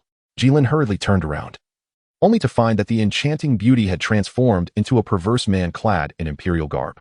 Noticing Gilin's astonished expression, Shueqing chuckled softly. "How could I forget that you intended to join my ranks? Has Qinghe's memory truly become so feeble?"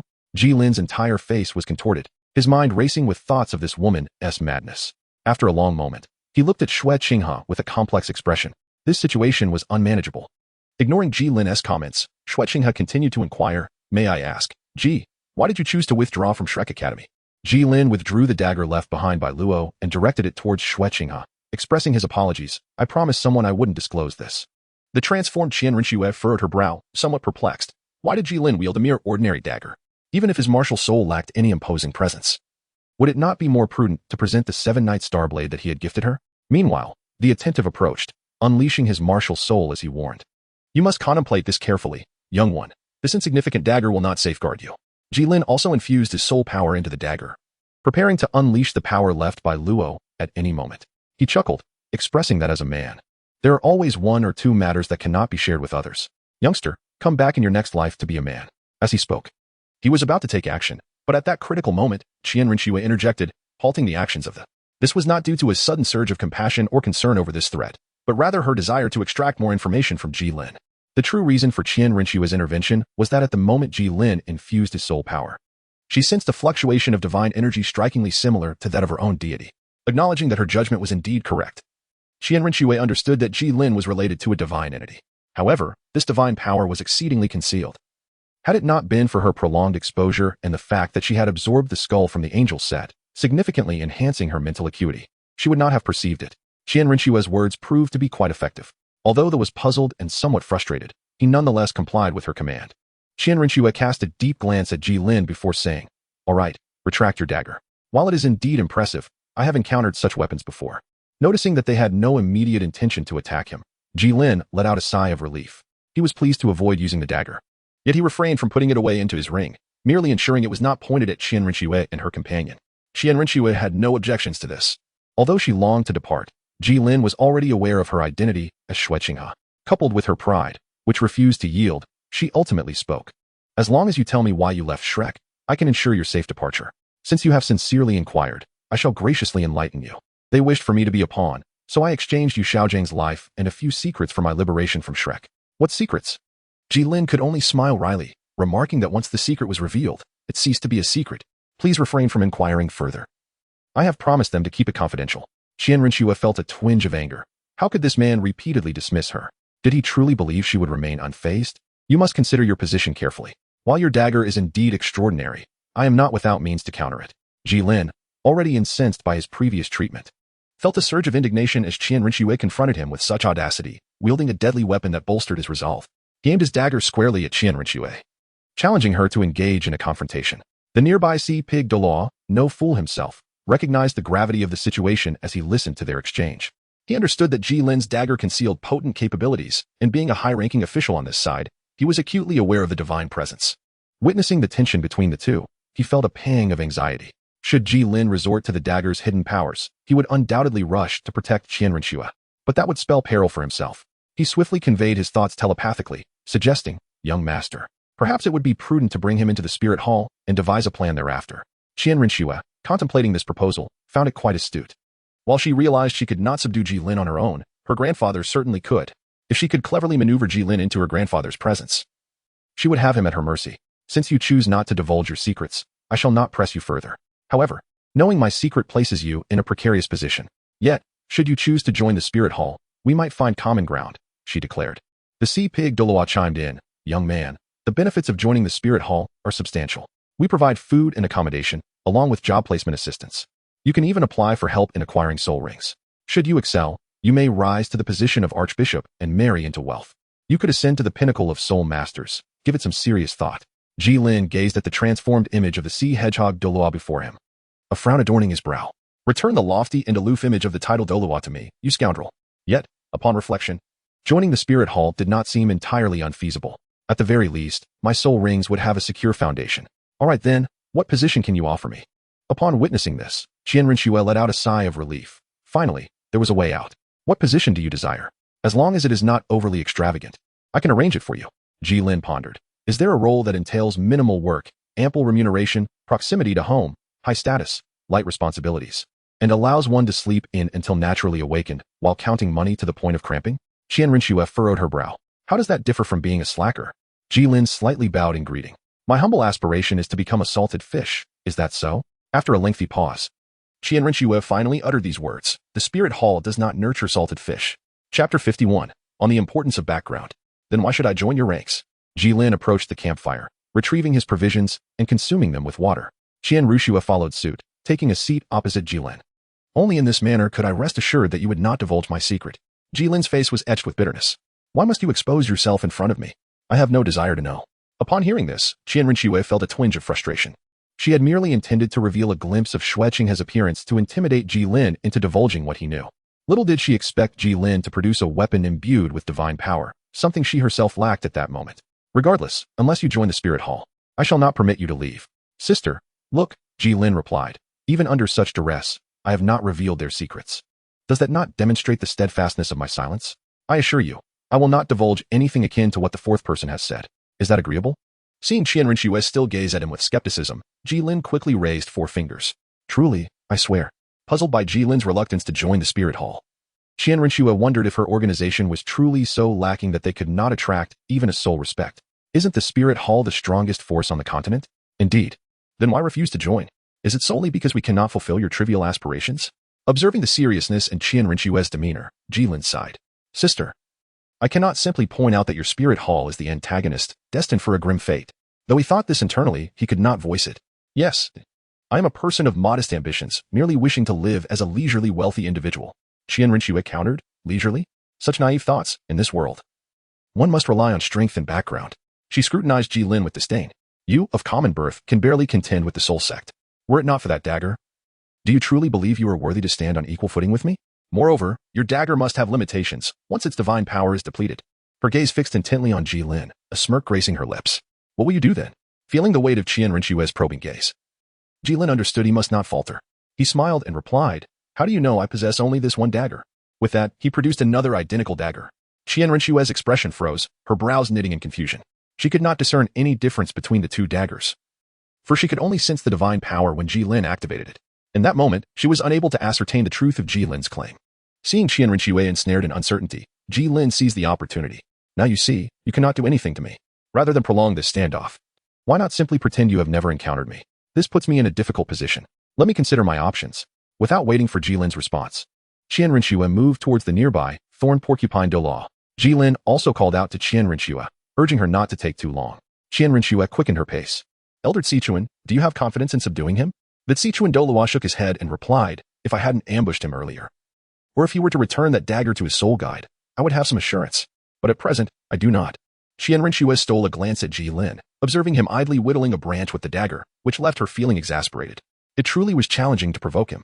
The Sichuan Douluo suggested, Why don't we simply wear him down? I refuse to believe that this lad can maintain such vigor indefinitely. Qian Runshua shook her head, stating, Even an ordinary soul master can easily endure 2 sleepless nights, let alone him. Besides, he is not foolish. He will not grant us so much time. Are we really going to let him go? Qian Runshua scoffed. Let go? Absolutely not. Apart from that woman, I, Qian Runshua, have never felt so humiliated by anyone else.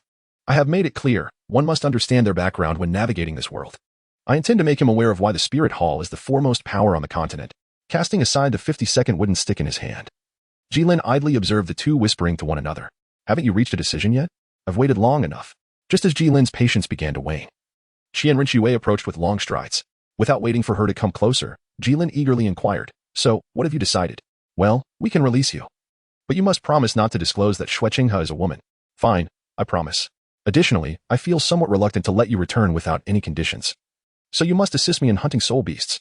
Of course, you will not be working for free. We will take care of your soul ring. Jilin furrowed his brow, not because the conditions were excessively harsh, but rather because they were advantageous to him. He could not possibly think that I would wield a dagger to assist her.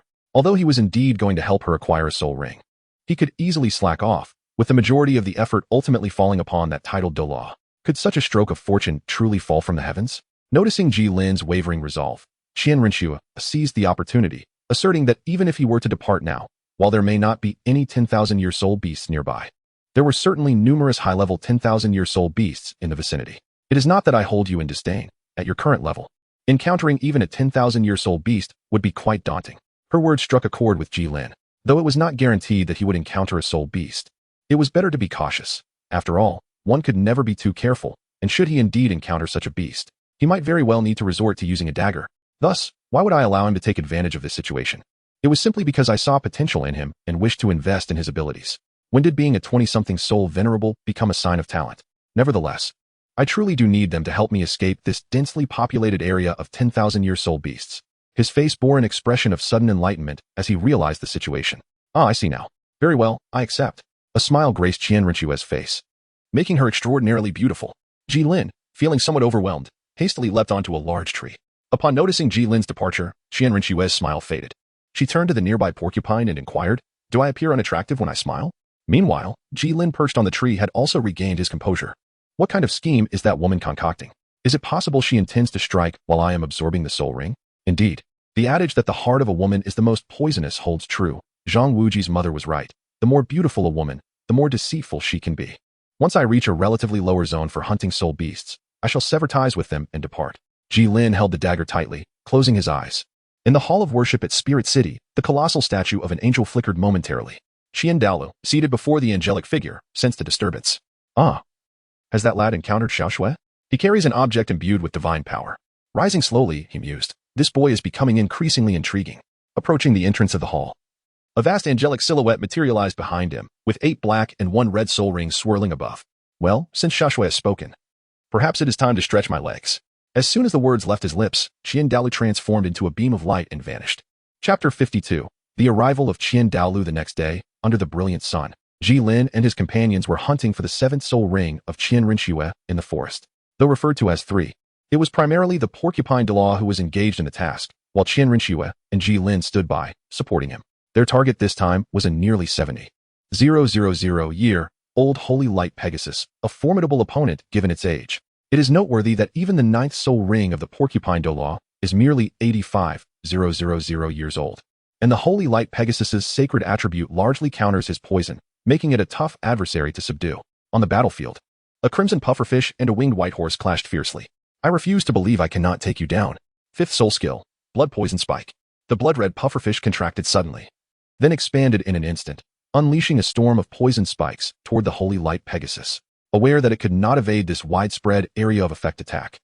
The Holy Light Pegasus gathered energy, its pristine wings shimmering with radiant light, channeling power towards its horn. Soon after, a golden energy burst forth, colliding with the incoming poison spikes, creating waves of force as some spikes struck the ground, raising clouds of dust. Damn, this sacred attribute soul beast is infuriating. Even after activating my martial soul true form as a tidal Douluo, I have yet to subdue it. How vexing. It is essential to note that tidal Douluos among humans are typically comparable to 10,000-year soul beasts.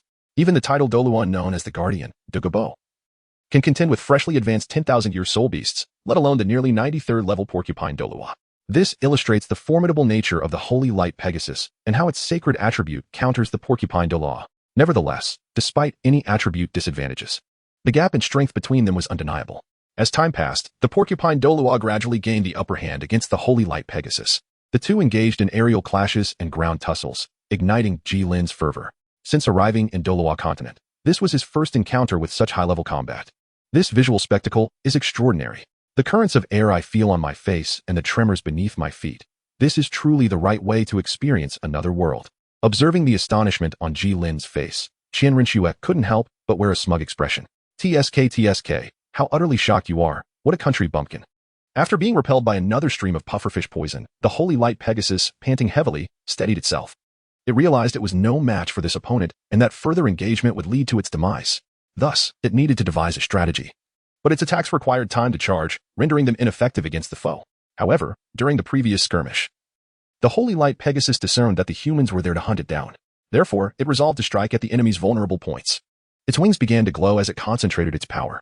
The porcupine Douluo, floating above, chuckled, "No matter how many times you try, you will never hit me." In a sudden turn of events, the Holy Light Pegasus unleashed a barrage of golden energy projectiles, targeting Qian Rinxue and Gilin instead, an unexpected and alarming shift. Gilin swiftly regained his composure, his blade enveloped in gilded brilliance, poised for action, while his other hand gripped a dagger. Unexpectedly, in the next moment, his collar was seized by Qian Rinxue, and together they ascended with remarkable speed. Gilin never anticipated that Qian Rinxue would actually save him. However, this was not the moment for such contemplations. It was taken aback and could only exert all its strength to assist. The light flowed in an instant. Despite Qian Rinxue's swift reaction and considerable speed, both of them were still struck by several stray bullets. Although the golden armor covering Jilin's chest absorbed the impact, he still felt a dull ache in his chest, his complexion turning ashen. Fortunately, the lower half of Gilin, which could not be shielded by the golden armor, remained unscathed. Otherwise, he would have found himself confined to a wheelchair. Isn't this somewhat similar to Tang San's Zhuge Divine Crossbow? Yet, is its penetrating power insufficient? It is true that although it is a 70,000-year-old soul beast, having been dispersed into so many parts, this level of force is indeed formidable. Meanwhile, Qianrenxue, whose rank surpassed Jilin's, possessed the soul skill, Void Wings. Although she was struck more frequently than Gilin, her condition was markedly better. The Holy Light Pegasus had already taken flight as the attack was unleashed in the rush to their aid. He approached the two, anxiously inquiring, "Young master, are you unharmed?" Qianrenxue shook her head in response. "How could I be in trouble? However, this fellow might not be so fortunate." As she spoke, she loosened her grip, causing Gilin to plummet. The sudden loss of weight turned Jilin's face even paler. What the hell? Fortunately, Qianrenxue was not flying at a great height. And since the forest floor was predominantly mud, Gilin emerged from the encounter with little more than a face full of dirt. Just as Gilin turned over, preparing to say something, a colossal golden sword erupted from the distant forest, instantly leveling everything in its vicinity. Jilin's expression turned grave in response to the sudden upheaval, while Qianrenxue wore a face of delight. In the next moment, a white figure appeared above the trio, holding the sacred light Pegasus that had just fled. Qianrenxue exclaimed, "Grandfather, you have finally arrived." Qiandalu descended slowly, first discarding the nearly lifeless Pegasus to the side before turning his attention to Gilin and the others. After assessing their condition and ensuring his granddaughter was unharmed, Qiandalu nodded in acknowledgement. He then addressed the spiked porcupine Douluo, saying, "Xishue, you should scout the surroundings first. I need to have a word with Xiaoshui." The spiked porcupine Douluo, sensing no reprimand from Qiandalu, felt a sense of relief and respectfully replied, "Yes, grand offering." With that, he swiftly vanished from sight.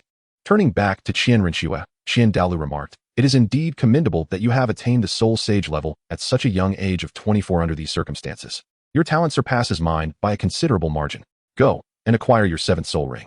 The corners of Qianrenxue's mouth lifted as she glanced at Gilin, her eyes seemingly conveying, "I have my grandfather, and you do not. This is my rationale for being willful." Qiandalu, having noticed his granddaughter's gaze, chuckled, "Go ahead. Do you think I am unaware of your intentions? Rest assured, all will be handled appropriately." With his reassurance, Qianrenxue felt at ease to absorb her soul ring. Observing that his granddaughter had begun her process, Qiandalu then turned his attention to Gilin, who appeared quite disheveled, and could not help but chuckle, "My young friend. How have you come to look so haggard after just a few days apart?" Gilin felt a sense of confusion from the reactions of Qianrenxue and the others. He discerned that the middle-aged man before him was indeed one of the pinnacle powers in the current Douluo continent. However, Gilin could not recall when he had last encountered this esteemed elder of the Spirit Hall. Perhaps sensing Jilin's perplexity, Qiandalu gracefully swept his right hand across his face, revealing another visage before Jilin's eyes. "Are you the proprietor of that bookstore?" Chapter 53. Jilin's unique behavior. Upon realizing who he was, Qiandalu smiled and nodded, then transformed back into his previous middle-aged appearance. Gilin could not help but voice his thoughts, wondering if these prominent figures possessed some inexplicable quirks, given their penchant for surprising others. He sought forgiveness for the trivial hobby of an elderly man with little to occupy his time. Nevertheless, he refrained from passing judgment on others' interests, acknowledging that even the formidable emperor of the wild relished beast milk. Soon, Jilin's attention was diverted to other matters. "How do you manage to alter your appearance? Is it a soul technique?" he inquired. Qiandalu chuckled, "Not quite. It is merely a matter of skill coupled with a touch of divine power." Noticing the skepticism on Jilin's face, Qiandalu elaborated, "After all, I have lived far longer than you, and over the course of a century, I have acquired many intricacies." Seeing this, Gilin ceased to dwell on the matter and posed another question. "Do you possess divine power?" A hint of despondency flickered across Qiandalia's countenance. "How could that be? I merely borrowed a smidgen of it through my status as a divine attendant." He paused to sense the energy around him, adding, "Moreover, the dagger in your hand harbors considerable divine power." With this revelation, Gilin felt reassured that Qiandaliu's intentions were not hostile. "May I inquire as to why the grand offering of the Spirit Hall seeks me?" Qiandaliu's demeanor shifted to one of seriousness. "I have come to discuss a business proposition with you." "Business?" Gilin was puzzled as to what qualifications he possessed to engage in commerce with Qiandalu. His vigilance heightened. He questioned, "Are you certain you wish to conduct business with me? I am but a humble spirit master, lacking the capital to negotiate with someone of your stature. Surely, you do not covet this dagger?" Observing Jilin's protective stance, Qiandalu chuckled softly and shook his head. "Rest assured, while your dagger does contain substantial soul power, its destructive capability only equates to a full-force strike from someone of my caliber, a level 99 limit Douluo. Though formidable, it is not something I covet." Though uncertain of the truth behind Qiandaliu's words, Gilin felt a measure of relief. "What, then, do you wish to negotiate?" Without hesitation, Qiandalu stated plainly, "I require you to assist the Spirit Hall on 3 occasions in the future. Upon hearing this, Gilin wore a look of incredulity. Do you wish to reconsider your words? To assist the spirit hall 3 times? Surely, with your vast resources, you do not require my assistance. Douluo, maintaining an expression of calm, replied, should you decline, you will find it impossible to leave today. Although your dagger presents a complication, it remains merely that, a complication. Jilin's expression darkened, as he could hardly believe that one could withstand the onslaught of a deity while ensuring her safety. Douluo lowered his head in contemplation, admitting that he lacked absolute certainty in his survival. However, he was confident in his own ability to persevere, even if he were to meet his demise. Did he truly believe that, unarmed, he could evade the lethal grasp of the bloodstained hand? Gilin understood that retreating at this moment was absolutely out of the question. Otherwise, he would truly be subjected to oppression. Thus, he smiled and remarked, if I can involve your granddaughter as well, I shall not be at a loss. At that moment, Douluo furrowed his brow, emanating an overwhelming pressure that made Jilin's heart feel as though it were gripped by an invisible hand. Nevertheless, Gilin maintained a semblance of a smile, albeit somewhat stiff. After a considerable time, Douluo finally withdrew his oppressive aura. I shall concede a bit, 2 matters, he stated. Jilin's already pale complexion turned even graver, yet he summoned the strength to remain upright. Observing Douluo's expression, it seemed this was his limit. And Gilin dared not press further in negotiations. Very well, but to expect the horse to run, one must allow it to graze, no? Upon hearing Jilin's agreement, Douluo felt a surge of amusement within. He had anticipated the youth would drive a harder bargain to reach his psychological threshold, yet, as expected of the young, he could not withstand the test.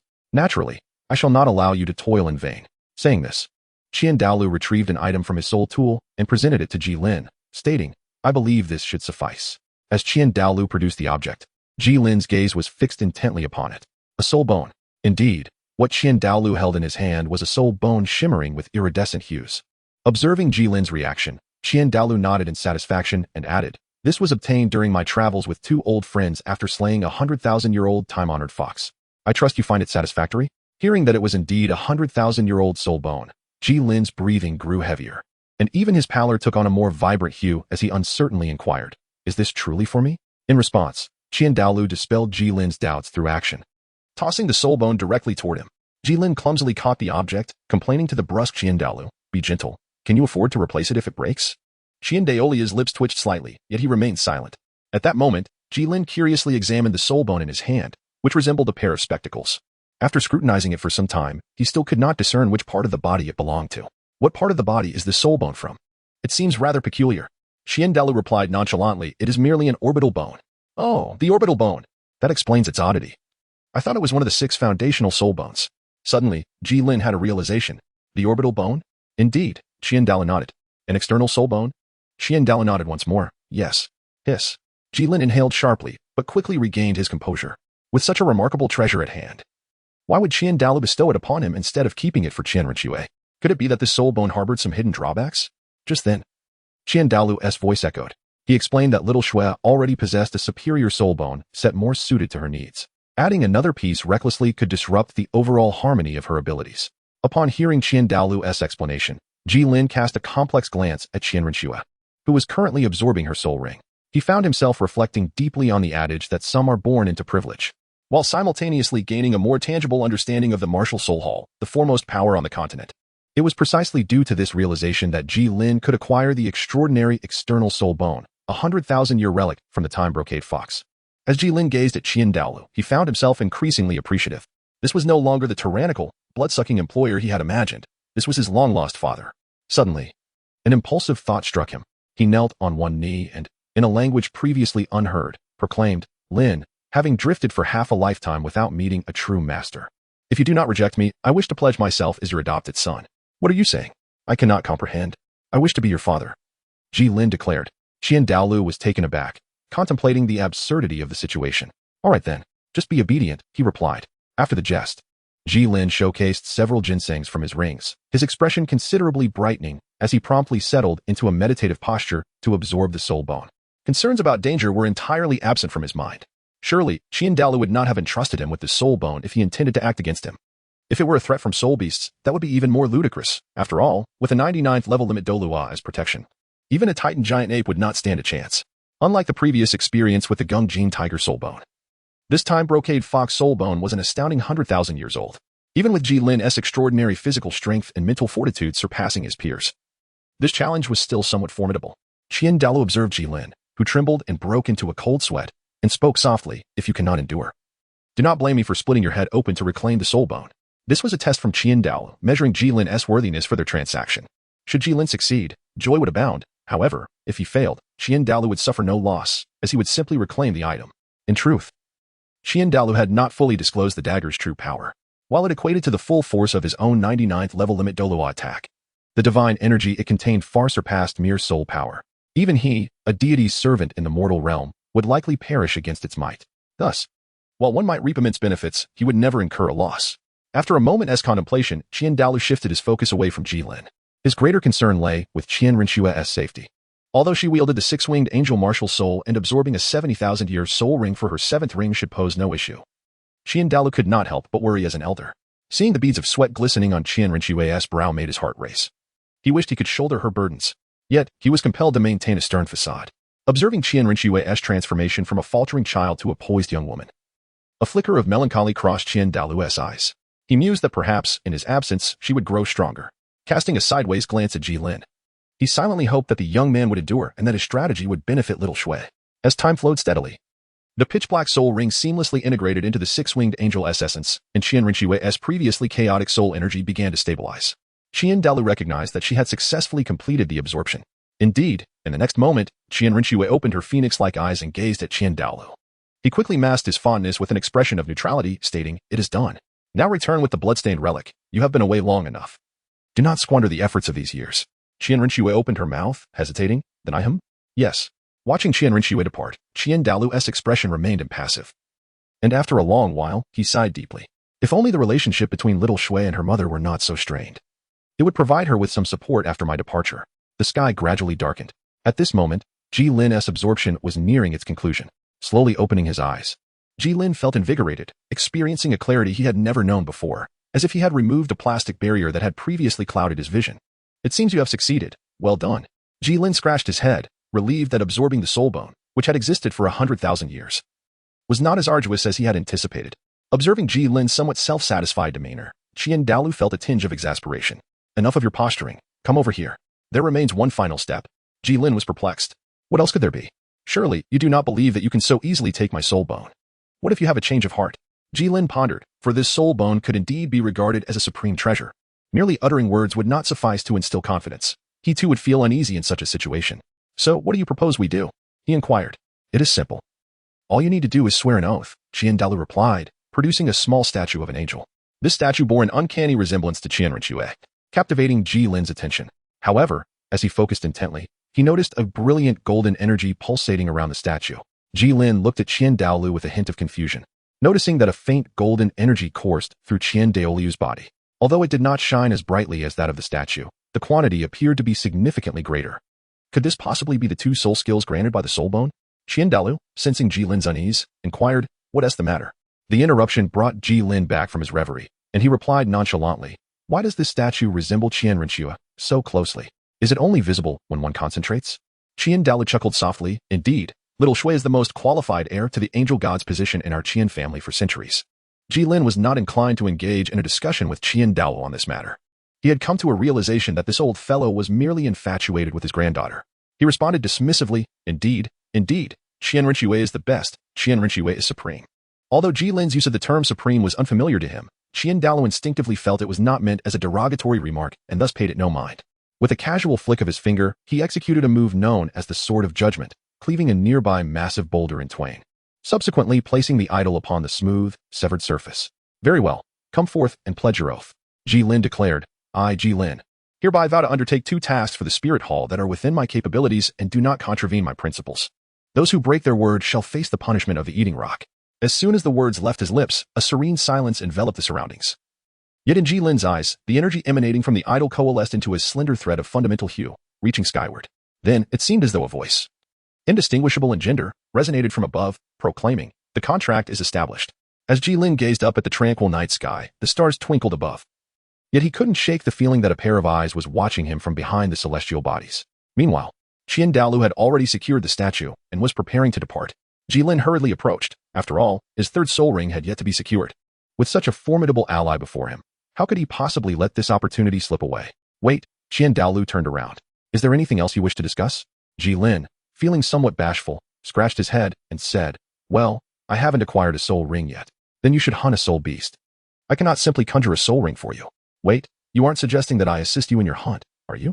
Under the piercing gaze of Douluo, Gilin shyly nodded. "How could you even bring that up? I have no choice. I cannot defeat them alone. Is that so? However, I am inundated with responsibilities each day, and my time is exceedingly precious, unless what? There must be an additional fee." Chapter 55. An unexpected encounter on a public road outside of Tiando City. Gilin reclined comfortably on his horse, a sword hanging at his waist. It had been 3 days since Gilin had acquired his third soul ring and exited the Sunset Forest. Ultimately, Douluo could no longer withstand Gilin's persistent pleas and assisted him in securing a soul beast of approximately 15,000 years of age. And he did so without charge. After Gilin successfully absorbed the essence, he left behind a token and departed without so much as a backward glance. At that moment, Gilin found himself uncertain of his next destination, as he had no friends or family in this place. After pondering for a while, he suddenly recalled that Luo had left behind an address upon his departure. Retrieving the letter from Luo, Gilin bypassed the text he had perused countless times before and, for the first time, carefully noted the address, south of Notting City, Asak. Dismounting, he took out a map, which he had obtained from Old Zhao during his time at Shrek Academy. This was a detailed map of the continent, measuring 3 meters in width and 5 meters in length, painstakingly crafted by the Spirit Hall over the course of a decade. As for how Gilin knew this, it was inscribed on the back of the map, which even thoughtfully indicated its expected lifespan. Gilin swiftly located Notting City on the map. Yet as he ventured southward in search of a place called Asak, he found no trace of it. He believed that Luo would not deceive him. So what could be the reason for the absence of this quaint town on the map? Given the stature of the Spirit Hall, they should indeed be aware of its existence. Why, then, was it not even marked on the maps utilized by their own personnel? Had the town perished? Or was there an attempt to conceal something?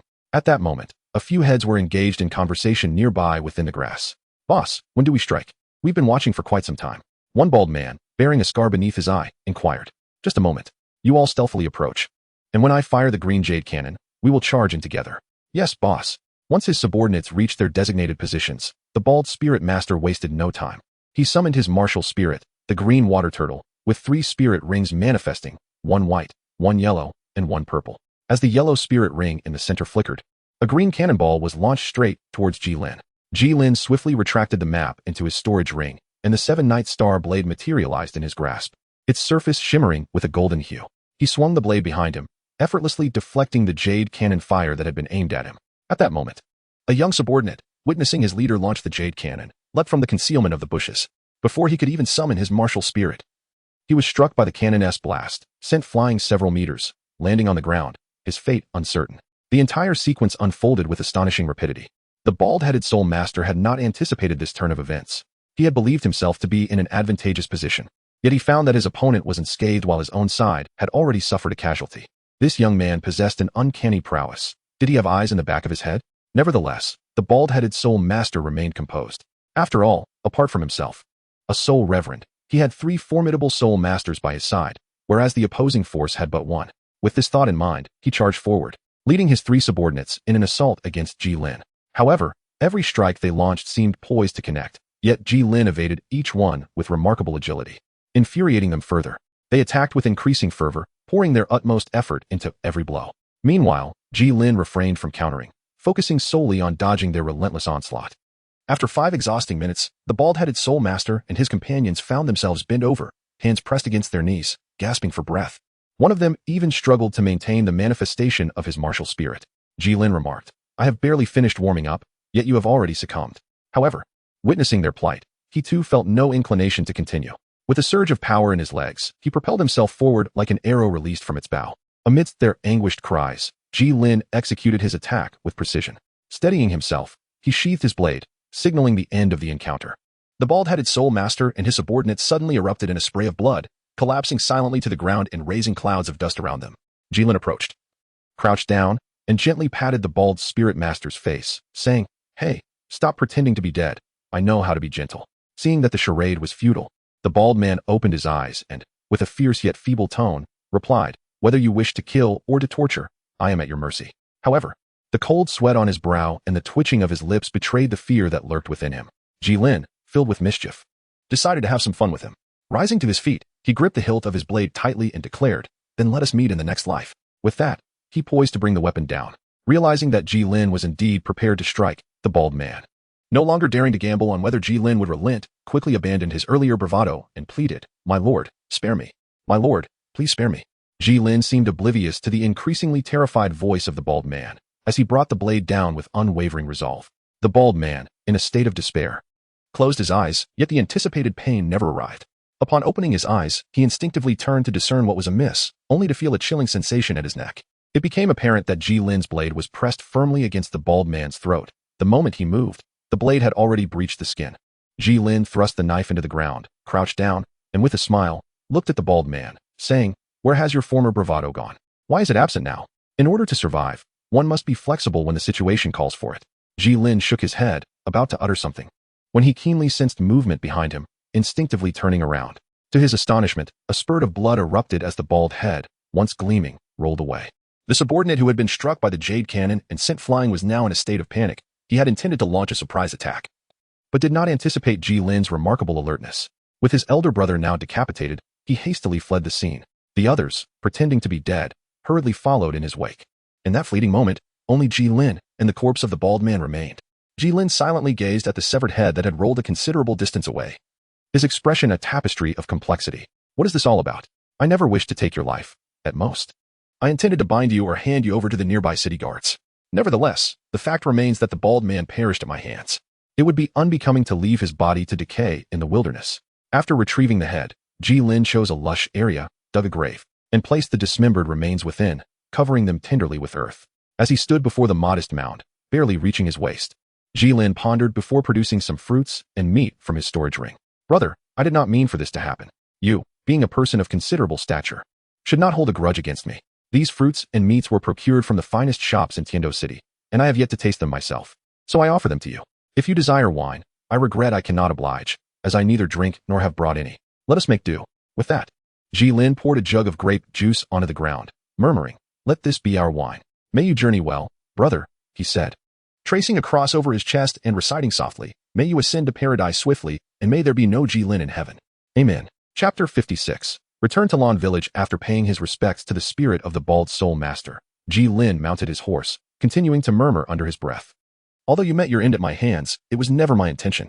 Had your subordinate not stealthily approached me from behind, I would not have struck you down in error. Alas, I should have activated my foresight sooner." The 10,000-year soul bone had bestowed upon Gilin two abilities, one passive, granting immunity to all forms of mental attacks, including but not limited to dizziness and charm, and one active, which he dubbed Future Sight. This ability allowed him to glimpse the future at the cost of soul power and mental energy. The further into the future he sought to see, the greater the toll. Currently, Gilin could only foresee events 20 seconds ahead, though the consumption for glimpses within 3 seconds was minimal, akin to the use of golden light. Upon absorbing the Millennium Soul Ring, Gilin's level ascended to 33. A remarkable enhancement that he attributed not only to the ancient nature of the third soul ring, but also to the effects of consuming the exquisite Yuxiang Qilua herb. Indeed, this time, the improvement in his golden light surpassed all previous increments. He could now envelop both his upper body and thighs simultaneously, and even transfer the golden light to his face. Regarding his forthcoming journey, Gilin had long contemplated his next steps. Luo Xin had mentioned the necessity of completing the practice of the book he left behind, specifically to the point where he could unleash sword chi before proceeding. Thus, Gilin resolved to seek a tranquil location for diligent cultivation. He already had a destination in mind. After several days of relentless travel on horseback, Gilin finally arrived at his destination by evening, Lan Village. Among all the places in the Douluo continent, Lan Village held a special place in Gilin's heart. Though not far from the official road, the village remained largely insulated from outsiders, as most travelers were soul masters. This seclusion suited Gilin's desire for tranquility. However, upon his arrival, he was met with a stark contrast to the warm welcome he had previously received from the villagers. Instead, the village appeared desolate and cold. Gilin found the situation rather peculiar. At this hour, it was customary for the village children to gather beneath the great tree at the entrance, yet today, there was not a single shadow of a child in sight. Had the villagers retired to bed so early? Surely not, as the sun had yet to set. With such questions swirling in his mind, Gilin ventured deeper into the village. However, the further he walked, the more unsettling the atmosphere became. The village was enveloped in an eerie silence, prompting Gilin to heighten his vigilance. Just then, a figure clad in a black robe caught his attention in the distance. At last, he had encountered another person. Without approaching any closer, Gilin called out, "Fellow villager, what is happening? Where are the others?" Upon hearing Gilin's voice, the figure turned to face him. Yet, with just one glance, Gilin furrowed his brow. This was a face he did not recognize.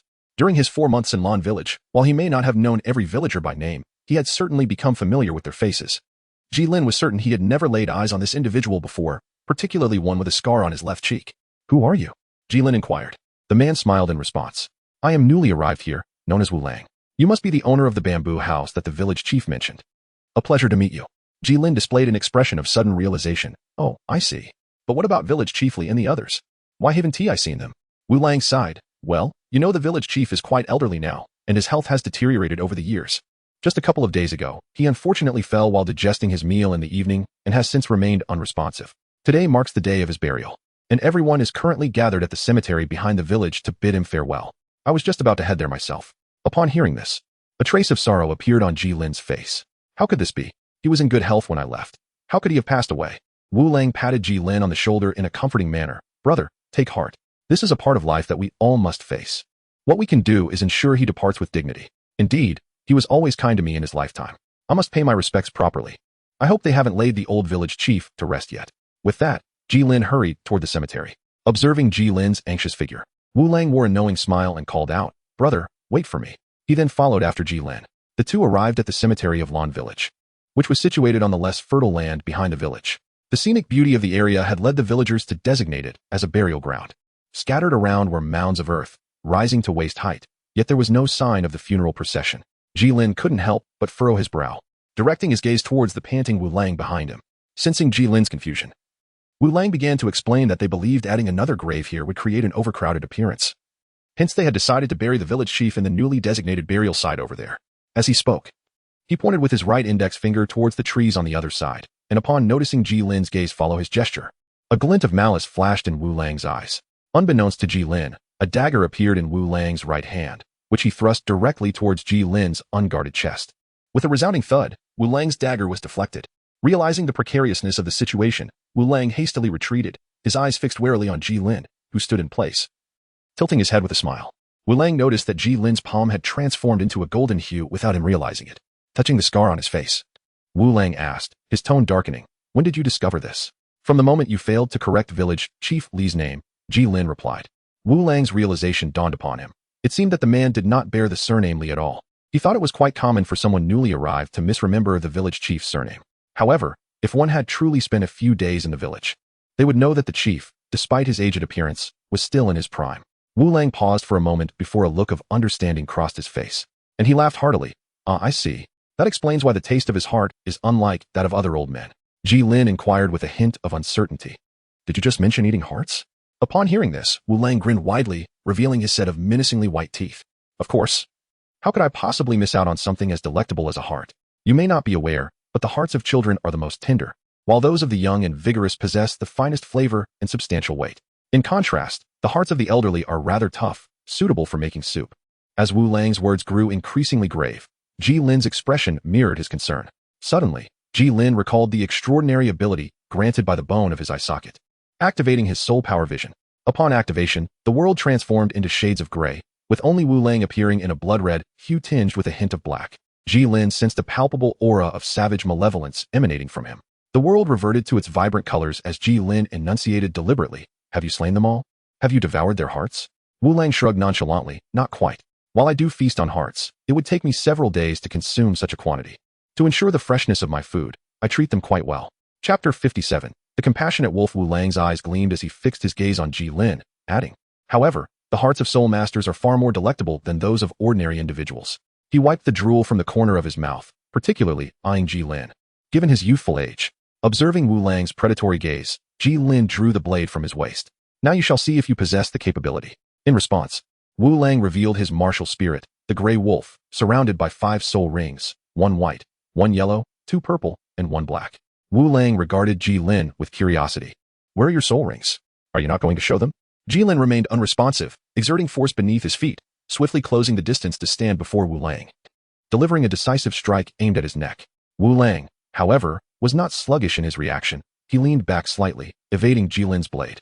With the first strike missing its mark, Gilin swiftly swung his weapon once more, creating an illusion for onlookers as if Wu Lang were ensconced in golden filaments. Despite Wu Lang's quick reflexes, it was impossible to evade such a relentless barrage entirely. Before long, his body bore a multitude of deep gashes.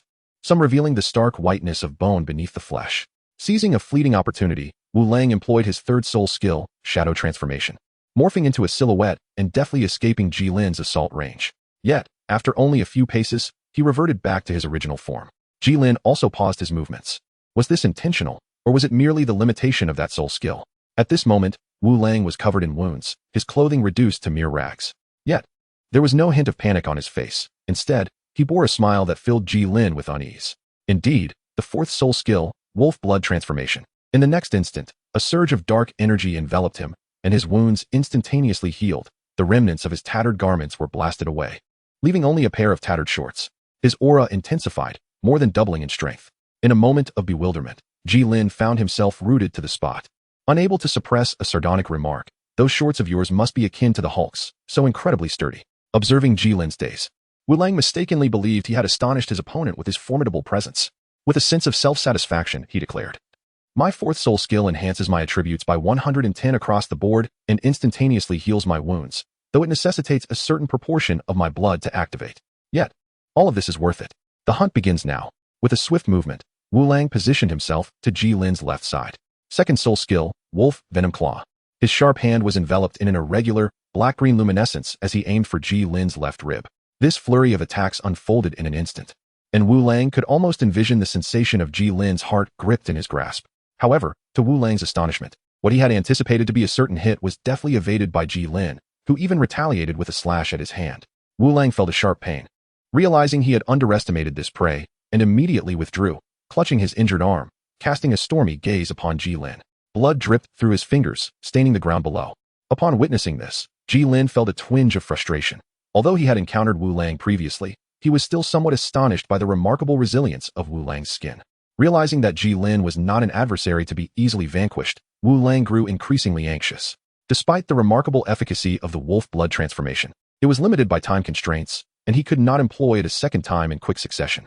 If the moment arrived and Gilin remained unconquered, his own safety would be at stake. Contemplating this, Wu Lang decided to unleash his full potential, activating his only black soul ring to execute his fifth soul skill, Split Wolf Explosion. Before him, two identical copies of Wu Lang materialized, a manifestation of his fifth soul skill. These duplicates possessed 60% of the original strength. While they appeared unremarkable, any assault directed at the doppelgangers would result in an instantaneous explosion. As for the destructive power, Wu Lang had previously employed this technique to eliminate an opponent of similar rank, albeit with an element of surprise, which nonetheless attests to the explosion's formidable might.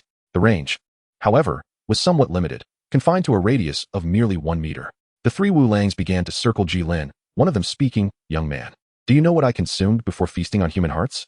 Gilin remained silent, wary of Wu Lang's impending attack. Noticing Jilin's lack of response, another Wu Lang remarked, "It is the heart of a sheep. Ever since I awakened my martial soul, I have harbored an inexplicable obsession with it. Consuming it brought an elevation of spirit, yet after I feasted upon human hearts, the effect of the sheep's heart diminished entirely. Do you know who my first human heart belonged to?" This time, Wu Lang did not afford Gilin the opportunity to answer. The third Wu Lang interjected. "It was a noble soul master, a deep-water giant sheep. This fellow tormented me at the Soul Master Academy, looking down upon my humble origins. However, to honor my parents' expectations, I chose to endure. Yet, he, perceiving my silence as weakness, became increasingly audacious until I could no longer tolerate it. On a moonless, windy night, I stealthily entered his dormitory, stood before his bed for a while, and then, with a swift stroke, severed his head. As I watched his head roll on the ground, I suddenly recalled that his martial soul was a sheep. I wondered how his heart would differ in taste from that of a sheep. Thus, I extracted his heart and took it to the woods to roast and consume. The sensation remains etched in my memory, and my soul power surged 3 levels in that exquisite ecstasy. From that moment on, I developed a passion for devouring human hearts. It not only granted me unparalleled pleasure, but also enabled my transformation from a level 17 Soul Master to a level 53 Soul King in just over a decade. Brother, perhaps you should give it a try." Upon hearing Wu Lang's invitation, Gilin could not help but retort, "Eat your nonsense." To his surprise, Wu Lang lamented, "You arrived a decade too late." Gilin did not anticipate Wu Lang's cruelty, and he couldn't help but click his tongue, remarking that this only added another path to his demise, making it even more imperative to eliminate him. With that, Gilin charged towards one of the Wu Langs. After observing for quite some time, he discovered that only this particular Wu Lang cast a shadow beneath him. Upon realizing this, Wu Lang felt a surge of delight, prompting the remaining 2 to halt and pivot, pursuing Gilin in an attempt to thwart his advance. Meanwhile, the last one also rushed towards Gilin, creating a scene where Gilin found himself ensnared within a triangle formed by the three Wulangs. As Gilin drew nearer to the Wulang directly in front of him, the genuine Wulang revealed a sinister smile, reminiscent of that presumptuous Soul King. Even though he was acutely aware that Gilin was highly likely to strike, Wulang, alongside another clone, remained closely aligned with Gilin, deliberately moderating their speed to appear slightly slower than the one facing Gilin. They were prepared to deliver a devastating blow should Gilin attempt to flee without striking. Observing the blade in Jilin's hand glimmering with an intensified golden hue, the corners of Wulang's mouth were stretching almost to the back of his head. With a swift motion, Gilin brandished his blade, the golden edge aimed at the advancing Wulang. In a moment of sheer urgency, Gilin executed a reverse thrust, driving the knife into the left rear of Wulang's body.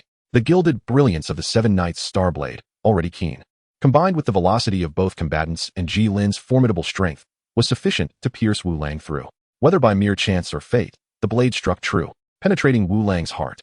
Instantly, he coughed up a mouthful of dark blood, his vitality waning in an instant, while two of his shadowy clones dissipated into the air, rendered powerless by the grievous blow. "How did you discern my true form?" he gasped, blood streaming uncontrollably from the corner of his mouth. Gilin pondered for a moment. "My eyes have been caressed by time. Indeed, it is quite wonderful." Gilin withdrew his blade, and Wulang collapsed onto the ground, curling his body as he muttered, "Do not waste it." As he spoke, his right hand reached toward his chest. Yet, before he could touch his heart, his hand fell lifelessly to the ground.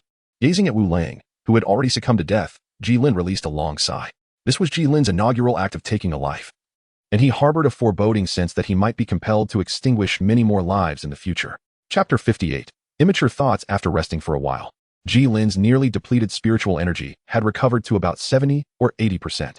Only then did he rise to search the village. According to Wulang's account, there were still individuals in Lan village who had not fallen victim to the malevolence. Indeed, Gilin discovered survivors in the cellar of the village chief's home. Gilin counted and found 56 individuals, nearly half of what he expected. Fortunately, Wulang had not lied. They were indeed well-fed and well-catered. Contrary to Jilin's imagination of emaciated figures, the individuals appeared quite healthy and clean, devoid of any unpleasant odors. According to them, those who failed to maintain cleanliness would be executed on the spot. At that moment, Gilin was uncertain whether it was the villagers' propensity for cleanliness or Wulang's aversion to odorous food. However, in the wake of this misfortune, many individuals appeared somewhat dazed. Gilin expressed understanding regarding this matter. After rescuing them, he walked alone towards the bamboo hut from before. The villagers behind him could not help but burst into tears. Gilin walked with increasing haste. Upon returning to the bamboo cottage, he found it relatively clean despite having gone several days without maintenance. As he lay on the bed, exhaustion assailed him from all directions. Although his spiritual energy had nearly replenished, it was worth noting that Gilin had been utilizing his foresight throughout. The act of perceiving the future not only demanded substantial spiritual energy, but was also an exceedingly draining mental endeavor. Furthermore, Gilin had exceeded the safe threshold of 3 seconds on more than one occasion. Thus, fatigue enveloped him, and he gradually succumbed to slumber. While Gilin slumbered, the surviving villagers discovered the bodies of those slain by Wulang. Wulang consumed only the hearts, and to prevent the stench of decay from diminishing his appetite, he always took 2 survivors with him to dispose of the bodies in remote locations. When the villagers arrived at the scene, they found several wild wolves, 10 years old, feasting on the putrid flesh amidst the corpses. Upon seeing the robust men armed with farming tools, the wolves appeared somewhat intimidated but nonetheless bared their teeth, retreating slowly until they vanished into the woods. The villagers, undeterred, silently loaded the already decomposing and mutilated bodies onto the carts they had brought. It took them numerous trips to transport all the remains.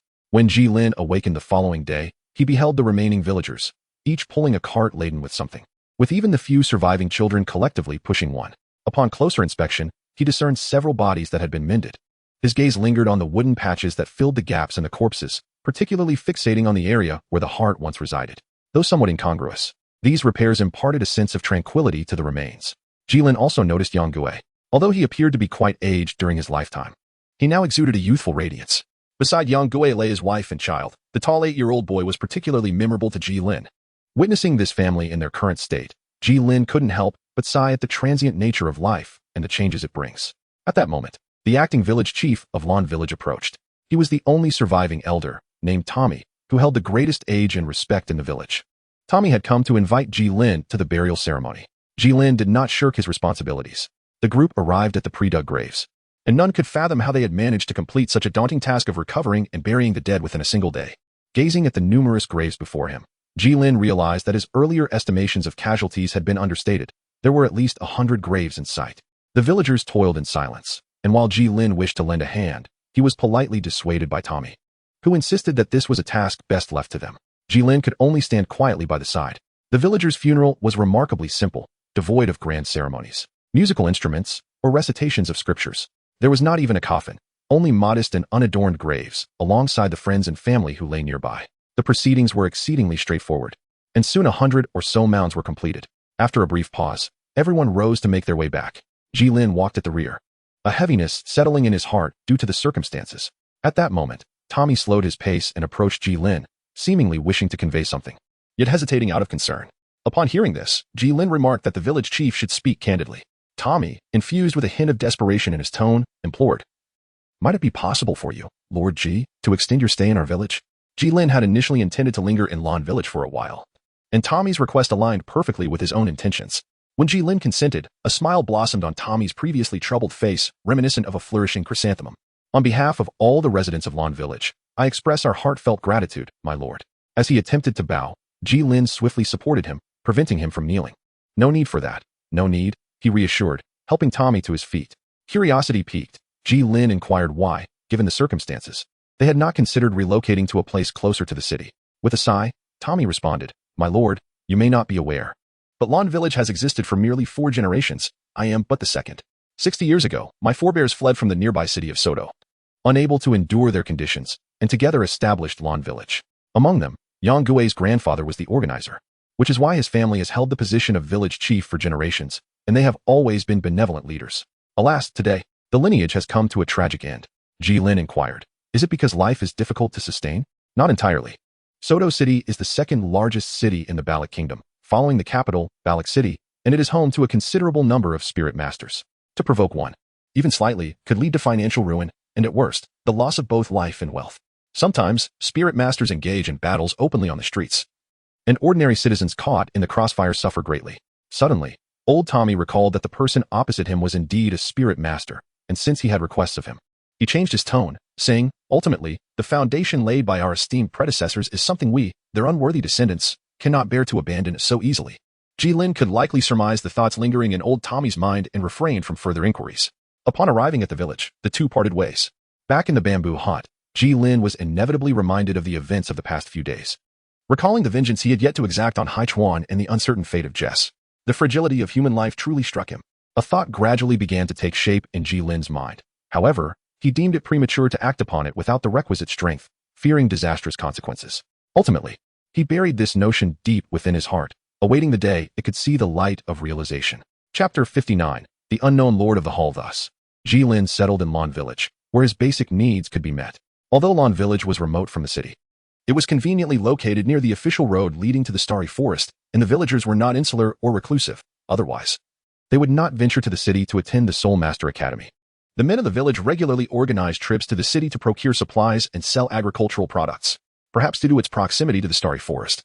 Lan village boasted fertile land, yielding abundant and flavorful produce, which served as the primary source of income for its inhabitants.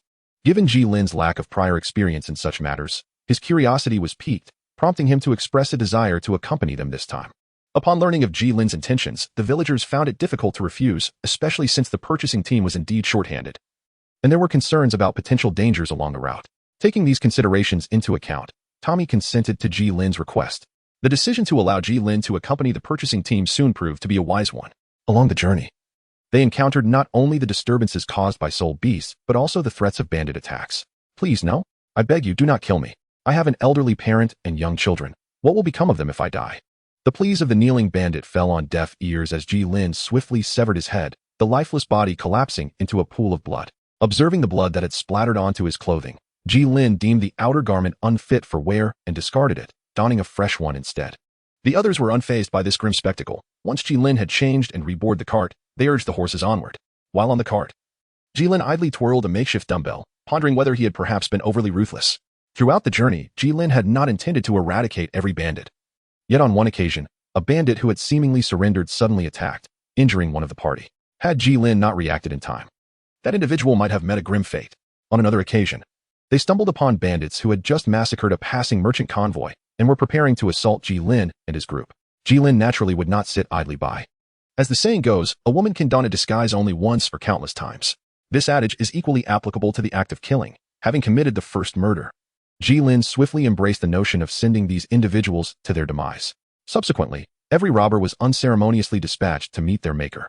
Throughout this process, Gilin realized that his mood had inadvertently lightened considerably, and even the flow of his soul energy became remarkably smoother. At last, after several days of relentless haste, Soto City loomed near. After witnessing how the villagers disposed of the agricultural products he had brought, Gilin parted ways with them, making arrangements with Tom, the captain of the transport team and son of the village chief Tommy, to convene at the city gate 2 days hence. Gilin first visited a clothing store to replenish his wardrobe, and then he proceeded to the carpenter's shop, where he spent 3 gold coins to purchase around 100 wooden swords. Upon exiting the shop, Gilin made his way to the spirit hall. As he entered the grand hall, he approached the reception desk and inquired, "I would like to claim my bounty. What must I do?" The receptionist glanced at Gilin, her enthusiasm waning upon realizing he was not particularly handsome. "Please walk this way. The room at the end is where the staff will verify and distribute the rewards." Gilin paid little heed to the receptionist's tone, understanding that he could not expect everyone to favor him, as he was not a golden soul coin. Following her directions, Gilin arrived at the last room in the left corridor. Inside, a man who appeared to be in his 30s was seated on a central sofa. Upon noticing Gilin's entrance, the man stood and introduced himself. "Hello, I am the verifier, Guhu. May I ask which bounty you wish to claim?" "This one." Gilin replied, producing the bounty notice he had just torn from the city gate, which prominently featured Wu Lang. Guhu expressed a hint of surprise, seemingly taken aback that Gilin had come to claim the bounty of such a powerful soul king. "Do you have any proof?" Gilin shook his head. After all, he was not accustomed to carrying a corpse on his journey. "Therefore, we cannot offer you the bounty." Guhu shook his head in response. "We cannot ascertain whether this soul guiding device belongs to the bounty issuer. I regret to inform you that unless you can provide direct evidence or have a sufficiently credible guarantor, we cannot acknowledge that you have fulfilled the bounty." Gilin remained unperturbed. His confidence in his approach was evident. He retrieved the token bestowed upon him by Qian Douluo from his ring and presented it with an air of certainty. "Might this serve as my assurance?" he inquired. Guhu accepted the token, his astonishment growing with each glance. "I am somewhat uncertain. Would it be possible for me to summon the Hall Master for a consultation?" Naturally, Gilin had no objections. After Guhu hurriedly left with the order, Gilin found himself idly glancing around. On a nearby counter lay several sheets of paper, and out of curiosity, Gilin approached to take a look. He discovered that they were 3 wanted notices. Gilin also encountered 2 acquaintances, Tang San and Xiao Wu, each with a bounty of 1 million gold soul coins. So this must be Tang Hao, huh? Quite impressive. However, the sum is rather high, totaling a staggering 10 million. The Spirit Hall indeed possesses considerable wealth. While Gilin was examining the bounty notice, the master of the Spirit Hall in Soto City also caught sight of the token. He immediately instructed Guhu to escort him to meet Gilin. Upon meeting Gilin, the master respectfully returned the token, saying, "My lord, I was unaware of your presence. I beg your pardon for the inadequate hospitality." Gilin had not anticipated the utility of this token. Upon receiving it, he inquired, "Might this token serve as a guarantee for me?" "Certainly," came the reply, as a golden card was produced and respectfully handed to Gilin. "This is the bounty for Wu Lang, amounting to a total of 105,000 gold soul coins." Gilin, taken aback by the unexpected sum, accepted the golden card nonetheless. "My thanks." "No need for thanks. Your efforts to rid the people of harm are commendable." With the objective accomplished, Gilin found no reason to linger further. Accompanied by the warm send-off from the Hall Master, he exited the grand doors of the Martial Soul Hall. Observing Gilin's vanishing figure, Guhu, puzzled, queried, "Hall Master, was not Wu Lang's bounty initially set at 100,000? When did it increase by 5,000? The Hall Master, with a knowing pat on Guhu's shoulder, replied, "That is precisely why I am the Hall Master, and you are but an employee under my command." With that, he left Guhu standing alone in contemplation. "Does he not already know your name? What purpose does it serve to ingratiate yourself with him?" Guhu shook his head, resolving to dismiss such thoughts and return to his duties. Upon returning to his office, the Hall Master promptly began to pen a letter. "Esteemed Bishop Salas, a devotee bearing a token has appeared in Soto City, and..." Chapter 60, 3 years later. A reunion in the Stardow Forest 3 years hence, the bamboo grove outside had shed numerous old branches, and the newly sprouted bamboo shoots had flourished into many fresh stalks. The once quiet lawn village had also come alive during this period. Gilin allocated 90,000 of the Wu Wolf bounty among the villagers. Over the past 3 years, under the leadership of village chief Tommy, Lawn Village embarked on extensive renovations. The once dilapidated homes now stood revitalized, and even the village pathways were paved with smooth stones. Lawn Village attracted a considerable number of new residents, restoring its population to levels surpassing those before Wu Wolf's arrival. Following the calamity, The village experienced a significant demographic shift. Fortunately, the influx of new inhabitants proved beneficial. For 3 consecutive years, the Spirit Hall visited annually to awaken the soul powers of eligible children. Whether it was due to the increase in population or other factors, a considerable number of individuals in Lawn Village awakened their soul powers, with 1 or 2 emerging each year. Although their soul powers were not particularly high, it brought great joy to Tommy. Suddenly, a series of deep rumbling sounds reverberated throughout Lawn Village. The villagers remained unperturbed, engaging in lively discussions. Is it time already? One asked. Do you think Master G will be able to fell that mountain today? It should take a few more days. After all, they only began cutting yesterday. Not necessarily. Master G has already taken down over a dozen mountains this past year. The first time took a month, the second 25 days, and the third 22 days. By that logic, 2 days for this one doesn't seem unreasonable, does it? I wish my child could be as strong as Master G one day. Zhao Laosan. It's still daylight. Why are you talking nonsense? You know your son's capabilities, don't you? I was just making a comment. About 5 minutes later, the chatter gradually subsided. Gilin wiped the sweat from his brow, gazing at the mountain peaks that had descended considerably, feeling a sense of relief. This must surely be the fastest record achieved. In the past 2 years, Gilin successfully mastered the sword technique left behind by Luo, achieving the remarkable feat of cleaving stone with a wooden sword. However, at that time, both the potency and durability of his sword energy were rather unsatisfactory. Gilin also realized that his lack of skill was the cause of the issue. So he poured more effort into splitting the stones. Within a few days, the stones in the village were depleted, prompting Gilin to shift his focus to the nearby hills. With relentless determination, he hewed away at the mountains, lowering their heights by several meters. When the villagers, drawn by curiosity, came to inspect the scene, they were left in awe at the ravaged summit. Thus, the tale of Gilin's mountain cutting became widely circulated among the community. After a restful break, Gilin rose and returned to the bamboo hut, preparing to embark on the quest for his 4th spirit ring. His cultivation pace had significantly decelerated. Over the course of 3 years, he had barely managed to ascend to level 40. Although he devoted the majority of his time to the refinement of sword energy, this progress paled in comparison to his previous rate, which had diminished by more than half. Gilin has a premonition that after reaching level 40, these conventional training methods may no longer yield significant results. During such moments, he cannot help but nostalgically recall Zhao Wuji's gravity skills, which were undeniably impressive in speed. However, that is merely a fleeting thought, as his current circumstances place him in direct opposition to Shrek Academy, making it prudent to avoid any encounters. Now that he has nearly perfected his sword energy and possesses a formidable offensive capability, it is time for him to acquire a soul ring. Gilin found old Tommy and spoke to him about the matter. Old Tommy initially believed that Gilin had merely gone to hunt for soul rings and would return. However, Gilin expressed that he might not come back at all. This revelation left old Tommy in silence for a considerable time, before he eventually smiled and said, I wish you smooth sailing, esteemed Chi.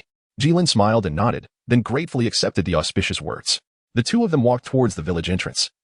Greeted by the cheerful hellos of the villagers they encountered along the way, Gilin smiled in response. Upon reaching the village entrance, he said to Tommy, Well, this is where I shall bid you farewell. The bamboo hut belonging to the elder will always be reserved for you. Gilin chuckled. No need. I am but a transient passerby. It is unnecessary to leave anything for me. Perhaps we shall meet again by fate. With that, Gilin placed his left hand on the hilt of his sword and departed from Lawn Village, this time potentially for a final farewell. Tommy stood at the village entrance, lingering even when Gilin was no longer in sight. The starry great forest was the place most etched in Gilin's memory. It was here that he awakened, narrowly escaped death, acquired his first soul ring, and obtained his first soul bone. This place held countless firsts for him. Before he could fully reflect on this, Gilin spotted a familiar figure in the quaint town. Coincidentally, a pebble lay at his feet, and without hesitation, he kicked it into the air, sending it whistling through the atmosphere. The figure noticed this action, swiftly turning to catch the pebble in his hand, scanning the passing pedestrians with vigilance. Observing this, Gilin clapped his hands and approached. It has been a long time. Your skills have certainly improved, Brother Feng. Feng Xiaodian scrutinized Gilin for a moment, uncertain. Before inquiring, Brother? After 3 years of rigorous training, Gilin had grown several centimeters taller, now standing at around 1 meter 90. He smiled at the masked man before him, who was approximately 1 meter 82, and reached out to drape an arm around Feng Xiaodian's neck. Naturally, Feng Xiaodian sensed Gilin's intention, retreating with a grin as he remarked, Is it perhaps inappropriate to embrace right upon our reunion? Undeterred by his missed attempt, Gilin shifted his stance, swiftly placing a hand on Feng Xiaodian's shoulder before laughing. You wound me. How long has it been since we last met? Shouldn't we express some warmth? The corner of Feng Xiaodian's mouth twitched, momentarily frozen. Such speed, I couldn't react in time. Lifting his gaze to the not-so-handsome face, Feng Xiaodian momentarily pondered Gilin's intentions. What brings you to seek me, Brother? Seeing Feng Xiaoyan's willingness to engage, Gilin revealed, "Since you are here, I presume you are also hunting soul rings. Would you take me along?" Feng Xiaotian hesitated, initially planning to refuse on the grounds of strength. However, recalling Gilin's swift movements, he found it difficult to voice his objections. After a prolonged silence, he finally replied, "I am assisting someone else in their soul ring hunt. My words do not hold the final say." Gilin was increasingly intrigued. Who could possibly compel Brother Feng to assist in hunting for spirit rings? Was it a man or a woman? A woman. Gilin nodded and remarked, "Oh, it's a woman. Could it be your beloved, the enchanting Huowu?" He cast a mischievous glance at Feng Xiaotian, whose ears had turned crimson. "How did you know?" Feng Xiaotian inquired, a hint of embarrassment in his voice. "Come on, is it really that hard to find out? Everyone at the Shinkong Academy is aware that you, the handsome Feng, are already taken," Gilin quipped. Feng Xiaotian scratched his head, somewhat bashful. "Is that so? Then allow me to join you. You just witnessed my capabilities. I seek no other reward than your assistance in hunting a soul ring," he urged. Feng Xiaotian, feeling a twinge of uncertainty, asked, "What kind of soul ring?"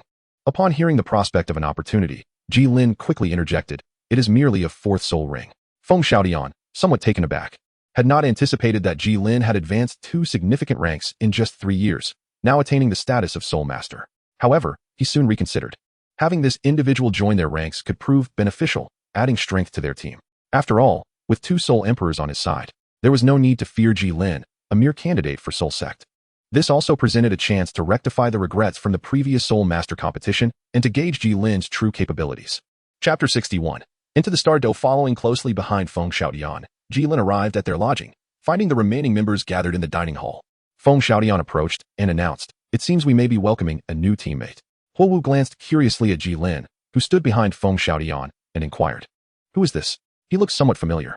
Gilin stepped forward and introduced himself, saying, "I am Gilin.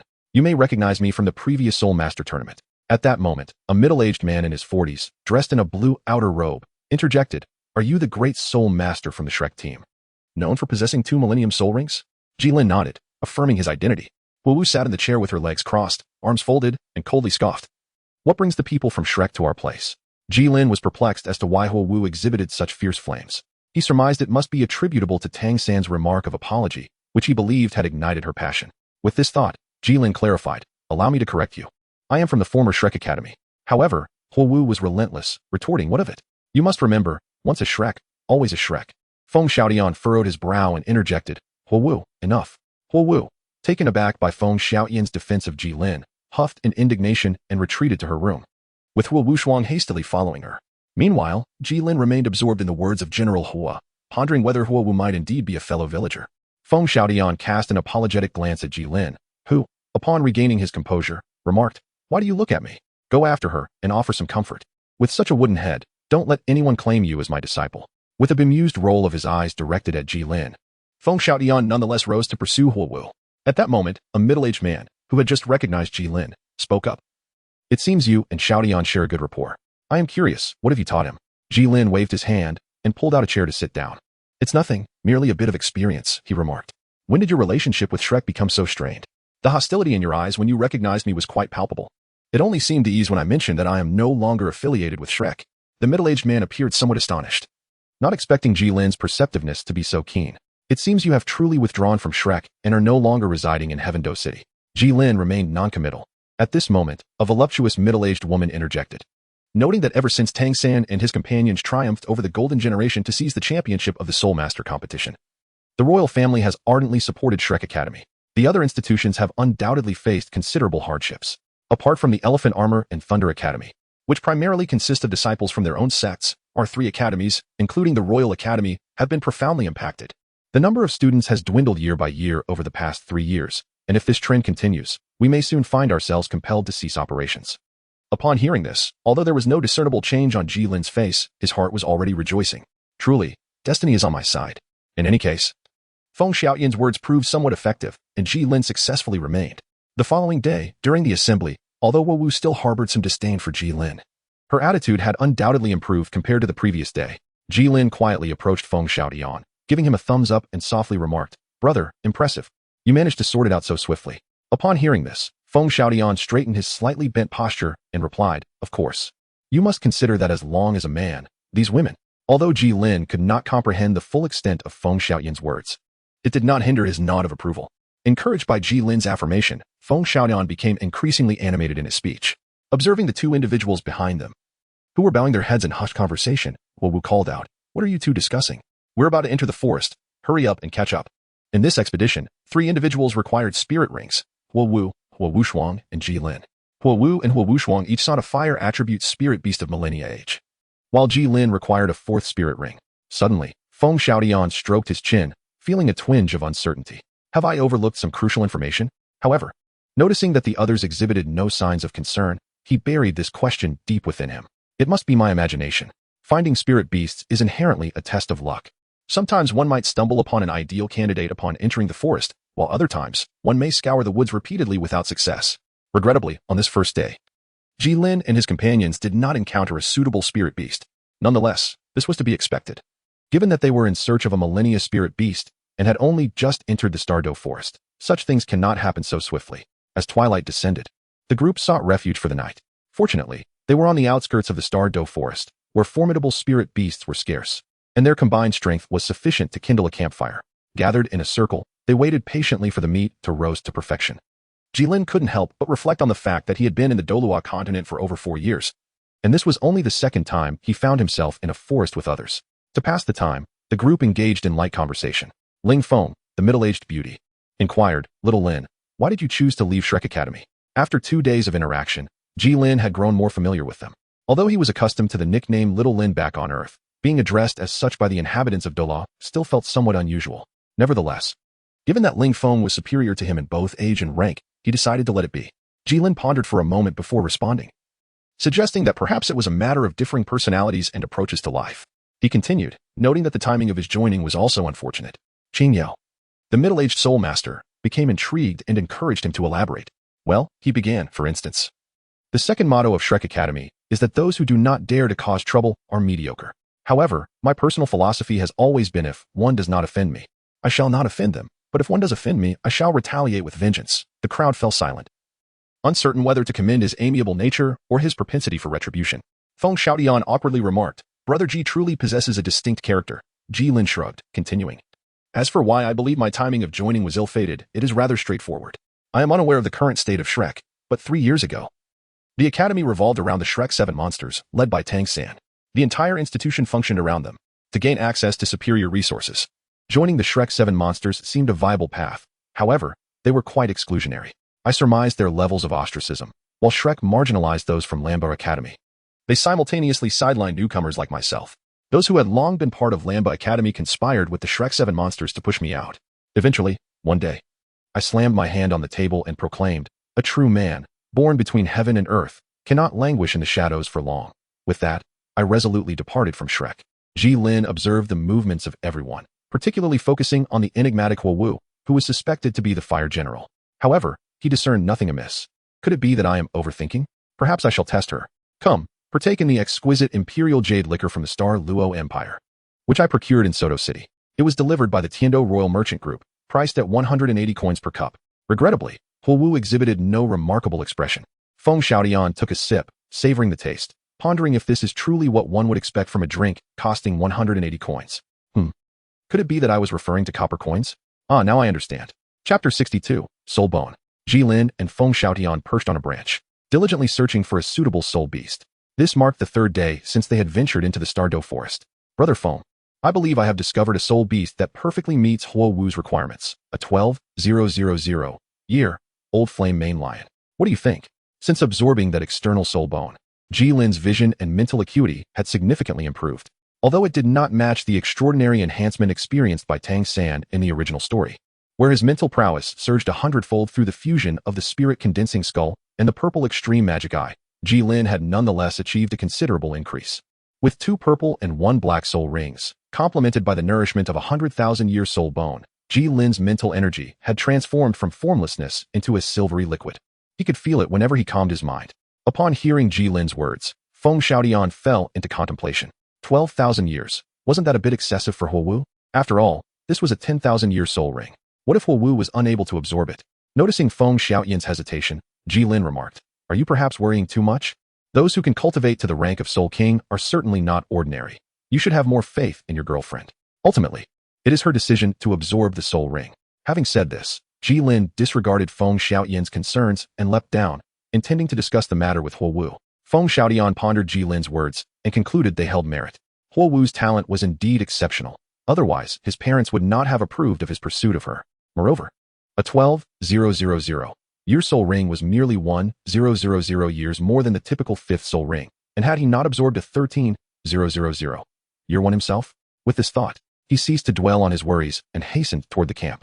In terms of instantaneous explosive speed, Gilin undoubtedly surpassed Feng Xiaoyan, but for longer distances, Feng Xiaoyan, with his wind attribute martial soul, would prevail. Although sustained bursts of speed were feasible, it was unnecessary outside of combat, which could be exhausting. Feng Xiaoyan quickly caught up to Gilin, and together they returned to the camp, sharing the news of the flame main line with the others. As expected, upon hearing this, Huo Shuang immediately decided to grant this opportunity to his younger sister. Naturally, the formidable Huo Wu chose not to decline. With the decision made, the group wasted no time. Gilin promptly led everyone to the location of the flame main lion they had previously discovered. In a seamless collaboration between the two soul emperors, Ling Feng and Qing Yao, the lion was easily captured, their demeanor revealing that they had ample strength to spare. This left Gilin feeling increasingly confident about his upcoming soul ring hunt. Observing the defenseless flame main lion, Huo Wu did not hesitate. She unleashed a powerful attack directly at its face, sending it to its demise. Time flowed as she absorbed the soul ring, with the others forming a protective circle around her. Feng Xiaoyan watched with a grave expression as Huo Wu's delicate form trembled, while Huo Shuang wore a look of concern. 2 hours later, Gilin, feeling somewhat bored, leaned against a large tree, yawning repeatedly. With nothing to occupy his time, he utilized his soul power to observe the others. Although the red energy within Huo Wu was somewhat chaotic, it remained under control and continued to grow, suggesting that all was well. Gilin cast a glance at the others in succession. Naturally, the energy of the two leading instructors was the most formidable. Yet it was Feng Xiaoyan's energy that shone the brightest. The reason for the varying luminosity of their energies remained unclear. However, contemplating the energy of the angel statue and Xian Douluo, Gilin speculated that the brighter the energy, the purer and higher its rank. Upon noticing a corpse nearby, Gilin felt a twinge of surprise, then drew his blade and advanced. The others, observing this scene, were perplexed by his intentions and were about to inquire when. At that moment, Huo Wu's aura surged, and she slowly opened her eyes. Everyone, momentarily disregarding Gilin, hastily shifted their attention to Huo Wu. Oh, how do you feel? Is there anything amiss? How is my sister feeling? What soul skill has Huo Wu acquired? They bombarded her with questions, leaving Huo Wu slightly dazed. I feel perfectly fine. Nothing seems wrong, and the soul skill is quite satisfactory, she replied. Hearing this, both Feng Xiaoyan and Huo Shuang breathed a sigh of relief. At that moment, Gilin stepped forward. It appears to be a success. Huo Wu instinctively furrowed her brow. Although she had developed a relatively positive impression of Gilin over the past few days, the knowledge that he was once affiliated with Shrek prevented her from truly considering him a friend. Gilin tossed the object in his hand onto the lap of Huo Wu, declaring, "Come on, enjoy it while it's fresh and warm." Upon seeing the grimy piece, still bearing traces of blood, resting on her thigh, Huo Wu was poised to erupt with anger. However, a voice filled with uncertainty broke the tension from Feng Xiaoyan, inquiring, "Is that a soul bone?" At the mention, Huo Wu grasped the bone on her leg and, after a brief moment, looked up at Gilin with a complex expression. She confirmed that it was indeed a soul bone. All eyes turned to Gilin, astonished that such a fool existed in the world. He could have kept it for himself, yet he chose to reveal it instead. Gilin shrugged and asked, "What are you looking at?" No, it's a mixed message. Hurry up, Huo Wu, or it will lose its freshness. This soul beast was defeated by you, and the soul ring is what you absorbed. The soul bone seems to have nothing to do with me. Ling Feng smiled and said, "Since Brother Ji has said so, Xiao Wu, you should accept it." "But Aunt, disobedient children are quite unlovable. You know," Feng Xiaotian interjected. "Brother Ji, let us have a word over there." With that, he turned to lead the way. Gilin placed his hand on the hilt of his knife, but after a moment, he lowered it and followed closely behind Feng Xiaotian, though his complexion had paled slightly. The two arrived at a secluded spot, and Feng Xiaotian spoke first. "Thank you, Brother Ji." Gilin waved his hand, urging him to exert more effort when assisting in the hunt for the spirit beast later. Feng Xiaotian chuckled. "Rest assured, it is merely a 10,000-year spirit beast. We have it covered." Then, a thought crossed Feng Xiaotian's mind, and he inquired, "What type of spirit beast do you intend to seek?" Gilin was somewhat astonished, yet the smile at the corner of his eye was inescapable. "Had I not mentioned it to you?" "Indeed, it seems I have not. I desire a soul ring that is approximately 30,000 years old, but not exceeding 40,000 years, with no restrictions on the type." This is the conclusion Gilin has drawn over the years through his soul power perception. At this moment, Feng Xiaotian also recalled something he had previously overlooked. The individual before him was even more extraordinary than Tang San. So, what about your third soul ring? Gilin maintained a serene expression. It has been 15,000 years. Feng Xiaoyan's features contorted in disbelief. Are you speaking in human terms? You wouldn't be having second thoughts, would you? No, surely not. Who? Who would have second thoughts? That's good. Let's head back. Observing Jilin's silhouette, Feng Xiaoyan was lost in contemplation. A soul beast aged 30,000 years could not possibly compare to a 10,000-year-old soul bone. Moreover, he had already made a prior commitment. This fellow is indeed remarkable. Chapter 63. The Qingshu mantis. Upon their return, Huowu had already commenced the absorption of the soul bone. In truth, she felt a degree of resistance towards this endeavor. However, Ling Feng whispered in her ear, "Do you not wish to keep pace with Feng Xiaoyan?" Feng Xiaoyan was, after all, the most gifted individual in this generation of the Five Elements Academy, possessing a mutated spirit of the Gale two-headed wolf, coupled with innate full soul power. Had he not been engrossed in researching the 36-winged slash of the Gale magic wolf, he might have achieved the rank of Soul King 4 years prior. It is worth noting that the innate soul power of the golden generation of the Spirit Hall was merely level 9, with Hulaina being slightly better but still not exceeding level 9.5. Previously, Huowu, with an innate soul power of only 8.5, could still rival Feng Xiaoyan. However, now that he had completed his self-created soul skill, his cultivation speed had naturally surged. He had reached the rank of Soul King 1.5 years ago, while Huowu had only just now attained this level. Presently, Feng Xiaoyan had already become a level 55 high Soul King. Although possessing this soul bone may not allow her to catch up, it would at least prevent her from falling too far behind. Thus, Huowu reluctantly accepted the soul bone. The absorption process was remarkably smooth, as soul bones and soul rings originated from the same source. According to Yu Xiaojiang's theory, this scenario maximizes effectiveness. Indeed, upon completing the absorption, Huowu's face radiated with excitement. Feng Xiaoyan, curious, inquired, "How do you feel after absorbing the soul bone?" "Excellent. Not to mention the enhancements to my physical constitution and soul power. This soul bone has granted me a soul skill perfectly suited to me, ignition. It can elevate my fire attack by 30, and my 5th soul skill can increase by 50. Even you would not stand a chance against me now." Feng Xiaoyan couldn't help but gasp, astonished by the considerable improvement a single soul bone had bestowed upon her. Since solidifying their relationship, the two had engaged in numerous sparring sessions, all concluding with Feng Xiaoyan's victory. However, with Huowu now able to make such declarations, it seemed he would not be her match for the time being. Nevertheless, Feng Xiaoyan was not overly concerned. After all, he cherished her deeply. Subsequently, Huowu glanced at Gilin and hesitantly expressed her gratitude. Gilin nonchalantly remarked, "It's nothing. Just put in a bit more effort when we hunt the soul beast later." Huowu replied with a smile, "Absolutely." Perhaps fortune was smiling upon them, as soon after, the group encountered a blazing fire lizard. Though it was merely around 11,000 years old, it was no less formidable than the previous flame-maned lion. However, this time, the two leading instructors did not intervene. Huowu, having just ascended to the rank of Soul King, naturally took on this task, enlisting the assistance of Feng Xiaoyan, who stood nearby. Under Jilin's amused gaze, Feng Xiaoyan, with a hint of reluctance, charged forth. One must admit that their synergy was remarkable, although both possessed fire attributes. Huowu's capacity for inflicting damage was somewhat limited. Yet, with Feng Xiaoyan by her side, the situation was different. Moreover, Huowu was a control-type soul master. Dealing damage was not her primary objective. Instead, her focus was on creating opportunities for Feng Xiaoyan to launch his attacks. Amidst Huowu's occasional attempts to resist the fiery rings and the disturbances from her recently acquired lion dance technique, and under Feng Xiaoyan's relentless kite tactics, the fire lizard ultimately succumbed. Huowu also attained her first 10,000-year soul ring, solidifying her status as a Soul King. Meanwhile, Feng Xiaoyan and Huowu continued to rummage through the remains of the blazing fire lizard. Gilin felt a twinge of curiosity. "What are you two up to?" "We are searching for any remaining soul bones," replied one. "What extraordinary luck to discover 2 soul bones in succession." With that, Gilin turned off his spiritual perception and spoke with a hint of nonchalance. Upon hearing Jilin's words, the two abandoned their hopes of finding another soul bone. Huowu Shuang also harbored no great expectations. Now, they merely needed to seek a suitable soul ring for Gilin before their return. However, Huowu and Huowu Shuang had spent considerable time absorbing the soul ring and soul bone, and by now, the moon had ascended into the branches. Once again, everyone gathered around the campfire. Ling Feng inquired, "Xiaolinzi, would you be interested in joining my Blaze Academy? You must have nowhere else to go at the moment." "No. Aunt Ling, I have grown accustomed to my freedom.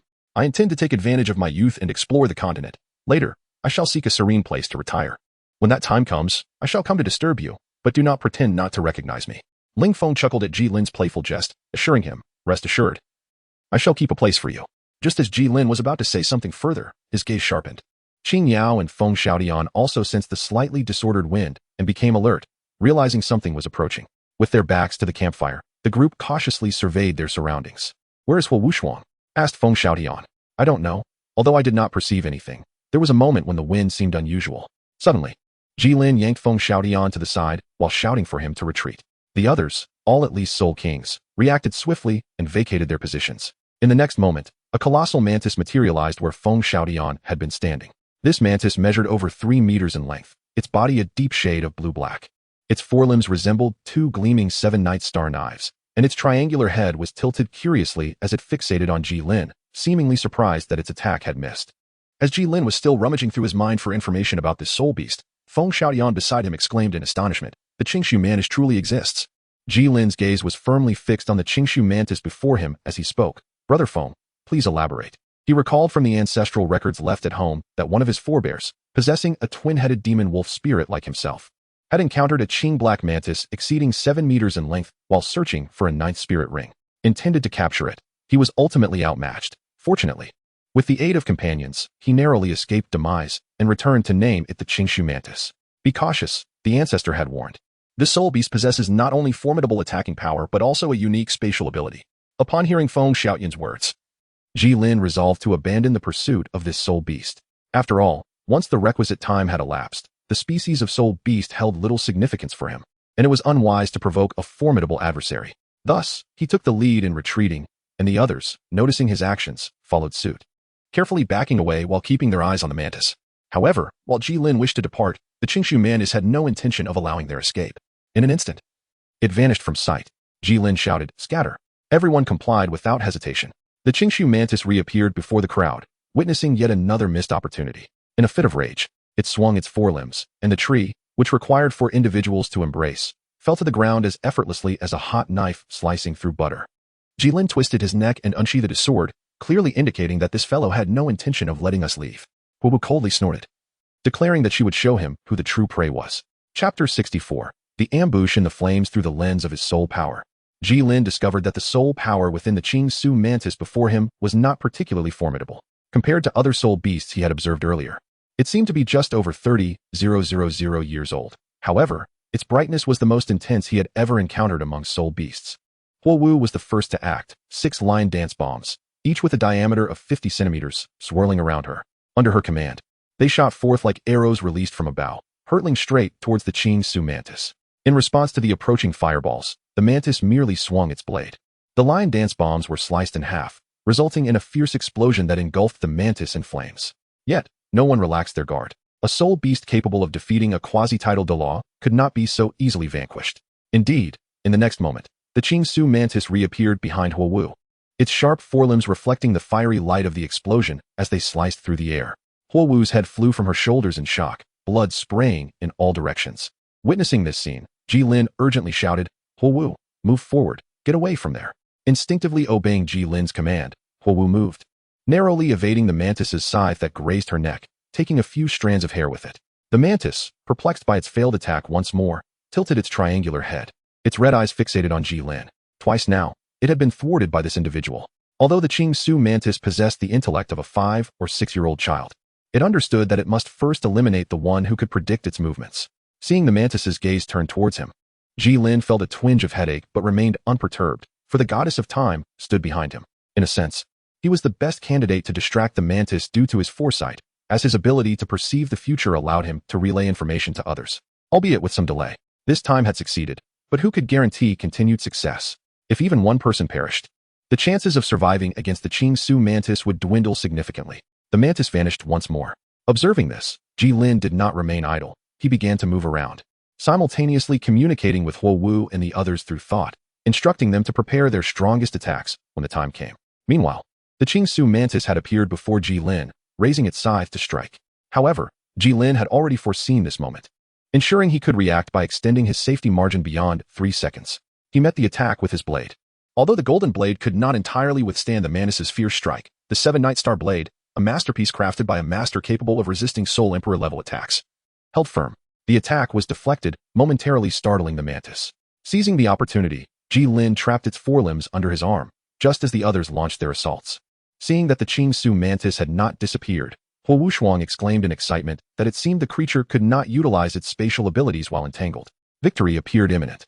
However, Ling Feng wore a worried expression, fearing that Gilin would be struck by the attacks. Feng Xiaotian remarked that since Gilin initiated the plan, he surely had a way to protect himself. Just as they hoped, in the very last second before their attacks landed, Gilin felt his arm go empty. The assault had successfully struck, and Jilin's figure vanished amidst the flames. The combined might of fire and wind was not merely the sum of its parts. All eyes were riveted on the scene. Suddenly, the Qingsu mantis appeared before them, showing no signs of injury. Huo Wu and the others instinctively became vigilant. Yet the mantis disregarded them, tilting its head as it stared at the place where the flames still roared, seemingly checking if Gilin was still alive. As both sides awaited the outcome, several azure blades of air surged towards the mantis, executed by Feng Xiaotian's first soul skill, Wind Blade Array. Yet, the mantis feigned relaxation, swiftly cutting through the wind blades with a single strike. With Feng Xiaotian's disruption, the Qingsu mantis shifted its attention from Gilin to Feng Xiaotian, disappearing once more. Feng Xiaotian did not remain passive. He activated his second soul skill, Twin Wolves Manifest, breaking away from the main group. Huo Wu frowned, questioning why he opted for his second soul skill. While Twin Wolves Manifest enhanced his speed, the Wind Wings would have been more suitable for flight at that moment. Ling Feng shared her confusion, suspecting there was a deeper significance they were unaware of. The Qingsu mantis, however, had no such thoughts, appearing before Feng Xiaotian and swinging its blade. Despite his quick reflexes and the surrounding wind from his second soul skill, Feng Xiaotian was still wounded on his left arm. Xiaotian, Huo Wu cried out in alarm, knowing that rushing to his aid now would only hinder him further. Thus, despite her worries, she restrained herself from charging forward. After landing a successful strike, the Qingsu mantis did not press its advantage, vanishing again. Feng Xiaotian clutched his wound, acknowledging the creature's tenacity. Ignoring the pain, he pressed on towards the flames. You better be alive. Another spurt of blood erupted, this time from Feng Xiaotian's right thigh, causing him to kneel just a few meters from the firelight. Xiaotian. Huo Wu could no longer contain herself, ready to rush in, but Ling Feng swiftly knocked her unconscious. Sorry, Xiao Wu, I can't let you go to your death. Ling Feng, though anxious, remained composed, as a seasoned soul emperor. Her temperament was far steadier than that of the younger soul kings like Huo Wu. The teacher from Shinfeng Academy hasn't made a move yet. Why are you so anxious? The Qingsu mantis stood before Feng Xiaotian, its right forelimb raised high. Yet, Feng Xiaotian, instead of showing fear, smiled and declared, You're finished. A blade gleaming with golden light pierced through the mantis's neck, Jilin's voice echoing from behind. Well done. If you had been any later, I would have truly perished. There was no other method I could conceive that had a higher chance of slaying it. The Qingsu mantis was not yet defeated, preparing to use its last ounce of strength to take the kneeling Feng Xiaotian with it. However, would Gilin allow it to do so? With a twist of the blade's hilt, Gilin forcefully hurled the mantis into the still-burning flames. Gilin turned around, resting the blade on his shoulder. Stay here and tend to your wounds. Do not move. I shall go deal with the pest. With that, he stepped into the flames and vanished from sight. Feng Xiaotian knelt on the ground, momentarily lost in thought. Why is his rear so upright? Chapter 65. The fourth soul ring before anyone could rush to assist him. Feng Xiaotian managed to rise on his own. Although he appeared somewhat worse for wear, his injuries were not as grave as they seemed, largely due to the pain. After briefly staunching his bleeding, Ling Feng voiced her concerns. Feng Xiaotian chuckled. Did not Gilin transmit a message to us earlier? Aside from urging us to attack with all our might, he also instructed me to cooperate with him. He mentioned he would feign death to remove himself from the Qingsu mantis's line of sight, prompting me to lure the mantis to that location, convincing it that I had lost the will to fight, thereby lowering its guard for him to strike decisively. How troublesome of him, he mused, to leave such a dilemma to me without further guidance. Thankfully, the intelligence of a 10,000-year soul beast is not particularly high. It should be easy to deceive. Upon hearing Feng Xiaotian's explanation, Ling Feng's understanding dawned. She turned to Qingyao. So you were aware of their plan all along? Qingyao shrugged. Xiaotian transmitted to me earlier. Though he did not state it outright, he advised that unless in dire peril, I should refrain from engaging and instructed me to restrain Huo Wu. Yet, you acted first. Ling Feng, upon hearing this, cast her gaze towards the diminishing flames. How did that fellow survive our assault? Despite his abnormal soul ring, he should not be able to remain so sprightly after enduring an attack capable of severely injuring a soul sage. Who knows? After all, such beings have not been unheard of in the past, she replied. With that, Ling Feng resolved her thoughts and approached the now visible Gilin. All right, I shall go check on that lad. Gilin was wiping the bloodstains from his hands with his tattered clothing. Ling Feng, witnessing this, could not help but twitch at the corners of her mouth. You seem to have been rather ruthless, don't you? If it weren't for the distinctiveness of those two forelimbs, I might not have recognized this as the Qingsu mantis. There was no choice. This creature had caused me to suffer from the flames for far too long. So my actions were inevitably a bit severe. Ling Feng nodded in understanding. While I acknowledge your reasoning, could you perhaps put on some proper attire first?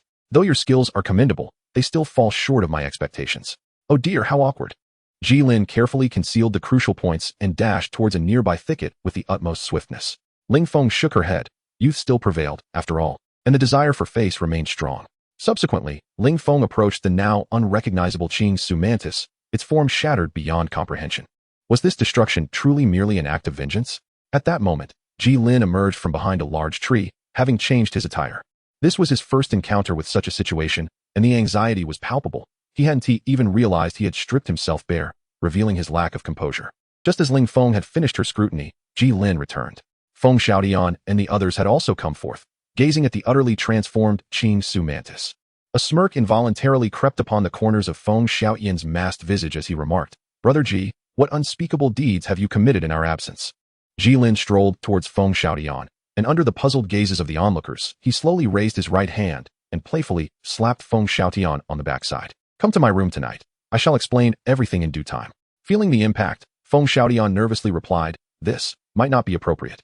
Rest assured, my bed is quite spacious, and I assure you, it has its charms," Gilin said with a wink, applying a bit more pressure with his hand.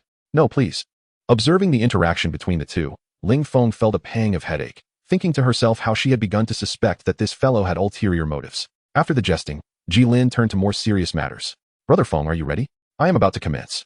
Feng Xiaotian replied earnestly, "Do not worry, I arrived early. And with me here, all is well." With that, Gilin settled down cross-legged, preparing to absorb his fourth spirit ring. The others instinctively took their positions around him. Though, as Feng Xiaotian had remarked, such a commotion would surely attract attention, it was better to be cautious, for nothing in life is absolute. As Gilin absorbed the spirit ring, Huowu stirred awake, glancing at Feng Xiaotian, who had his back turned, and then at Gilin, who was not far off, engaged in his endeavor. Realizing that no grave incident had occurred, she let out a sigh of relief. Noticing the movement behind him, Feng Xiaotian turned around. "Awake, are you?" "Yes," Huowu responded, her gaze falling on Feng Xiaotian's bandaged wound. "Your injury? Do not fret. It is merely superficial," he reassured her. "That is good to hear," she said, then shifted her attention to Gilin, observing the profound darkness of his spirit rings. "I truly envy him. I, a spirit king, possess only one 10,000-year ring, while he already has two. I cannot fathom what he and Tang Sen have consumed to grow so formidable." Feng Xiaotian. "I have heard a rumor that Jilin's ability to absorb spirit rings beyond their age comes at the cost of his spirit skills." "Oh, considering that, it does seem I have yet to witness him employ any spirit techniques," Feng Xiaotian reflected. "Indeed, every display of strength carries unseen struggles." 3 days later, at a small town outside the Stardow forest, Gilin was bidding farewell to Feng Xiaotian and the others.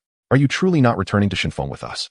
"Ji brother, I wish to explore the continent a bit longer, and besides, I might encounter members of Shrek Academy in Tiando, which would be rather awkward." Feng Xiaotian ceased to persuade him, saying, "Then do visit me in Tiando. The doors of Shinfeng shall always be open for you. Rest assured, I shall find the opportunity." Gilin promised. "Take care. Take care," they echoed. Just as Gilin was watching them depart, Huowu suddenly turned around and called out, "Hey, when you arrive in Tiando, do not forget that this young lady is still in Chihua." With that, she swiftly turned and rushed past the smiling group, leaving them behind. Gilin also placed his hand near his mouth and shouted, "Rest assured, as long as Brother Feng does not harbor any jealousy, residing at your place will pose no issue."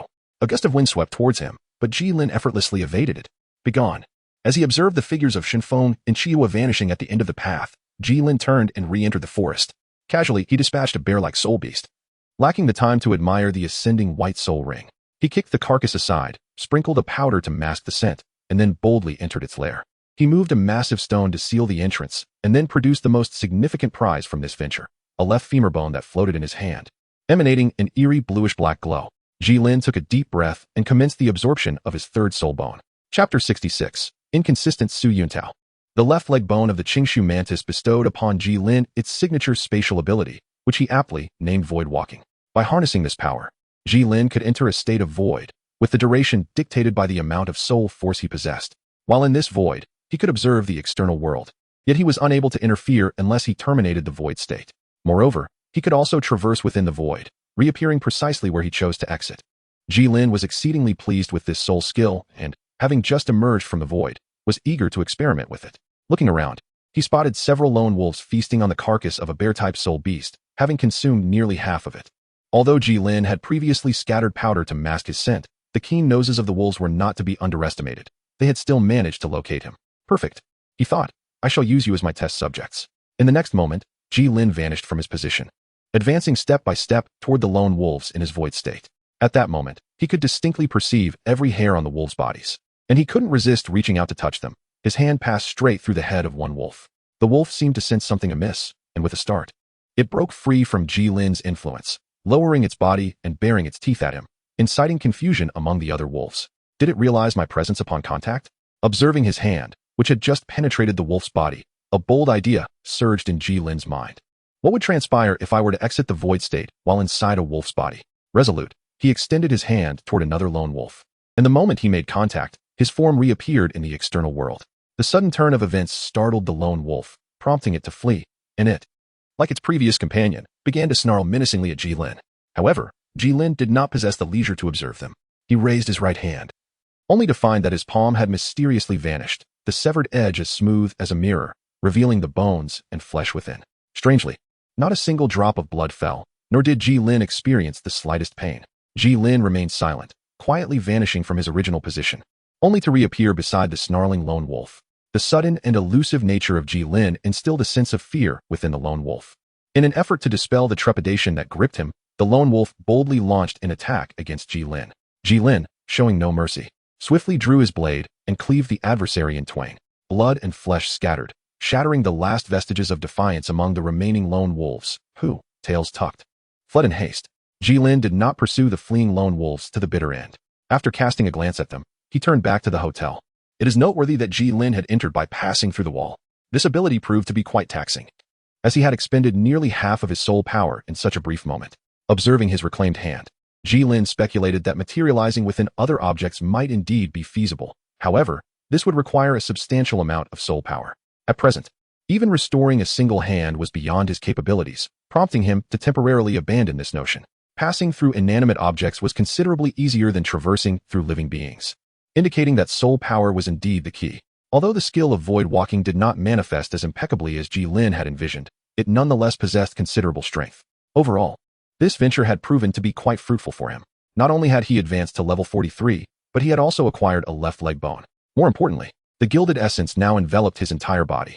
The only regret was that the 10,000-year eye socket bone did not absorb energy to enhance itself, unlike the bone of his right arm, leaving him uncertain whether it was unable to strengthen or simply deemed unworthy. Fortunately, it was inherently an external soul bone, which would still grow stronger alongside Gilin's own development, even without energy absorption.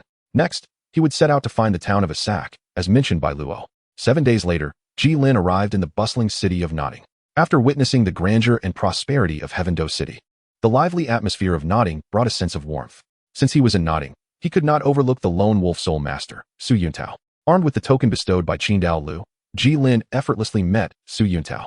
As he scrutinized the young man standing respectfully before him, Gilin inquired, "Are you Su Yuntao?"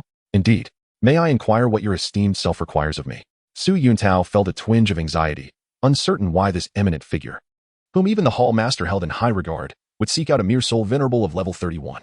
Yet, he dared not voice his apprehensions. "I hear you are preparing to assist those villages in awakening their martial souls." "Yes," Su Yuntao replied. "Then take me along."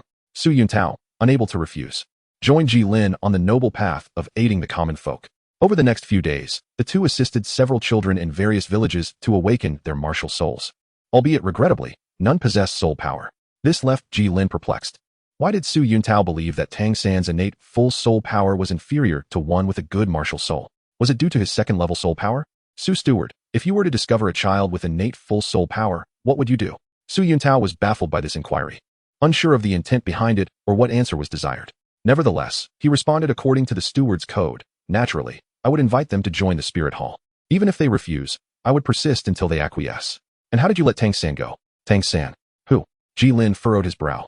He was referring to Tang San, the illustrious blue-silver grass soul master who had shone brightly in this year's soul master competition.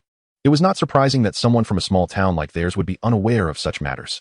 However, speaking of blue-silver grass soul masters, he recalled a child from Holy Soul Village years ago, whose martial spirit was indeed blue-silver grass. What was his innate soul power? How much was it again? Innately full soul power? How could that be?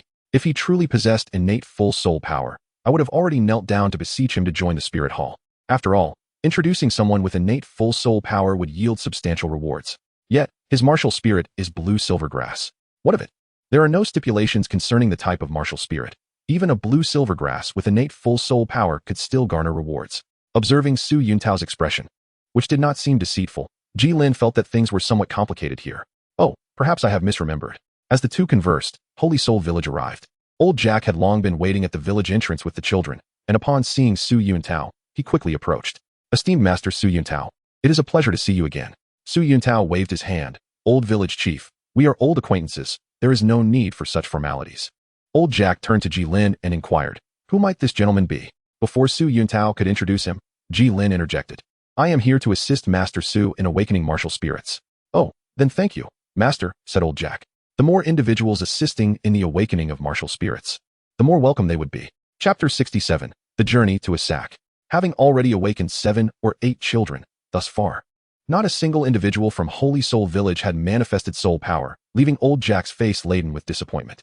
Gilin approached and initiated a conversation. Village Chief Jack, I have heard that a soul master possessing the blue silver grass with exceptional spirit power emerged from your village a few years ago. Upon hearing this, the once stooped figure of Old Jack straightened, and the look of despondency faded from his face.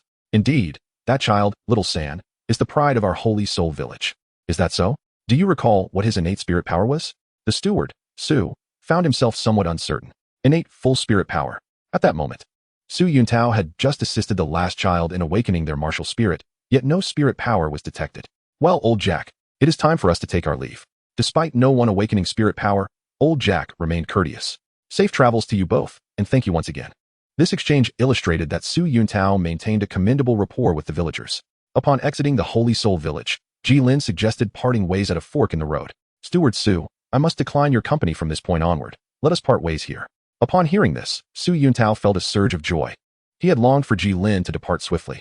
However, having served as a foundational staff member for so long, he understood the necessity of maintaining a veneer of politeness. Feigning regret as he said, the world is unfamiliar to you, esteemed sir. Allow me to accompany you for a short distance. Gilin found himself somewhat perplexed. How could someone wearing a cheerful expression utter such words?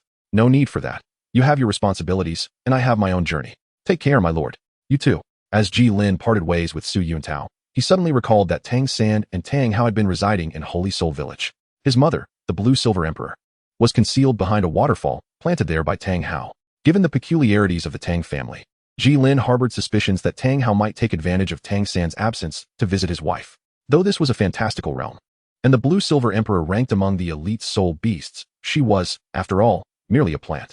It was one thing for her to have once possessed human qualities, but now that she had reverted to a plant form, she should be immobile. Perhaps she was situated near Holy Soul Village? Should he seek her out? However, this notion was swiftly dismissed by Gilin. Setting aside whether Tang San was currently in the City of Slaughter, it was likely that Tang Decue was on guard there. Was he to offer himself as a sacrifice? Even if both Tang San and Tang Hao were absent, what could Gilin possibly gain? Destroy a plant? Or perhaps acquire a 100,000-year-old Blue Silver Emperor leg bone? To be candid, Gilin held a certain disdain for that soul bone. Flight, aside from its remarkable regenerative ability akin to the unstoppable force of nature, it seemed rather lackluster in other respects. Nevertheless, even this pale comparison was overshadowed by the 9th soul skill of Bibi Dong, the undying body.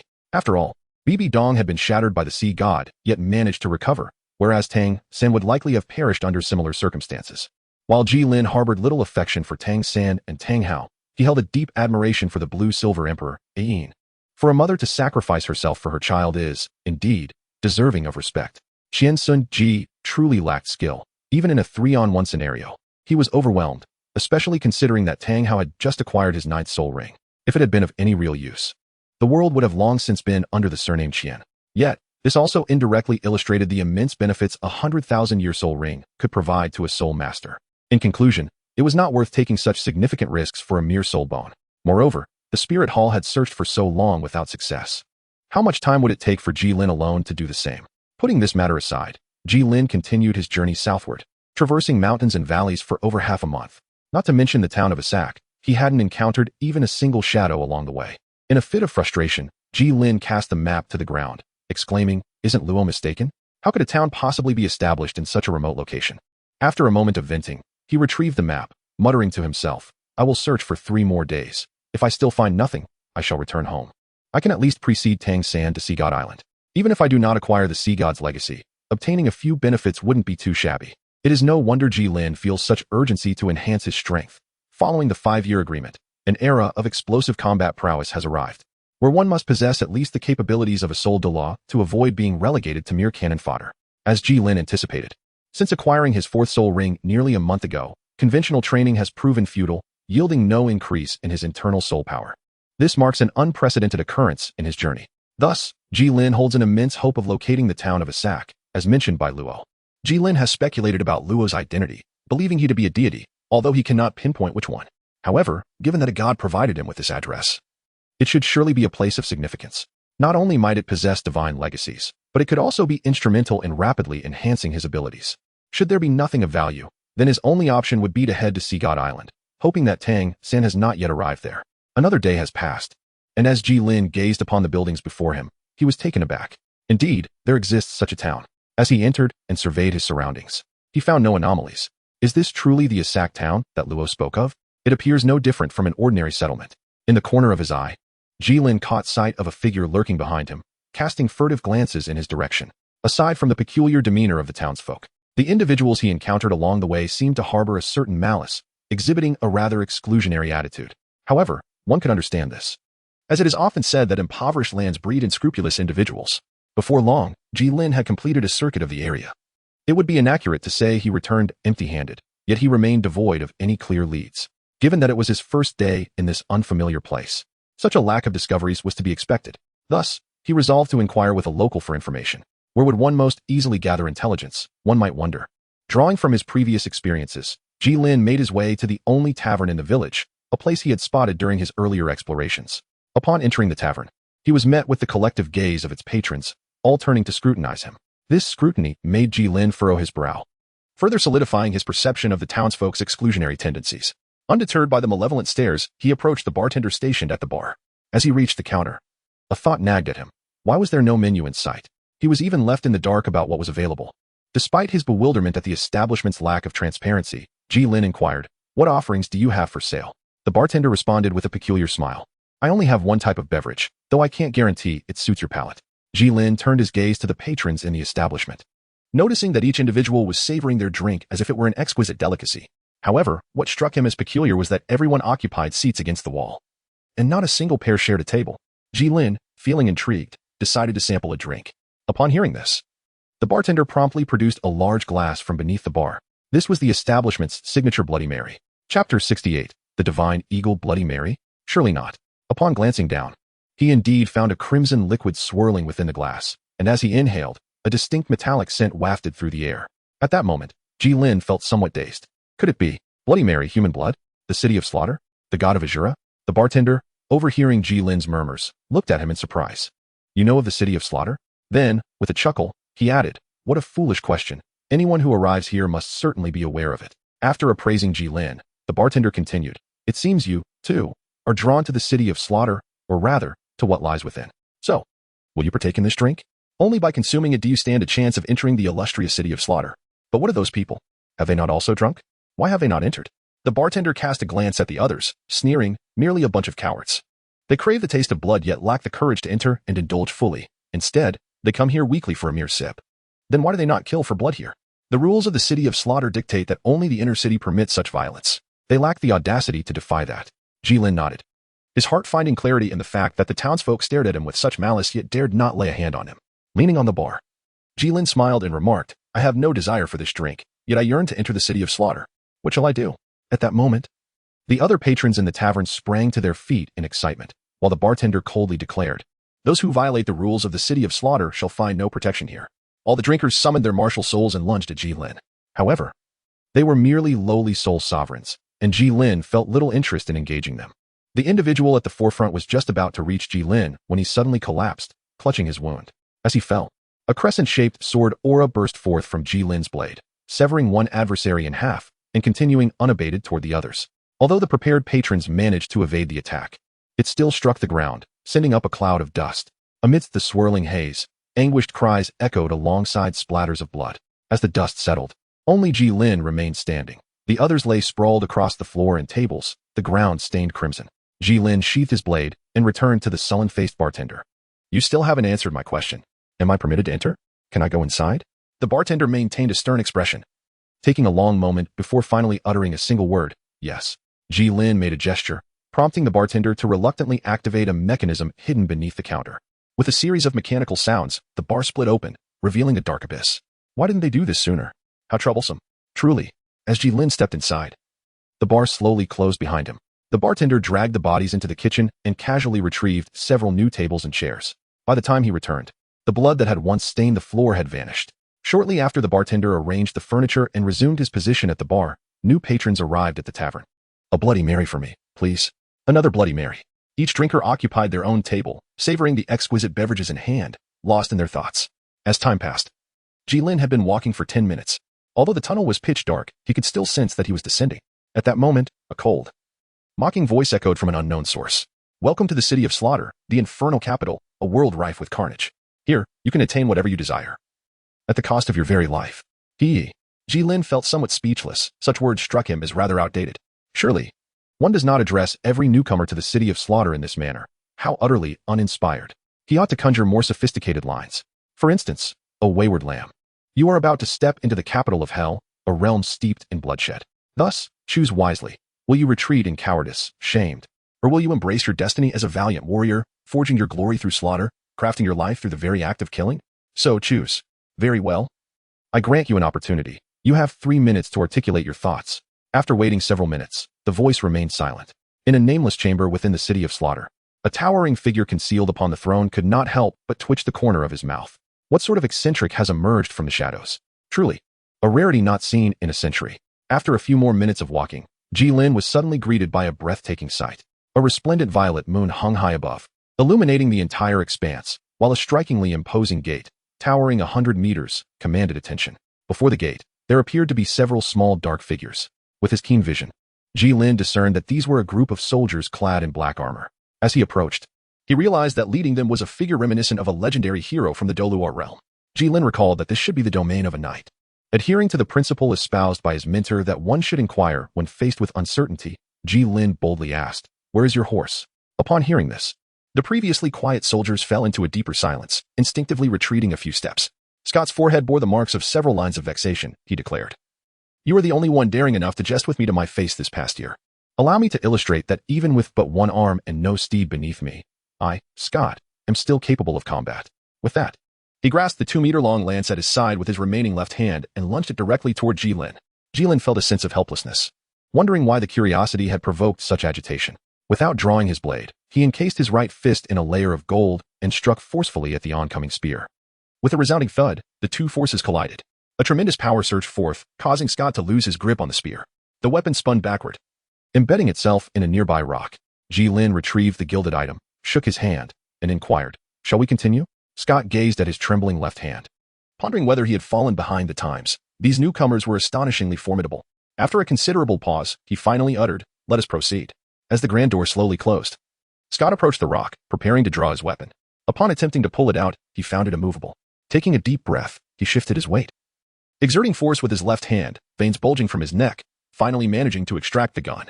Upon closer inspection, he noticed the muzzle had been dented several centimeters. Ever since losing his right arm a year ago, he had intensified his left arm's training, and with the long gun now shortened by half, this meticulously crafted solid iron weapon was designed for ultimate offensive capability. Looking at the firmly shut door, Scott couldn't help but mutter, "Could it be a ghost?" Chapter 69. A grand event awaits upon entering the grand door. Gilin toyed with the skull token handed to him by a soldier, engraved with the number 9527. This number, how should one say, was somewhat. At that moment, the envoy of the King of Carnage, a graceful young woman veiled in black, approached him. "Welcome to the city of Carnage, 9527. I am the envoy of the King of Carnage and your guide. For the next 24 hours, I shall remain by your side, elucidating all that the city of Carnage has to offer. During this period, you shall be under the protection of the King of Carnage, which is a privilege bestowed upon newcomers by the city of Carnage." Gilin surveyed the young girl before him, noting that her cultivation was not particularly high, likely at the level of a senior soulmaster. He nodded slightly in her direction, expressing his gratitude. With that, the two set off together. The girl dutifully fulfilled her role as a guide. Although Gilin had not inquired, she proceeded to enlighten him, explaining that the city of slaughter was divided into two parts, the inner city and the outer city, and they were currently situated in the outer city. The streets of the outer city were remarkably desolate, with few souls to be found upon the expansive thoroughfare, and the buildings appeared dilapidated and aged. The occasional passerby was a gaunt figure, their vitality seemingly extinguished. Upon catching sight of Gilin, their eyes momentarily sparkled with a glimmer of hope. But upon noticing the girl at his side, that light visibly dimmed. Gilin naturally observed the transformations unfolding around him and addressed the young girl. "It seems they are quite fearful of you."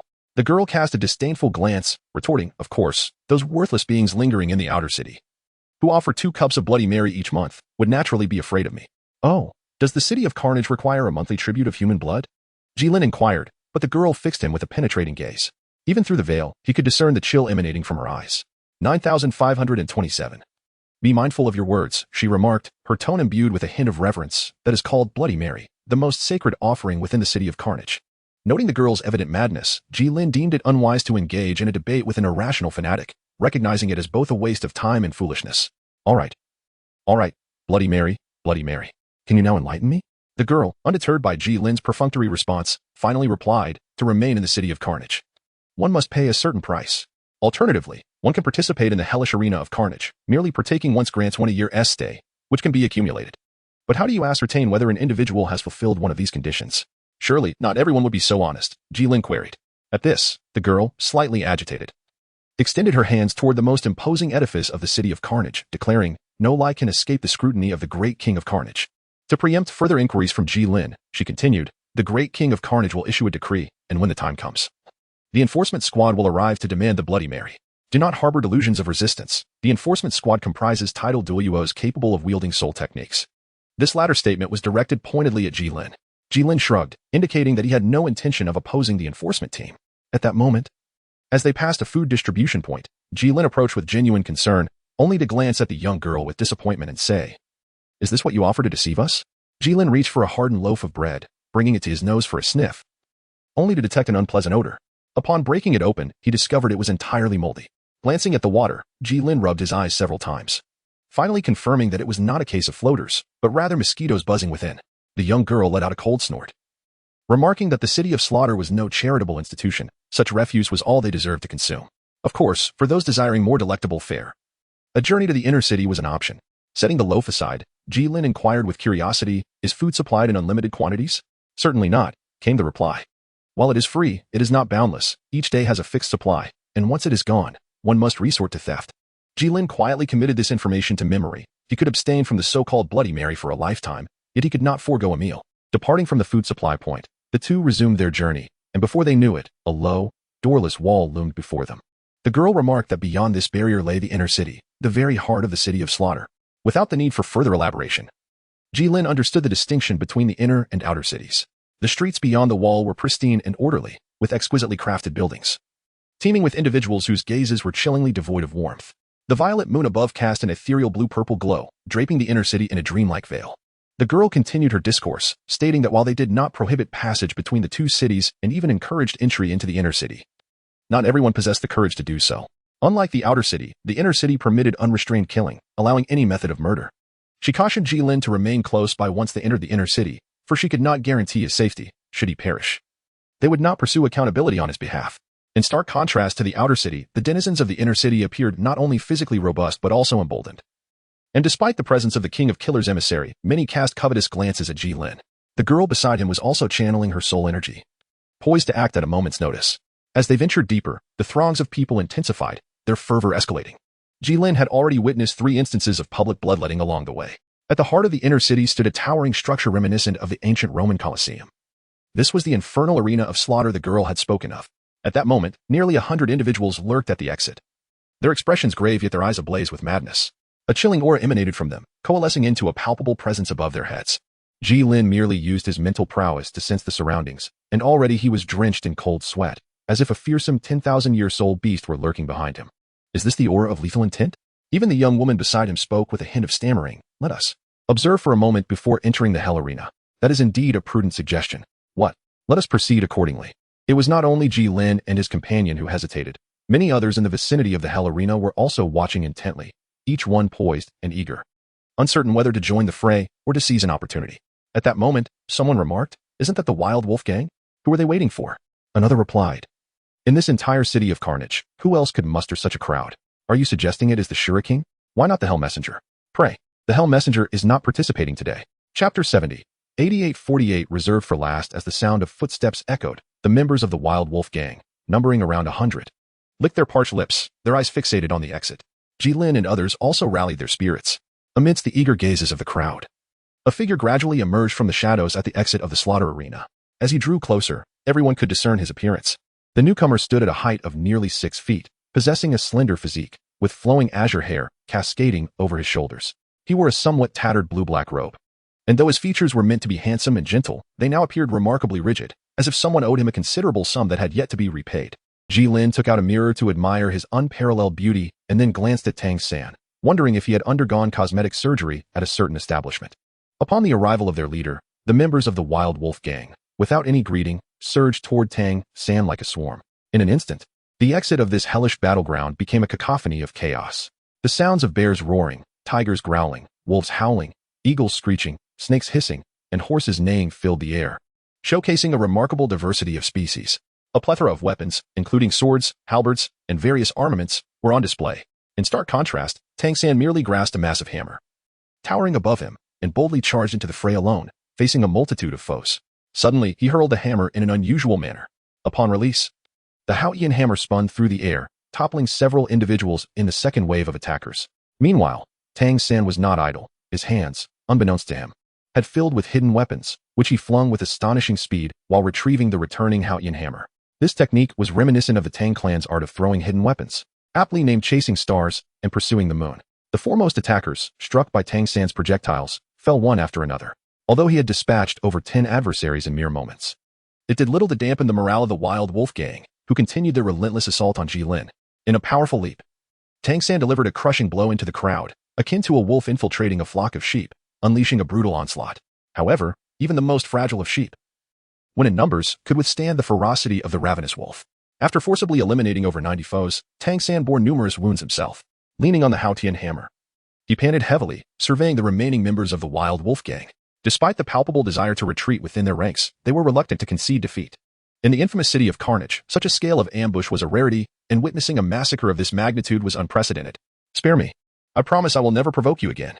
Please, have mercy," they pleaded, but the bloodied Haotian hammer paid no heed, crashing down with a resounding thud. The white, semi-solid substance splattered everywhere. After shattering the last adversary's skull, Tang San was now covered in injuries, his once respectable garments stained crimson, the source of which was uncertain, his own blood or that of his enemies. Seeing this, Gilin couldn't help but ponder. Has the city of slaughter truly transformed an individual so profoundly? Although most of those present possessed relatively modest soul power, there were still 2 soul emperors among them. The remaining individuals were at least soul ancestors. Were he in their position, Gilin believed he could manage. Given that these individuals were unable to utilize their soul skills while he had long since acclimated to such conditions, however, he certainly would not act with such swiftness and fervor. Indeed, fervor. At that moment, Tang San had shed the strategic composure he exhibited during the Soul Master competition.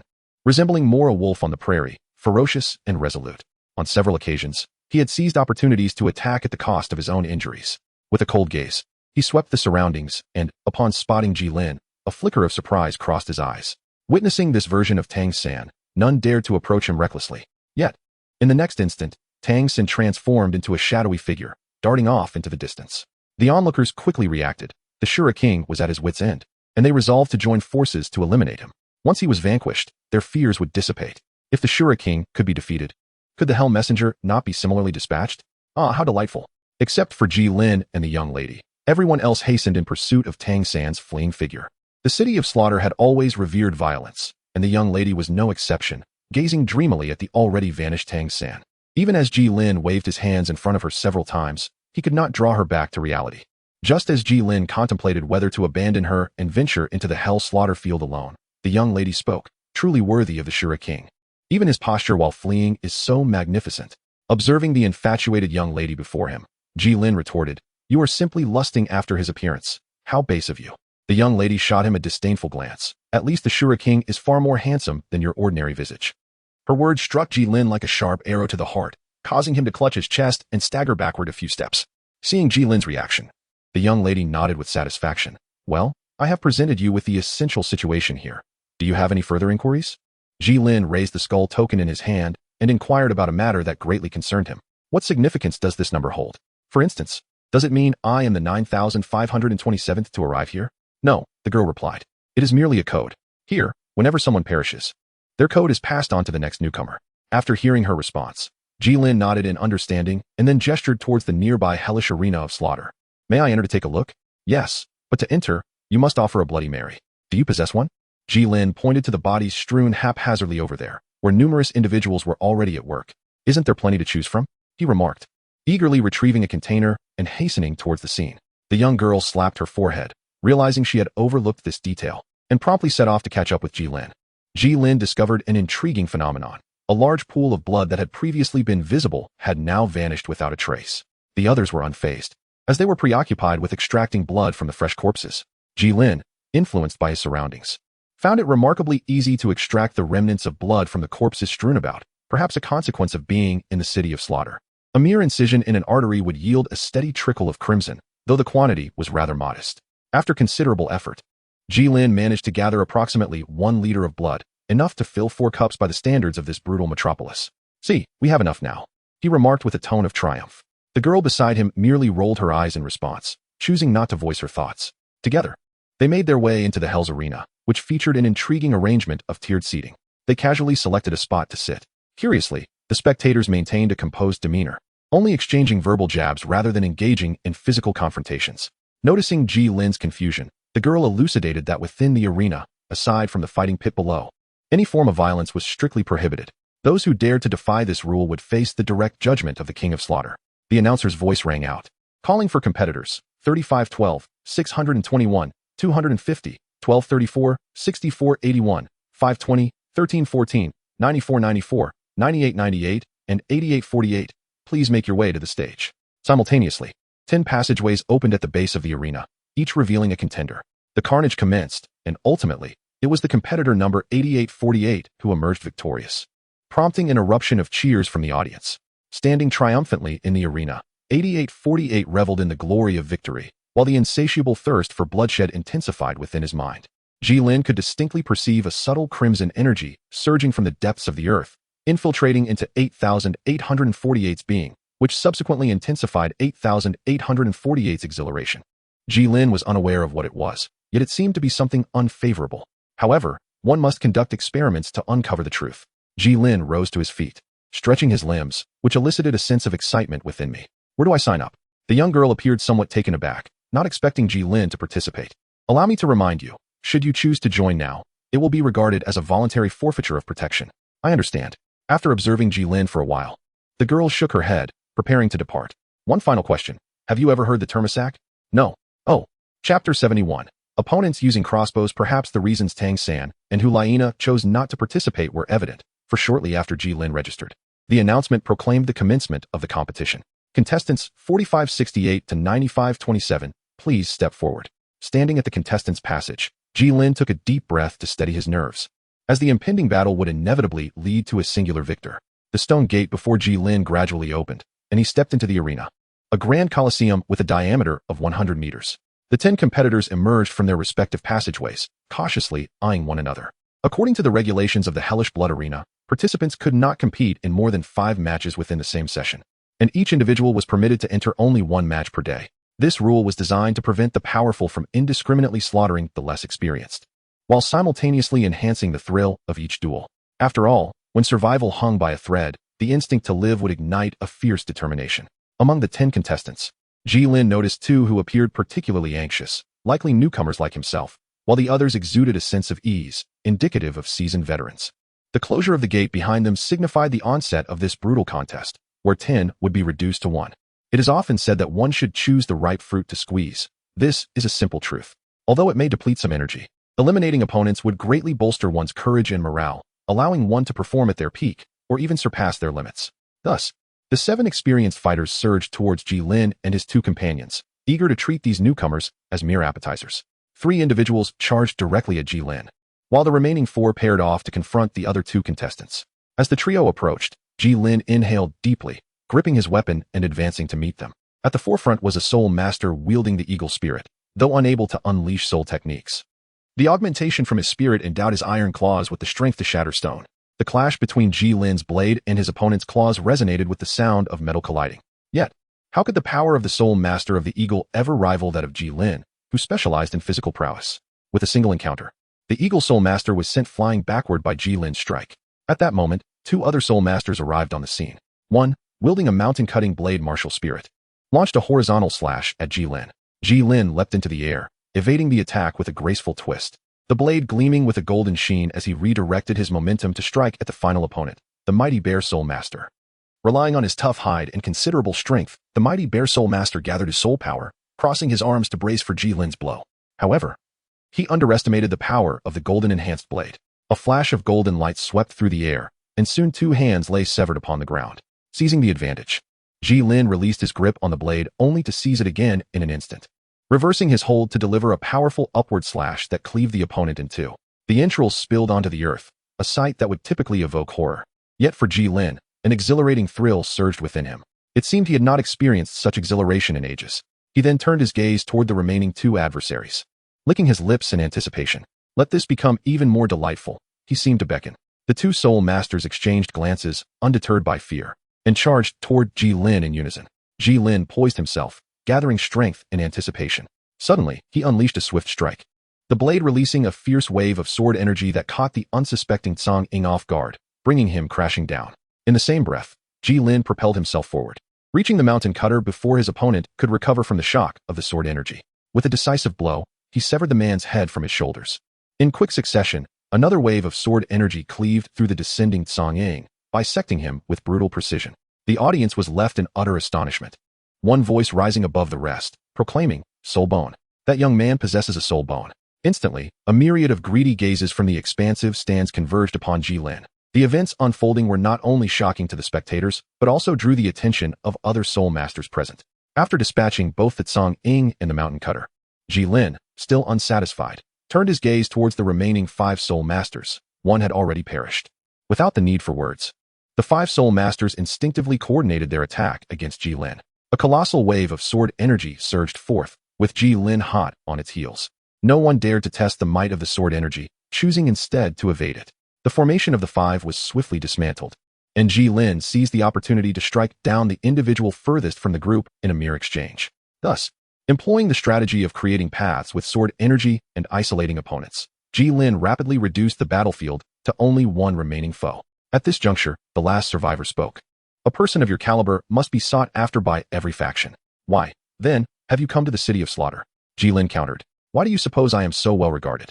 It is self-evident that a soul king, bearing a soul bone, would command respect wherever he goes. Yet, what led you to the City of Slaughter? Who, in their right mind, would willingly enter this damned place if not driven by desperation? It appears you harbor quite a few tales. Are you intrigued? Do share, then." Subsequently, the Soul Master recounted his experiences of being oppressed by nobles and the relentless pursuit by powerful factions after he ascended to the status of a Soul Master. Gilin stroked his chin, savoring the story he had just heard. A fortuitous opportunity. The Soul Master drew a crossbow from his lower back and aimed it directly at Gilin. The bolt was about to strike Gilin's face. Yet he remained seemingly oblivious, showing no sign of reaction whatsoever. A fleeting glimmer of golden light passed across Gilin's face, abruptly halting the smile on the Soul Master's visage. With a resounding thud, an arrow embedded itself into the ground nearby. Gilin rose to his feet and gradually approached the Soul Master. The individual attempted to struggle, persistently firing crossbow bolts. Yet each shot was thwarted by a glimmer of golden light. Seizing a crossbow bolt, Gilin examined it curiously, noting its resemblance to Tang San's Zhuge Divine crossbow. When did Soul Masters here begin to utilize such external devices? The man, resigned to his fate, self-deprecatingly remarked that ever since the arrival of the Azura King a year ago, such contraptions had become all the rage. Gilin was somewhat curious. Do any of you possess the ability to construct such creations? In the City of Carnage, with its population nearing 10,000, there must surely be a few skilled artisans. Gilin nodded, acknowledging the lesson. Grant me a swift resolution. Gilin patted his shoulder, reassuringly. Just as the two brushed past each other, that individual fell lifelessly to the ground. With the last adversary slain by Gilin, the gate symbolizing victory slowly creaked open. The City of Slaughter was notably small, and Gilin's performance today spread with remarkable speed. As dusk fell, having dispatched the final pursuer, Tang San, weary and fatigued, sought solace in a dim corner. Coughing and wiping the blood from the corner of his mouth, Tang San murmured, "Could it be him, wielding the black blade?" Meanwhile, the hellish envoy, Hulaina, had also heard whispers of Gilin's exploits. Sipping delicately from her cup, her eyes glistened with a hint of crimson. A newcomer with a soul bone? How increasingly intriguing. Chapter 72. A notable escape in a crimson chamber of the City of Slaughter. A low, gravelly voice lazily emanated from the throne. I hear we have yet another promising newcomer today? The voluptuous head domestic replied, indeed. His performance was nearly singular in concluding the match. A pale and ghastly visage emerged from the shadows of the throne. Do you recall who last exhibited such prowess? The Shura king. Indeed, the king of slaughter lamented. Who was responsible for guiding him? The chief domestic respectfully responded, number 24. Bring her to me. With that, the visage receded into the darkness. Shortly thereafter, the girl who had guided Gilin arrived at the chamber, kneeling on one knee, her excitement barely concealed. I have come to report to the great king of slaughter. Relate to me in detail the events concerning you in 9527. Upon hearing of Gilin's achievements, the girl had not anticipated his formidable strength, nor could she fathom that he would capture the attention of the king of slaughter. A twinge of jealousy stirred within her, yet she kept it hidden. She recounted her dialogue with Gilin in full. After listening to the girl's account, the king of slaughter contemplated Gilin's origins. He is not one of those two demonic beings. Perhaps there is room for negotiation. If that fails, he shall be slain. For I cannot permit another to rise in the domain of slaughter. Resolute, the king of slaughter addressed the girl, you may leave. As the girl rose and turned to exit, she suddenly recalled a peculiar question he had posed. What question? Did you ever hear the term sack? In an instant, the girl was seized by her delicate throat, lifted from the ground. Did he truly ask that? On the verge of asphyxiation, she managed to reply, why yes. Is that so? The king of slaughter murmured. With a swift crack, he snapped the girl's neck and discarded her lifeless body into the darkness, where it landed with a dull thud. Why would 9527 know the name sack? In this era, it should be long forgotten. Come in. The head domestic entered, noticing the absence of number 24, but not questioning it, accustomed to such occurrences. What commands does the king of slaughter have? Issue a blood-red warrant for the death of 9527. I will grant him the title of god of slaughter as an exception. Without hesitation, the domestic turned to execute the king's orders. Returning to his throne, the king of slaughter beckoned, and a goblet filled with crimson blood floated into his grasp. He downed the sanguine concoction in one gulp, finding a momentary calm. This is insufficiently secure, though the enforcement squad cannot act recklessly, lest that individual intervene. We do have two willing henchmen at hand. With Gilin's arrival, the undercurrents in the city of slaughter surged. At this moment, Gilin remained oblivious to the brewing storm. Minutes earlier, having exited the hellish arena, he made his way directly to the food supply point. A sizable building stood as one of the 3 supply points within the inner city. The entrance was tightly secured, devoid of windows, exuding an air of enigma. A considerable number of individuals awaited at the entrance. As noon struck, the doors to the supply point swung open, and nearly everyone surged forward simultaneously. With so many people gathered, chaos was inevitable. In a lawful realm, it might be manageable, but here in the city of slaughter, where murder was celebrated, the situation escalated. After a few lives were lost, all managed to enter the supply point successfully. There existed an unspoken rule in the city of slaughter. Once inside the supply point, one must refrain from violence, not out of fear, but to ensure the ability to procure food. Those who failed to eat would find no mercy from those enjoying their meals at other supply points. Indeed, as the girl had noted, the food in the inner city was akin to a heavenly feast compared to the meager offerings of the outer city. Gilin seized a pork knuckle and began to savor it, relishing the delightful flavor. As he indulged, he utilized his ring to gather a modest portion of food. Although he yearned to carry away more, he was acutely aware that such an action would surely incite the wrath of the masses. Thus, he confined himself to taking only his own daily ration. After all, while soul-guiding artifacts can store items, the passage of time within them is not suspended. It flows just as it does in the outside world. This understanding was one of the reasons for his restraint, as who would willingly consume food that lacked freshness? Despite taking only a single day's worth of provisions, Gilin had a substantial appetite. Observing him gather over 50 portions, others frowned but refrained from intervening. Once satiated, Gilin exited the supply point, though the gazes of those on the street subtly lingered on the insignia at his waist. This prompted a heightened sense of vigilance within him. You are 9527. A gaunt man emerged, brandishing an iron rod menacingly towards Gilin. A sharp-eyed onlooker recognized the man, exclaiming, isn't that 2580? 2580, the one with 45 victories? The one ranked just below the Hell Messenger and the Azura King? Indeed, it is he. Who would have thought he would make an appearance? Isn't that obvious?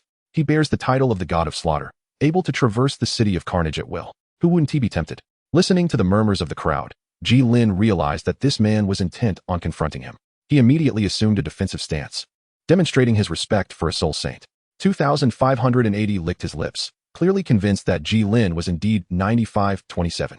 Once I eliminate you, the title of the God of Slaughter will be mine, and I shall avoid those two peculiar individuals. Gilin scoffed, remarking that taking his life would not be an easy feat. Neither party had the upper hand, with 2580 unable to utilize soul techniques. There was no advantage to be gained. Thus he resolved to remain steadfast amidst the chaos. Gilin quietly observed his surroundings while others held their breath, poised to play the role of opportunists. Suddenly, Gilin made his move, prompting 2580 to brace himself. In an instant, Gilin dashed towards the nearby alley, having deduced it to be the optimal escape route through keen observation and foresight. Run! The crowd was taken aback by Gilin's abrupt retreat, as none anticipated his decision to withdraw without a fight. Though they did not comprehend the meaning of his words, the implication was unmistakable. It was a provocation. Chapter 73. Let us exchange rings. 9527 is here. Hurry. Come on. The title of God of Death is within reach. The crimson bounty of the King of Slaughter quickly spread throughout the City of Carnage. Almost everyone had joined the hunt for Gilin, for this was the closest they had ever been to the God of Death. Pursuers converged from all directions, and from a bird's eye view, Gilin appeared trapped. Hearing the footsteps drawing near, Gilin swiftly entered a narrow alley. Behind him, 2580 and a hunched figure followed closely. The figure's nose was disproportionately large, and his tongue protruded, suggesting a lack of intellect as he sniffed at the ground. 3654, what is the situation? Where is he? 3654 looked up, pointing towards the alley Gilin had entered with certainty. Here. Seeing the direction indicated by 3654, 2580 chuckled, fortune truly favors me. I never expected him to run straight into our trap.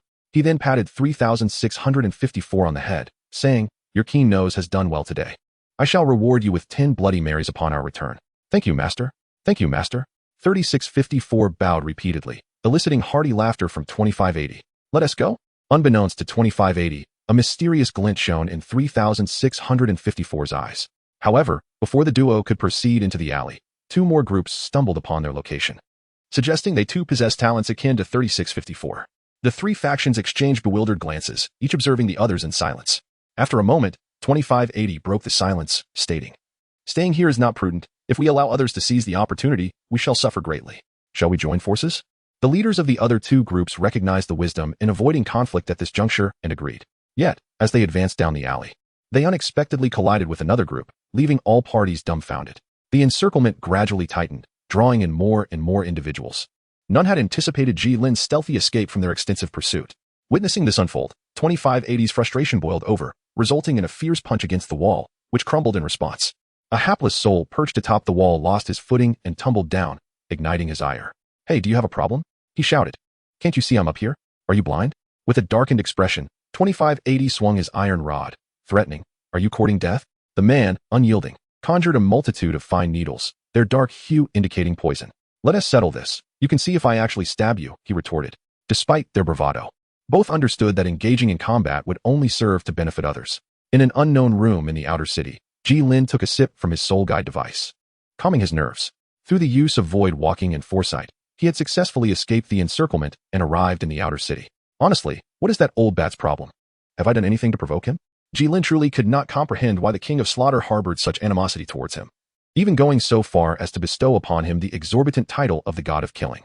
It is important to note that although there exists no realm of the God of Killing, this title grants one the privilege of freely traversing the City of Slaughter. And within that domain, one's status is second only to the King of Slaughter himself. Thus, one stands truly above all others, yet beneath one. This elucidates the immense allure this title holds for many, to the point that they might abandon their grievances against one another. However, the pressing concern at hand is to devise a strategy to navigate the current predicament, for it is well known that while one may engage in thievery for 1,000 days, there cannot be 1,000 days of guarding against thieves. In the inner city, the violet moon in the sky has now extinguished, and the streetlights have begun to illuminate the surroundings.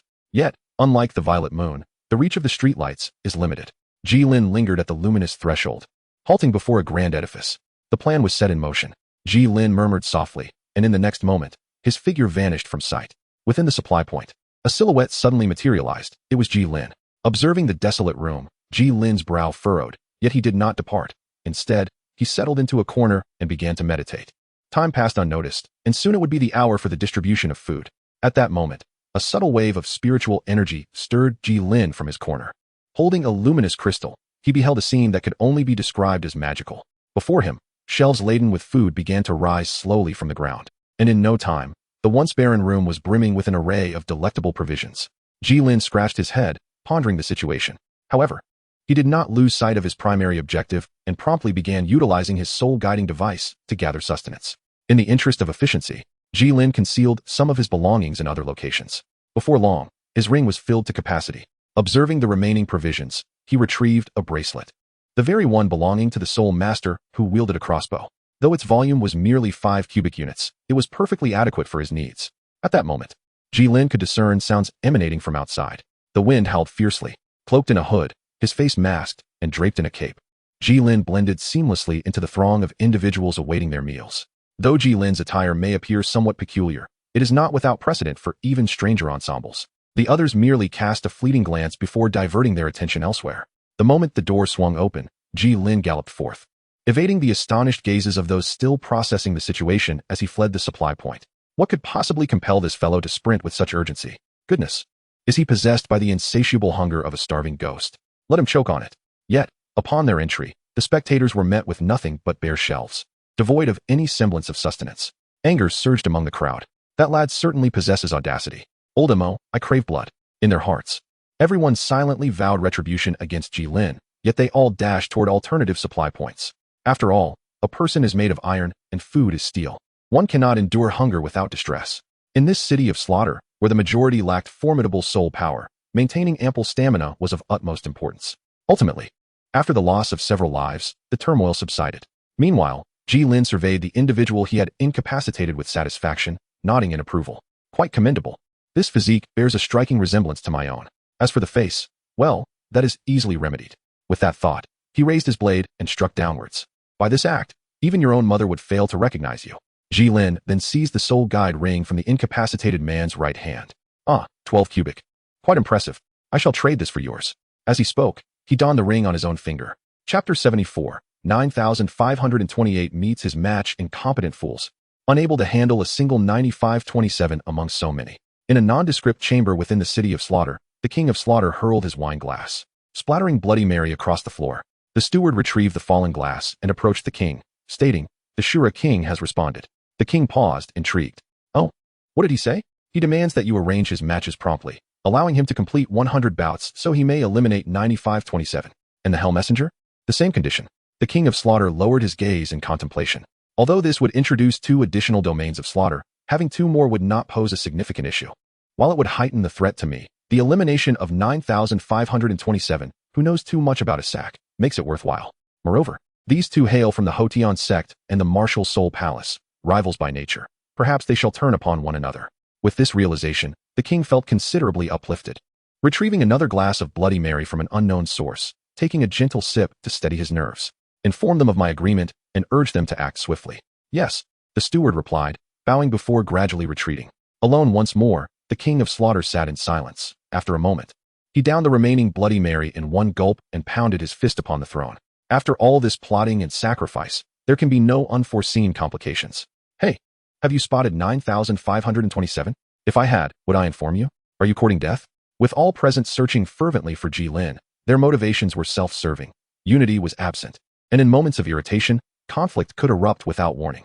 Many mistakenly attributed the chaos to Gilin, and their investigations proved futile. With a swift twist, Gilin snapped the neck of the last pursuer, remarking, "These people are far too excitable. Running about at night seeking me is utterly absurd."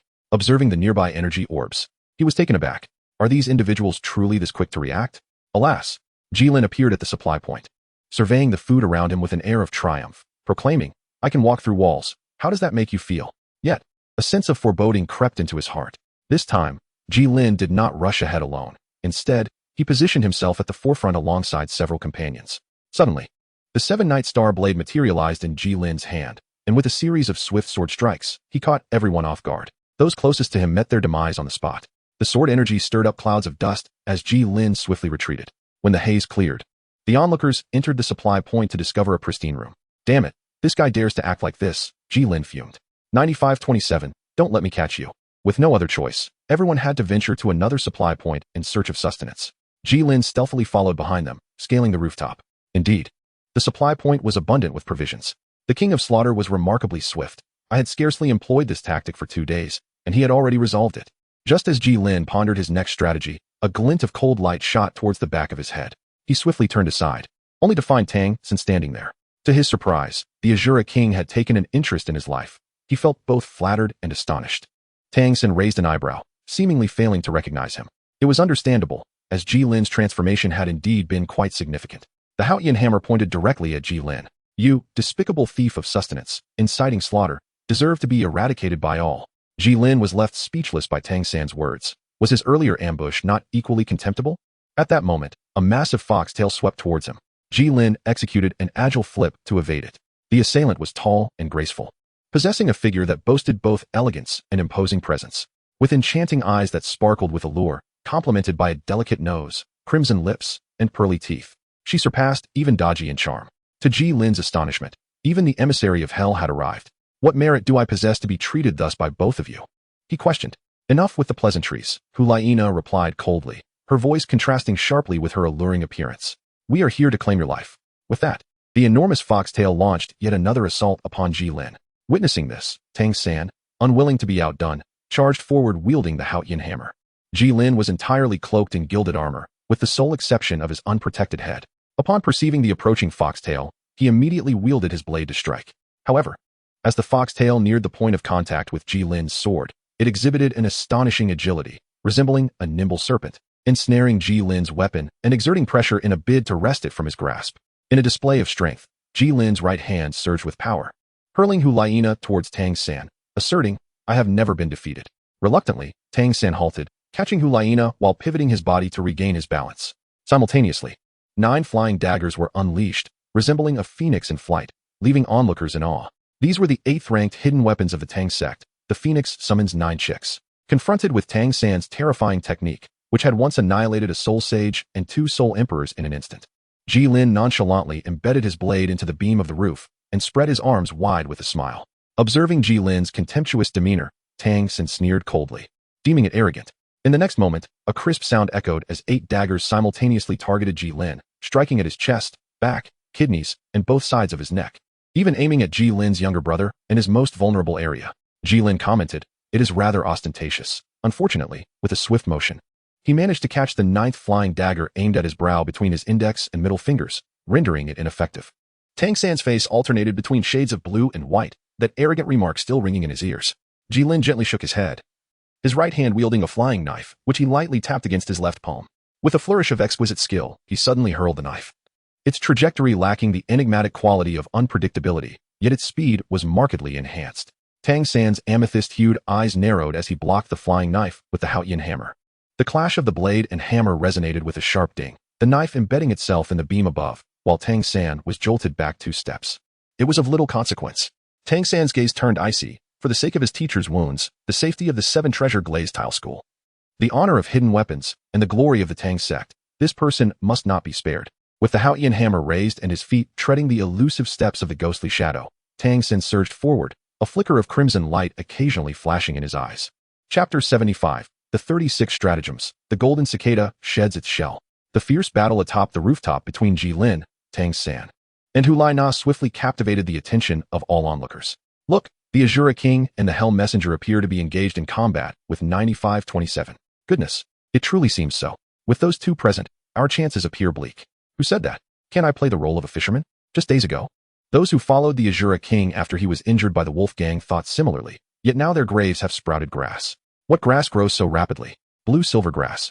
Despite the notorious reputations of Tang San and Hulaina, some still aspired to be the yellow warbler, with 2,580 being one of them. Once more, Hulaina ensnared Jilin's blade with her foxtail, aware that her strength was vastly inferior to Jilin's.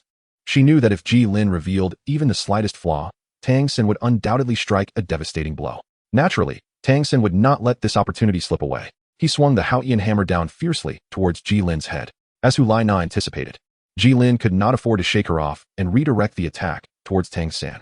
In response to the ferocious onslaught of the Haotian hammer, Gilin relinquished his grip on the dagger with his right hand and turned to meet the hammer with a powerful punch. Following a tremendous clash, both combatants staggered back several paces. At this moment, the rooftop was nearing its breaking point, beginning to sway precariously. Gilin shook his somewhat numb hands and addressed the 2 individuals, stating that he had enjoyed himself today and looked forward to their next encounter. As he spoke, he slightly bent his legs and leaped into the air, intending to land on the rooftop across from him. Hulai turned his body partially, using his tail to forcefully fling the 7-night star blade towards Gilin, who was suspended in midair. Realizing that the blade was hurtling towards him, Gilin made a slight adjustment to his posture, preparing to evade the impending strike. A splendid opportunity presented itself. Just as Gilin and the blade narrowly passed each other, Tang San and 2580 struck simultaneously, unleashing the Haotian hammer and the iron rod in near-perfect unison. The iron rod traveled in a straight line, while the Haotian hammer followed a curved trajectory. Prior to this moment, both combatants were acutely aware of the formidable defensive prowess exhibited by Gilin. Consequently, their mutual objective was directed towards Gilin's unprotected head. In midair, Gilin first seized a blade to cleave through the iron staff, and then unleashed a wave of sword energy aimed at 2580. Caught unawares, 2580 suffered severe injuries from the strike. A beam of azure light emanated from Tang San's eyes, swiftly pursuing Gilin. This was one of Tang San's signature techniques, the purple extreme divine light. Despite Gilin possessing a soul bone that had existed for 100,000 years, he dared not gamble on his immunity. With his sword raised, Gilin braced himself for the impact. The blue-hued purple extreme divine light struck the seven-night star blade with pinpoint accuracy, and as Gilin managed to block the attack, he let out a sigh of relief. However, unexpectedly, Tang San bellowed, instantly amplifying the output of the purple extreme divine light. In the following instant, the seven-night star blade was severed in two, one half hurtling away, while Gilin narrowly tilted his head to evade the onslaught. The purple extreme divine light ultimately dissipated due to Tang San's considerable exertion. Gilin's lips involuntarily curled upwards, yet the Haotian hammer suspended in midair showed no mercy. Perhaps it was mere coincidence, but the Haotian hammer collided with the shattered half of a long blade, both striking Gilin's face simultaneously. No, the sound abruptly ceased. Blood splattered, and Gilin crashed through the roof. Hulaina cast a penetrating glance at the man beside her, contemplating the terrifying calculation that allowed one to end an enemy with their own blade. Truly, he was a man worthy of admiration. Tang San also noticed Hulaina's gaze but refrained from providing an explanation, as he too was somewhat bewildered. Everyone immediately rushed over to ascertain whether Gilin was truly dead. If he were not, perhaps they could claim the kill for themselves. 3654, assist me in checking. Yes. Lord 2580. The sound of a blade turned red with blood echoed. 3654 you. Puff. Lord 2580, safe travels, haha. Despite Tang San's considerable expenditure of energy, he was the first to arrive. Cautiously approaching, he turned over the body lying face down, hoping to confirm whether Gilin was still alive. Upon seeing that bloodied visage, Tang San couldn't help but frown, questioning whether this truly was Gilin. He picked up the broken blade nearby, still stained with blood. After comparing it, he confirmed that it had indeed inflicted the wounds, with the other half still gripped in the corpse's hand. However, Tang San remained uncertain and prepared to search for other items to verify the identity. Before proceeding, to ensure Gilin was not feigning death, he decisively smashed the already mangled head. Blood splattered, and a fortunate little Karami who had followed along caught a drop, savoring it without disgust, exclaiming, There's even a hint of spiciness. After shattering the skull, Tang San felt a sense of relief wash over him, growing bolder in his actions as he began to search from top to bottom. Soon, he discovered the skull medallion. Upon inspecting the number, it was indeed 9527. The sight of the medallion stirred commotion among the onlookers. I can't believe 9527 was actually killed by the King of Slaughter. Does that mean the King of Slaughter is a true harbinger of death? Should we stage a grand coup? I relish in slaughter, yet I detest being slain. Don't seek your demise at my expense. Listening to the surrounding discussions, Tang San became increasingly convinced that this was Gilin.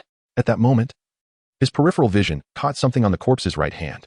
Indeed, this was the ring given to Gilin by his teacher, and it contained fresh food, confirming Gilin's demise at his hands. With this realization, the prior feelings of frustration and resentment vanished completely. If not for the restrictions on using soul skills and the 8 spider lances here, the outcome might have been different. Tang San slowly rose, and he noticed the law enforcement team had arrived without him realizing it. After handing over the medallion and the corpse, Tang San added, Inform the King of Slaughter not to forget his promise to me. The law enforcement team offered no response, simply departing with the body. Sighing, the exhaustion from the consumption of the purple extreme divine light became evident, and Tang San felt an overwhelming desire to sleep. As he walked out, others parted to create a path, fear evident in their eyes regarding the methods of the King of Slaughter. No one dared to provoke the wrath of this sovereign. Hulaina harbored concerns. She understood that such an intense attack would undoubtedly deplete considerable energy. She followed closely behind Tang San, providing him with protection. Tang San noticed Hulaina's blatant vigilance and subtly heightened his guard. Although the two had previously teamed up against Gilin, their goals aligned, to prevent internal discord. The King of Slaughter had promised that he would fulfill their requests once Gilin was eliminated. I am curious to see what your true intentions are. Yet, even after Tang San returned to his small dwelling, Hulaina made no further moves. Casting one last lingering glance at the small house, she turned away, leaving those who had followed to witness the spectacle feeling disappointed. Chapter 76, 6 months later. The path to hell will open in a nameless room within the city of Slaughter. The King of Slaughter surveyed the corpse sprawled upon the floor and the medallion in his hand, his mood buoyant. He promptly extracted a cup of Mary from the body, taking but a shallow sip, his eyes gleaming with delight.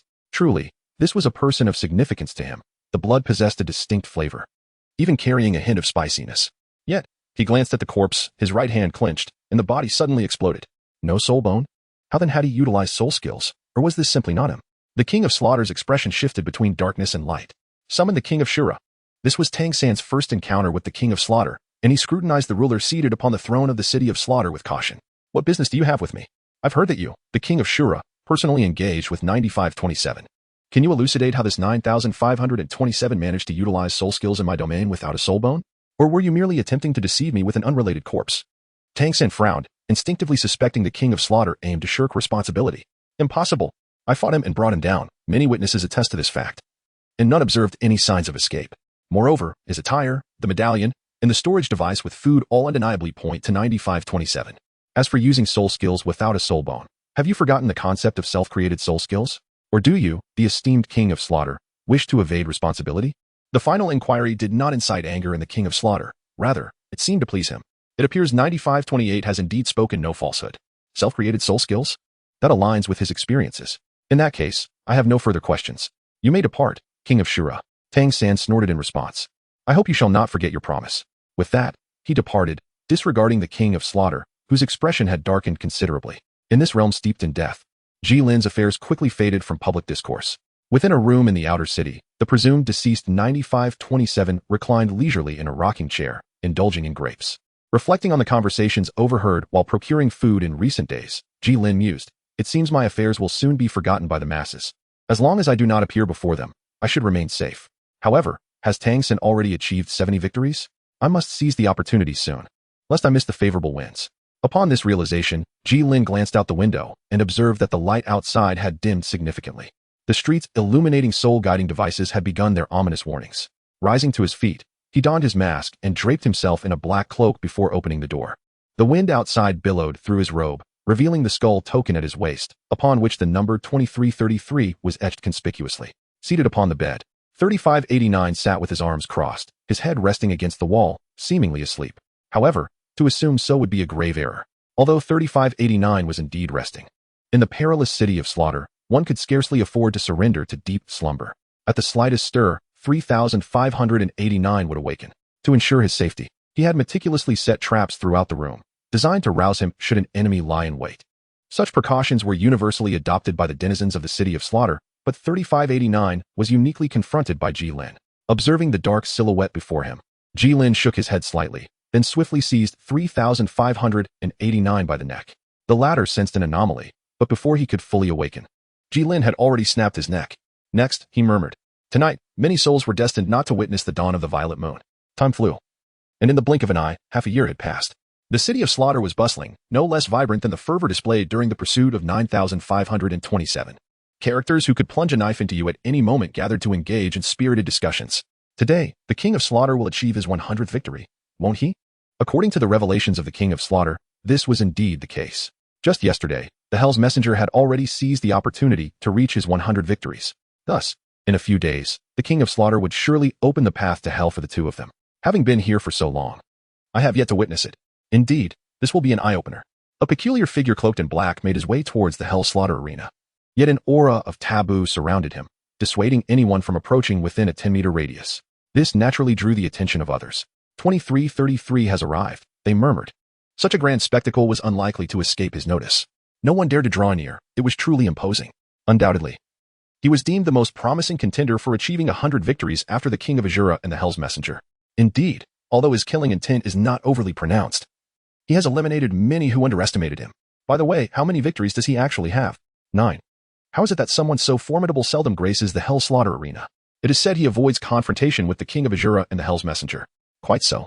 Over the past 6 months, the King of Slaughter has inexplicably intensified the matches for those two, disregarding the vast disparity in their victory counts. Otherwise, achieving 100 victories would have taken them at least 3 years. Cautiously, Gilin extracted a ticket for a Bloody Mary before releasing the fortunate soul. The individual clutched his neck, struggling to breathe. With a fleeting glance and a furrowed brow, unable to bear the sight, Gilin delivered a swift kick, sending the unfortunate soul crashing into another lucky victim.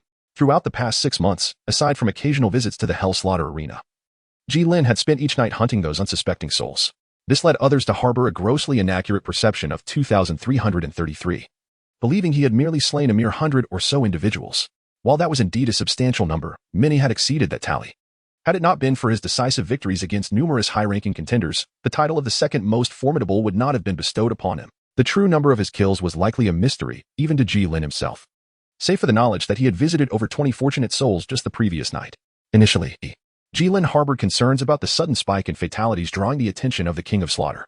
However, he had overthought the matter, much like in a lawful environment. Abiding by the rules does not attract scrutiny. In a realm where death is as ubiquitous as sustenance, a few additional casualties would hardly cause a stir. Gilin soon became aware of the situation and grew increasingly audacious. Having made the arduous journey to the city of carnage, he felt it would be rather embarrassing to return without having achieved the status of a deity of slaughter. Over the course of 6 months, approximately 300 lives had fallen at Gilin's hands. This figure appears substantial at first glance. Yet when averaged over the days and compared to the daily death toll within the city of carnage, it quickly loses its prominence. Chapter 77. The road to hell. With a resounding thud, Tang San ruthlessly crushed the skull of his final opponent. This act signified that Tang San had attained a remarkable record of 100 victories. An overwhelming aura of menace erupted from him, manifesting as a nearly tangible, colossal white vortex. In an instant, the audience, who had been fervently cheering for Tang San, found themselves silenced, as if their throats had been constricted, rendering them incapable of uttering a single sound. Gilin rested his chin on one hand, seemingly unaffected, gazing with great interest at the swirling vortex. The intensity of the murderous aura was commendable, reaching about 60% of his own. At that moment, the voice of the King of Slaughter resonated, congratulating the young Slaughter King. Upon his arrival, the King of Slaughter silently nullified Tang San's murderous influence, prompting cheers to erupt. King of Slaughter, King of Slaughter, King of Slaughter. Witnessing this scene, Gilin's eyes, which had grown cold and numb from countless killings, momentarily flickered with a fleeting hint of compassion. Over the past 6 months, Gilin had taken far too many lives. Although aided by the eye of 10,000 years, he remained untainted by a bloodthirsty madness. Nonetheless, he had inevitably become indifferent, regarding life as mere fodder. As the King of Slaughter made his entrance, Gilin understood that it was time for him to act. Missing this opportunity would mean being trapped. The dueling arena was protected by an energy barrier, which not only limited flight height, but also prevented interference during the competition. Although Gilin could traverse it with void walking, it would cost him a quarter of his soul power. Given the uncertainty of how long the sacrificial ritual would last, conserving energy was paramount. With the passageway for Hulaina now opened, Gilin seized the opportunity to enter the dueling arena. It was a privilege that the city of Slaughter had given rise to 2 exceptional talents, both of whom had achieved 100 consecutive victories and would thus qualify to challenge the Hell Road. Who will step forward first? Asked the King of Slaughter. Tang San and Hulaina exchanged glances and replied in unison, "We will challenge the Hell Road together." The King of Slaughter frowned. Although their joint challenge would indeed increase the difficulty, he had no concern for their survival. He would rather see them perish on the Hell Road.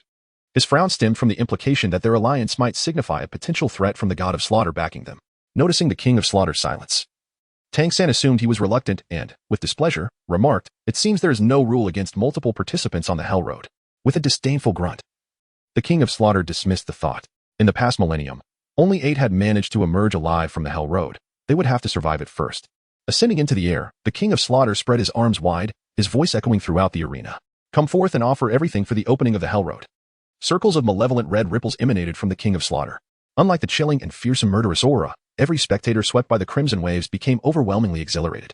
In the next moment, all eyes turned bloodshot as they clawed, tore, bit, and sliced at their own flesh, until they were reduced to mere crimson skeletons. A thick stench of blood filled the entire hell-killing arena. This hellish spectacle left Tang San and Hulaina pale. Even Gilin, in his ethereal state, furrowed his brow. The scene was quite extravagant. Blood pooled together, drawn by the sinister waves, coiling like countless blood-red serpents towards the center of the arena. Tang San and Hulaina's eyes glowed red as an overwhelming murderous aura surged forth from within them, rampaging through the arena. Gilin gently shook his head, realizing that he had allowed himself to be easily unsettled. He was still too young. Contemplating this, he made a conscious effort to soothe the restless killing intent within him. Over the past 6 months, whenever he had taken a life, Gilin did not suppress the murderous aura that surged within. Instead, he sought methods to alleviate it. He would either empty his mind, cocoon himself under a blanket, or immerse himself in literature. He had perused Master Yu Shaojiang's 3-finger-thick Soul Beast illustrated guide back and forth 3 times. Given that his cultivation yielded no tangible results at present, Gilin found himself with ample time. Occasionally, when the killing intent flared, he did not begrudge himself. He simply embraced the violence to quell the violence. Remarkably, After half a year of this practice, Gilin had learned to control his murderous aura quite well. He could contain it within himself, or else he would have long attracted the attention of the King of Slaughter. Blood flowed along a groove that had mysteriously appeared on the ground, forming an intricate and vast pattern. Tang San and Hulaina, intrigued by the presence of a soul bone in their heads, extended their mental energy, attempting to discern the nature of the design. Gilin was not particularly concerned about this. Suddenly, a certain part of the pattern flickered, and Tang San and Hulaina were struck as if by lightning, their consciousness instantly becoming hazy. Gilin felt that maintaining the void state required an increasing amount of soul power.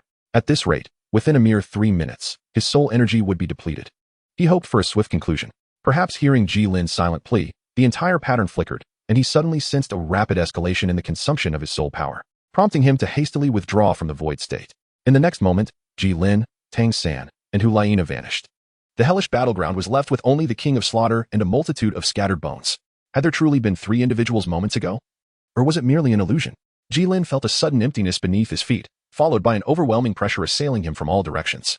An uncontrollable surge of murderous intent erupted within him, coalescing into a sphere of white energy. In the blink of an eye, 3 figures materialized before him on a platform. Gilin rubbed his dizzy head and mumbled, "A teleportation array?" At that moment, he also noticed Tang San and Hulaina not far from him. Tang San was enveloped by a layer of white ripples, a phenomenon Gilin was quite familiar with, akin to his own white sphere. Beneath that layer of white, Gilin discerned the presence of blue.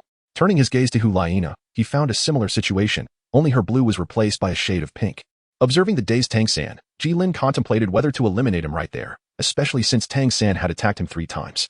Yet, after some reflection, he decided against it. Firstly, Gilin was uncertain about the defensive capabilities of those 2 layers of ripples, and whether he could breach them without his 7-night star blade.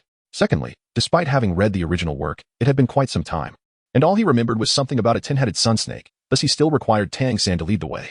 Lastly, killing him right then seemed rather mundane. At that moment, the ripples surrounding the 2 began to dissipate, signaling that they were about to awaken, prompting Gilin to swiftly retreat into the void. Chapter 78. Tang San's Moment of Glory, 9-9 returns to 1, breaking the red snake. Tang San and Hulaina awoke almost simultaneously, though Hulaina's condition was rather alarming. A faint crimson mist enveloped her, and her eyes radiated a red glow. The white ripples that were supposed to dissipate around Tang San were also intensifying amidst the turbulence. Clearly, Hulaina was being provoked by some unknown force, igniting her killing intent. Tang San's expression grew solemn upon witnessing this. After a moment's contemplation, he pressed his right index finger against Hulaina's forehead, utilizing the blue-silver domain he acquired after awakening his blue-silver emperor. Instantly, Hulaina felt a refreshing sensation at her brow, and her restless killing intent began to subside. Seizing the opportunity, she suppressed the urge to kill. Somehow, Hulaina now understood why the denizens of the city of Slaughter revered Bloody Mary as a treasure. Seeing her eyes regain clarity, Tang San withdrew his finger. In Hulaina's gaze, something had evidently intensified. Her ruby lips parted as she hoarsely uttered, "Thank you."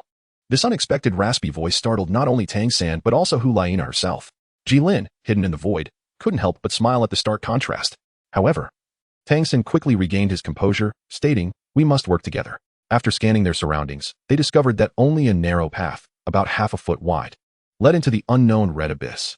Tang San leaned over the edge of the platform, employing the exceptional vision of his purple extreme demon eye along with his formidable spiritual power to ascertain that the abyss below was filled with Bloody Mary. Upon realizing this, both exclaimed in unison, "This is the source of energy for the magic restraining domain of the city of Slaughter." Gilin then observed Hulaina's face reddening at an observable rate, prompting him to raise an eyebrow. "Oh, the vixen is blushing like a teapot." Suddenly, Hulaina removed her outer garments, tearing them into strips to fashion a rope approximately 7 meters long, entirely disregarding her rather revealing attire. Once the 2 departed, Gilin emerged from the void, gazing at the now invisible Tang San and Hulaina, feeling a tinge of regret over his decision. Was Hulaina really doing this for free? Did she lack a storage soul tool or extra clothing, resorting to using her garments as a rope? The most baffling part was that despite knowing the perilous nature of the Hell Road, they had not prepared any tools. He truly wondered how they managed to traverse this treacherous path. After venting his frustrations, Gilin reclined on the platform, ready to rest and recover his soul power. With his keen senses, Gilin soon heard sounds from a distance. Had they already begun to clash? His internal soul power had nearly replenished, and Gilin prepared to set forth. Although the narrow path could only accommodate 2 feet standing side by side, it posed no challenge for Gilin, who was accustomed to bearing several hundred pounds of rock. As he advanced, the distant commotion grew increasingly pronounced, but then it abruptly ceased. Have they resolved it? Quite efficient. Before long, Gilin halted before a chasm, estimating it to be around 30 meters wide. Contemplating, he pulled out a 50-meter rope. one end affixed with a metal head resembling a shuriken. Covering the metal head with soul power, he hurled it forward. I can slice through the air with my blade. Tossing a shuriken to penetrate the stone is hardly excessive, is it? Once the rope was secured, Gilin tested its stability with a tug and found it solid. After securing the other end, he successfully crossed to the other side and skillfully retracted the active knot. If Tang San could accurately direct his hidden weapons, it was only reasonable for Gilin to retrieve a rope. As for the metal head, it was merely a simple severance. After all, such heads were abundant. While Gilin could have jumped across, doing so would render his preparations useless. Thus, he opted to leap over the small gap and employed the aforementioned method for the larger one. After approximately half an hour, the familiar sounds of combat echoed again, prompting Gilin to quicken his pace to catch up. Tang San gazed at the venomous mist emitted by the tin-headed sun snake, dismissively stating, "A firefly's light dares not challenge the brilliance of the full moon."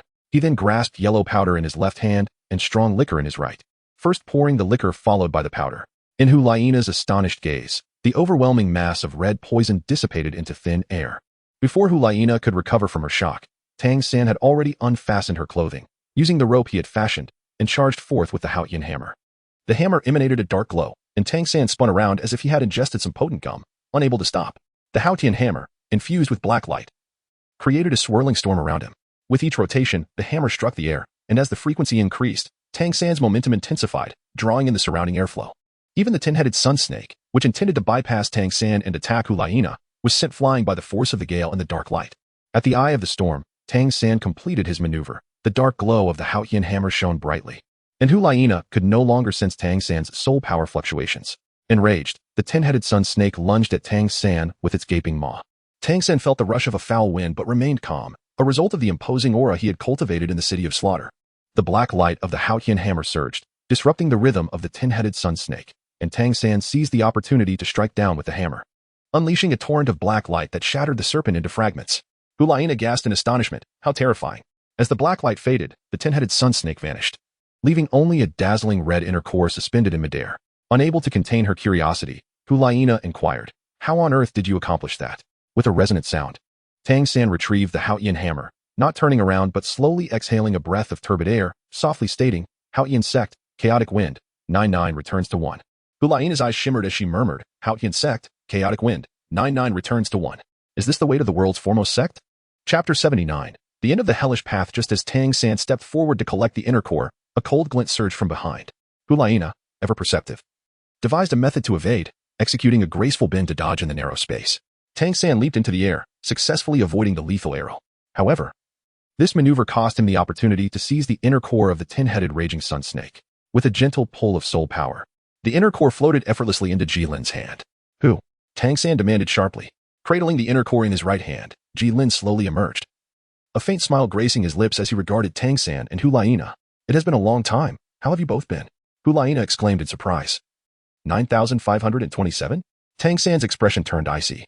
"You're not dead? Thanks to both of you, I am still alive," Gilin replied, his gaze fixed on the inner core in his hand. "Return the inner core," Tang San commanded, his eyes narrowing.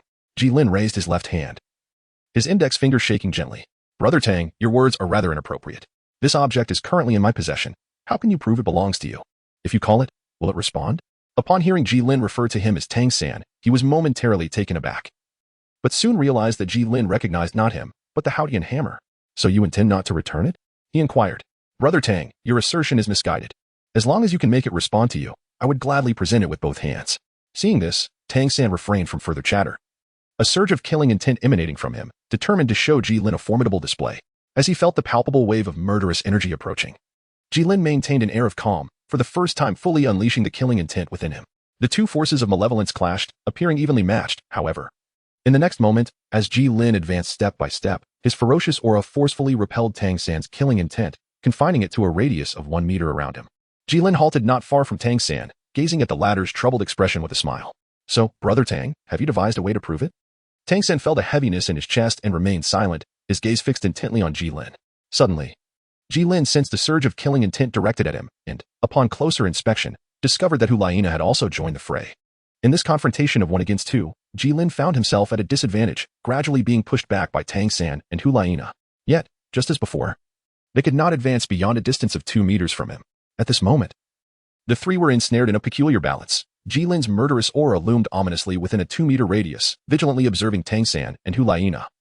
while the latter's killing intent occupied a space of 2.5 meters, poised to strike. In this tense standoff, Gilin withdrew his inner core into his ring and spoke, "Since none of us can gain the upper hand, how about we consider this inner core as compensation for your loss?" Tang San let out a cold laugh, retorting, "It seems we are the ones in a position of strength. Does that not strike you as shameless? Perhaps I may not be a match for you both outside, however. In this hellish path where soul skills cannot be employed, I am entirely confident I can ensure you remain here forever. Even should you unleash that chaotic wind technique of yours, the outcome would remain unchanged. Do you truly believe I would trust you?" With a light chuckle, Gilin shook his head, his body enveloped in a golden aura. The surrounding murderous intent intensified, coalescing into 2 white ribbons, each 4 fingers wide, that gently entwined around Jilin's arms. He stood, arms outstretched, wearing a scornful smile reminiscent of his earlier encounter with Fengyin Jiuqiu. "Let us see what you can do." The 2 observers fell silent, unsure of the purpose of the ribbons. Yet the sheer magnitude of the murderous aura and the tangible manifestation of that intent were enough to affirm Jilin's claims. He was indeed capable of detaining them. Just as Hu Laina hesitated on whether to withdraw, Tang San preemptively retracted his own murderous intent. "Xiaowu, my father, and my companions are waiting for me. I cannot remain here." With Tang San's decisive action conveying his sentiments, Hu Laina chose not to press further. Noticing the absence of any further aggressive stance from the 2, Gilin also relaxed his defenses. After all, provoking them further would be unwise. The atmosphere among the 3 once again fell into an eerie silence, until Hu Laina broke the stillness. "Since we have all agreed to refrain from further conflict, let us not delay our exit from this hellish path." Upon hearing this, Gilin felt a wave of relief wash over him. Having Hu Laina by his side made it easier to navigate the situation. "Let us extend a courtesy to the beautiful Hu." Hu Laina inquired, "Do you know me?" Gilin jested, "In this present generation of young spirit masters, who wouldn't recognize you? The golden generation of the spirit hall that was vanquished by the newly established Shrek." Upon hearing this, Hu Laina's expression swiftly turned frosty. "Are you mocking me?" Gilin waved his hand and remarked, "I am merely stating a fact." His curiosity piqued. He continued, "Of course, you need not respond. But what is your stance towards Tang San, who single-handedly annihilated your group?" Hu Laina cast a glance at Tang San beside her but ultimately refrained from answering. Observing Tang San's tightly clenched hand around his hammer, Gilin realized he had achieved his objective. He clapped his hands and proclaimed, "All right. I am not particularly interested in this matter. Now, let us discuss our positions. I shall go first. I wish to be at the back." Upon hearing Jilin's request, Tang San immediately objected. "Why should that be?" "Simply because I am at a disadvantage." Tang San scoffed. "Have you ever encountered a weakling capable of relying on a strong ally for support?" Gilin shrugged, indicating that it was no concern of his. Ultimately, the 2 could not out-argue Gilin and reluctantly agreed to let him walk at the rear. Thus, Hu Laina took the lead, followed by Tang San in the center, with Gilin bringing up the rear. Compared to entrusting his back to Gilin, Tang San preferred the company of Hu Laina, with whom he had a foundation of collaboration. Observing Tang San walking backward towards him, Gilin clapped his hands in admiration, exclaiming, "Brother Tang, I am immensely impressed by your skill." Tang San chose to ignore Jilin's sarcasm. The 3 were neither fools nor madmen. They understood that each possessed the capability to ensure mutual destruction, and none engaged in any underhanded tricks. Thus, the trio advanced peacefully along their path. As they continued along the soul route, the surrounding temperature rose, drawing them ever closer to the blood spring beneath. To combat the oppressive heat, Gilin and Hu Laina were compelled to employ their soul power to dispel the internal warmth. The blood spring glowed ominously beneath their feet, and at that moment, Gilin began to perceive the hellish scenery surrounding them. In the air, a mysterious force seemed to stir Hu Laina's murderous intent, eroding her will. The same was true for Tang San and Gilin, though Tang San had the advantage of the purple extreme magic eye. While Jilin's ocular bones rendered him immune to such influences, Tang San remarked, "Though it slightly affects my mental state, it remains bearable." Season Lin, aside from the turmoil of murderous intent swirling within, everything else is normal. Chapter 80, The Future Vision at Full Power. At this moment, Tang San also noticed the deteriorating condition of Hu Laina. He discreetly transmitted a message to her, inquiring about her well-being. Hu Laina's eyes were tinged with a hint of red, struggling to control the dissipation of her soul power, which caused her originally fair and graceful figure to take on a rosy hue, glistening with beads of sweat. In response to Tang San's inquiry, she was unable to communicate through soul power and whispered, "Tang Yin, I can hardly hold on any longer." Upon learning this, Season Lin's thought shifted. Although he hadn't intended to keep Tang San here, circumstances could change, and such a rare opportunity was not to be missed. Tang San also sensed Season Lin's unusual demeanor, discreetly placing his right hand on his waist. Behind him, Hu Laina's breathing became increasingly erratic. To avoid losing her as an ally, Tang San released his blue-silver domain. The pale blue field enveloped both Tang San and Hu Laina, significantly alleviating the pressure on her. Observing the blue-silver domain before him, Season Lin stroked his chin, momentarily forgetting about this aspect. Thus, with each harboring their own thoughts, the three of them traversed nearly 2,000 meters. Even with the assistance of the blue-silver domain, Hulaina could no longer maintain control. Tangyin, I am on the verge of collapse. While I still possess some control, please render me unconscious. At this moment, Tang Xin found himself in a dilemma, realizing that Hulaina's condition was not as dire as he had previously thought. Seeing that Tang Xin hesitated to act, Hulaina grew anxious. Hurry! Before her words had fully escaped her lips, her enormous foxtail burst through her shorts, sweeping towards Tang San. He leaped aside, positioning himself behind Hulaina, seizing the fleeting moment of her clarity to deliver a precise strike to her neck. Hulaina slumped into Tang San's embrace. Just as he exhaled a sigh of relief, a fierce blade of energy surged towards him. Although Season Lin had timed and angled his strike well, he underestimated the amplification effect of the blue-silver domain on Tang San, resulting in a blow that merely grazed Tang San's left arm. Glaring at Season Lin, Tang San swiftly applied pressure to his wound to staunch the bleeding. Season Lin lamented the missed opportunity to eliminate Tang San. With the facade of civility torn away, Season Lin unleashed the murderous intent within him, which radiated menacingly. Observing this scene, Tang San couldn't help but wonder if this individual was unafraid of being consumed by his own bloodlust. In that moment, Tang San unexpectedly expanded the blue-silver domain, encompassing Season Lin within it. While Hulaina felt a refreshing vitality within the domain, Tang San would not extend such courtesy to his adversary. Although Season Lin did not perceive any significant change, the murderous intent within him stirred as if provoked, growing increasingly agitated and instinctively seeking a target. Season Lin became the optimal choice, as the murderous aura mingled with his soul power, rendering him unable to wield either. Tang San was taken aback by this unforeseen advantage. Though he masked his inner delight with an impassive exterior, Gilin gazed at the impassive Tang San, managing to conjure a faint smile, finding the situation rather intriguing. With that, he brandished the knife in his hand and charged forward. Although he was unable to utilize his soul power, Gilin's physical prowess was formidable. Upon witnessing Gilin's fierce advance, Tang San's expression turned grim. While Gilin was unable to harness his soul power, Tang San's own condition was far from optimal. Although he still possessed a considerable amount of soul power, most of it had been expended in suppressing the murderous intent. Should he deplete his reserves here, not only would he risk failing to traverse the remaining distance, but if he exceeded his limits and could no longer contain the increasingly volatile murderous aura, he too would succumb to madness.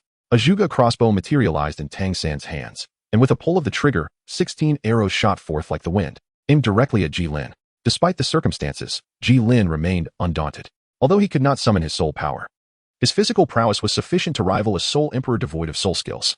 Coupled with the enhancement of his vision provided by a 100,000-year external soul bone, Gilin was confident in his ability to evade. With a swift slide, he maneuvered beneath the 16 arrows. At the moment he released the arrows, Tang San bound the unconscious Hulaina to his chest with blue-silver grass and activated the ghost shadow perplexing track, making his escape. As he ran, he wielded the Haotian hammer, demolishing the ground along his path. By the time Gilin successfully dodged the arrows, Tang San had already created a breach nearly 50 meters wide. Gilin furrowed his brow. Under normal circumstances, he would attempt it even without the use of soul power. However, considering the gravity of his situation and the urgency of preserving his life, he decided it prudent to first unveil the murderous intent and soul power. He settled into a cross-legged position, entering a state of meditation. Gilin beheld the translucent essence of his soul power intertwining with a white aura of murderous intent. Without delay, he commenced the meticulous task of untangling the two. After approximately an hour of intense concentration, they were finally separated. Gilin exhaled a sigh of relief. The strenuous effort had indeed left him fatigued, yet there was no time for respite. As his soul power surged, he effortlessly leaped across the 50-meter chasm. Unbeknownst to him, his once clear soul power had taken on a faintly pallid hue. Fueled by sheer determination, Gilin reached the end of the path after about half an hour. Before him loomed a luminous white barrier, towering 100 meters high and stretching 1,000 meters away. Curiosity piqued, he wondered about Tang San and the others. At that moment, a dark spot appeared at the exit, and with his remarkable vision, Gilin discerned it was Tang San. Simultaneously, Tang San spotted Gilin below and called out, "G, you have finally arrived. I must admit my eyes deceived me. I failed to recognize you earlier, not realizing you awaited me at the finish line. What is your intent?" Gilin inquired. Tang San chuckled. "I am here to present you with a magnificent gift." With that, his hand shimmered a jade hue as he reached into his treasure pouch, retrieving a pristine white herb. The herb, immaculate in its whiteness, displayed elegantly curved leaves reminiscent of a graceful swan's neck, aptly named the snowy swan's kiss. This rare herb could amplify toxins 1,000-fold. Even the most adept poison master would meet their demise if they wielded it. Presenting such a rarity to bid farewell to Gilin was no small gesture, especially with the entire city of Slaughter accompanying him to the grave, a truly astonishing farewell. With Gilin's pale visage as witness, Tang San tossed the herb down without hesitation and, Lifting Hulina into his arms, stepped into the radiant barrier. Farewell, Gilin. However, due to the circumstances and his urgency, Tang Xin failed to notice the vibrant patterns adorning the upper half of Jilin's face and the crystalline bone structure surrounding his eyes. The snowy swan's kiss plunged into the blood spring below, causing it to bubble and release a crimson mist. Meanwhile, the path beneath began to corrode. Gilin merely observed in silence. From the moment Tang Xin unveiled the snowy swan's kiss, Gilin had begun to employ his foresight, enhanced by the evolution of his external soul bone alongside his growing strength. Gilin, at the cost of 90% of his soul power and half of his mental strength, glimpsed a minute into the future. This, too, marked the extent of Jilin's capabilities. In a vision of the future, Gilin perceived that he had not met his demise. After a moment of contemplation, he discerned the reason behind it. Was it possible that Tang Xin had forgotten to bestow upon him something? Chapter 81. The divine being of fearful slaughter. The instant Tang Xin stepped into the white luminescent veil, he found himself enveloped in a vast, ethereal expanse. In this realm, all resistance seemed to fade away, rendering him akin to a mere puppet at the mercy of unseen forces. An omnipresent chill surged towards him like an unrelenting tide. And despite having consumed the 8-star mysterious ice herb, he involuntarily trembled, his consciousness rapidly dissipating. Hulina experienced a similar fate, even having been rendered unconscious by Tang Xin. She remained oblivious to her escape from the path of hell. With the aid of tools, Gilin, akin to Tarzan, reached the exit. He glanced back at the fog-laden path of hell and uttered a simple wish, good luck, before stepping into the luminous curtain. Unlike Tang Xin, Gilin arrived in the pristine white world without succumbing to unconsciousness. Just as he curiously surveyed his surroundings, a transparent silhouette materialized in the snowy realm, gradually becoming more defined. How have you fared these past few days? The figure inquired with a smile. Luo, what brings you here? Gilin, feeling a sense of bewilderment, inquired while approaching with a subtle demeanor. Luo shrugged, responding, if I don't come, who will present you with the prizes? Is that so? Gilin struck mercilessly. Yet his punch merely passed through. I remarked that it had been a long time since we last met. Not offering me a warm embrace was one thing, but treating me in such a manner felt rather impolite. Noticing Gilin squinting at me, Luo surmised what he was contemplating. This was merely a fragment of my divine consciousness. Should you wish to strike me, you must first ascend to the divine realm. Humph. Gilin then spoke, in that case, wait for me in the divine realm. I shall surely deliver a punch to your face. I countered, by your own words. Does that imply you possess great courage? A jest indeed. What of my reward? Luo cleared his throat. Do not rush. Allow me to elucidate. As a reward for traversing the path of hell, you are bestowed with my unique skill, the domain of God-laying. How delightful, is it not? Gilin tightened his grip on the knife in his hand. Luo, seemingly oblivious to Gilin's somber expression, continued to speak at length. The domain of the god of killing is a manifestation of the murderous aura you have accumulated in the city of slaughter, which I shall inscribe upon your martial soul, thereby granting you a unique innate domain. The other two individuals were relatively easy to converse with, but you were different. Lacking a martial soul, I shall present you with an alternative plan. Upon hearing Luo mention the matter of importance, Gilin could not help but inquire. What is this plan? However, Luo posed another question to Gilin. What do you believe the martial soul signifies in relation to the domain of the god of killing? Gilin had long grown accustomed to Luo's character. After pondering for a moment, he replied, the vessel. Luo nodded in agreement, affirming that the martial soul serves as the vessel of the god of death's domain, thus it suffices to simply change the vessel. For instance, soul bones are quite commendable. Gilin pondered thoughtfully and then posed a question that had troubled him for quite some time. In the original text, Tang Xin's god of death domain is far superior to Hulina's. What are the factors influencing the strength of the god of death domain? This is indeed an intriguing question, primarily encompassing two aspects, innate and acquired factors. The innate factors pertain to the conditions at the time of the formation of the god of death domain, which mainly include the quantity of killing intent, the quality of the vessel, and the compatibility of the vessel, in which quantity-quality compatibility. The acquired factors are related to the level of evolution of the vessel over time. Gilin inquired, can I compensate for my innate deficiencies through the murderous or cultivated postnatally? Upon hearing this question, Luo smiled enigmatically and remarked, can you not surmise that many soul masters outside have taken lives as well, yet they do not exude such an aura? Is it truly the case that one can only acquire this murderous intent in the city of slaughter? What compels you to pursue this? Luo cast a penetrating gaze at Gilin and continued, I never realized your murderous intent was so profound before. Gilin, undeterred by Luo's stare, responded calmly, this is not my homeland. It is a place where the survival of the fittest is starkly evident, and I have no desire to be killed.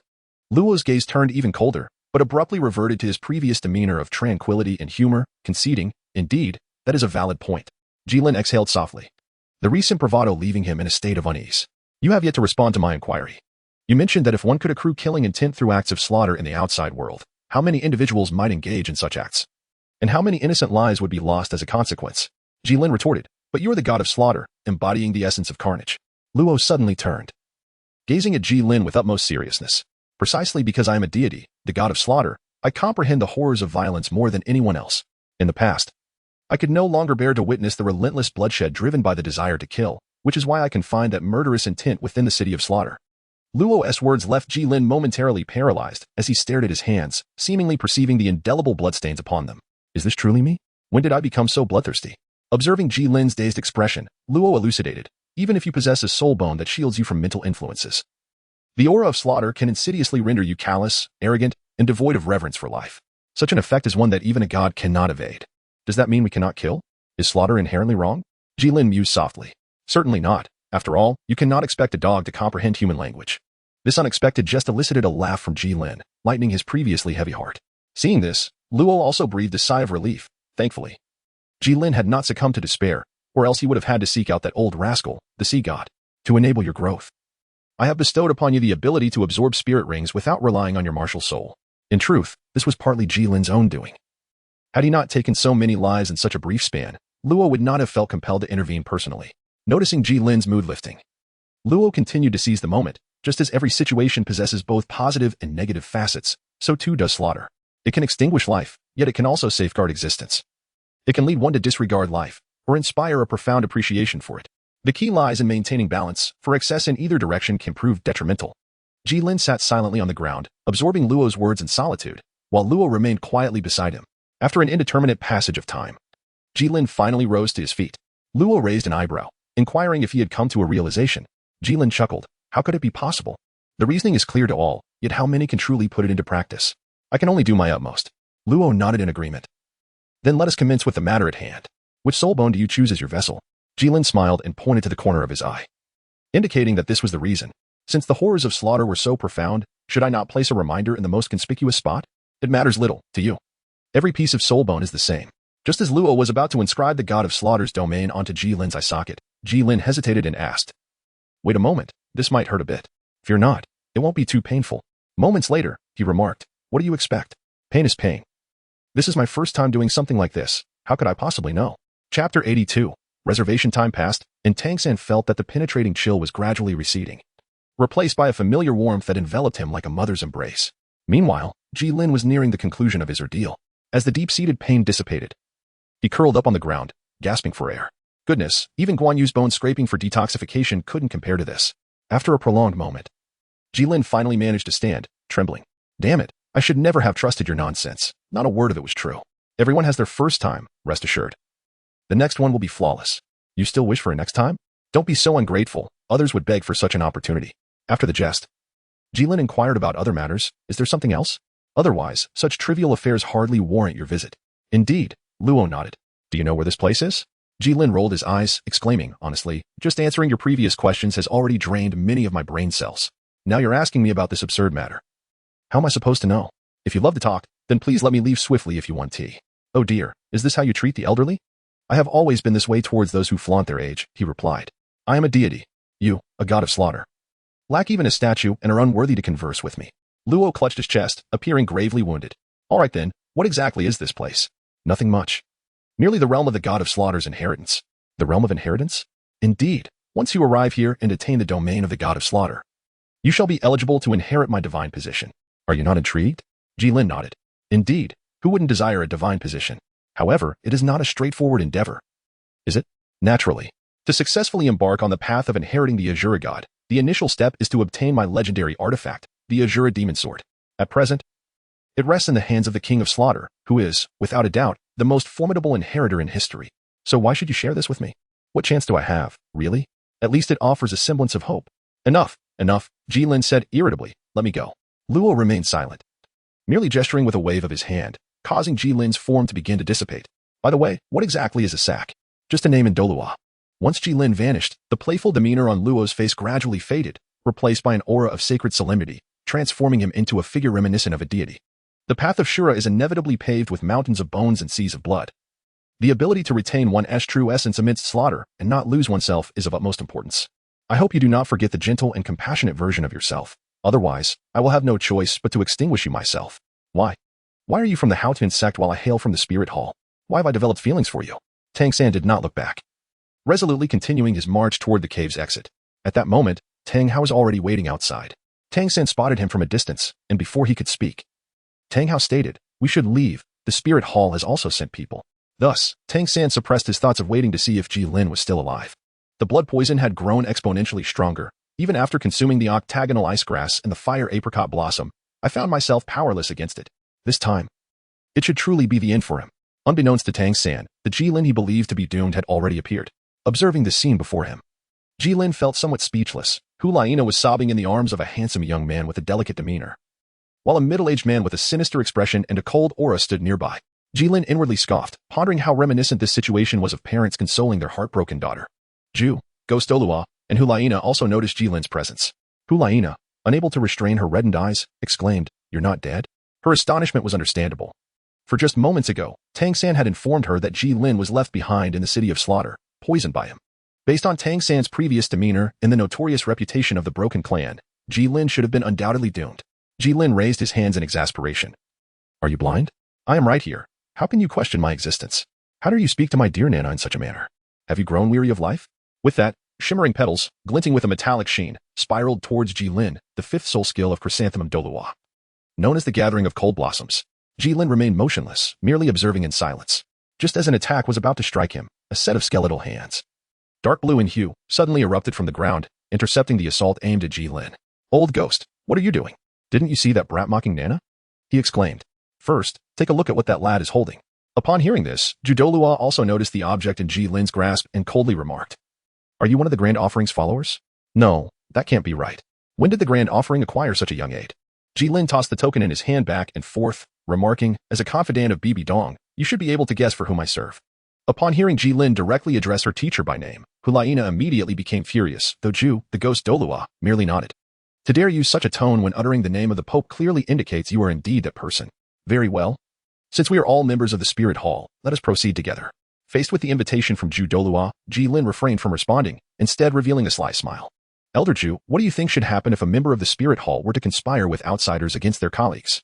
The expressions of Hulaina and her companions shifted, for until now, none had realized that Gilin was affiliated with the Spirit Hall. Disregarding the three, Gilin continued. "Tell me, if I were to relay this matter to my master, would she not visit the Pope's palace to have a word with Bibi Dong?"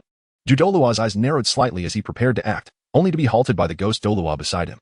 Ju Douluo was perplexed and immediately transmitted a message. "Old ghost, what are you doing? Calm down, the lad is merely seeking some advantage by speaking so brazenly in our presence." "What? This boy dares to plot against me?" "No, I must ensure he does not leave this cave." "Stay composed. The Pope's great undertaking is imminent. We cannot easily offend the offerings. But what if he later regrets it and leaks information? As long as he accepts our benefits, we will have grounds to absolve Nana and even turn the tables on the lad." "Very well, let us allow the boy to feel triumphant for a moment." Seeing his old friend's agreement, Ghost Douluo stepped forward and said, "Speak, lad, what is it you desire?" "What the elder says confounds me," Gilin replied. "But I indeed have a matter to entrust to both elders. I wish for your assistance in hunting soul beasts. Your soul power is only level 43, is it not? Why the urgency? That need not concern the elders. And what of you and Nana? May I ask the name of this beautiful lady?" Chapter 83, Conversations in the Feathered Wing Bookhouse. Watching Hulaina and her companions gradually retreat, Gilin set forth on the path to Tiando City. Tang San should be at Yueshin by now, so it would be prudent to acquire the sea god's heart ahead of time. Reflecting on the inconsistent Su Yu Tao, Gilin held little hope for this plan, primarily preparing to absorb the inner cores of the 10 fiery sun serpents from Qianrenxue. The foremost enhancement of Gilin's abilities is the infusion of energy into his body, and in the world of Douluo, the most readily available source of energy is the soul ring. Alas, the rules governing this realm dictate that one must reach a corresponding level to harness such power. However, the inner core of the 10 fiery sun serpents is a rare entity that remains unbound by these regulations, although its energy is only equivalent to that of a 40,000-year-old soul beast. Its quality surpasses that of Qianrenxue's holy light Pegasus by several degrees. 12 days later, in the bustling city of Tiando, Gilin's journey has been largely uneventful. Thanks to his enhanced strength and his cold demeanor, only the most reckless of brigands would dare to provoke him. After a long absence, Tiando City remains as vibrant and prosperous as ever, despite the murderous aura that Gilin has cultivated within the domain of the god of slaughter. The sheer number of lives he has taken over the past 6 months has inevitably transformed him in many ways. This includes an indifference to life reflected in his gaze, as well as certain behavioral tendencies. For instance, the Soul Master who had intentionally collided with Gilin earlier would have met his demise in the city of slaughter. Even with witnesses nearby, Gilin would have discreetly sought an opportunity to confront him under the cover of night. After all, To hear the way in the morning and perish by evening is merely the nature of existence.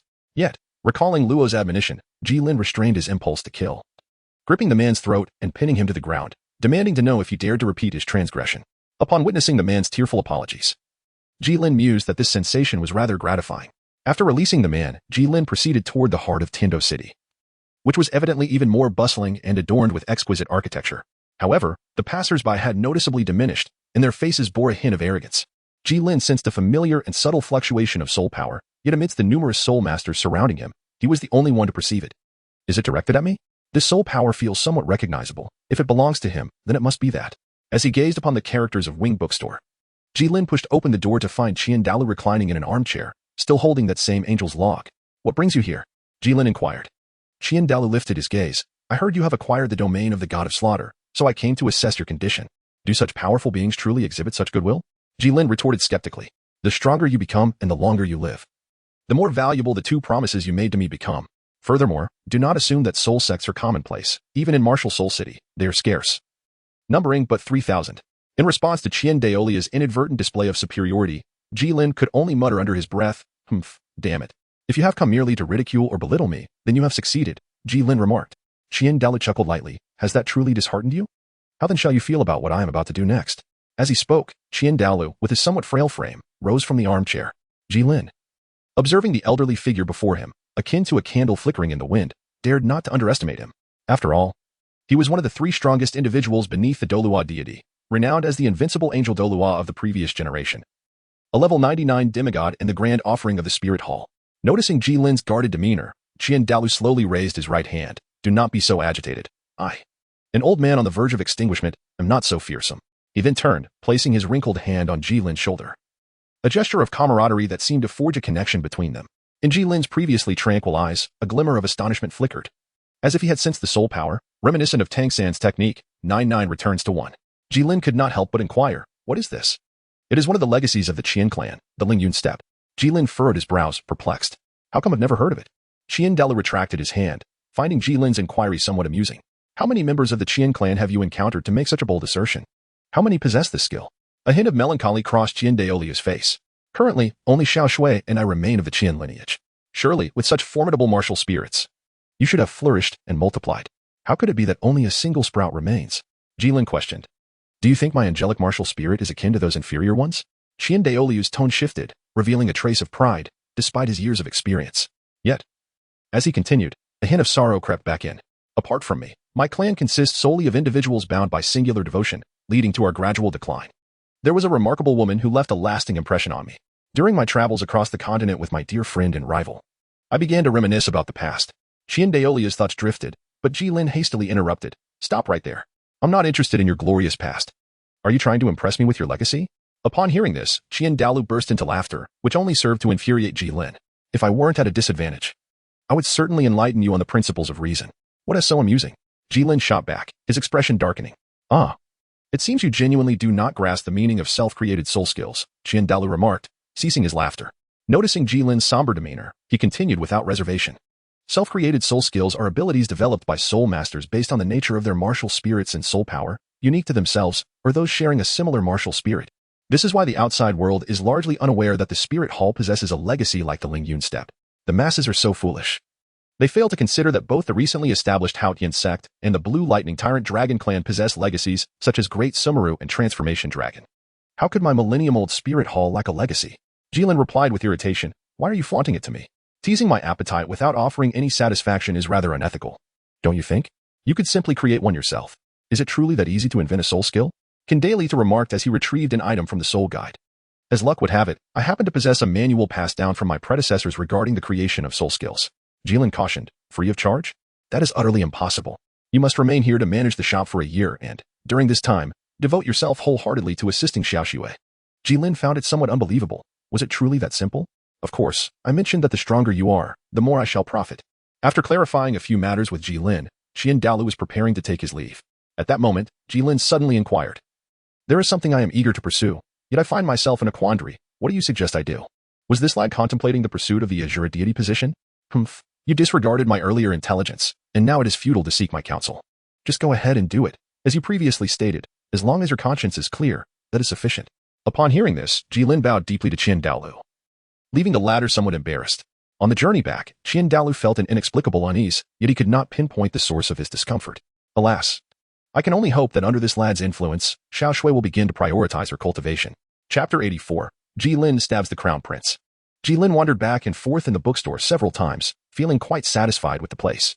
Although there were numerous books, the atmosphere was not overcrowded, and the decor exuded a sense of calm elegance. The small room at the back, designated as a lounge, was also exceedingly comfortable.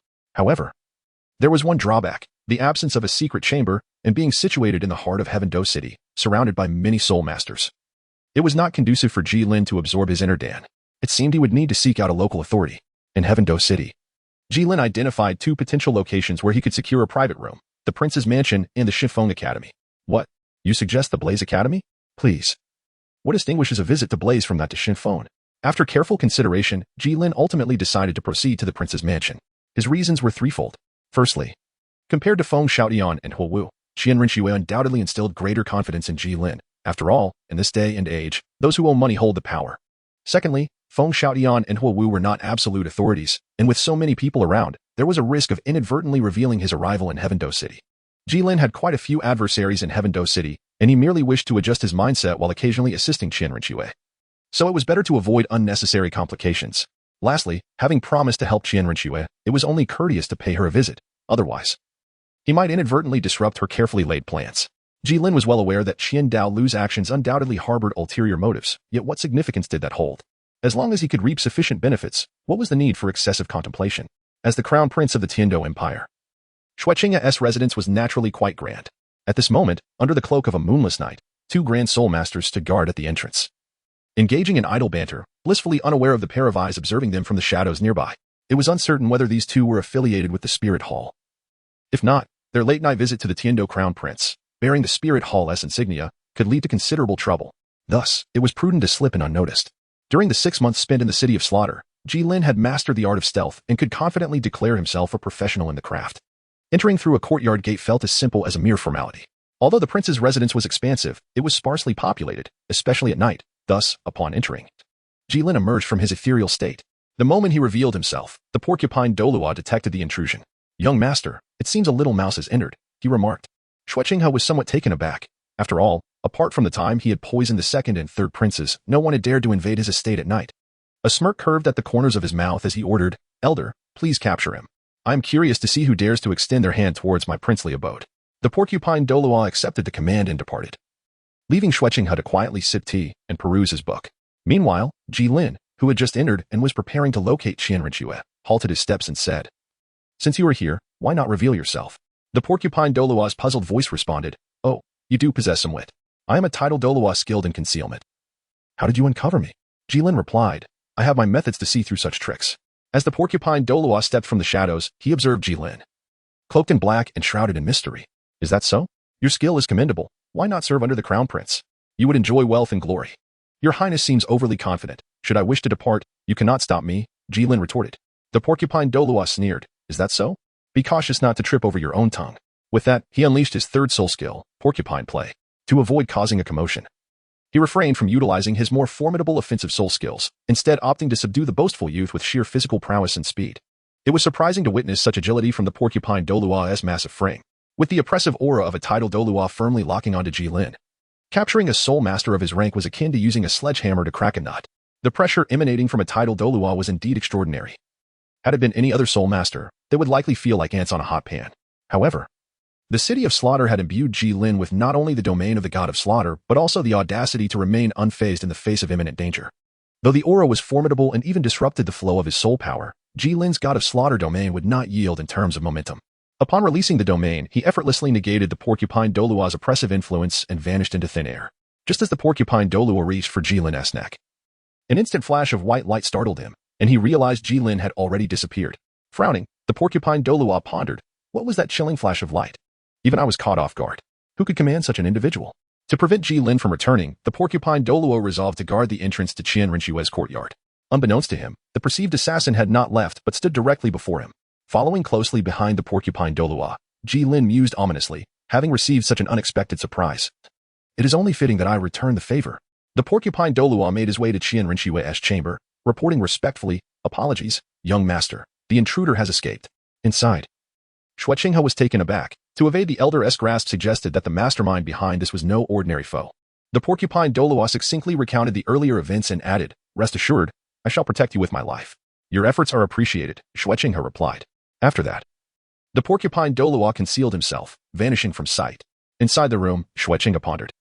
That Hulaina returned from the city of slaughter only to exhibit a skill reminiscent of the god of slaughter's domain. What a coincidence. Could it be orchestrated by you? Mother? Suddenly, he sensed a surge of soul power behind him. He had barely summoned his martial spirit when a chilling presence immobilized him. Alarmed, Xue Qinghe thought. Is it the god of slaughter's domain? Despite its strength, Xue Qinghe's power far surpassed Gilin's, and bolstered by a six-winged angel martial spirit. He was merely momentarily stunned, yet that was sufficient. An ordinary knife was pressed against Xue Qinghe's neck, and a soft voice intoned, "General." Xue Qinghe, perplexed, thought. Does this person truly believe that a simple knife can pose a threat to me? How naive. Just as he prepared to retaliate, the knife was withdrawn. Chapter 85. The sudden rebellion of soul power. Xue Qinghe turned to face the masked figure behind him, demanding, "Who are you?" At that moment, the porcupine Douluo, sensing the fluctuation of soul power, arrived late and immediately assumed an offensive stance, awaiting Xue Qinghe's command. Gilin removed the black cloth from his face. Gazing at the man before him, Xue Qinghe hesitated slightly and inquired, "Gilin?" It was not surprising that Xue Qinghe felt perplexed. Although Gilin's appearance had not changed significantly, his aura had undergone a profound transformation. "It is I. What brings you here?" Xue Qinghe continued to scrutinize Gilin. Aware that the latter possessed a formidable weapon, noticing Xue Qinghe's lingering caution, Gilin surmised that Douluo had likely divulged little to him. With a sense of resignation, he produced the token given to him by Douluo.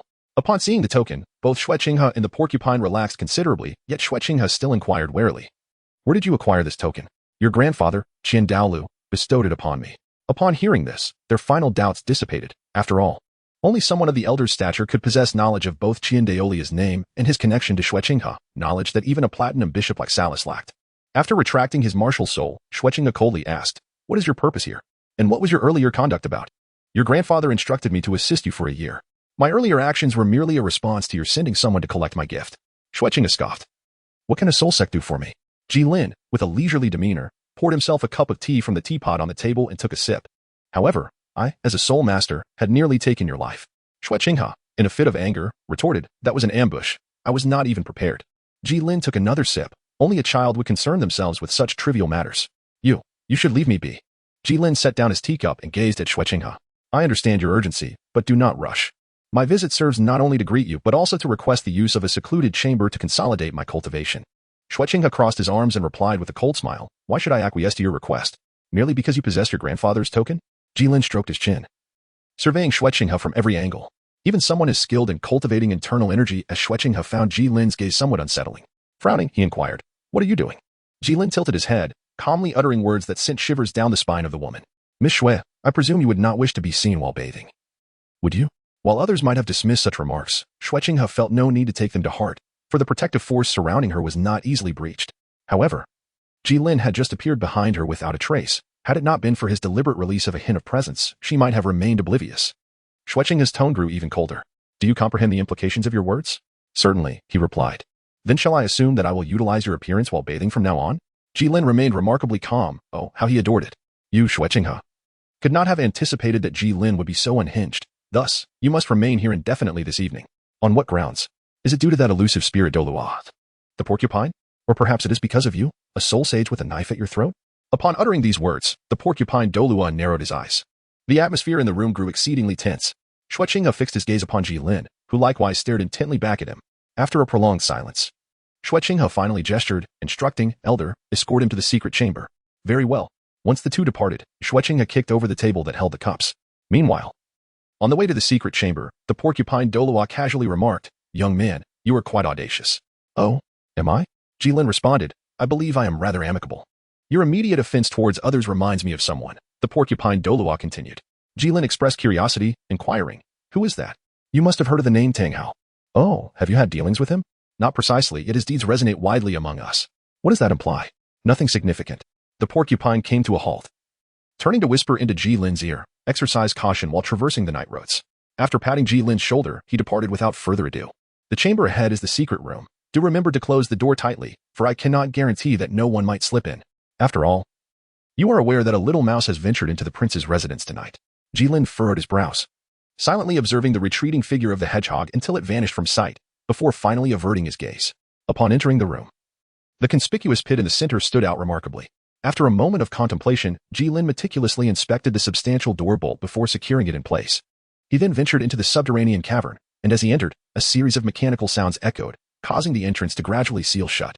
At this point, any irregularity was imperceptible to the naked eye from the outside. The tunnel's walls were adorned with numerous luminescent stones, providing illumination. After descending approximately 15 meters along the passageway, Gilin finally arrived at the so-called secret chamber. Upon pushing open the robust stone door, he beheld the scene beyond, reminiscent of a burial chamber. However, he reminded himself that his purpose here was not for leisure. Gilin seated himself upon the sole object within the entire secret chamber, a massive, square stone platform. Struggling to suppress the peculiar sensation within him, Gilin retrieved the 10 fiery sun serpent inner elixirs. The instant the blood-red elixirs emerged, the temperature of the entire room seemed to rise considerably, although he was uncertain of how to absorb them in the original narrative. Ma Hongjun had similarly absorbed them as soul rings, thus following that method should pose no issue. Yet, Gilin couldn't shake the feeling that treating an inner elixir as a soul ring was a misguided choice. After all, inner elixirs are meant to be consumed. As Gilin raised his head, the inner elixir was swallowed with a resounding gulp. Instantly, a powerful wave of heat surged from his stomach, accompanied by torrents of frantic energy rushing towards his limbs and bones. The task at hand was to harness this energy and guide it into the Dantian to complete the absorption of the inner elixir. Previously, when absorbing the soul rings, it was through this very method that Gilin had transformed the diverse energies into his own transparent soul power, thereby expanding his Dantian. However, an unexpected incident occurred. Just as Gilin was diligently directing the energy into his Dantian, the soul power that had been quietly residing there suddenly erupted, breaking free and mingling with the external energies coursing through Gilin's body. Witnessing this bewildering scene left Gilin momentarily dazed. Such a phenomenon had never occurred during his previous absorptions of soul ring energies. Yet, the pain emanating from his body left little room for contemplation. At this moment, Gilin was at a loss as to how to prevent the collision of the two energies and thus focused all his effort on stabilizing the tumultuous conflict between them. In Chapter 86, The Might of the God of Death's Domain, under Gilin's intentional control, the energies did not gradually settle as he had envisioned. Instead, they exhibited an unyielding ferocity. Fortunately, having previously experienced pain in the realm of Luo, he found himself still able to endure. The assistance from the 10,000-year-old external soul bone, coupled with his prior encounters with suffering, allowed Gilin to remain conscious. However, the physical pain was secondary. The more pressing anguish stemmed from his psyche. Observing the dwindling external inner elixir energy filled Gilin with sorrow. The hard-fought inner elixir, snatched from Tang San, was on the verge of being squandered, and his heart felt as though it were being sliced by a blade. Resigned, he decided that preserving his life took precedence over all else. Just as Gilin resolved to diligently aid his soul power in vanquishing the foreign energy, the ancient eye-bone underwent a transformation, or rather, the god of death's domain engraved upon it stirred to life. Gilin noticed crystalline bone material glimmering at the corners of his eyes, while his face bore vibrant, multicolored patterns. Unlike the previous experience in the Hell Road, this time a circle of white markings adorned Gilin's forehead. The god of death's domain automatically released, enveloping Gilin within its embrace. Intriguingly, the moment the domain was unleashed, the two energies within Gilin's body resembled mice encountering a cat or children finding their mother. Free of Gilin's conscious control, they flowed in an orderly fashion along one side of the meridians towards Gilin's head, specifically targeting the eye bone. As the energies traversed the eye bone and emerged from the opposite side, they transformed as if entering a dyeing workshop, morphing into a pure white energy that mirrored the hue upon Gilin's forehead. While Gilin was filled with joy, he also experienced a sense of perplexity. What could have caused the sudden disturbance in the domain of the killing god, and what was the origin of this white soul power? At that moment, Gilin noticed that even the soul power that had yet to be tainted by the domain of the killing god exhibited a hint of white. What on earth? Is my soul power not supposed to be transparent? Could this be the reason for the upheaval in my soul power? As Gilin pondered the underlying cause, the tainted soul power had already entered his Dantian. Strangely, there was no fusion or conflict between the untainted and the tainted. Instead, they stood apart, distinctly divided by an invisible line. At this point, Gilin's Dantian was completely filled, yet the flow of tainted soul power continued to surge in. The outflow rate of the untainted soul power was utterly insufficient compared to the inflow. Consequently, Gilin's Dantian was incessantly expanding. If previously, the expansion during his cultivation was akin to the gradual wearing down of stone by dripping water, now it felt like a brutal dismemberment. The agony surpassing even the torment he endured while inscribing the domain of the killing god. Oh, the pain. The immense discomfort rendered Gilin unable to maintain a meditative posture, causing him to writhe on the ground and pound the earth in desperation. Fortunately, it was the dead of night, and the secret chamber was located several meters underground, so there was little risk of an unexpected intrusion. At that moment, approximately 30% of the inner elixir remained unabsorbed, yet Gilin was already at his limit. The white soul power continued to flood in relentlessly. I must devise a solution, otherwise, I shall surely be overwhelmed. A solution. A solution. I have it. Compression. I will compress this soul power. Gilin Xiang's molars were on the verge of shattering, and despite enduring the excruciating pain, he began to summon the new soul power from his dantian. Fortunately, this newfound soul power was remarkably easier to manipulate than the previous ones, responding to his will as if it were an extension of his own body, utterly obedient. Gilin was filled with immense joy and immediately began to channel his mental energy to aid in the compression of his soul power.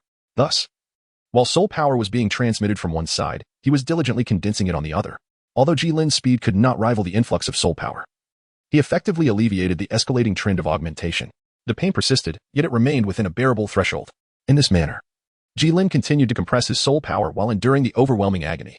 Time slipped away unnoticed, and eventually, his eye sockets had drawn inward. With no further soul power entering, Gilin finally exhaled, exhaustion washing over him as he collapsed to the ground, his consciousness gradually fading. At last, he had survived. The clock struck noon the following day, and Xueqing sat diligently at his desk, scrutinizing the memorial in his hands. The physical condition of the Snow Knight Emperor had recently worsened, and as the crown prince, Xueqing naturally assumed the responsibilities of managing state affairs. He picked up the teacup beside him, gently blowing on it before taking a sip, yet his gaze remained fixed on the document before him, as if nothing had transpired the night prior. At that moment, Xueqing was alone in his room, having lunch when the shadow of the pufferfish Douluo emerged from the corner. Young master, that fellow has been inside for 10 days, should we not? Xueqing cast a sidelong glance at the pufferfish Douluo, reasoning that since the individual sought to utilize the secret chamber, he must possess considerable significance, and it would be prudent not to interrupt him lightly. Moreover, were they truly well acquainted? Despite this assertion, the pufferfish Douluo hesitated to voice his thoughts. After all, he held the command plaque of the Grand Offeror. Was it not somewhat unreasonable to disregard him? Mind your position, Xueqing replied, realizing his words had been rather harsh. He quickly mitigated. I shall address my grandfather about it.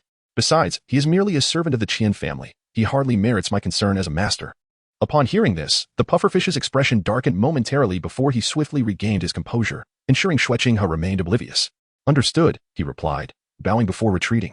Just as Xueqing lifted his wine cup to take a sip of the vintage, a tremendous noise startled him, causing his hand to tremble and a purple wine stain to mar his pristine white velvet attire. As he was about to erupt with anger, he suddenly sensed a powerful and familiar wave of soul power rushing towards him. How audacious, to emerge from seclusion and be greeted with such a display of disrespect. In the next instant, a resounding crash shattered the air, as a shadow kicked down the grand door crafted from precious Nama wood. Lunging towards the dining table with a speed Xueqing could scarcely comprehend, ignoring the increasingly darkening expression on Xueqing's face. Gilin swept across the table with the ferocity of a tempest, devouring every delicacy, including the steak Xueqing had previously savored and the wine he had relished. Once Gilin finished, turning to search for more food, Xueqing erupted.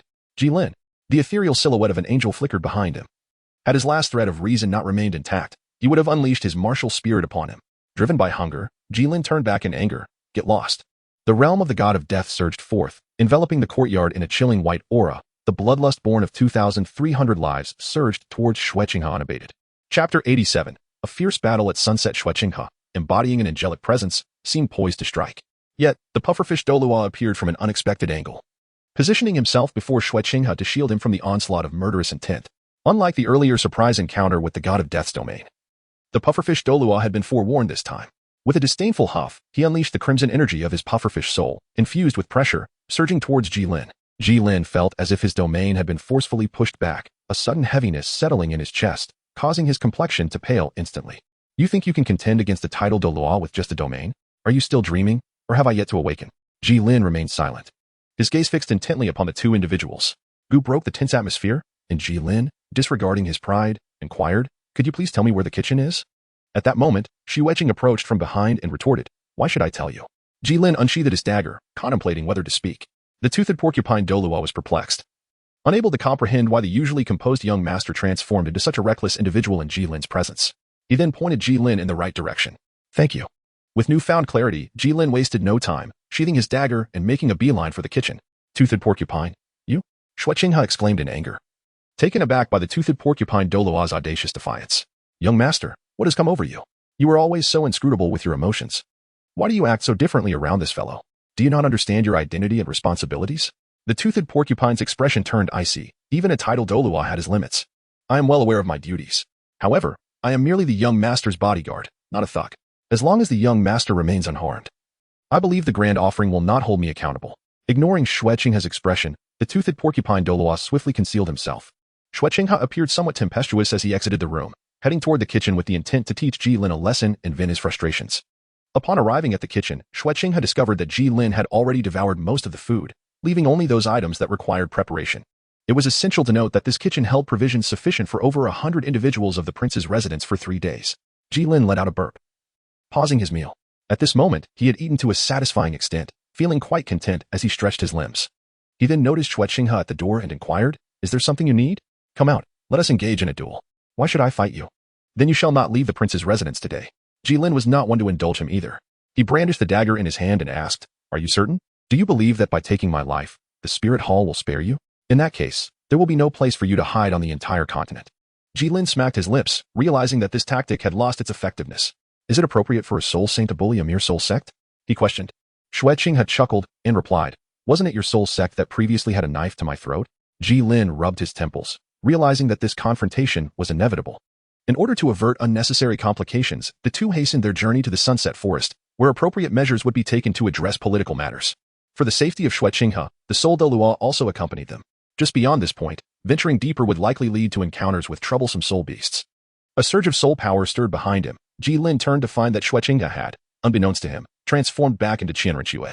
Gazing upon the tall and breathtaking beauty before him, Gilin jested, "Is your performance affected by your male form?"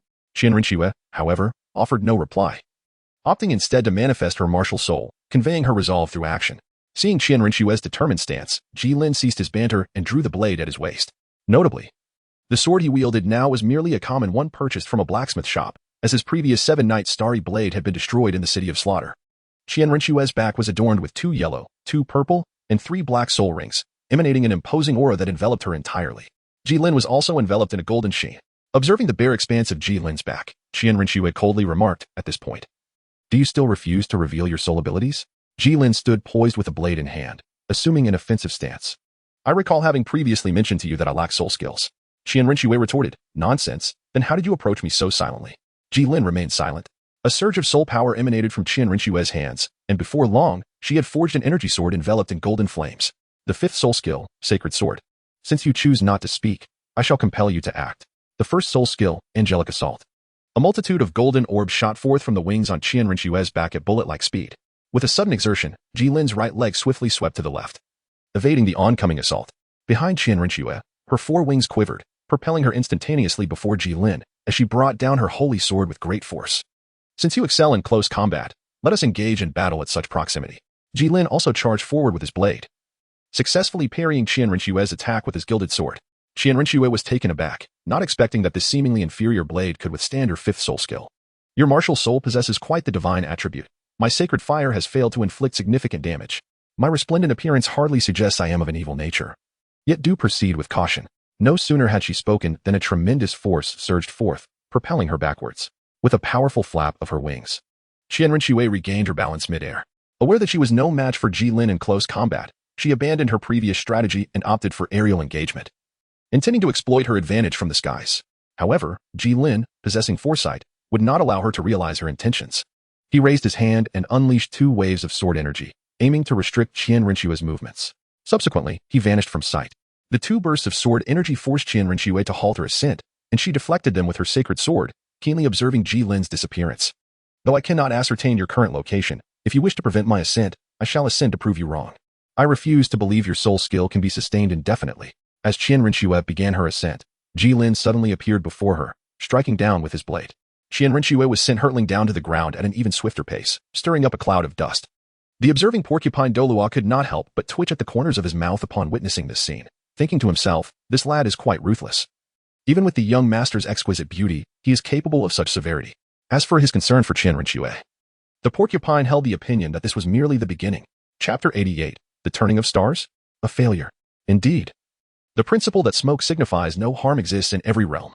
As the season turned, Gilin adeptly evaded the incoming energy sphere by tilting his head, retaliating with several waves of sword energy directed towards the encroaching mist. The pressure generated by the shattering sword energy dissipated the fog, revealing Qianrenxue standing unscathed, albeit with a considerable human-shaped crater behind her. Although Qianrenxue suffered relatively minor injuries, she was nevertheless startled. What a close call. Had I not promptly activated my 2nd soul skill, the Void Wings, I would have been in serious trouble. Is this fellow's combat awareness truly so formidable? The Void Wings, Qian Rinchue's second soul skill, though derived from a century-old soul ring, proved remarkably effective, rendering her immune to all physical attacks and granting a 50 immunity to energy assaults, alongside a 20 increase in speed. When Gilin later learned of this capability, he could not help but exclaim in astonishment, "Even I, who am already extraordinary, find this excessive." However, aside from direct physical assaults, do any of the Soul Master's attacks lack an energy component? Thus, Qian Rinchue still sustained some injuries, akin to being struck lightly by a small stick. Another 3 waves of sword energy surged towards Qian Rinchue. This time, she ascended with full force, narrowly avoiding the strikes. Hovering several meters above the ground, she addressed Gilin below, "You are indeed formidable. It is no wonder my grandfather regards you with such esteem. However, I must demonstrate to him that I am superior to you." Upon hearing Qian Rinchue's declaration, a somewhat absurd thought crossed Gilin's mind. "Is this the reason for your rudeness towards me? Simply because your grandfather pays me a bit more attention?" Qian Rinchue, taken aback, pondered the absurdity of her own disdain for Gilin, which stemmed from his earlier insinuations about joining her ranks, while his true intentions remained ambiguous. It was also due to his threats that had placed her in a vulnerable position, leveraging her privacy against her. Furthermore, he was the first person, aside from that woman, to have bested her. Certainly, Gilin's remarks contributed to her feelings, but only minimally, truly. Observing Qian Rinchue's silence, Gilin assumed he had struck a chord, quipping, "What an oddity! Is your heart so petty?" Though Gilin spoke softly, Qian Rinchue, blessed with a divine martial spirit and the rank of soul sage, was keenly perceptive. Upon hearing his words, veins throbbed on her forehead, and with a forced smile, she retorted, "A woman's heart can indeed be quite small." With her 4th soul ring aglow, the wings upon her back grew more formidable. Her 4th soul skill, Angel Wings, augmented her speed by 100. Yet, she was far from finished. The first yellow soul ring flickered as the sacred sword became enveloped in a soft golden light, amplifying her aura. Her first soul skill, Angel Assault, consumed soul power to generate an energy capable of both eroding and suppressing. It could be directly unleashed or envelop the target. Locking onto her target, Qian Rinchue dove down mercilessly. Gilin raised his blade in defense. The clash of sword and knife echoed as the gilded sheen of Gilin's weapon began to dissolve. Bang! Gilin's blade was severed by Qian Rinchue. Anticipating this, Gilin swiftly angled his body and propelled himself forward, narrowly evading Qian Rinchue. With a powerful flap of her wings, Qian Rinchue gracefully ascended back into the air, tracing a flawless arc just a few meters above the ground. Furrowing her delicate brows, she remarked, "Your adaptability is truly extraordinary. I cannot believe you evaded my seemingly inevitable strike." Gilin glanced at the broken blade in his hand before casting it aside. "Your soul skill is truly monstrous. It is my first encounter with someone capable of shattering my gilded defenses." Qian Rinchue chuckled lightly. "There is no helping it. The disparity in strength is evident. If you were a soul saint, no, even if you were a soul emperor, it would be exceedingly difficult for me to achieve such an effect so easily." Observing Gilin as he retrieved another blade, Qian Rinchue felt a twinge of boredom and remarked, "All right, I have played enough. Let us settle this with one final move." With that, she unleashed her ultimate technique once more, yet after employing her soul skill, she did not rush forward immediately. A soft golden radiance enveloped her, expanding to cover a radius of 100 meters in an instant. Gilin moved slightly and realized that his actions had become considerably sluggish. He raised his head to gaze at the increasingly divine figure in the air and spoke, "A domain?" Although no expression of shock was visible on Gilin's face, Qian Rinchue could still detect a hint of surprise in his tone. "Surely you do not believe that only those who have traversed the path of hell possess a domain? Within my angelic domain, even if you employ that stealth soul technique, I will still be able to perceive you." Gilin shrugged, indicating that he did not harbor such intentions. Nevertheless, one must acknowledge that in the convergence of realms, only the stronger party can truly unleash their power. Just as Gilin was about to activate the Killing God domain, Qian Rinchue's assault had already commenced. Her 6th soul skill, Angel's Roar, converted her soul power into a mental attack, resulting in a widespread mental shockwave. Those with spiritual strength less than half of Qian Rinchue's faced immediate cerebral annihilation. Observing Gilin standing there, his eyes vacant and motionless, Qian Rinchue dove down, taunting him with, "This move is one I learned from you. How does it feel?" However, just as she was about to strike Gilin, she noticed the corners of his mouth had inexplicably curved upwards. In the next moment, Gilin vanished from his position, leaving Qian Rinchue bewildered as she sensed no trace of his presence. Qian Rinchue's speed was already astonishing, and without Gilin's interference to mitigate her momentum, her attack landed squarely on the ground. A thunderous explosion ensued, sending dust and debris into the air. In the thick haze of smoke, Gilin accurately located Qian Rinchue's neck and pressed the blade against it. As the smoke dissipated, Gilin declared, "You have lost." Glancing at the knife resting on her neck, Qian Rinchue replied nonchalantly, "Do you truly believe that this knife in your hand could compel me to concede? While your golden aura has indeed enhanced its resilience and sturdiness, its sharpness remains insufficient."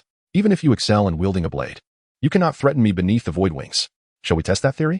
Gilin responded, observing the gilded blade beginning to lose its luster. She and Rinqiwei sensed this change. Yet her pride forbade her from yielding. Then come at me. Indeed, I shall. Are you insinuating that I would not dare? As the two engaged in their verbal sparring, the sea cucumber Douluo, understanding their banter, interjected. All right, since neither of you can best the other, let us consider this encounter a draw. With the sea cucumber Douluo's mediation, both Gilin and Qian Rinqiwei breathed a sigh of relief internally, though they still felt the need to maintain appearances. Very well then, I shall grant you a reprieve. My dear sister, you do realize that I still have a knife at your throat. Do watch your words. Do you dare to strike? Ah, my temper. The sea cucumber Douluo observed the two with exasperation. Here we go again. Chapter 89. Summary and Soul Beast. Upon returning to the prince's mansion, Qian Rinqiwei reverted to her guise as Shueqinghe. Following their skirmish, the dynamic between Gilin and Shueqinghe had transformed from one of tension to a more amicable association. At least now, they could share a cup of tea together. At the tea table, Shueqinghe inquired with a hint of confusion. Even those with a spiritual power greater than mine are susceptible to my angelic roar. Your spiritual power, while formidable, is slightly inferior to mine. How is it that you remain unaffected? Gilin lifted a cup of tea to his lips, savoring a sip, and in response to Shueqinghe's inquisitive gaze, he simply uttered two words, guess. Shueqinghe, barely managing to contain his frustration, sighed. Forget it, after all. You are currently under my command, and there will be ample opportunities for inquiry. With that said, Shueqinghe produced a token and slid it across the table towards Gilin. Use this token when you visit the Crown Prince's residence. I have no desire to see my years of scheming jeopardized because of you. Gilin accepted the order token and, with a hint of curiosity, inquired. Is your residence not properly tidied up? Would you like me to lend a hand? Shueqinghe regarded Gilin with a look of incredulity, as if to say, it seems you are utterly oblivious. Upon confirming Gilin's capabilities, Shueqinghe felt inclined to engage in conversation. At times, revealing a portion of oneself to others can foster a sense of reassurance. After speaking, he cast a meaningful glance at Gilin. Gilin stroked his chin thoughtfully. Seeing that Gilin was still unwilling to speak, Shueqinghe decided not to hint further and continued. It is quite common for various factions to infiltrate each other with spies, and nearly all the high-ranking officials are aware of this situation. However, they have tacitly chosen not to make it public, for at times, the spies of others can also be utilized to one's advantage. Gilin appeared contemplative, reminiscent of Zhou Yu's strategic manipulation of Jianggan, employing a tactic of misinformation. Shueqinghe was somewhat astonished by Gilin's swift reaction, yet he snapped his fingers in acknowledgement. Indeed, if utilized effectively, spies could prove to be as formidable as an army of 100,000. However, in another year, their existence may no longer be necessary. A significant development. At that moment, Shueqinghe played a card that shifted the tides of fortune, a rebound. Can you guess? As a product of the 21st century, well-versed in the nuances of the digital age, Gilin was already aware of the countermeasures to employ in this situation. Gilin also unleashed a counterattack. Can you guess whether I can guess? Shueqinghe felt a bit bewildered, truly not expecting such a usage. Gilin observed the somewhat bewildered expression on Shueqinghe's face, and he couldn't help but feel a twinge of amusement, though he managed to suppress it. Rising to his feet, he bid farewell to Shueqinghe, stating, I shall take my leave now. Should there be any directives or tasks, please send someone to find me at the Feathered Wing bookstore. However, I must remind you that I am merely a soul king who has yet to acquire a soul ring.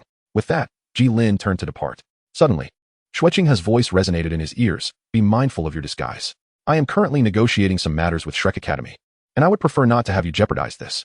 Gilin departed without a moment's hesitation. Observing Gilin's retreating figure, Shueqinghe pondered. In merely 10 days, he has ascended from a level 43 soul master to level 50.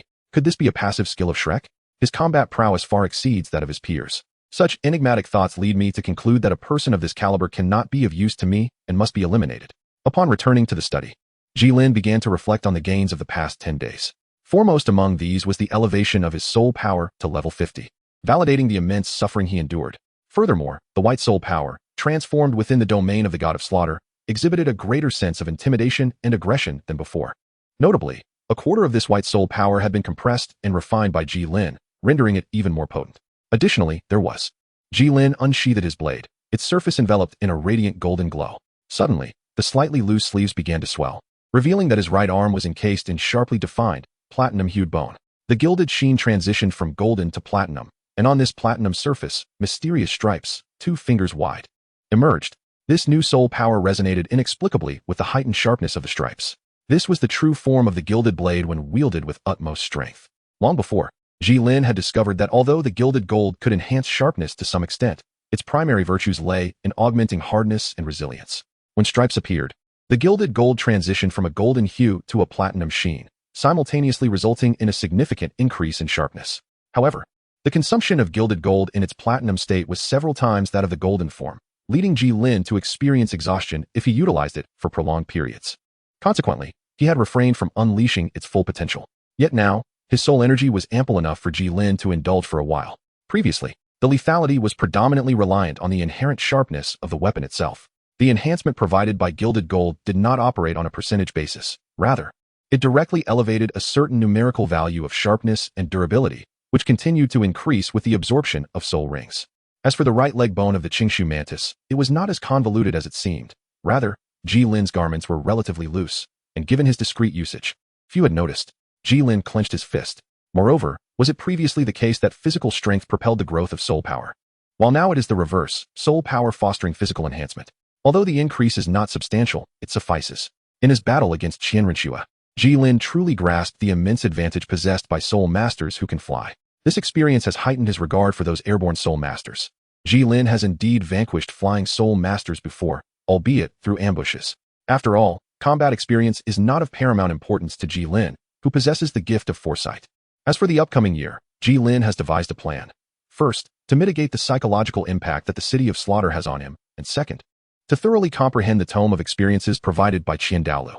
Had Gilin been a tad more courteous and humble earlier, perhaps he would not have engaged in a conflict with Qianrenshua. Nevertheless, after all is said and done, the immediate priority is to rest adequately, recalibrate his state of mind, and strive to become a true soul king.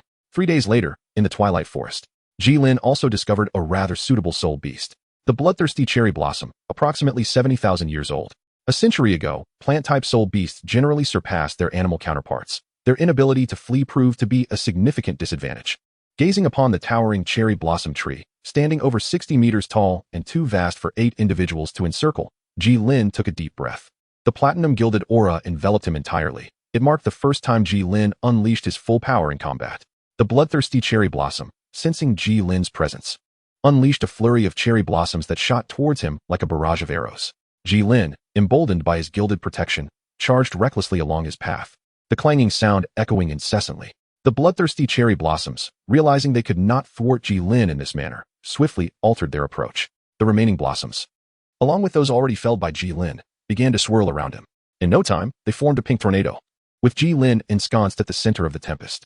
Chapter 90. The Soul King and His Self-Created Soul Technique. A blast of sword energy surged toward the storm. Upon striking the vortex, the sword energy was promptly shattered by the tempest. Although this diminished the rotation speed of the storm momentarily, it soon regained its previous velocity. In Gilin's eyes danced a kaleidoscope of colors as he envisioned himself breaking through the tempest in a gilded vessel. Yet, the golden sheen failed to shield him entirely. Although he had successfully escaped the storm, his body was battered and lacerated by the tempest's fierce winds and the slicing petals.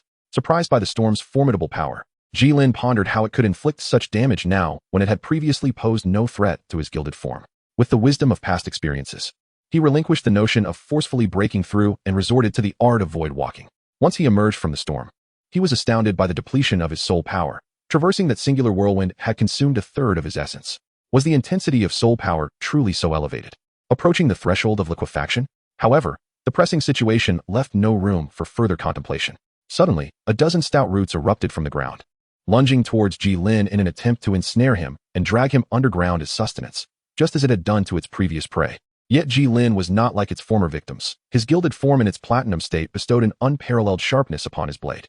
With his soul power perfectly attuned to the golden essence and his prowess with the blade, he faced the oncoming roots that surged like a dragon rising from the earth. Gilin's knife sliced through them with the smoothness of a hot knife through butter. As the roots fell one after another, the bloodthirsty cherry blossom tree trembled violently, its last remaining petals cascading down as it prepared for a final desperate attempt. In that moment, the domain of the god of slaughter manifested. This unexpected realm momentarily stunned the bloodthirsty cherry blossom, and seizing the opportunity, Gilin struck with his blade. He plunged it horizontally into the trunk, and with a flick of his wrist, a massive wave of sword energy erupted, severing the tree in two. The towering trunk crashed to the ground, causing the earth to tremble thrice. As the dust settled, a deep, dark soul ring shimmered conspicuously upon the freshly severed surface. In that instant, Gilin could not afford to revel in victory. He promptly seated himself to recuperate. His soul power was nearly depleted to a mere fraction. The bloodthirsty cherry blossom was the sovereign of the surrounding 100 miles, and its oppressive aura ensured that no soul beasts dared to disturb him for a time. Approximately an hour later, Gilin restored his soul power to its full capacity.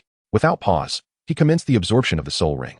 Despite its impressive age of nearly 70,000 years, far surpassing that of most Soul Saints' seventh soul rings, Gilin felt confident. After all, he had previously ascended through sheer physical resolve. Moreover, he was not alone in this battle. His two comrades had shared a considerable amount of the burden.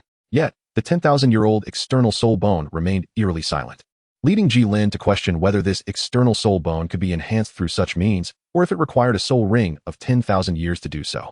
Nonetheless, as Gilin continued to grow, the external soul bone gradually strengthened, along with the god of slaughter domain that accompanied it.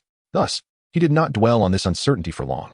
This time, unlike previous encounters, the god of slaughter domain manifested autonomously, filtering the energy of the soul ring before bestowing it upon Gilin and the two soul bones for absorption. Gilin felt that this domain of the god of death must have intercepted something, for when he absorbed the soul ring, he only experienced a refreshing coolness in his mind, an exquisite sensation he had never encountered before. After completing the absorption of the soul ring, Gilin reached the 52nd level, and he could distinctly perceive that his mental strength seemed to have significantly increased. Gilin harbored speculations regarding the interception within the domain of the god of killing. Could it be the lingering remnants of spirit beasts trapped within the soul rings? Previously, with the aid of my Eye of Bones, I was able to exclude these remnants. However, now, with the advent of the god of killing domain, he possesses the ability to eradicate these remnants and transform them into pure, refined spiritual energy to nourish me. After all, the primary focus of the god of killing domain is indeed mental assault. These remnants seem to be referred to as soul tremors in the original text. A year later, within a simulated training ground of the Shinkong Academy, lush greenery enveloped the surroundings, and at the center lay a sizable pond. Gilin stood atop the stone pedestal in the center of the pond, slowly drawing his sword from its sheath. Indeed, after much deliberation, Gilin had once again taken up the sword. This choice resonated deeply with his state of mind. A dagger, sharp at the front and dull at the back, charges forward without hesitation. A sword, with blades on both sides, requires a measured approach in both advance and retreat. In pursuit of honing his spirit, Gilin reverted to the sword he had originally chosen. However, the distinction between dagger and sword is often blurred. Returning to the present moment, Gilin held the sword in his right hand, horizontally across his chest, while his left hand's index and middle fingers rested lightly upon the blade's spine. As his fingers glided slowly, an inexplicable aura began to emanate from him. The water's surface began to ripple, and the surrounding flora swayed gently. Yet Gilin's presence began to wane. In the next instant, a crack echoed as the sword in Gilin's grasp shattered, fragments catapulting outward. They struck the water, sending up geysers reaching heights of several meters, and upon hitting the ground, they stirred up clouds of dust, creating a pit measuring 1 meter deep and 2 meters wide. The impact on the surrounding plants is left to the imagination. At that moment, Feng Xiaotian emerged, applauding as he approached. After surveying the damage around him, he turned to Gilin and said, "Congratulations, Brother Ji, your martial arts have reached a remarkable level." Although the sword had ultimately shattered, signaling apparent failure, both men understood that this was merely due to the sword's inferior quality. A superior sword would suffice. Moreover, he have yet to utilize the gilded weapon spirit. Gilin humbly remarked with a smile, "It is still early. I have merely completed the most fundamental framework. It pales in comparison to your Gale Demon Wolf's 72 winged slashes. This is largely thanks to your manuscript, dear Brother Ji. Truly, it is worthy of being the prince's treasured collection. I must also credit Brother Feng for his assistance. Otherwise, I would not have been able to comprehend it." Since Gilin's breakthrough to Soul King a year ago, he had begun to delve into the manuscript left by Qin Douluo. It was evident that Gilin recognized it. Yet the manuscript did not recognize him. He could decipher each character, yet the formation of coherent sentences eluded him. Phrases such as "with the divine," "solidify strength," and "retain it within the body," "strength moves freely," while technique naturally takes shape, left Gilin in a state of confusion. After a fortnight of fruitless efforts, Gilin could no longer endure it. He thought to himself, "Isn't there a formidable individual here who has created their own soul technique? Consulting him might yield some insights." Thus, Gilin took the manuscript and sought out Feng Xiaotian. Chapter 91. Tasks and Unexpected Gains. When Gilin first arrived at the Shinkei's Academy, he was mistaken for someone from the Shrek Academy seeking trouble. Strangely, Shrek did not make a fuss about Gilin's departure. Coupled with Gilin's expression, which resembled that of someone who had just lost a loved one, it was quite challenging for others to believe he was there to visit a friend. Fortunately, Feng Xiaotian arrived just in time to avert a potential conflict. Upon seeing Gilin for the first time, Feng Xiaotian was taken aback. In his prior perception, Gilin had always exuded a humorous demeanor, yet the person before him appeared as if someone owed him 8 million without repayment. When Gilin expressed his desire for Feng Xiaotian to teach him the techniques of creating his own soul skills, Feng Xiaotian declined. After all, developing one's own soul skills is not a task that can be accomplished in a day or two. He could surely use that time for his own cultivation. Just as Feng Xiaotian contemplated how to refuse, Gilin produced a notebook and pointed to a particular phrase, asking, "What does this mean?" Those who master the technique can manipulate it at will. Following Jilin's, Feng Xiaotian gazed at the phrase for a considerable time. And with a hint of flattery in his eyes, he inquired, "When shall we begin?" Gilin, "The sooner the better." In the mimicry training ground. Noticing Jilin's pleasant demeanor, Feng Xiaotian also smiled as he extended his hand towards Gilin, saying, "So generous, 3,000 gold soul coins." Had it been a year prior, Feng Xiaotian would undoubtedly have hesitated to ask Gilin for money, but times have certainly changed. Gilin glanced around the surroundings, feeling somewhat embarrassed as he scratched his head. "How about a discount?" After a moment's consideration, he added, "All right, given our amicable relationship, I'll offer you a discount of 12. Gilin tentatively inquired, "Could it be reduced further? How much can you offer?" Gilin raised his index finger. 1,000. Gilin shook his head. "Brother, are you offering a discount? Are you trying to break my bones?" Gilin shrugged his shoulders, expressing his helplessness. "You are well aware of the exorbitant cost of living in Douluo City. You have also charged me a considerable amount in venue rental fees. Even a landlord with abundant resources would eventually run out." Yet, Feng Xiaotian, still somewhat unwilling to accept the reality, inquired, "Is there truly nothing left?" Gilin sighed in resignation, asserting that it truly was not the case. How could such a grand institution like Shinkong concern itself with trifles such as his? Feng Xiaotian replied with a hint of sarcasm, stating that one who does not take charge cannot comprehend the value of essential resources. Presently, 70% of the student body in Douluo City is enrolled at Shrek Academy. In a bid to retain the remaining 30%, our 5 prestigious academies have spared no effort in providing benefits. Our finances have long been in deficit, and we have even begun to contemplate the reduction of certain facilities. Gilin had not anticipated that the situation at the 5 Elements Academy had become so dire. "What do you intend to do? Are you planning to negotiate with the nobles who have been our allies in hopes of securing their support?" Gilin sighed, producing a pouch containing 100 gold soul coins, which he placed in Feng Xiaotian's hand. He offered a comforting pat on Feng Xiaotian's shoulder before departing. "It appears that the situation of the 5 great academies is even worse than I had anticipated." Douluo City, the prince's mansion. Gilin and Xueqinghe sat facing each other. Throughout the past year, the relationship between Xueqinghe and Gilin had significantly deepened as Gilin repeatedly accomplished the tasks assigned to him. This time, Gilin was summoned for a new objective. Xueqinghe presented a dossier to Gilin, stating, "This contains the information regarding the current target." Although referred to as information, it merely encompassed the target's appearance and address. After all, Gilin merely needed to open the void to resolve the matter, rendering any additional details unnecessary. Over the course of the year, Gilin had assisted Xueqinghe on 5 occasions, each time successfully completing the task on the very night it was assigned. He flawlessly embodied the essence of the saying, "To hear the way in the morning is to die contentedly by evening." Upon opening it, Gilin exclaimed, "Ah, the Minister of Finance, you have finally decided to take action against him."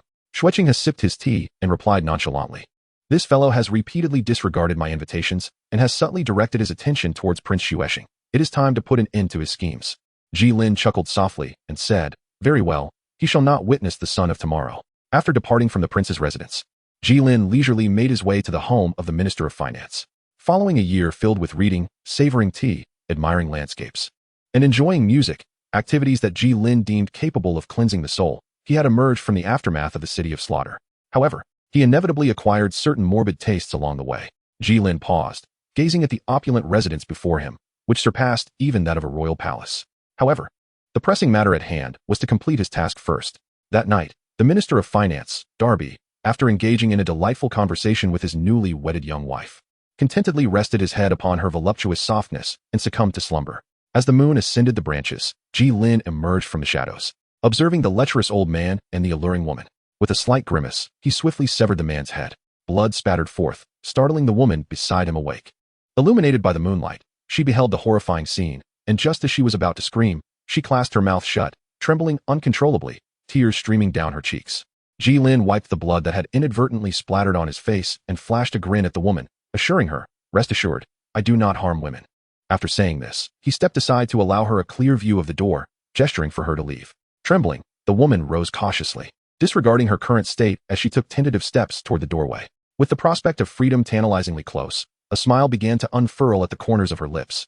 Suddenly, her perspective shifted dramatically, and there before her was the captivating figure that held Dobby in rapture. Observing the look of confusion on the woman's face, Gilin remarked, "If you step out with your left foot first, it would disrupt public order." As Gilin approached the bedside, He reached out to pluck a ring from the corpse's right hand, a storage soul guide belonging to Dabi. Upon closer inspection, even Gilin was nearly taken aback. Goodness. This truly belongs to a minister of finance from the Tiando Empire. Just a single card here could equate to the rewards from 2 of my missions. Although Dabi's storage soul guide had a modest capacity of merely 15 cubic meters, the treasures within far surpassed the worth of the guide itself. A substantial pile of gold soul coins lay within, alongside several gold cards, each equivalent to 1 million gold soul coins. However, what astonished Gilin the most was a metallic box. With a mere thought, the box manifested in Gilin's hand. He gently caressed the dark gray surface of the box before opening it, revealing a right leg bone that emanated a ghostly glow. Adjacent to it was a note detailing the 10,000-year ghost-faced falcon right leg bone. Unfortunately, its quality was subpar, consisting only of the lower leg portion. Gilin could not help but exclaim, "No wonder some claim that the cultivation in Douluo involves nuclear radiation. It turns out they use lead boxes to contain soul bones." Chapter 92, Soul Hunting and Departure. After stowing the soul bones and several gold cards into his pocket, Gilin vanished once more, curious to see how long it would take for Dabi's subordinates to notice. As for the consequences that might ensue, they were of no concern to Gilin. Upon his return to the Crown Prince's residence, he found nearly everyone resting. Skillfully evading the patrolling guards, Gilin made his way to Shui Qinghe's chamber with ease. Gilin gently knocked on the door and, upon receiving permission, stepped inside. Shui Qinghe was engrossed in a book beneath the glow of a soul-guiding lamp. In truth, Gilin preferred to traverse walls directly, yet Shui Qinghe consistently opposed such whims, compelling Gilin to acquiesce to her desires. Once inside, Gilin found a seat for himself and poured a glass of water. Shui Qinghe, accustomed to Jilin's behavior, kept her gaze fixed on the pages. "Is everything settled?" she inquired. "Indeed, you truly excel in this line of work. Oh, by the way, if there are no other pressing matters, please refrain from leaving Tiando City." At this remark, Gilin raised an eyebrow and asked, "Is there a significant development at the Spirit Hall?" Shui Qinghe remained silent, her attention unwavering from her book. Observing her demeanor, Gilin understood. "Very well, I shall do my utmost, but you must at least provide me with a deadline." Shui Qinghe cryptically replied, "In due time, you shall know." With her response, Gilin fell into contemplation. Was the Blue Lightning Overlord sect facing annihilation? The following day, the news of Chancellor Darby's demise spread throughout Tiando City. The Bedouin Emperor Shui Yi was incensed. This marked the 5th minister to be murdered. However, Prince Shui Xing, tasked with uncovering the culprit, had no leads, further disappointing Emperor Shui Yi. Consequently, Shui Qinghe naturally took over the investigation. Yet, although she had ostensibly assumed the role, her true intentions lay elsewhere. Her actions aimed merely to thwart any attempts to obstruct her plans. That afternoon, a new chancellor was appointed from the prince's residence. With this position secured, Shui Qinghe's faction had effectively seized all significant roles within the court. Such political affairs bore little relevance to Gilin, who remained in the study, meticulously tallying his earnings from the past year. A total of 352 gold soul coins and a piece of a 10,000-year-old ghost-faced falcon's right leg bone. Indeed, they are the parasites of the empire. Those targeted by Shui Qinghe were invariably high-ranking officials, each possessing substantial wealth. Gilin would not miss the opportunity to pilfer a share during the course of his duties. After all, who other than themselves could ascertain the extent of their assets? As long as Gilin refrained from excessive greed, he was unlikely to expose himself. Although Shui Qinghe was aware of Jilin's unscrupulous dealings, she chose to turn a blind eye. After all, if Gilin were not avaricious, she would begin to suspect ulterior motives. Yet, she had not anticipated his audacity in claiming such a substantial sum. Safeguarding this wealth was paramount, as it pertained to Jilin's future schemes. 3 days hence, explosive news reverberated throughout the Tiando Empire. The Blue Lightning Overlord sect had been destroyed, and the 7 Treasure Glazed Tile sect had suffered severe losses. Initially, many dismissed the news as folly. After all, who on the continent was unaware that the 7 Treasure Glazed Tile sect and the Blue Lightning Overlord sect were among the top 3 sects? How could one perish while the other lay in ruins overnight? However, upon witnessing Ning Fengji enter Tiando City with the 7 Treasure Glazed Tile sect in disarray, all were compelled to acknowledge the truth of the report. Among the most distressed were the Thunder Academy, one of the 5 elements, comprised as they were of offshoots from the Blue Lightning Overlord sect, although they might now ascend to become the direct lineage of the Blue Lightning Overlord. Losing their patron was a daunting prospect. Simultaneously, Yu Tianxin from the Tiando Royal Academy and Yu Shaojiang and Lu Erlong from Shrek Academy received word of their family's obliteration. A wave of sorrow washed over them. "Bibi Dong, I shall not rest until we are adversaries." Yu Shaojiang choked out these words, his eyes reddening. Beside him, Flinder consoled. "The dead cannot return. Shaojiang, take heart." Once Yu Shaojiang regained his composure, Flinder turned to Ning Fengji, inquiring what assistance Shrek Academy might offer. "Prince Shui Qinghe has already secured us a temporary stronghold. Should there be any need for Shrek's aid, I implore you, Director Flinder, do not hesitate. Absolutely. Gilin had naturally heard the news. Is it indeed related to this matter? I wonder if those three survived. However, it seems their chances are rather grim. If they had survived, Shrek would likely show some concern, wouldn't they? Beside him, Schwetching had chuckled, remarking, "This is the consequence of opposing my spirit hall." At this moment, I certainly would not dampen Gilin's spirits. I merely echoed his sentiments and inquired, "When will your grand scheme of usurpation commence?" Schwetching composed himself and replied, "It shall commence as soon as my Imperial Guard arrives." "Is that so? Then my presence or absence matters little," Gilin remarked. Are you leaving?" Schwetching questioned. "Did I not mention before? Over the past year, my spirit power has not increased at all. I must seek a suitable place to enhance my abilities. Perhaps Sea God Island?" Gilin was somewhat astonished, Did you not mark it all on the map? Gilin was taken aback. How could you possibly know this? You must be a devil. That map was only revealed during one of my leisurely baths. Schwetching cheeks flushed slightly as she explained. I happened to discover that a map belonging to a former Minister of Military Affairs had gone missing, and I immediately suspected it was you. Gilin remained skeptical. Although the map was indeed related to that mission, how could he possibly know that it depicted the nautical chart of Sea God Island? Is it truly so?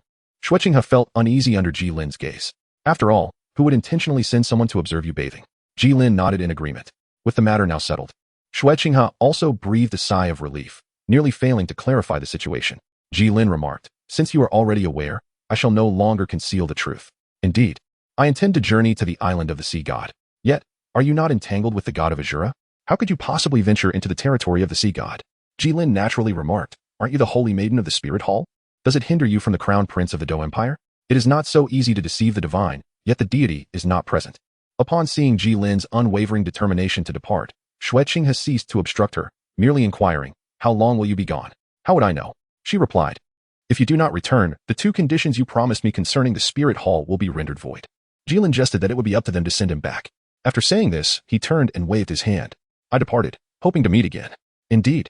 Chapter 93. The evening gathering in the Moon Pavilion in the early morning. Dewdrops still glistened upon the roadside weeds, and Gilin embarked on yet another journey. According to the map, Hanhai City is situated in the far west of the Tiendo Empire, a distance of 3,000 kilometers from Tiendo City. It borders the Hastarjan Kingdom. And at my pace, it would take no more than 20 days to reach there. Gilin consulted the map to confirm his route was correct, and then produced another piece of paper, which detailed that the Min tribe currently resided in Zixabi City, at the junction of the Hastarjan and Balak kingdoms. After acquiring the soul bone of the ghost-faced falcon, Gilin set his sights on the crystal blood dragon ginseng, for it is a treasure of the physical body. Consuming it might allow him to cultivate as swiftly as he once did. Throughout the year, Gilin had not refrained from attempting cultivation, yet now, despite training under gravity, he only experienced sweat and muscle soreness, without any tangible gains. Meditation was somewhat effective, but the progress was agonizingly slow, by Gilin's estimation. It would take at least 3 to 5 years to advance a single rank. Thus, the acquisition of the soul bone, which resonated with his own, had reignited his ambition towards the crystal blood dragon ginseng. Due to Gilin's interference, Tang San's emergence from the path of hell was expedited by 6 months. With the reduced time, yet a constant number of casualties, Tang San was significantly affected compared to the original narrative, and thus, he remained in the Moon Pavilion for his studies. With nearly half a year until the gathering of the 4 major single attribute clans, the crystal blood dragon ginseng should still be in the possession of the Min tribe, rather than having been consumed by some rabbit. Thanks to Qian Rinchua's connections within the spirit hall, news of the Min tribe swiftly reached Gilin. After the 4 major clans severed ties with the Haotian sect, the spirit hall, concerned about their covert connections to the sect, discreetly dispatched individuals to monitor them, which elucidated why Gilin received information so promptly. The journey from Tiendo City to Zixabi City and then to Hanhai City added at least 1,000 kilometers to the trek. Yet all of it would be worthwhile if he could successfully obtain the crystal blood dragon ginseng. Suddenly, Gilin pondered an oversight, ostensibly. The soul hunting operation comprised 2 components, one led by 8 titled Douluos attacking the 7 treasure glazed tile sect and the blue electric Tyrannosaurus Rex family, while the other, commanded by Ju and Ghost Douluo, sought to capture Xiao Wu, subsequently transferring the soul ring to Bibi Dong, with the soul bone likely going to Hulaina. This was the moment of Xiao Wu's sacrifice, marking Tang San's first acquisition of a 100,000-year soul ring, followed by his triumphant return to the Haotian sect. Gilin recalled this sequence quite vividly. Thus, the question arose, could Tang San, still uncompleted in his studies, rescue his child bride? After much contemplation, Gilin thought to himself, what does it matter to me? Little did he know that on the very next day, the nobles had decided to host a soiree at the Moon Pavilion to quell the unrest caused by the incidents involving the blue lightning tyrant dragon and the 7 treasure glazed tile school. Tang Yuehua, recognizing the multitude of nobles involved, consented to their request, as it would be impolite to dismiss those who held such importance in society. Moreover, to encourage the exceptional students to participate enthusiastically, Tang Yuehua proposed that those who performed well at the event would be granted early graduation. The prospect of early graduation instantly rekindled Tang San's interest, who thought, is there such a delightful opportunity? 3 days later, the grand soiree meticulously prepared by the nobles commenced. Among the invited guests were various nobles and some promising young talents, including the survivors from both the Seven Treasure Glazed Tile School and the Blue Lightning Tyrant Dragon. Naturally, Xue Qinghe, the most influential figure in the current era, was also present, as his bright future was evident to even the most oblivious. Do you remember me, your highness? I am Count Monka, and I have long admired you from afar, exclaimed one nobleman. Beside him, Princess Xue Ku, who had been following Xue Qinghe, was visibly annoyed and remarked, Brother, these people are far too clingy. We have barely met, yet they are so enthusiastic. At that moment, Ning Fengji approached, saying, this is the unavoidable nature of social gatherings. Are you still unaccustomed to it in the Moon Pavilion? Upon recognizing Ning Fengji, Xue Ku suppressed her irritation and softened her tone. Despite the Seven Treasure Glazed Tile School's recent hardships, Ning Fengji, along with Jian and Douluo, remained alive and well. His position as the prince's mentor granted him considerable influence in Heaven-Do City. Please excuse me, Uncle Ning. Although there are similar courses at the Moon Pavilion, their enthusiasm is quite overwhelming, she replied. Observing Xue Ku's contrasting expressions, Xue Qinghe couldn't help but smile. He too felt somewhat bothered by the crowd but understood the necessity of maintaining a cordial facade to further his ambitions in the Heaven-Do Empire. Yet, during such moments, he couldn't help but recall someone who was rather blunt with him. Xue Ku, my dear sister. A light voice chimed in, belonging to Ning Rongrong, the young master of the Seven Treasure Glazed Tile School. Rongrong, you're here, exclaimed Xue Ku, her face lighting up. Of course, I've been here for quite a while. Come, I've discovered something delicious. I must take you to try it. Delighted, the two girls clasped hands and chattered animatedly as they wandered off, leaving two men behind. Exchanging glances, Ning Fengji chuckled. It has been a while since I've seen Rongrong smile so brightly. Xue Qinghe added. Then I shall encourage Xue Ku to spend more time with Rongrong. No need for that. Rongrong will inevitably face greater challenges ahead.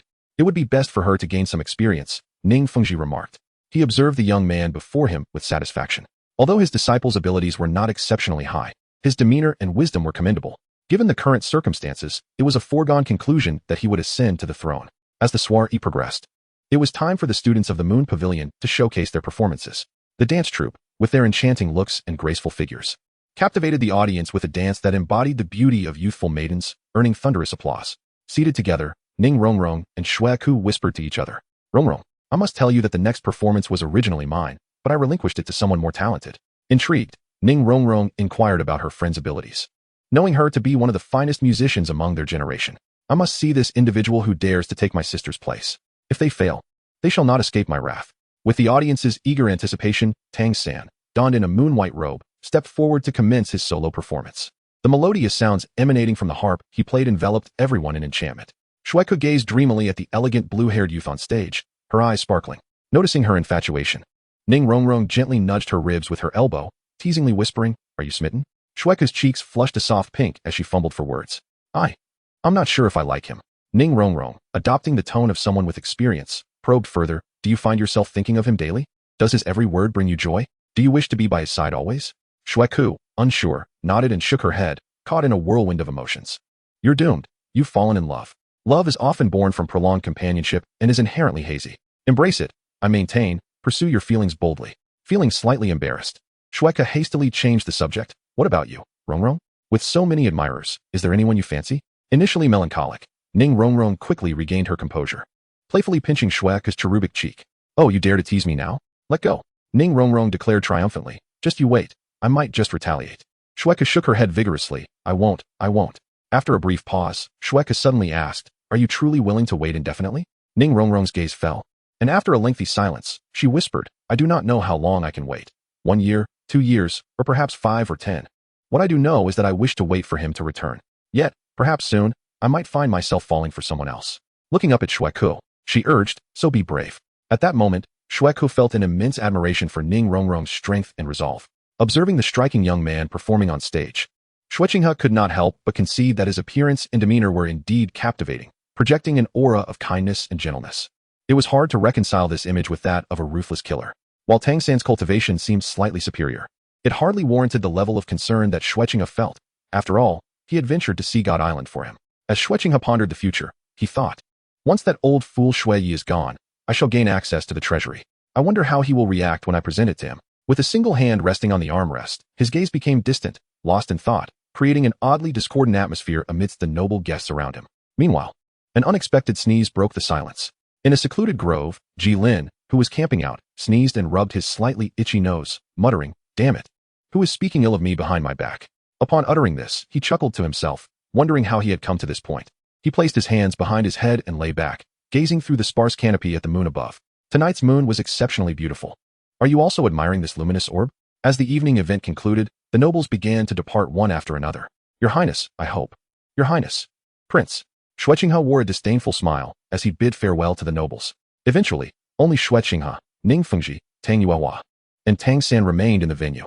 Ning Fengji spoke first. Yuehua, do you not intend to introduce this young talent beside you? With his discerning gaze, Ning Fengji had already recognized Tang San's extraordinary presence. Tang Yuehua covered her mouth and chuckled softly. Ning Zongzhu, you flatter me. This is my nephew, Tang Yin. Ning Fengji raised an eyebrow, pondering the exceptional quality of this generation from the Haoyan sect. With Tang San and Tang Yin together, they would indeed be the twin stars of Haoyan. However, he was puzzled. When did Tang Xiao have a son? Noticing Ning Fengji's silence, Shueqinghe interjected, "Ah, so he is a distinguished disciple of Haoyan sect. A pleasure to meet you. One should not strike a smiling face, especially since we are old acquaintances." Tang San replied with a smile. "I have long admired your esteemed name, Your Highness. It is truly a fortunate encounter today." "Oh, is that so? I wonder if Brother Tang Yin has the time. I would very much like to befriend you. Regrettably, I must leave Tiando City tomorrow to attend to personal matters." "Oh, what a pity. I wish you all the best, Brother Tang Yin." As he spoke, Shueqinghe raised his right hand, performing the most basic gesture of farewell among nobles. Tang San was momentarily taken aback, but quickly responded, raising his hand to shake Shueqinghe's. "Then I shall borrow your Highness's good wishes." Shueqinghe discreetly conveyed some soul power to Tang San, who sensed it as well. The two then subtly withdrew their hands. "I shall not disturb you further," Shueqinghe announced. At this moment, Ning Fengji also expressed his intention to take his leave, casting a deep glance at Tang San before departing. Upon returning to the prince's residence, Shueqinghe contemplated his subtle confrontation with Tang San. Realizing that the soul power he had sent into Tang San's body had vanished without a trace, akin to a cow sinking into the sea. It was important to note that although Qian Rinxue's soul power had diminished significantly due to the soul bone's influence, her level of cultivation remained formidable. Tang San would undoubtedly be a pivotal figure in the future of the continent. In his mind, he recalled Jilin's evaluation of Tang San. While he found Jilin's words somewhat narrow-minded, the recent exchange had genuinely instilled a sense of threat within him. He immediately resolved to dispatch his 7 secret soul saints to eliminate Tang San. Even when hunting a rabbit, one must exert full strength. The words of Gilin lingered in Shueqinghe's ears, casting a shadow of hesitation over her. However, even with her utmost efforts, she found it arduous to contend against the 7 high-ranking soul saints, let alone a mere Tang San. She promptly commanded the 7 soul saints to lay in ambush by dawn the following day, insisting they would not return without Tang San's head. "I shall demonstrate to you that you have overestimated him." Chapter 95. The dilemma of the Min family. Once everyone had departed, Yuxian fell into a serene silence. Tang Yuehua gazed at the youth before her with a tinge of reluctance, but jested with a smile. "Do you not wish to spend just a little more time with me?" Tang San chuckled. "Aunt, you jest. If you accompany me, others will think you are my elder sister. I am merely eager to understand what transpired all those years ago. If you could enlighten me, I would not be in such a hurry." "You little rascal, now you even tease me," she replied. "Very well, go and meet your father. I suspect he will send you back to the sect for a visit. I shall return and await your arrival, so do come back promptly." Tang San felt a wave of gratitude wash over him. Tang Yuehua's decision to return to the sect was undeniably to lend him support. Due to Tang Hao's actions, the prestigious Haoyan sect had been forced into seclusion, and the resentment of the clansmen was palpable. While Tang Yuehua's gesture could not guarantee Tang San's smooth return to the sect, it certainly increased the chances. She patted Tang San's shoulder. "Rest early tonight and gather your strength for the journey ahead tomorrow." The next day at dawn, Tang San concluded his training of the purple extreme magic eye and officially set forth on his journey to leave Yuxian. As for his belongings, they had been packed the previous night and placed within the 24 Bridges bright moonlit night. Tang Yuehua opened the window, watching the receding figure on the street, and softly murmured, "Little San, safe travels. We shall meet at the Haoyan sect." Upon exiting the gates of Tiando City, Tang San could no longer suppress his excitement, racing forward without needing a map, as the route was firmly etched in his mind. At the very moment he crossed the city gates, 7 figures had already set their sights on him, stealthily following at a distance. As he traversed a densely wooded area, Tang San swiftly drew forth the Zhuge Divine crossbow from his waist, firing without a glance toward the hidden spot behind him. Although they concealed themselves expertly, Devoid of any excessive fluctuations in soul power, Tang San's formidable mental acuity allowed him to detect their presence immediately. He had deliberately lured them here to exploit the environment, enhancing the efficacy of the blue-silver grass and blue-silver domain.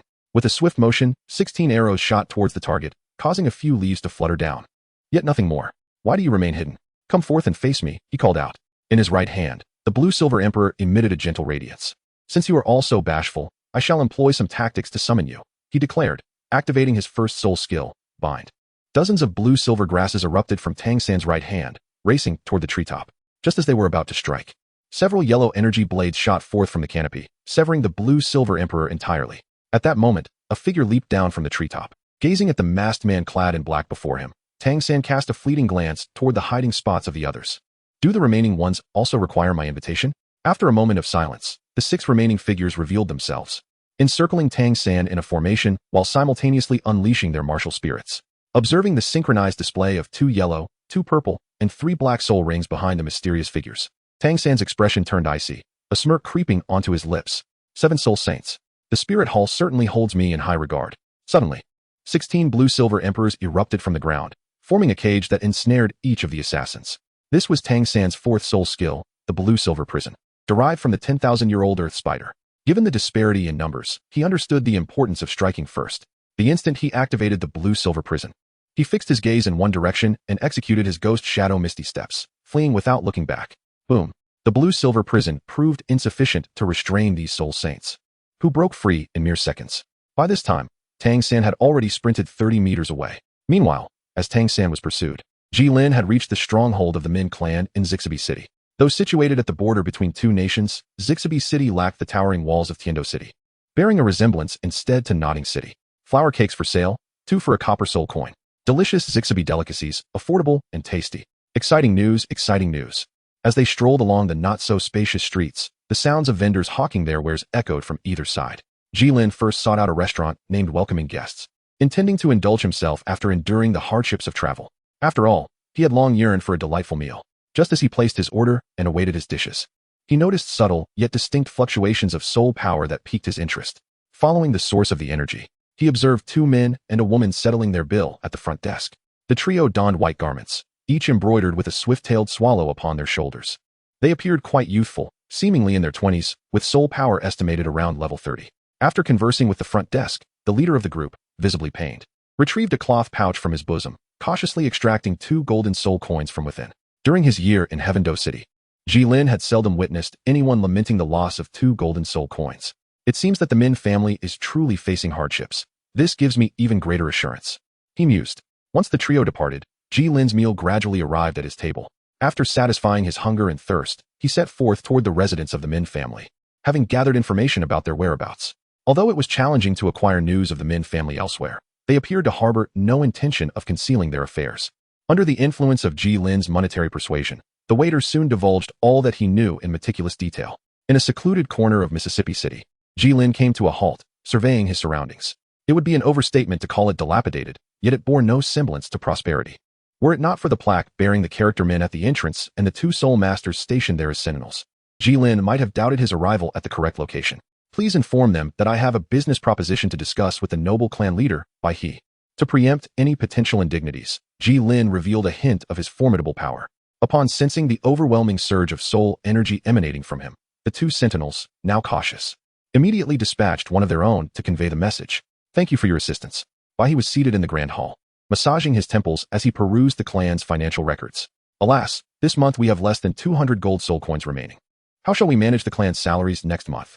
Although the Min clan boasted nearly 100 soul masters, there were also close to 300 ordinary clan members.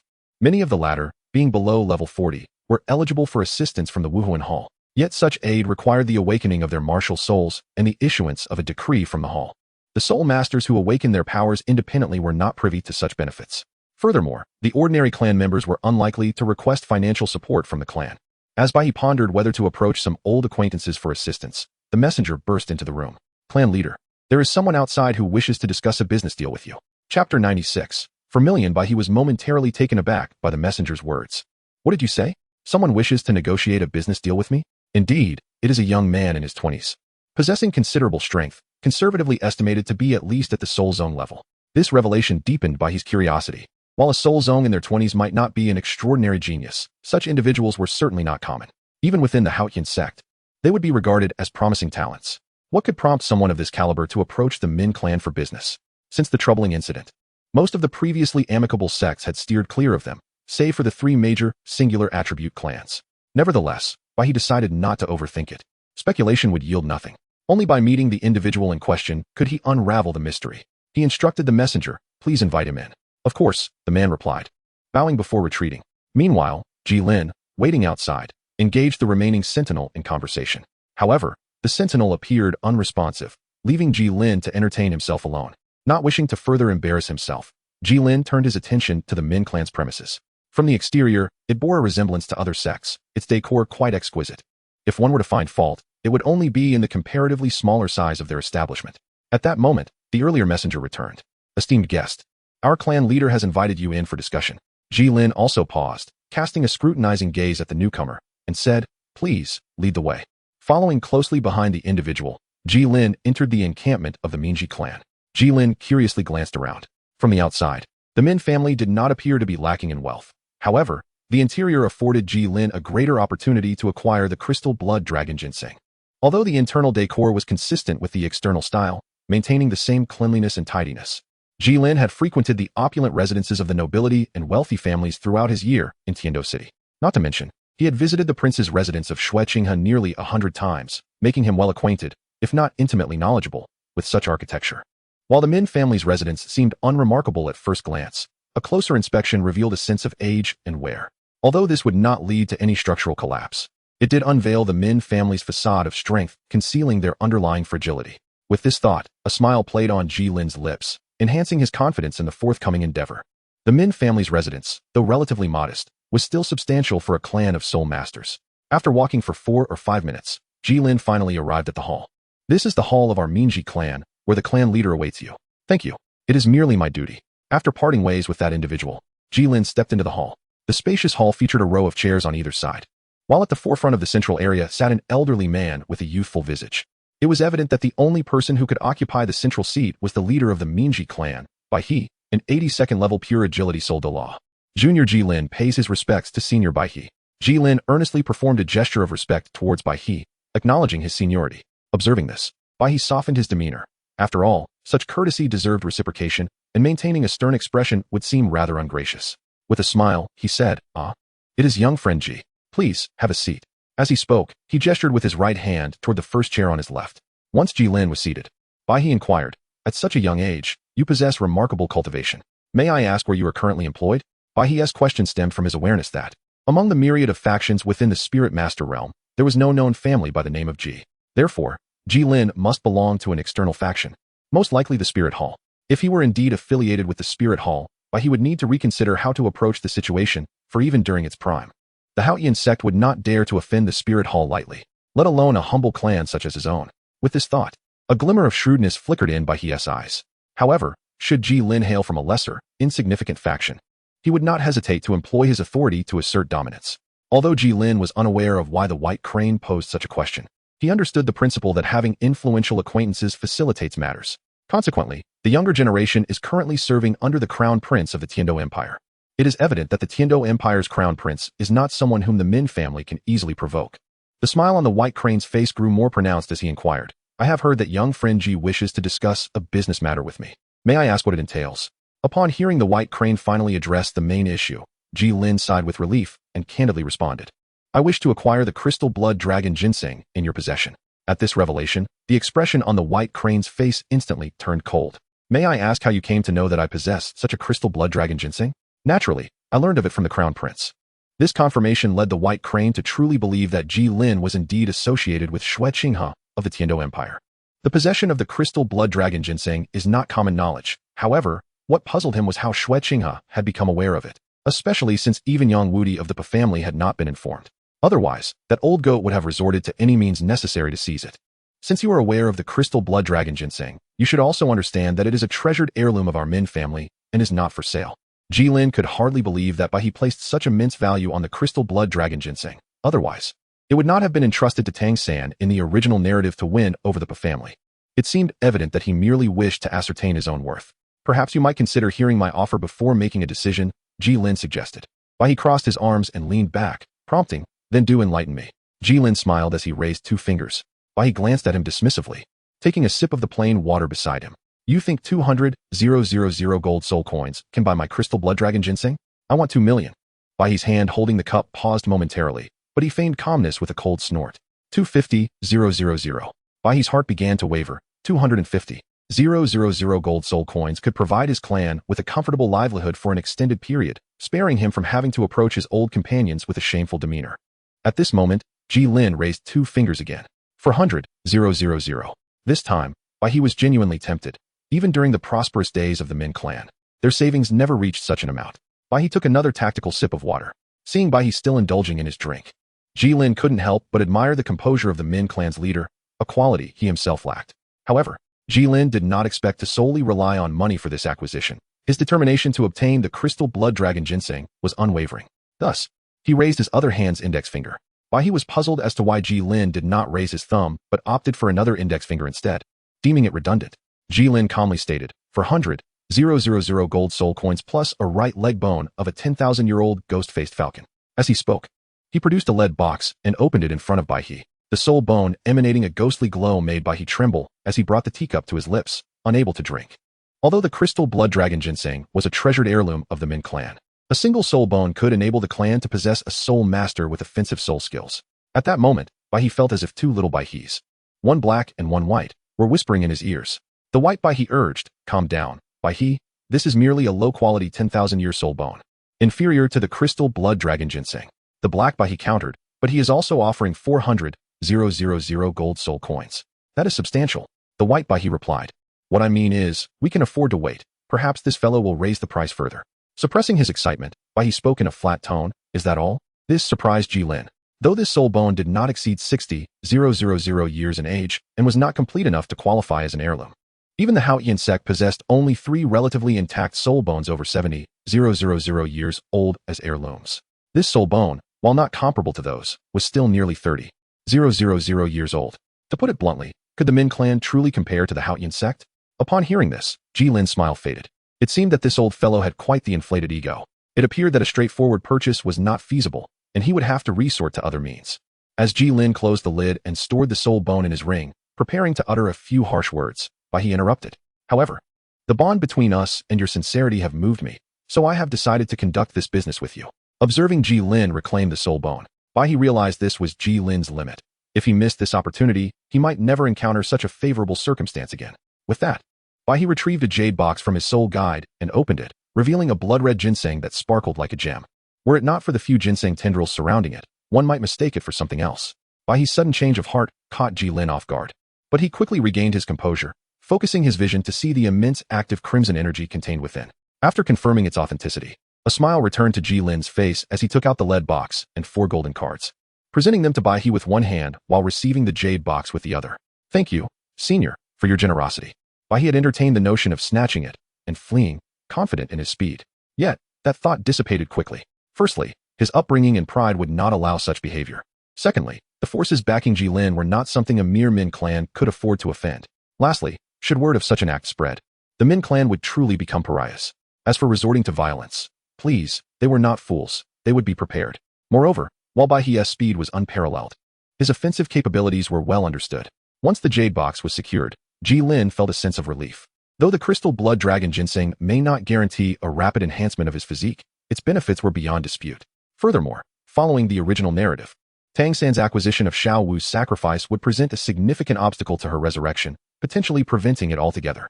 It was evident that both parties were satisfied with this transaction, especially Baihe, whose smile remained unwavering. If you have no other matters, feel free to stay with my Min clan for a few days. It would be my pleasure to extend my hospitality. At this moment, Gilin had to proceed to the Sea God Island and could not afford to linger here. In response to Baihe's invitation, Gilin politely declined, expressing gratitude for the elder's kindness, but stating that he had pressing matters to attend to and could not stay for long. He added that he would certainly visit again if the opportunity arose. Baihe's invitation was merely a formality, and Gilin's refusal was precisely what he desired. Then I shall not keep you any longer, young friend, Baihe said as he escorted Gilin to the entrance. Wishing you a safe journey. Until we meet again. With that, Gilin did not tarry any longer.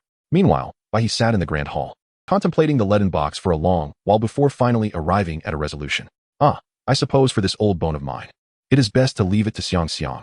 Having departed from the residence of the Min clan, the sky had begun to darken. Gilin checked into a hotel to rest well for a night, preparing to head straight to Hanhai City the next day. However, while Gilin was deeply asleep, the prince's mansion was far from peaceful. Before him knelt 7 figures, and sitting in the main seat was Xue Qinghe, whose expression was as dark as ink. Are you saying that the 7 of you, 7 soul saints, allowed a soul king to escape? The leader of the group bowed his head even lower. Please punish us, young master. At that moment, Xue Qinghe felt as if his lungs might burst from anger. He had never anticipated that even with the combined efforts of 7 soul saints, they would be unable to stop Tang San. He was at a loss whether to deem these 7 soul saints inept or to acknowledge Tang San's formidable strength. Although Xue Qinghe intended to reprimand them thoroughly, he recalled Jilin's earlier words, "Do not attribute all failures to your subordinates. One must also seek the reasons within oneself." Perhaps if he had dispatched the outcome might have been different. The more he thought about it, the angrier he became, glaring at the kneeling figures.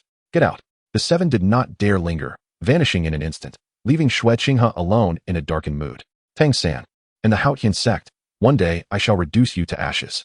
Once he regained his composure, Xue Qinghe pondered Tang San's tenacity, a testament to the master's exceptional teaching. It seemed prudent to consider delegating a portion of the newly arrived Imperial Guard for proper training. The day they are well trained would mark the time when I seize the Tiando Empire. By then, Tang San and his ilk would merely be playthings, easily extinguished at will. Chapter 98. Leaning against a great tree for shade, Tang San, making full use of the terrain and the dominion of the blue-silver domain, commanded the blue-silver grass to assist him, as if the entire forest conspired to aid him, continually creating difficulties for the 7 pursuers. Whether it was the sudden emergence of several strands of blue-silver grass attempting to bind their ankles, or the grass lurking in the ground to trip them, although these posed no real threat to the 7 soul saints, they inevitably disrupted their pursuit rhythm. Moreover, the range of the blue-silver domain had more than doubled to approximately 300 meters, with all the blue-silver grass in the forest reporting the positions to Tang San. In this back and forth, utilizing the ghost shadow misty steps, Tang San ultimately succeeded in escaping the relentless pursuit of the 7 soul saints.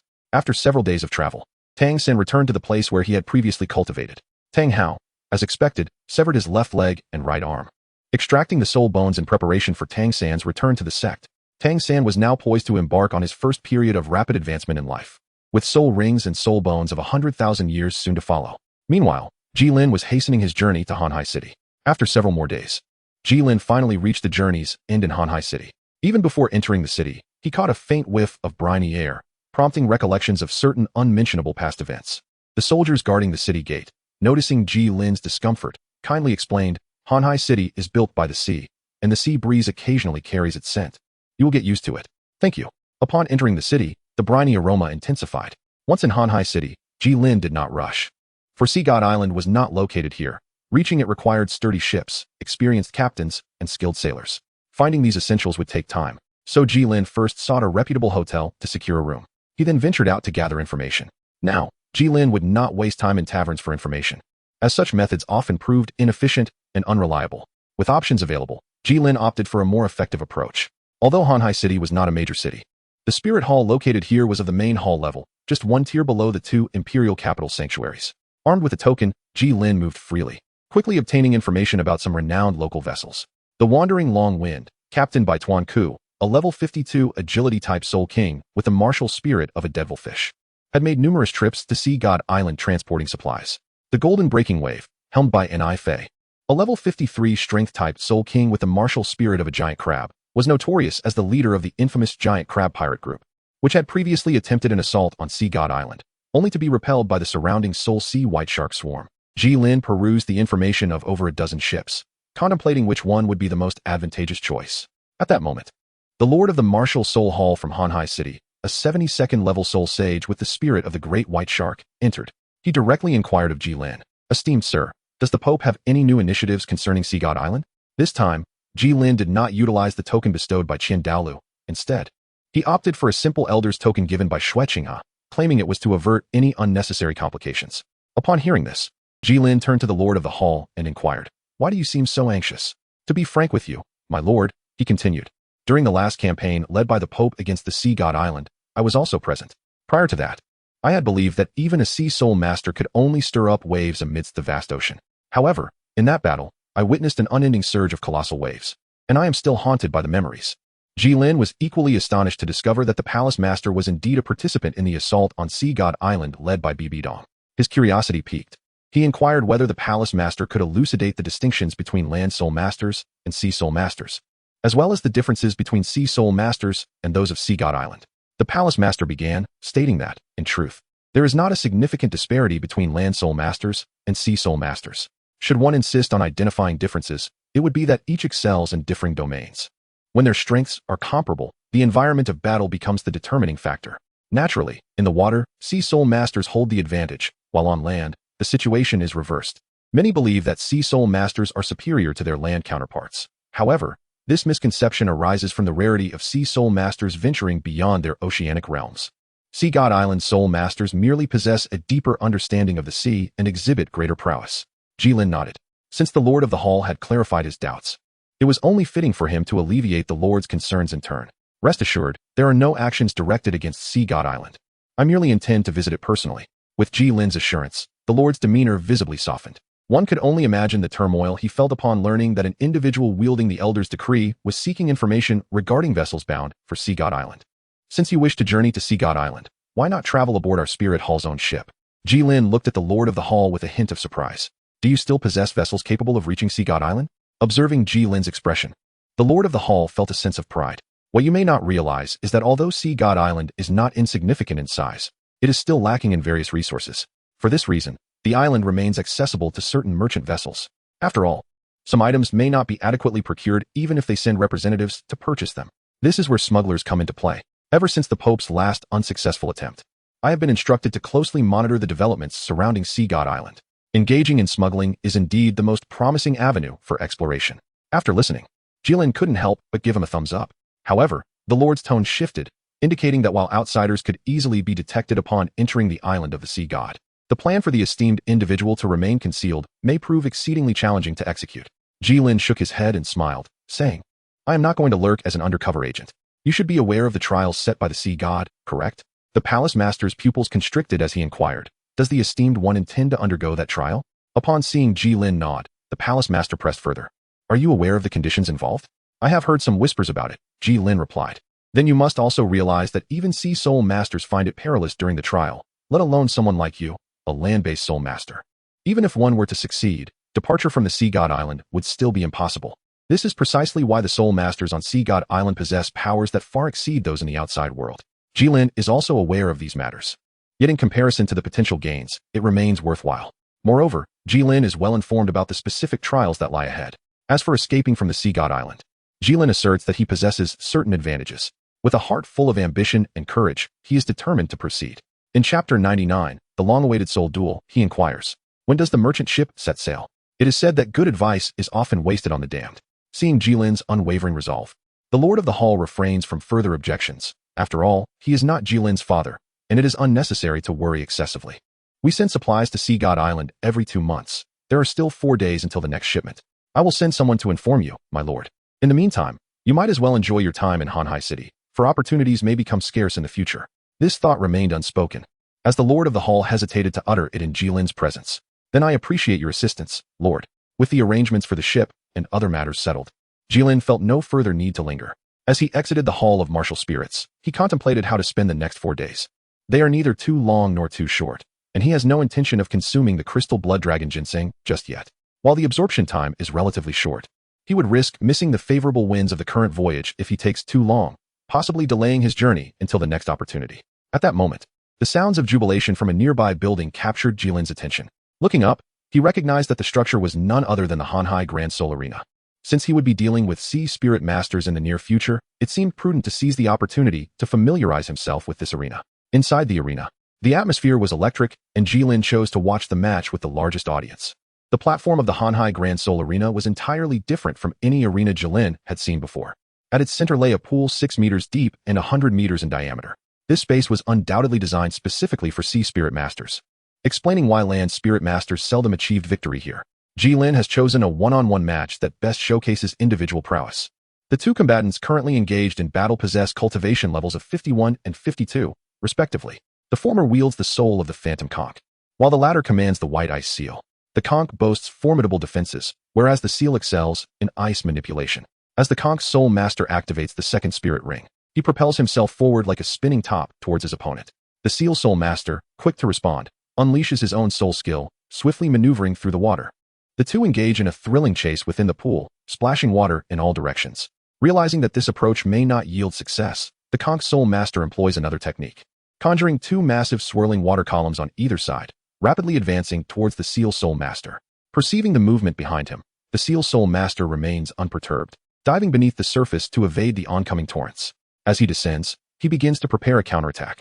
A chilling aura envelopes him as a beam of white light emanates from his mouth, freezing everything in its path, striking the Conch Soul Master directly.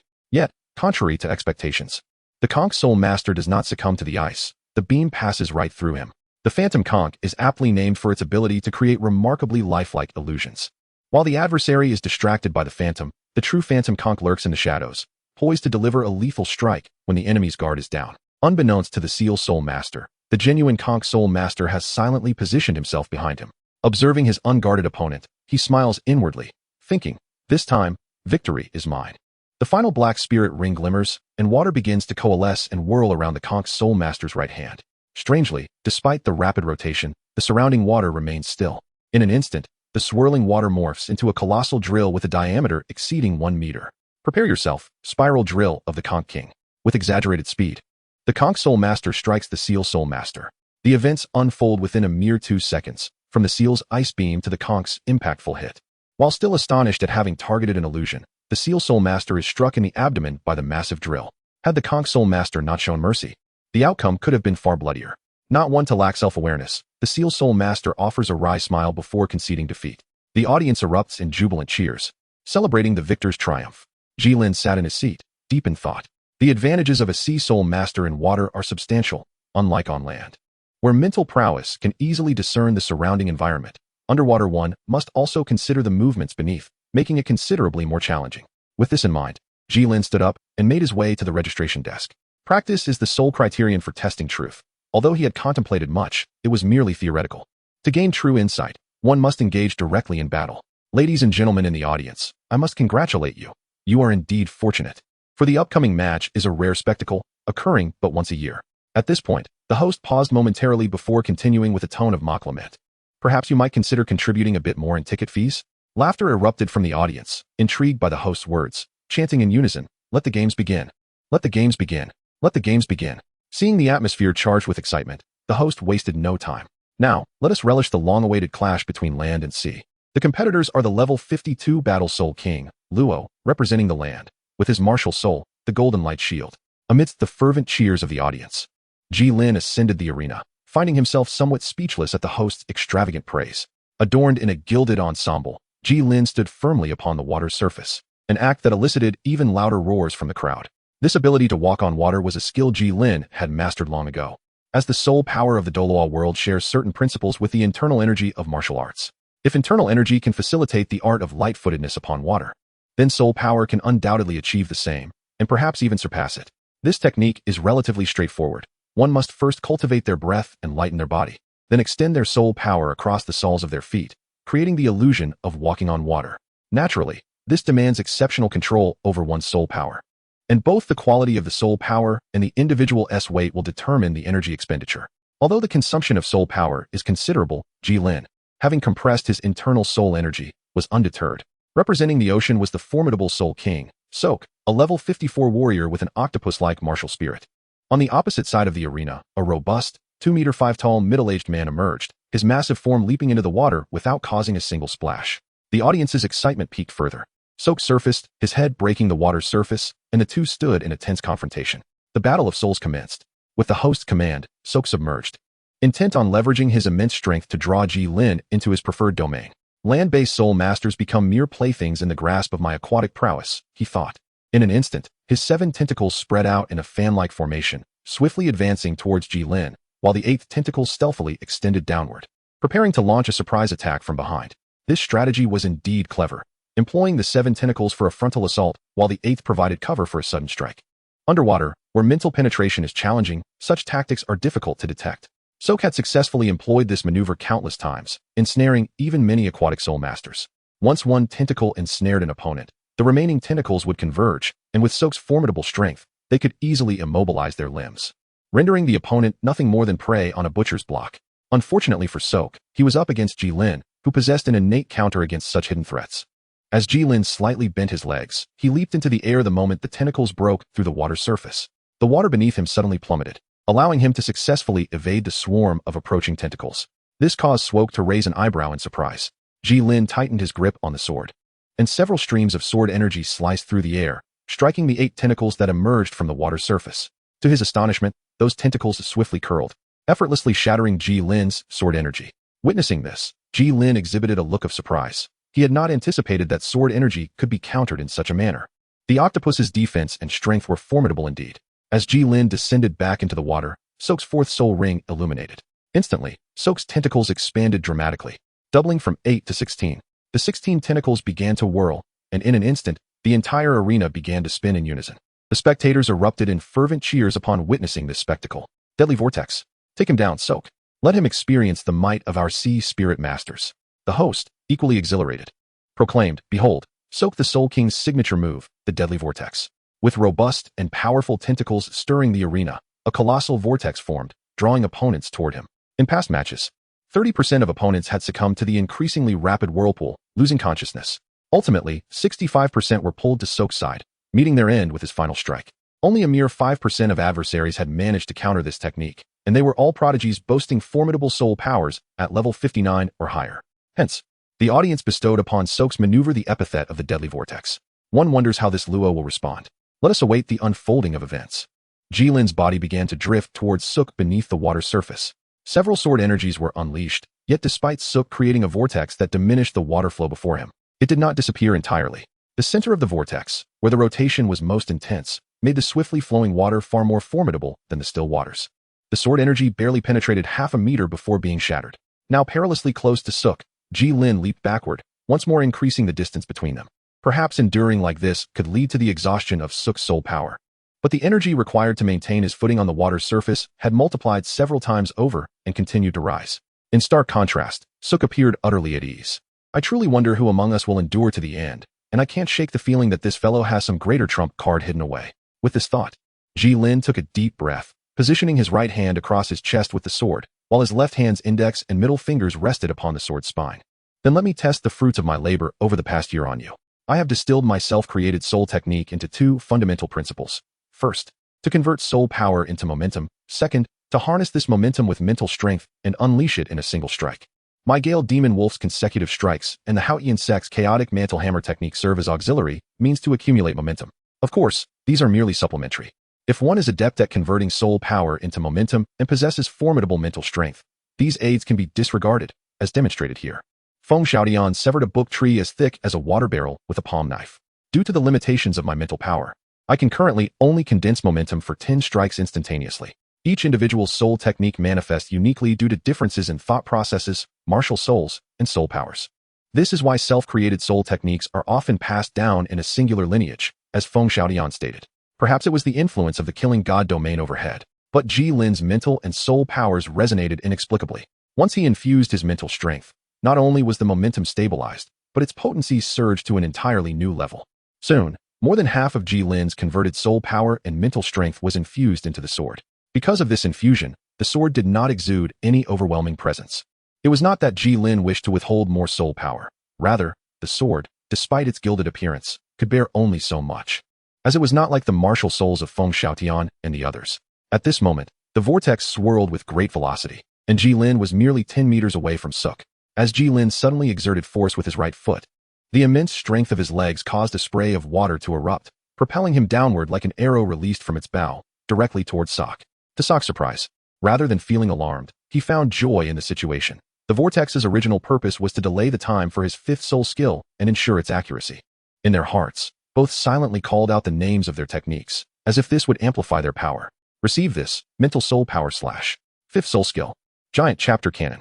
In the final second before their attacks collided, Gilin utilized the water's surface once more to accelerate, cleaving a path with his sword. To the astonishment of all onlookers, he forcefully sliced through the beam of light, leaving a shallow gash on Sok's chest. A trickle of blood stained the nearby water crimson. Sok touched the wound on his chest, sighed, and raised his hand to declare, "I concede." The match concluded. and he expressed gratitude for the thrilling duel brought forth by both participants. I hereby announce the victor is the Land Soul Master, Luo. With Sok's support gone, the arena returned to tranquility. Sok emerged from the water, and the two exchanged a handshake in farewell. You let me win, Sok chuckled. Not at all. I should be thanking you. Had you not shown mercy, I might have been left severely injured. It was merely a match. There was no need for a life or death struggle.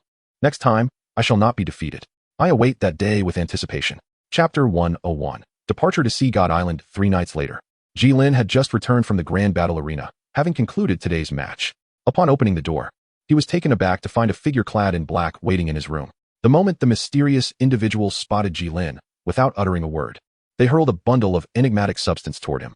Gilin casually reached out and securely grasped the object, discovering that it was a token with a note attached. Upon noticing Gilin's presence, the individual deftly shattered a window and leaped out. The pedestrians below were startled by this sudden descent, erupting into exclamations of surprise, prompting Gilin to feel a sense of sympathy for those who, like the inhabitants of Douluo, were unable to articulate their astonishment. When Gilin approached the shattered window to investigate, the figure had already vanished without a trace. Upon unfolding the note, it read, "Tomorrow morning at 9 o'clock, Eastgate Port. Board the ship with the call of the seagulls, using the token." Gilin's features were tightly knitted together. Although he had previously expressed a desire for a more discreet method of notification, why must the Spirit Hall always resort to theatrics? Could they not find someone more sensible? Now, not only was he drawing attention to himself, but he also had to switch rooms. After reading the message on the note, Gilin glanced around and noticed that the hotel staff had yet to arrive. He approached the candlelit ambience and set the note ablaze. The flickering flames danced upon his face. Before long, the paper had transformed into a pile of ashes, which he then cast out the window. Watching as the remnants drifted softly in the breeze, Gilin flicked the non-existent trench coat and turned to depart. As for the rendezvous, I too am a professional. However, do you require assistance in changing rooms for that guest over there? That is imperative. In the Martial Soul Hall of Hanhai City, the hall master removed the black cloth that had veiled his face, reflecting inwardly, "Oh my, how exhilarating this has been." The following dawn, Gilin had been waiting at the Eastgate Port for quite some time. His eyes meticulously scanned each vessel that passed by, yet despite the strain, he could find no ship associated with the seagulls. Could it be that the message had been miscommunicated? As the hour of departure drew near, anxiety began to swell within him. Should he inquire at the Spirit Hall? But what if he missed his chance? Just as Gilin found himself at a loss, a young sailor, clad in a headscarf, tapped him on the shoulder and inquired, "Are you searching for a ship?" "Indeed, the departure time is nearly upon us. Yet I have not even caught a glimpse of a vessel," Gilin replied. "A ship to Sea God Island?" the sailor asked. Suddenly, Gilin had a realization. He scrutinized the young man before retrieving a token from his possession. "That's it, without a doubt. Follow me," the sailor said after a brief glance at Gilin's token, turning to lead the way. Under the sailor's guidance, Gilin finally located the organization. Gazing at the grand ship 100 meters away, he couldn't help but marvel at the Spirit Hall's considerable investment. "This way," the sailor beckoned, directing Gilin to a lowered rope ladder. "Since the cargo ramp has been stowed away, we must ascend from here." With that, the sailor took the lead and began to climb. Gilin estimated that the portion of the ship visible above the water was approximately 20 meters, which was not particularly high for him. With a gentle leap, he landed on the ship's railing. The individuals on the deck, noticing the presence of an unfamiliar visitor, immediately assumed a defensive posture. "Who are you? What is your purpose here?" they demanded, ready to resort to violence at the slightest provocation. Just as Gilin was preparing to produce his token and clarify the situation, the sailor who had been guiding him also climbed aboard and hurriedly explained to his companions, "Do not be alarmed. He is the person we have been waiting for." At this moment, Gilin produced the token. With the dual assurance of the token and his companions, the crowd finally relaxed their vigilance. Just then, a weathered middle-aged man approached Gilin and said, "Greetings. I am the first mate of the Great Osprey. The captain is awaiting you in the cabin at the top." As he spoke, he gestured invitingly. Gilin nodded, requesting to be led. As they made their way to the captain's cabin, Gilin couldn't help but reflect on the sailors they had just encountered. It seemed there was a distinct lack of the hierarchical superiority typically associated with the Spirit Hall, and their abilities appeared somewhat lacking. Before Gilin could ponder further, they arrived at the door of the captain's cabin. "This is the captain's room. If there is nothing else, I shall take my leave. Thank you." After the first mate departed, Gilin pushed open the door to the cabin. The captain's quarters were modest, spanning approximately 100 square meters, devoid of lavish decorations, embodying the raw essence of the ship itself. The only notable item was the head of an unidentified shark-like spirit beast mounted on the wall. In the center of the room were 3 long sofas arranged around a rectangular tea table. An elderly man with a full head of white hair sat on the sofa directly facing the entrance, 2 teacups filled with freshly brewed tea before him. Gilin casually closed the door and took a seat on the left side of the elder. This somewhat impolite action did not seem to displease the old man. Rather, it elicited a hint of appreciation. I presume you are the esteemed individual the hall master spoke of, destined for Sea God Island? Gilin raised his teacup and took a sip, feigning ignorance. The captain squinted and inquired, "What do you think of this tea, my lord?" "Bitter," he replied. "I truly cannot comprehend why you all enjoy such concoctions. If I may express a preference, I would much rather have a glass of grape juice." The captain suddenly burst into hearty laughter, adopting a more relaxed posture. "It seems that you and I share a certain kinship." "Oh, I merely commented on the flavor of the tea, and now you consider me an ally? Isn't that a bit hasty?" "Hasty? I think not. Out at sea, there is little time for convoluted exchanges. I possess a modicum of confidence in my judgment. Yet, it is wise not to be overly confident. By the way, your crew." The captain's face flickered with surprise. "My lord, you have discerned so swiftly. Indeed, they are not from the Spirit Hall. They are all recruits I have gathered over the years at sea. Why not employ individuals from the Spirit Hall? Putting aside other considerations, the safety factor is considerably enhanced. Those emerging from the Spirit Hall possess rigid mindsets that are ill-suited for navigating the ever-changing seas, making them more susceptible to detection by the denizens of Sea God Island. It appears you harbor little sense of belonging to the Spirit Hall. Aren't you the same?" Gilin shook his head, choosing not to dwell on the matter any further. "When can we set sail?" "Immediately." Chapter 102. The daily transition. The sea, when calm, presents a picturesque scene, with flocks of white seagulls soaring gracefully against the azure sky. The surface of the water undulates continuously, waves rising and falling in succession. At this moment, the seagulls have spotted a school of fish, signaling the impending onset of a fierce struggle for survival.